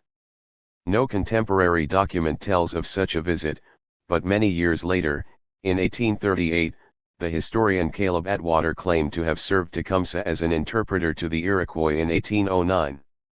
His account was brief indeed, and said little more than that Tecumseh, the prophet, and 2 Winnebagos, Four Legs and Karimani, went to the council fire of the Iroquois Confederacy at Onondaga to enlist its support. Now, in 1809 Atwater did live in New York, but he was preaching and practicing law, and there is not a scrap of evidence that he could ever speak either Shawnee or Iroquois. And apart from the absurdity of Tecumseh's entrusting such a position to a white man, Atwater's account contains errors that could not possibly have been made by anyone who had actually made such a trip. Most decisively, the council fire of the Iroquois was not at Onondaga in 1809, nor had it been since the American Revolution. It was on the Buffalo Creek Reservation near Niagara. That said, Atwater may not have invented the story entirely. 9 years before he published it, he served as a commissioner of Indian Affairs at Prairie du Chien, and met there the very 2 Winnebagos he later said were with him in New York. As Atwater artlessly admitted, they told him about Tecumseh's travels. Karimani the elder 3 times reported to me his history, Atwater wrote. He complained to me that in all our accounts of Tecumseh we had only said of him that Winnebago who always accompanied Tecumseh, without calling the Winnebago by his name Naka Karimani 6. There is a fair possibility that in 1829 these Winnebagos told Atwater of a trip they had made to the Iroquois 20 years before, and the historian simply decided to write himself into the story, adding some fictional details and distorting factual ones. In this, as in so many episodes of Tecumseh's life, the truth has been buried beneath mythology. ******* While Tecumseh was recruiting, an event of greater importance was occurring at Fort Wayne. Over 1,000 Indians congregated at the behest of the governor of Indiana Territory. The reason? A determined bid on the part of Harrison to grab nearly 3 million acres of Indian land for less than 2 cents an acre. Harrison may have wanted to encourage settlement above Vincennes to give the town greater security from Indians, but the assembly at Fort Wayne owed more to the political and economic aspirations of the governor and his associates. In February 1809 Indiana Territory was divided, and present-day Illinois and Wisconsin became the separately administered Illinois Territory. Indiana's march to statehood, which depended upon its population, was thus retarded. One way of bringing in more settlers, as well as securing the rich lands along the Wabash, was to attack the Indian estate.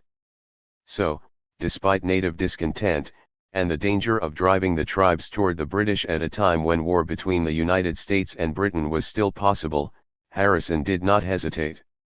Only 4 days after dismissing the militia called out to meet the Indian threat in the spring, Harrison was beseeching the federal government to authorize negotiations for 2 tracts on the Wabash. President James Madison had just taken office, and his administration placed too much trust in Harrison's judgment. In July it sanctioned negotiations, providing that the price paid was consistent with earlier purchases, and that every Indian nation who have or pretend right to these lands was present. Moreover, the treaty should go ahead only if it will excite no disagreeable apprehensions, and produce no undesirable effects among the Indians. Apart from the matter of cost, these were conditions Harrison did not feel obliged to fulfill. Point 7. Harrison also decided to buy 3, not 2, tracts. One was an unauthorized strip in eastern Indiana which extended the Greenville boundary west to secure for the United States the head of the Whitewater. The authorized tracts took American land ownership up both banks of the Wabash, almost as far as the Vermilion River, more than half the distance from Vincennes to Prophetstown, and consolidated United States control of southern Indiana. By comparison with the notorious Treaty of St. Louis, the negotiations at Fort Wayne that September were well managed, but they still fell short of the standards that justice or even the federal government demanded. Prompted by John Johnston, Harrison packed the proceedings with numerous and needy Potawatomis, not the western Potawatomis who would have nothing to do with the treaty, but those of the St. Joseph River and southeastern Michigan. Throughout the proceedings one of their chiefs, Wanamek, the headman of a small village on the Tippecanoe, waited upon Harrison like a pet dog. Like most Indians, the Potawatomis were suffering greatly at this time, hit by the fall in the price of pelt rise and the depletion of the game. Harrison knew full well that the Indians were more miserable than they have ever been and half-starved. Hungry Potawatomis were useful, however. They were eager to participate in land cessions because they wanted to boost their treaty annuities, and they acted accordingly at Fort Wayne, even though they had no recognized claim upon the territory being sold. In fact, the governor's previous treaty, in 1805, had expressly stated that the Potawatomis had no rights on the Wabash. The Potawatomis, who by Harrison's lights had no business with the treaty, were at Fort Wayne, but several groups from whom resistance might be expected, including the only people who actually occupied any of the tracts, were strangely absent. The Whees should have been there. Harrison's treaty of 1805 had vested in them, with the Miamis and Eel Rivers, the sole right to dispose of the Wabash lands, and they alone had villages in the areas Harrison wanted. A sale would drive them upriver to find unceded land. Also missing were groups who hunted across the tracts, including the Kickapoos of the Vermilion, the Piankashaws, and Tecumseh's band of Shawnees. Miamis and Eel Rivers from the upper Wabash were there, and rightly so, for with the Whees they were the acknowledged owners of the Wabash country. The Delawares were also there. They had been granted equal rights in the White River area by the Miamis, and used the Whitewater tract for hunting and gathering. But overall this was far from the full representation sought by the government. It was true that the final treaty was made dependent upon the subsequent approval of the Whees and Kickapoos, but the practical effects of the contrivances were obvious. At Fort Wayne the Miamis, Eel Rivers, and Delawares, for whom the tracts were of limited importance, were pressed by Harrison and the volubly insistent Potawatomis to sell. Later the more obdurate Kickapoos and Whees were confronted, each in isolation, and presented with what was almost a fait accompli. Courtly as ever, the governor spoke to the Indians disingenuously. He told them that no more cessions would be sought, a promise he would forget within 18 months, and he charged the Miamis and the British with costing the Indians Ohio in the wars of the 1790s. The disappearance of the game was put down to Canadian traders and Indian improvidence. Fictions, half-truths, appeals to sell, reasoned advice, reminders of what the increased annuities would mean, all fell from the governor's lips. The Delawares stood neutral, but the Potawatomis took it all in, and vehemently urged the sale and reproached the Miamis in the most bitter terms. 8. Venal Miamis such as Little Turtle supported the cession, but many Miamis made a stand, particularly the Mississauga band represented by the Owl, who lived close to the disputed area. They resented the inclusion of the Potawatomis, and told Harrison that he ought to have been talking to the Whees, but eventually they gave in. On September 30, 1809 the Treaty of Fort Wayne was signed. The Indians got $5,250 in goods, and additional annuities, and by the end of the year both the Wees and the Kickapoos had ratified the agreement. The Kickapoos were even induced to extend the purchase on the west bank of the Wabash to the Vermilion River. 9. The Treaty of Fort Wayne did not extinguish native rights to hunt and gather on the ceded areas, but inevitably those activities would wane as the settlers moved in. With other cessions, however, it left the old Greenville boundary in tatters. The scale of Indian dispossession was alarming. Since 1800, title to part of northern Ohio, the southern third of Indiana, southeastern Michigan, most of Illinois and Missouri, and part of Wisconsin had been transferred by one treaty or another to the United States. Settlers followed in the wake of the treaties, filling up the old Greenville cession, penetrating southern Indiana, filtering up the Wabash, Mississippi, and Illinois rivers, and skirting the shores of Lake Erie. But the Treaty of Fort Wayne was a watershed. It spread disaffection to tribes such as the Miamis, who had previously been counted friends of the Americans, and exhausted what remained of the patience of Tecumseh and Tenskwatawa. It was a stark vindication of Tecumseh's complaints, and it materially affected the course of Indian relations with the United States and Britain on the eve of the War of 1812. And even from the viewpoint of American expansion it had not been necessary. The game was getting harder to find. As John Johnston remarked, there is no part of this country now where 500 men can subsist 10 days at a place on what the woods may furnish 10 in time. The Indians would probably have ceded their lands and moved, and no great urgency to acquire the tracts purchased in 1809 had been demonstrated. Some people in Vincennes understood this, among them enemies of Harrison happy to embrace any pretext for his discomfort. A Canadian merchant, William McIntosh, who had served as territorial treasurer before falling out with Harrison, believed the treaty to be unjust, and openly held that if it was proved so the United States should not only refuse to enforce it but also remove Harrison from office. Harrison dismissed McIntosh as a vindictive old British Tory, but others held similar views. John Baydolet and Nathaniel Ewing of the Vincennes Land Office held a meeting in June 1810 to consider bypassing the governor and sending the grievances of the Indians to the president. A dangerous opponent, too, Baydolet, for he had the ear of James Madison's treasurer, Albert Gallatin, and there was more than a grain of truth in what he told him. "It is my opinion that government ought to look closer into this business," he wrote, "for the Indians want nothing but good treatment to become well disposed to the United States." 11. Tecumseh was roused to fury by the news that greeted his return to the Wabash. To his mind the treaty was an act of robbery in which the United States had exploited the Indians' poverty and once again found willing coadjutors among the established civil chiefs. His anger was twofold. It was directed as much at chiefs such as Winnemac, whose marks had been scratched on the treaties, as at the American dispossessors themselves. More Indians were agreeing with him, for no ground upon which they trod seemed safe. People who had counted themselves friends of the United States, Piankashaws, Wees, and Miamis for example, now began to appear among the ranks of the dissidents.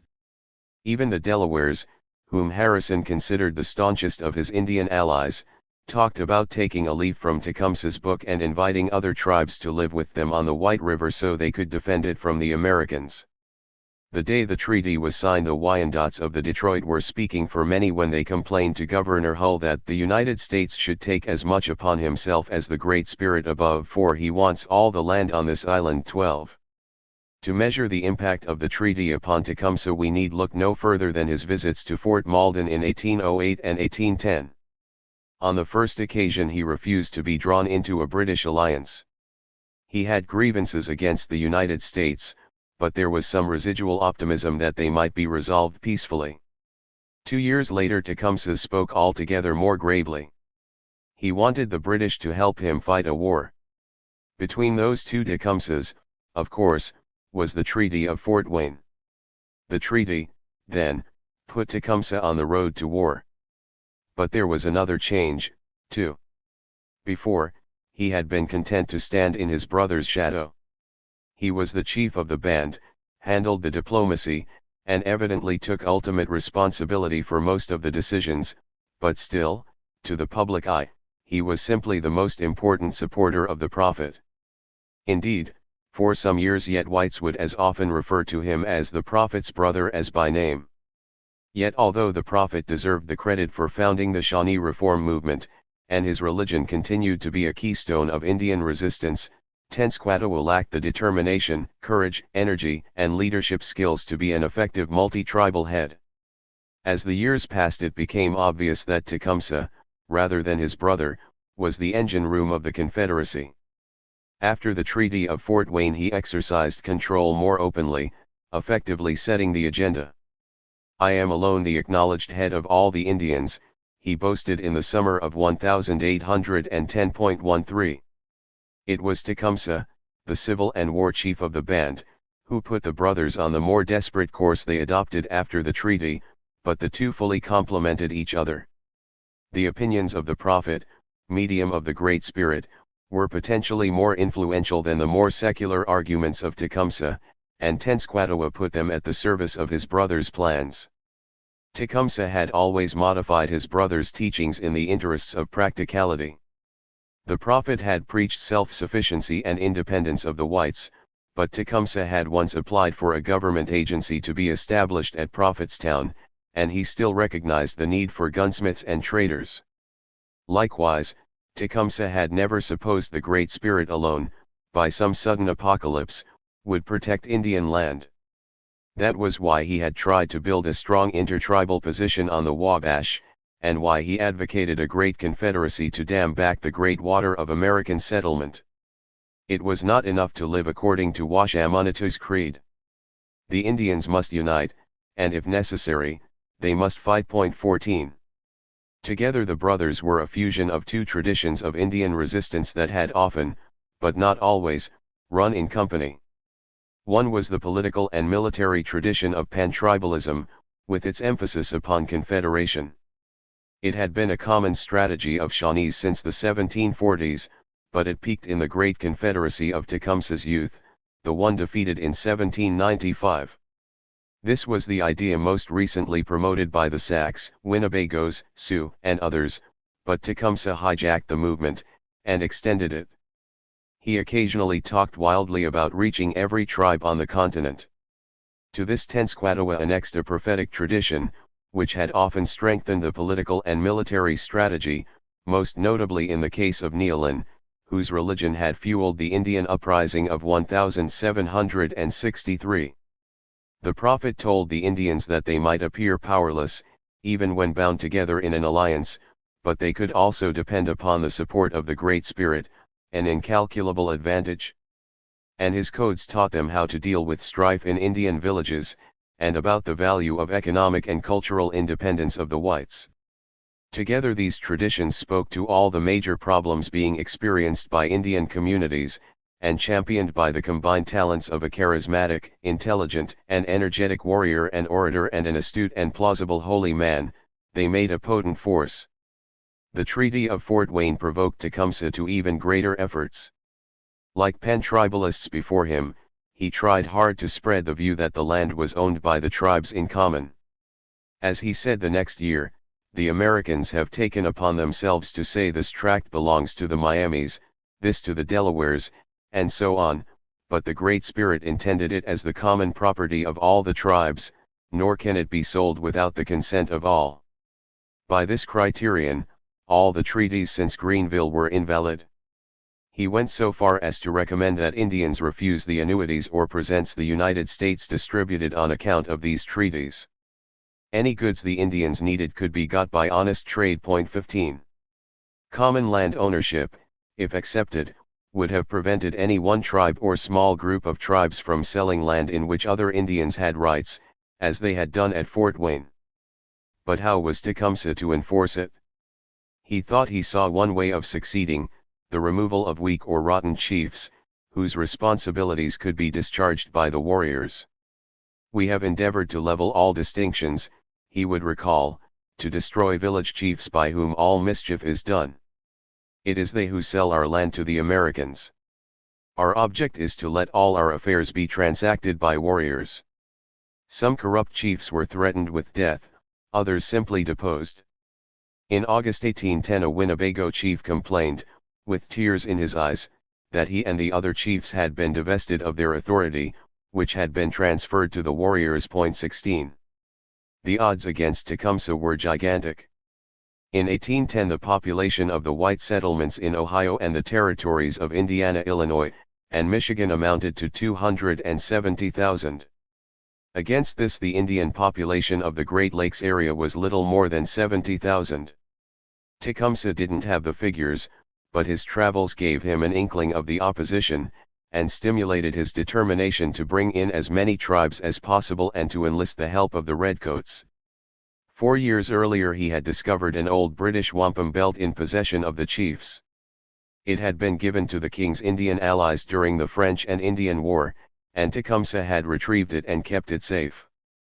Now he planned to take that belt to Fort Malden to renew the old British-Indian alliance. 17. In the meantime messengers were dispatched to the tribes early in 1810. They went along the Wabash, and to the Great Lakes, and they reached the Kaskaskias and Iowas on the Mississippi, and perhaps also the Dakota Sioux of Minnesota. The brothers entreated the Indians to send some of their people to the Wabash and to attend an intertribal conference in the summer, when the land problem would be thrashed out. The prophet said the Great Spirit would punish those who refused to listen, and Tecumseh seems to have circulated a belt symbolizing the Confederacy. 18. More sophisticated men, of the stamp of Brant or Blue Jacket, would have considered making an appeal to the United States government, as Indians had done with some success in 1786. But Tecumseh's faith in the Americans had evaporated, and there can be little doubt he hoped the upcoming conference would carry a vote for war. Despite furtive Indian counsels and Tecumseh's pleas for secrecy, details of his plans inevitably leaked out. From French traders, Indians friendly to the Americans, and spies such as Michel Broerlet, there came dark fearful rumors of an armed rising. Mrs. Ashe, a Potawatomi married to an interpreter at Fort Wayne, spent several days with relatives in Prophetstown about May. They warned her that war was coming. One night, as she lay trying to sleep in a cabin, she overheard some warriors talking outside. They were speculating about how the war would be fought. One bemoaned the lack of ammunition, but another supposed the chiefs would get some from the usual supplier, who Mrs. Ashe took to be a British trader then in the village. The problem of war materiel was certainly one that Tecumseh had considered. He said that the Indians' first stroke should put them in possession of an ample supply of arms, ammunition, and provisions. In Winnamextown it was believed that a coordinated attack upon the American posts was in the making. The Potawatomis were assigned Fort Wayne, although Maine POC's party would fall upon Fort Dearborn, which powerful pickets had made a harder conquest. Tecumseh was to surprise Vincennes with Shawnees, Kickapoos, and Piankashaws. The Ottawas and Ojibways were to assault Detroit, the Sacs Fort Michilimackinac, and St. Louis was also targeted. Report had it that Indians who supported the Americans would be slain with them, but that the French people in Vincennes and other places, with whom the Indians had no quarrel, would be warned in advance so they could escape. 19. Such detailed plans, if they existed, were no more than mere proposals, awaiting the decision of the intertribal council that Tecumseh was planning, but they suggested a truth. After the Treaty of Fort Wayne the pungent smell of gunpowder was never far away. The Federalist. 15. The Moses of the family. The winter that followed the Treaty of Fort Wayne was a hard one for the Indians of the Old Northwest. There was a desperate shortage of trade goods. The United States had never provided a sufficient Indian trade, and in 1809 it made matters worse by passing the Non-Intercourse Act, which suspended commerce with Britain, France, and their dependencies. The act was aimed at the European powers, who were damaging American trade and pride, but it also punished the Indians by trying to shut out the British traders upon whom they greatly depended. Game was also scarce, and the prophet accused the Americans of poisoning the land. In the spring, exceptional numbers of Indians applied for help at the British posts of Fort Malden and St. Joseph. Hungry, impoverished, and discontented. 1. The snows, biting winds, and icy streams came and went, but the fire inside Tecumseh was not put out.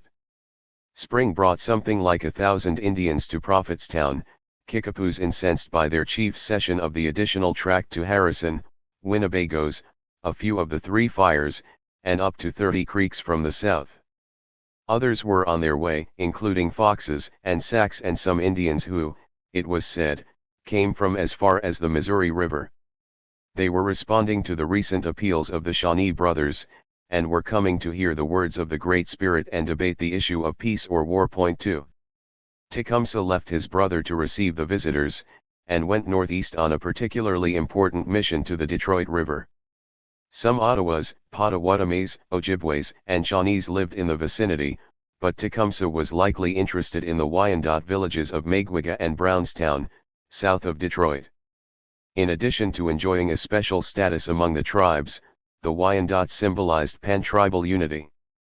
Between 1786 and 1795, Brownstown had been the very seat, or council fire, of the Great Confederacy.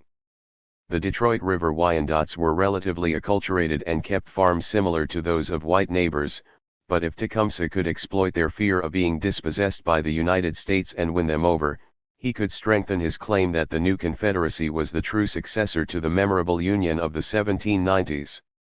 Tecumseh's diplomacy with the Wyandots resulted in some little reward. In May, a few of the Detroit Wyandots were at Prophetstown, while early in June Tecumseh's previous visit to the Sandusky seems at last to have borne some fruit. Evidently he had asked why the uncles of the tribes, the keepers of the great wampum belt of the old Confederacy, sat so quietly while the tribes were being plundered.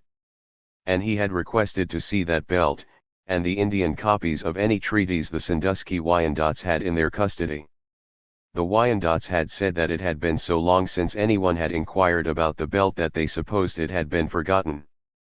But early in June one Sandusky chief broke with his fellows and led a party down the Wabash, carrying the great wampum belt with him and declaring solidarity with the prophet. The Wyandots flaunted it before the Mississauga band of Miamis, urging them to attend upcoming conferences, and it was probably these Indians who shortly established a village of their own near Prophetstown. 3. Tecumseh was back at Prophetstown about the same time. He found several barrels of salt standing by the riverside. They had come from Vincennes as part of a salt annuity granted by the Treaty of 1803. In previous years the delivery had not been challenged, but the new cession had alerted Tecumseh to the danger of accepting annuities, and when the salt pirogue had reached Prophetstown to deposit the barrels due the Shawnees and Kickapoos there, Tenskwatawa had demurred about accepting them. He explained that his brother was absent, and without him no decision could be taken. However, Tecumseh was expected back daily, and the barrels could be stacked ashore for his consideration. Tecumseh left no one in doubt about his opinion. When the young French boatmen returned to Prophetstown after making deliveries upriver, they found him in a stormy mood. As the rejected barrels were being rolled back into the pirogue, Tecumseh strode forward angrily, seizing the master, Gomlin, and several others by the hair, and shaking them violently. He demanded to know if they were Americans. Other warriors, standing around, grew excited. Some referred to Michel Broerlet, Harrison's spy, as an American dog, and plundered the storehouse of tobacco and provisions he kept at the village. Badly frightened, the boatmen hurried back to Vincennes. 4. The fracas over the salt indicated the deteriorating temper of the Indians at Prophetstown. But despite his success with the Wyandots, Tecumseh suffered a setback in the Intertribal Conference, which took place about the end of May at Park Auxiliary Vaches, near the south bend of the St. Joseph River. This, it seems, was considered to be a more secluded venue than Prophetstown, safer from prying American officials. Tecumseh was not there, and his band may have been represented by the prophet. The brothers had their supporters, including Western Potawatomis, Kickapoos, and Winnebagos, but not enough to persuade other Indians to join strong action against the Americans. Most of the Wes, Piankashas, Miamis, Delawares, Ottawas, Ojibways, and those Potawatomis from the St. Joseph and Michigan areas stood firmly against war. After the council ended and the warriors had departed, a fresh Delaware delegation arrived with a message from Harrison. It warned the Indians that if the tomahawk was raised, all Indians would be endangered, because the Americans would not be able to distinguish friend from foe. The prophet was furious at the governor's attempt to interfere with the deliberations of the tribes. 5. The council denied Tecumseh the support he needed to fight, but it lifted the gloom in Vincennes, which had been shuddering at ominous rumors of Indian hostility. In June, for example, a Piankashaw had reported the tribes to be on the brink of insurrection, and said that Vincennes would be treacherously attacked by a large party of Indian visitors. At a given signal 4 or 5 warriors would assault each house. Harrison had taken precautions. He knew that his militia was being weakened by repeated fears of an Indian war. In 1809 several hundred families had fled the frontier, and others were still going. That meant fewer men available for service. On June 25 he raised 2 companies of Vincennes militia, but was relieved when a company of United States regulars marched in from Kentucky a fortnight later and enabled him to dismiss them. 6. By high summer the immediate threat of war had gone. The Indian Conference had declared for peace. Tecumseh's men were well armed, but they had little ammunition, and were scattering in search of game. In August only the Winnebagoes remained in force at Prophetstown, and they intended going home in the fall. 7. Tecumseh, momentarily frustrated in his plan for a general war, began to think of negotiation. He was not entirely ignorant of what went on in Vincennes. Toussaint Dubois, who had been spying for Harrison in Prophetstown, had spoken of the governor's mobilization. He had also told the prophet that Harrison had offered to hear the Indians' complaints in Vincennes. But Tecumseh had other sources of information, including some white man who had witnessed the Treaty of Fort Wayne and subsequently visited Prophetstown. Tecumseh never named him, but learned from him that even in Vincennes there were those who opposed Harrison's treaty and favored conciliating the tribes. The chief was also informed, this time falsely, that Harrison had only 2 more years left in office. 8. This made sense to Tecumseh, who doubted that the frontier was so crowded that the Americans needed more land. It occurred to him that the land purchases were merely the work of a clique of speculators, for whom Harrison was the instrument, and that the Indians might get justice elsewhere. There was another reason to start talking to the Americans. After the failure at Park Auxiliary Vaches, it was necessary to temporize until the brothers could build more support. Incidents that occurred in July brought negotiations closer. Although Tecumseh and the prophet advised their followers to avoid premature hostilities, they had few means of controlling inflamed warriors. 4 Kickapoos, returning from a visit to the small Shaker community on the east bank of the Wabash above Vincennes, stole 5 horses belonging to local whites. The Creeks at Prophetstown, with some other warriors, ordered settlers on the Driftwood Fork of the White to get out and pilfered stock, and a couple of shots were fired at a man on the Wabash. 9. These outrages encouraged counterattack, and Tecumseh sent 2 Shawnees to Vincennes in an effort to deceive Harrison into believing that while the warriors had wanted the war the chiefs had refused to go along with it. Harrison also hoped to calm the situation, and at the end of July a thin, hook-nosed Frenchman named Joseph Barron arrived at Prophetstown with a message from the governor. In old age Barron was happy to embroider his reminiscences, which have always to be approached with skepticism. However, he claimed that he was brought before the prophet in the presence of Indians from different tribes. Tenskwatawa looked Barron over silently for a few minutes and then demanded to know his business. Bro Earlett was here, the prophet said fiercely. He was a spy. Dubois was here. He was a spy. Now you have come. You too are a spy. He pointed to the ground near Barron's feet. There is your grave, he declared. Look on it. At that moment Tecumseh emerged from a lodge and took command. He was formal and cold, but assured the frightened messenger that he was safe, and asked him the purpose of his mission. 10. Harrison's message was addressed to the prophet, who the governor still believed to be leading the movement. He said he regarded Tenskwatawa as an enemy of the United States, but the chain of friendship was not beyond repair. The Indians must choose whether they would travel the large, open, and pleasant path to peace or the narrow and crooked way to misery and ruin. Harrison went on. I know your warriors are brave. Ours are not less so, but what can a few brave warriors do against the innumerable warriors of the 17 fires? Our bluecoats are more numerous than you can count, and our hunting shirts are like the leaves of the forests or the grains of sand on the Wabash. Do not think that the redcoats can protect you. They are not able to protect themselves. They do not think of going to war with us. If they did, in a few moons you would see our flags wave on all the forts of Canada. The governor concluded his address by offering to hear complaints about the Treaty of Fort Wayne. He had the power to restore the land to its rightful owners if it had been wrongly sold. Or if they preferred, the Indians might take their case directly to their great father, the president, and Harrison would arrange the trip to ensure their safe return. Harrison had no intention of surrendering the Fort Wayne cession, nor of admitting Tecumseh's contention that the land belonged to all Indians, but he sounded compromising. That evening Tecumseh invited Barron into his cabin, and the two talked long into the night. The chief explained that he did not want war, but he could not see how he could remain at peace with those who were robbing his people.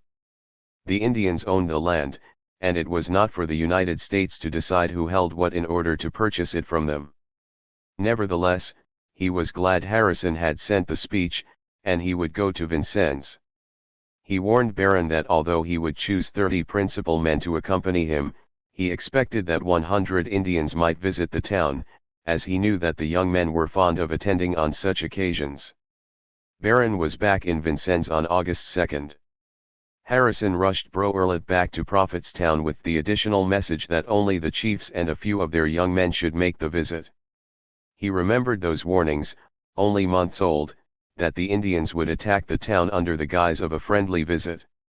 In reporting to the Secretary of War, Harrison renewed an appeal he had made for authority to establish posts on the upper Wabash at the boundary of the new purchase, and belatedly discovered the identity of the real power at Prophetstown, Tecumseh.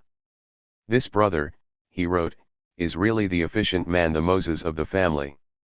He is, described by all as a bold, active, sensible man, daring in the extreme, and capable of any undertaking. 11. On August 14, 1810, Captain George Rogers Clark Floyd, the newly arrived commandant at Fort Knox, wrote a letter to his wife.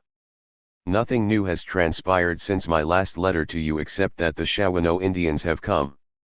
They passed this garrison, which is 3 miles above Vincennes, on Sunday last, in 80 canoes. They were all painted in the most terrific manner. They were stopped at the garrison by me for a short time. I examined their canoes and found them well prepared for war, in case of an attack. They were headed by the brother of the prophet, who, perhaps, is one of the finest looking men I ever saw, about 6 feet high, straight, with large, fine features, and altogether a daring, bold looking fellow. The governor's council with them will commence tomorrow morning. He has directed me to attend. 12. Perhaps 75 warriors camped with Tecumseh a mile or so above the town, while word of their arrival went ahead. Then on the 15th Tecumseh led his party into Vincennes, toward a clearing in a small grove of trees close to Gruzealand, Governor William Henry Harrison's 2-story house with its tall chimneys. Here, fenced from the crowds, Harrison had prepared the council ground. This was a legendary meeting, the first confrontation between Tecumseh and the man he regarded as his principal opponent in the fight for the Northwest. One popular story about it was vouched for by eyewitnesses, albeit after uncredited versions had appeared in print, and may have been true. When the Indians reached the ground, they found Harrison and his entourage seated on a dais, on which the governor affably offered Tecumseh a seat. In reply Tecumseh declared the earth was the most proper place for the Indians, as they liked to repose upon the bosom of their mother, and he seated himself with his fellows upon the grass. One who knew some of the participants recorded that the effect was electrical, and for some moments there was a perfect silence. 13. Of the two men who now faced each other, Tecumseh was the more striking and impassioned. The handsome chief saw before him a long-faced man with brown hair, a wandering nose, and a mild but alert expression. Not a man to be persuaded, however. Tecumseh spent several days explaining his point of view to Harrison, but his speeches were reported to be sufficiently insolent and his pretensions arrogant.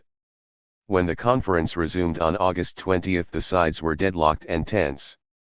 Tecumseh was frustrated by his inability to make the governor understand.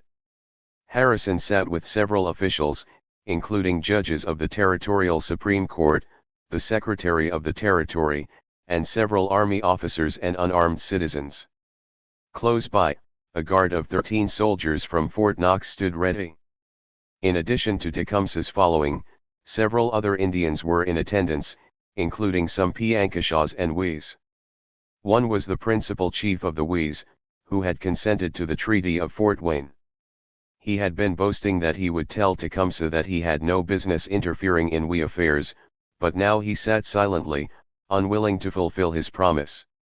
Another supporter of the treaty was present, the much despised Potawatomi chief Winamek, who had been living under the threat of assassination for his part in the business. He lay on the grass to Harrison's left, silent but nursing a brace of pistols. Patiently, Tecumseh put his case again. He began by explaining that the Indians regarded neither the Americans nor the British as satisfactory successors to their old French father. Indian oratory normally included an appeal to history, or at least to history as the Indians now chose to represent it. The French, Tecumseh said, had treated the Indians as their children, bestowing gifts on them but asking little in return. By comparison, the British father had been wanting. Forgetting how the British colonies had taken Kentucky from the Shawnees when he had been a mere child, Tecumseh claimed the British had not threatened Indian land, though they were niggardly with their presence, and had used the Indians to fight their wars for them. However, Tecumseh reserved his severest criticism for the Americans. They had never been trustworthy, complained the chief. He instanced the murder of the Christian Delawares at Natin-Hutton in 1782 and the slaying of Maluntha by Big Knives 4 years later. "My brother," Tecumseh asked Harrison, "after this conduct can you blame me for placing little confidence in the promises of our fathers, the Americans?" Dealing with more recent grievances, Tecumseh accused the 17 Fires of deliberately goading the Indians into a war. Occasionally Indians had been killed by whites, and many Kickapoos had contracted smallpox, which some attributed to infected annuities delivered them by the United States the previous year. More important, the Americans were taking the land. "I do not see how we can remain at peace with you," the Shawnee said openly, "if you continue to do so. You try to force the red people to do some injury. It is you that is pushing them on to do mischief." Tecumseh repeated his opinion that the Indians held their lands in common, and he attacked the Americans for identifying individual tribes or groups of tribes as owners of tracts for the purpose of facilitating purchases. He fully admitted that he was deposing the village chiefs who had put their names to land deals and substituting the authority of the warriors, and he even threatened the lives of those chiefs involved.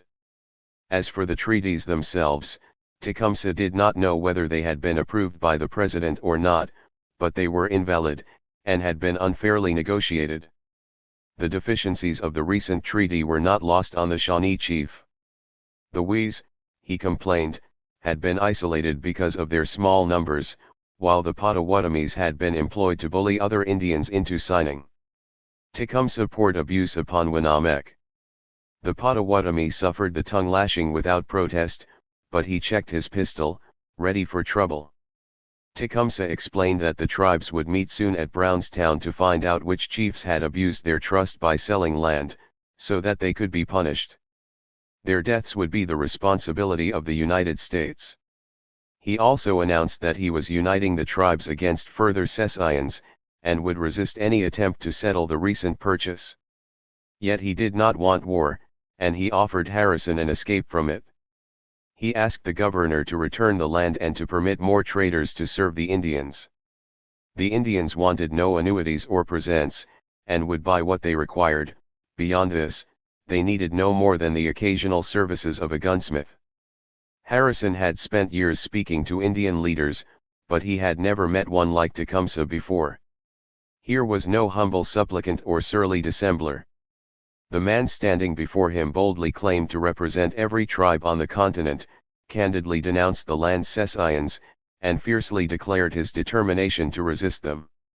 Although he disavowed hostile intentions, he predicted that war would be the result of American policies, and showed no fear of it. Tecumseh confirmed that he would accept powder from the British, and proudly proclaimed himself the head of a defensive confederacy. He wanted no charity from the white man, only an honest trade. Yet although the speech was defiant, it was not aggressive. Rather, Tecumseh pleaded for justice. He was trying to tell Harrison that his people were being oppressed, and if nothing was done about it, they would fight. Some whites would have understood, but the governor could or would not listen. As far as he was concerned, the land had been bought from its rightful owners, and the idea that the Indians held land in common was not only manifestly preposterous but dangerous. It would undo every treaty he had made, and block the further purchases he had in mind. His reply was translated into Shawnee, Pottawatomie, and Miami by Joseph Barron. The governor denied that his government had treated the Indians dishonestly and unjustly. The Indians were not one nation, nor owned the land in common, for had not the Great Spirit given them different tongues? Then it happened. Tecumseh lost his temper. While Harrison was still speaking, the chief rose to his feet in anger, gesticulating violently. The warriors at his back also stood. They had left their firearms behind, as the parties had agreed, but their hands fell to war clubs, knives, and tomahawks. Tecumseh spoke for some time with great vehemence and anger, and the surprised Barron turned to Harrison to tell him he was being called a liar. For a few terrible moments it looked as if the council would disintegrate into bloodshed. John Gibson, Secretary of the Territory, flashed an anxious glance at the governor. "Those fellows intend mischief," he said. "You had better bring up the guard."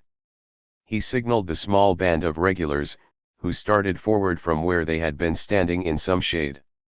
Harrison drew a dress sword, and Captain Floyd a dirk, while Winamek cocked a pistol.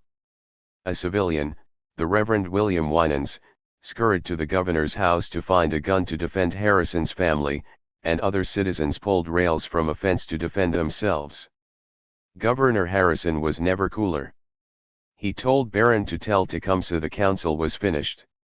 He would reply to the Indians' complaints in writing, and if the chief wanted to speak to him again he must act through another person. Heated, but restraining themselves, the Indians returned to their camp. That night was charged, and Harrison put together 3 companies of militia in case Tecumseh attacked the town. In fact, the Shawnee chief was already regretting his show of temper, which had done his cause no good whatsoever. Early the next morning Barron appeared at his camp, accompanied by Sheriff John McCandless and a man named Whitaker, with a message from Harrison. Tecumseh readily apologized for his conduct.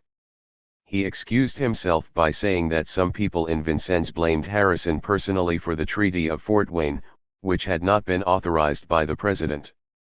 Barron left Tecumseh smoking his pipe beside his tent pole with McCandless and Whitaker, and amity seemed to have been restored.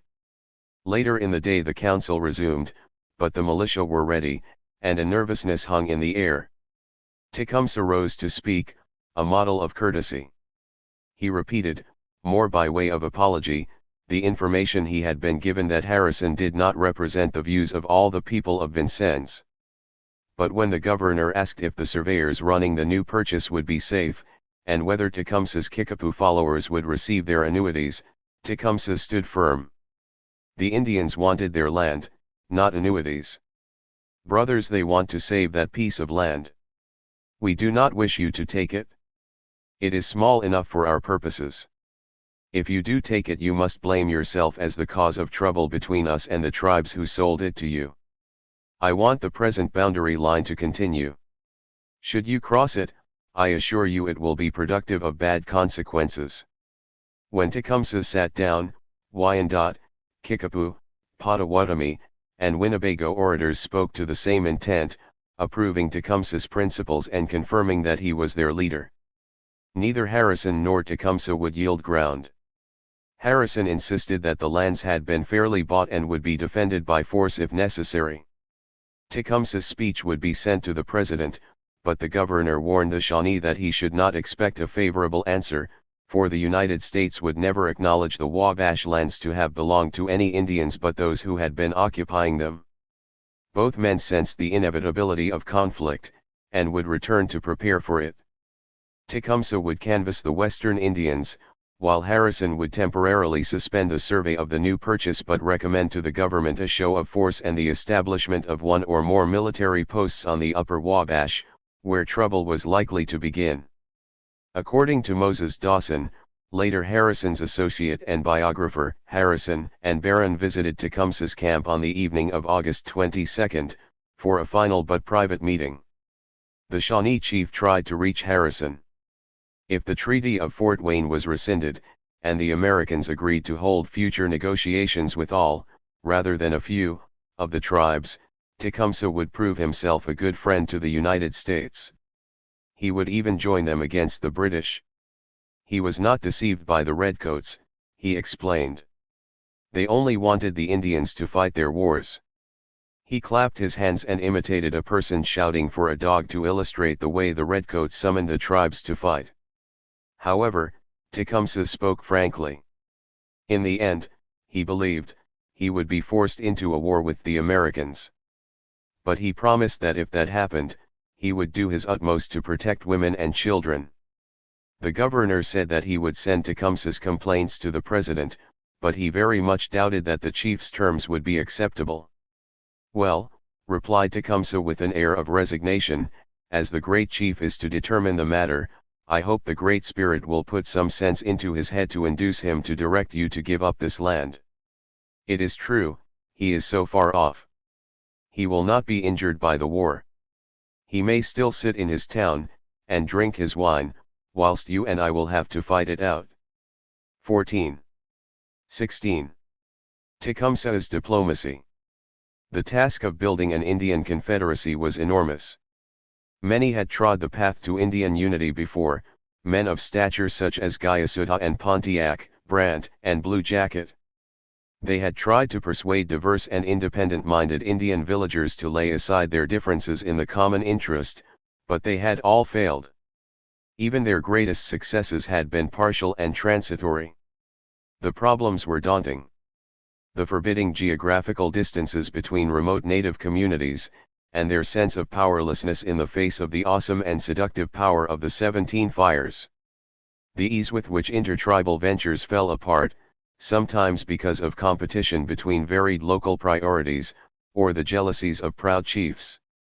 There were simmering intertribal rivalries, such as those that set the Ojibways against the Dakota Sioux or the Potawatomis against the Osages, and ferocious storms could suddenly break from nowhere to fracture relationships between even generally amicable peoples. In the summer of 1810, for example, the Illinois Kickapoos were planning to attack the Rock River Winnebagos, who had massacred a Kickapoo party near the mouth of the Missouri. Yet these were the greatest supporters of Tecumseh and the Prophet. 1. Not the least difficulty was the problem of communication among peoples speaking different languages. The Indians Tecumseh was trying to mold to his purpose were spread in a huge arc across the white frontier, stretching from New York in the northeast, sprawling across the Great Lakes country and the Midwest, and through the southern states to reach its southeastern terminus in Florida. The Wyandottes, Cherokees, and the Six Nations of the Iroquois Confederacy spoke different Iroquoian languages. The Winnebagos and Dakotas used Siouan languages, but ones that were mutually unintelligible. Among the Choctaws and Creeks of the South, Muskogee speakers predominated. Even those tribes which belonged to the great Algonquian family of languages needed interpreters to speak to each other. Shawnees could understand Kickapoos, but not Sacs and Foxes, whose languages were next closest to their own. and among the other Algonquian tongues Tecumseh encountered were Ojibwe, Miami Delaware, Munsee, and Menominee. Working within such diversity of language, predicament, and purpose, Tecumseh faced greater difficulties than those of any American or European statesman. Yet he would not be deterred. When William Wells had the temerity to tell him that his task was impossible, Tecumseh merely replied that Wells would live to see otherwise. Little wonder that one observer referred to the Shawnee as a man of enterprise and energy too. A few circumstances did play to Tecumseh's advantage. Centuries of trade between Indian villages, as well as more than a century of political pan-Indian activity among the Lakes Indians, had eased the communication problem between different and potentially hostile groups. From the Pawnees these Indians had borrowed the symbol of the calumet and tobacco. When an emissary from one group presented the ceremonial pipe to members of another, it signified that he wished to speak, and that he should not be attacked. Some trade jargons had also developed, eroding if not eradicating linguistic barriers, and belts of wampum bearing easily recognizable symbols were important tools of intertribal diplomacy. Describing the British belt he took to Fort Malden at the end of 1810, Tecumseh said, "On one end is your hand. On the other, that of the red people, and in the middle the hearts of both." Three such designs clearly indicated peace and solidarity. Likewise, ideas promulgated by Tecumseh, such as the common ownership of land, had been widely circulated by pan-Indian diplomats since the 1780s, and were well known to most of Tecumseh's audiences. Most obviously, Tecumseh's strategy was supported by the times themselves. Such widespread intertribal movements as had occurred in the past had been responses to powerful external threats. The defeat of the French and the stresses of adjusting to the triumphant British had fueled a general Indian revolt in 1763, while the attempt of the new United States to seize the Northwest after the Revolutionary War had produced the more sophisticated confederacies of the 1780s and 1790s. Tecumseh, too, was rallying the Indians around a crisis, the deep inroads being made into the territory and cultures of the tribes since the beginning of the 19th century. Another, and superficially unlikely, advantage was the decentralized political structure of Indian communities. Everywhere, tribal organization was weak, and the village chiefs had limited ways of enforcing discipline and compliance. They relied upon persuasion, example, and consensus. Individual Indians might be persuaded to follow this or that course of action, but ultimately they were very much free agents. This helped Tecumseh. Although many of the village chiefs were cautious, the Shawnee leader could pull the power from beneath their feet by inducing the warriors to follow him. For the most part he was not harnessing tribes to his standard, so much as some villages or individuals within tribes. Tecumseh recruited discreetly, avoiding whites who could report his activities and urging secrecy upon Indian audiences. Consequently, we have little information about his tours, and must reconstruct them from scrappy contemporary references and unreliable and murky traditions passed down by eyewitnesses. No better example of this is a strenuous journey conducted by Tecumseh in the summer of 1810, after his clash with Harrison. He had gone west and east in 1809, north in 1810, and had planned a southern trip for the summer, but decided to postpone that arduous venture. Instead, he evidently went west, rallying his most enthusiastic allies about the upper Mississippi. Reports to that effect may have reached Harrison, who wrote the following summer that you hear of him on the shores of Lake Erie or Michigan or on the banks of the Mississippi, but none of them have survived. Unsatisfactory memories, recounted long afterward, have to form the backbone of our account of Tecumseh's next adventure. Point 4. Unlike the tribes in New York, Ohio, and Michigan Territory, the Western Indians included the most inveterate enemies of the United States. Several of their chiefs, such as Gomo and Sicanebe of the Illinois River Potawatomis, wanted nothing to do with war, but the martial spirit was already manifesting itself in attacks upon American citizens in these regions. In July a Vincennes Post rider bound for St. Louis was killed, and on the 21st of that month a party of Potawatomis under Mad Sturgeon, the brother-in-law of Maine POC, attacked the camp of a posse of 6 whites on a branch of the Salt River. The Americans, led by William Cole, had left the district of St. Charles to pursue Indian raiders. Cole and 3 of his men were killed, a 5th wounded and left for dead, while the 6th man survived by hiding in a sinkhole. The culprits were certainly followers of the Shawnee brothers, and one would spend the coming winter at Prophetstown. But Tecumseh disapproved of such premature hostilities. He knew they could disrupt his plans before he was ready. 5. Details of Tecumseh's western tour were given to Nehemiah Matson by Shabani during long conversations in 1836. Shabani was a headman of the Potawatomi village on the Fox River, and became a devoted disciple of Tecumseh, although strict accuracy in his reminiscences, rendered long afterward by Matson, cannot be expected. He remembered that he was playing ball with his warriors during the early part of an Indian summer when Tecumseh arrived at his village with 3 of his chiefs, all mounted on spirited black ponies. The next day a dog was killed, and a feast honored the visitors with songs and dances performed into the night. If true, this account suggests that Tecumseh had ascended the Tippecanoe, crossed the divide to the Kankakee, and then come downstream, visiting such Potawatomi villages as those of Mainpo, Mukwango, and Little Chief before turning up the Fox to find Shabani. Inspired as usual by the charismatic Shawnee, Shabani agreed to join Tecumseh's party.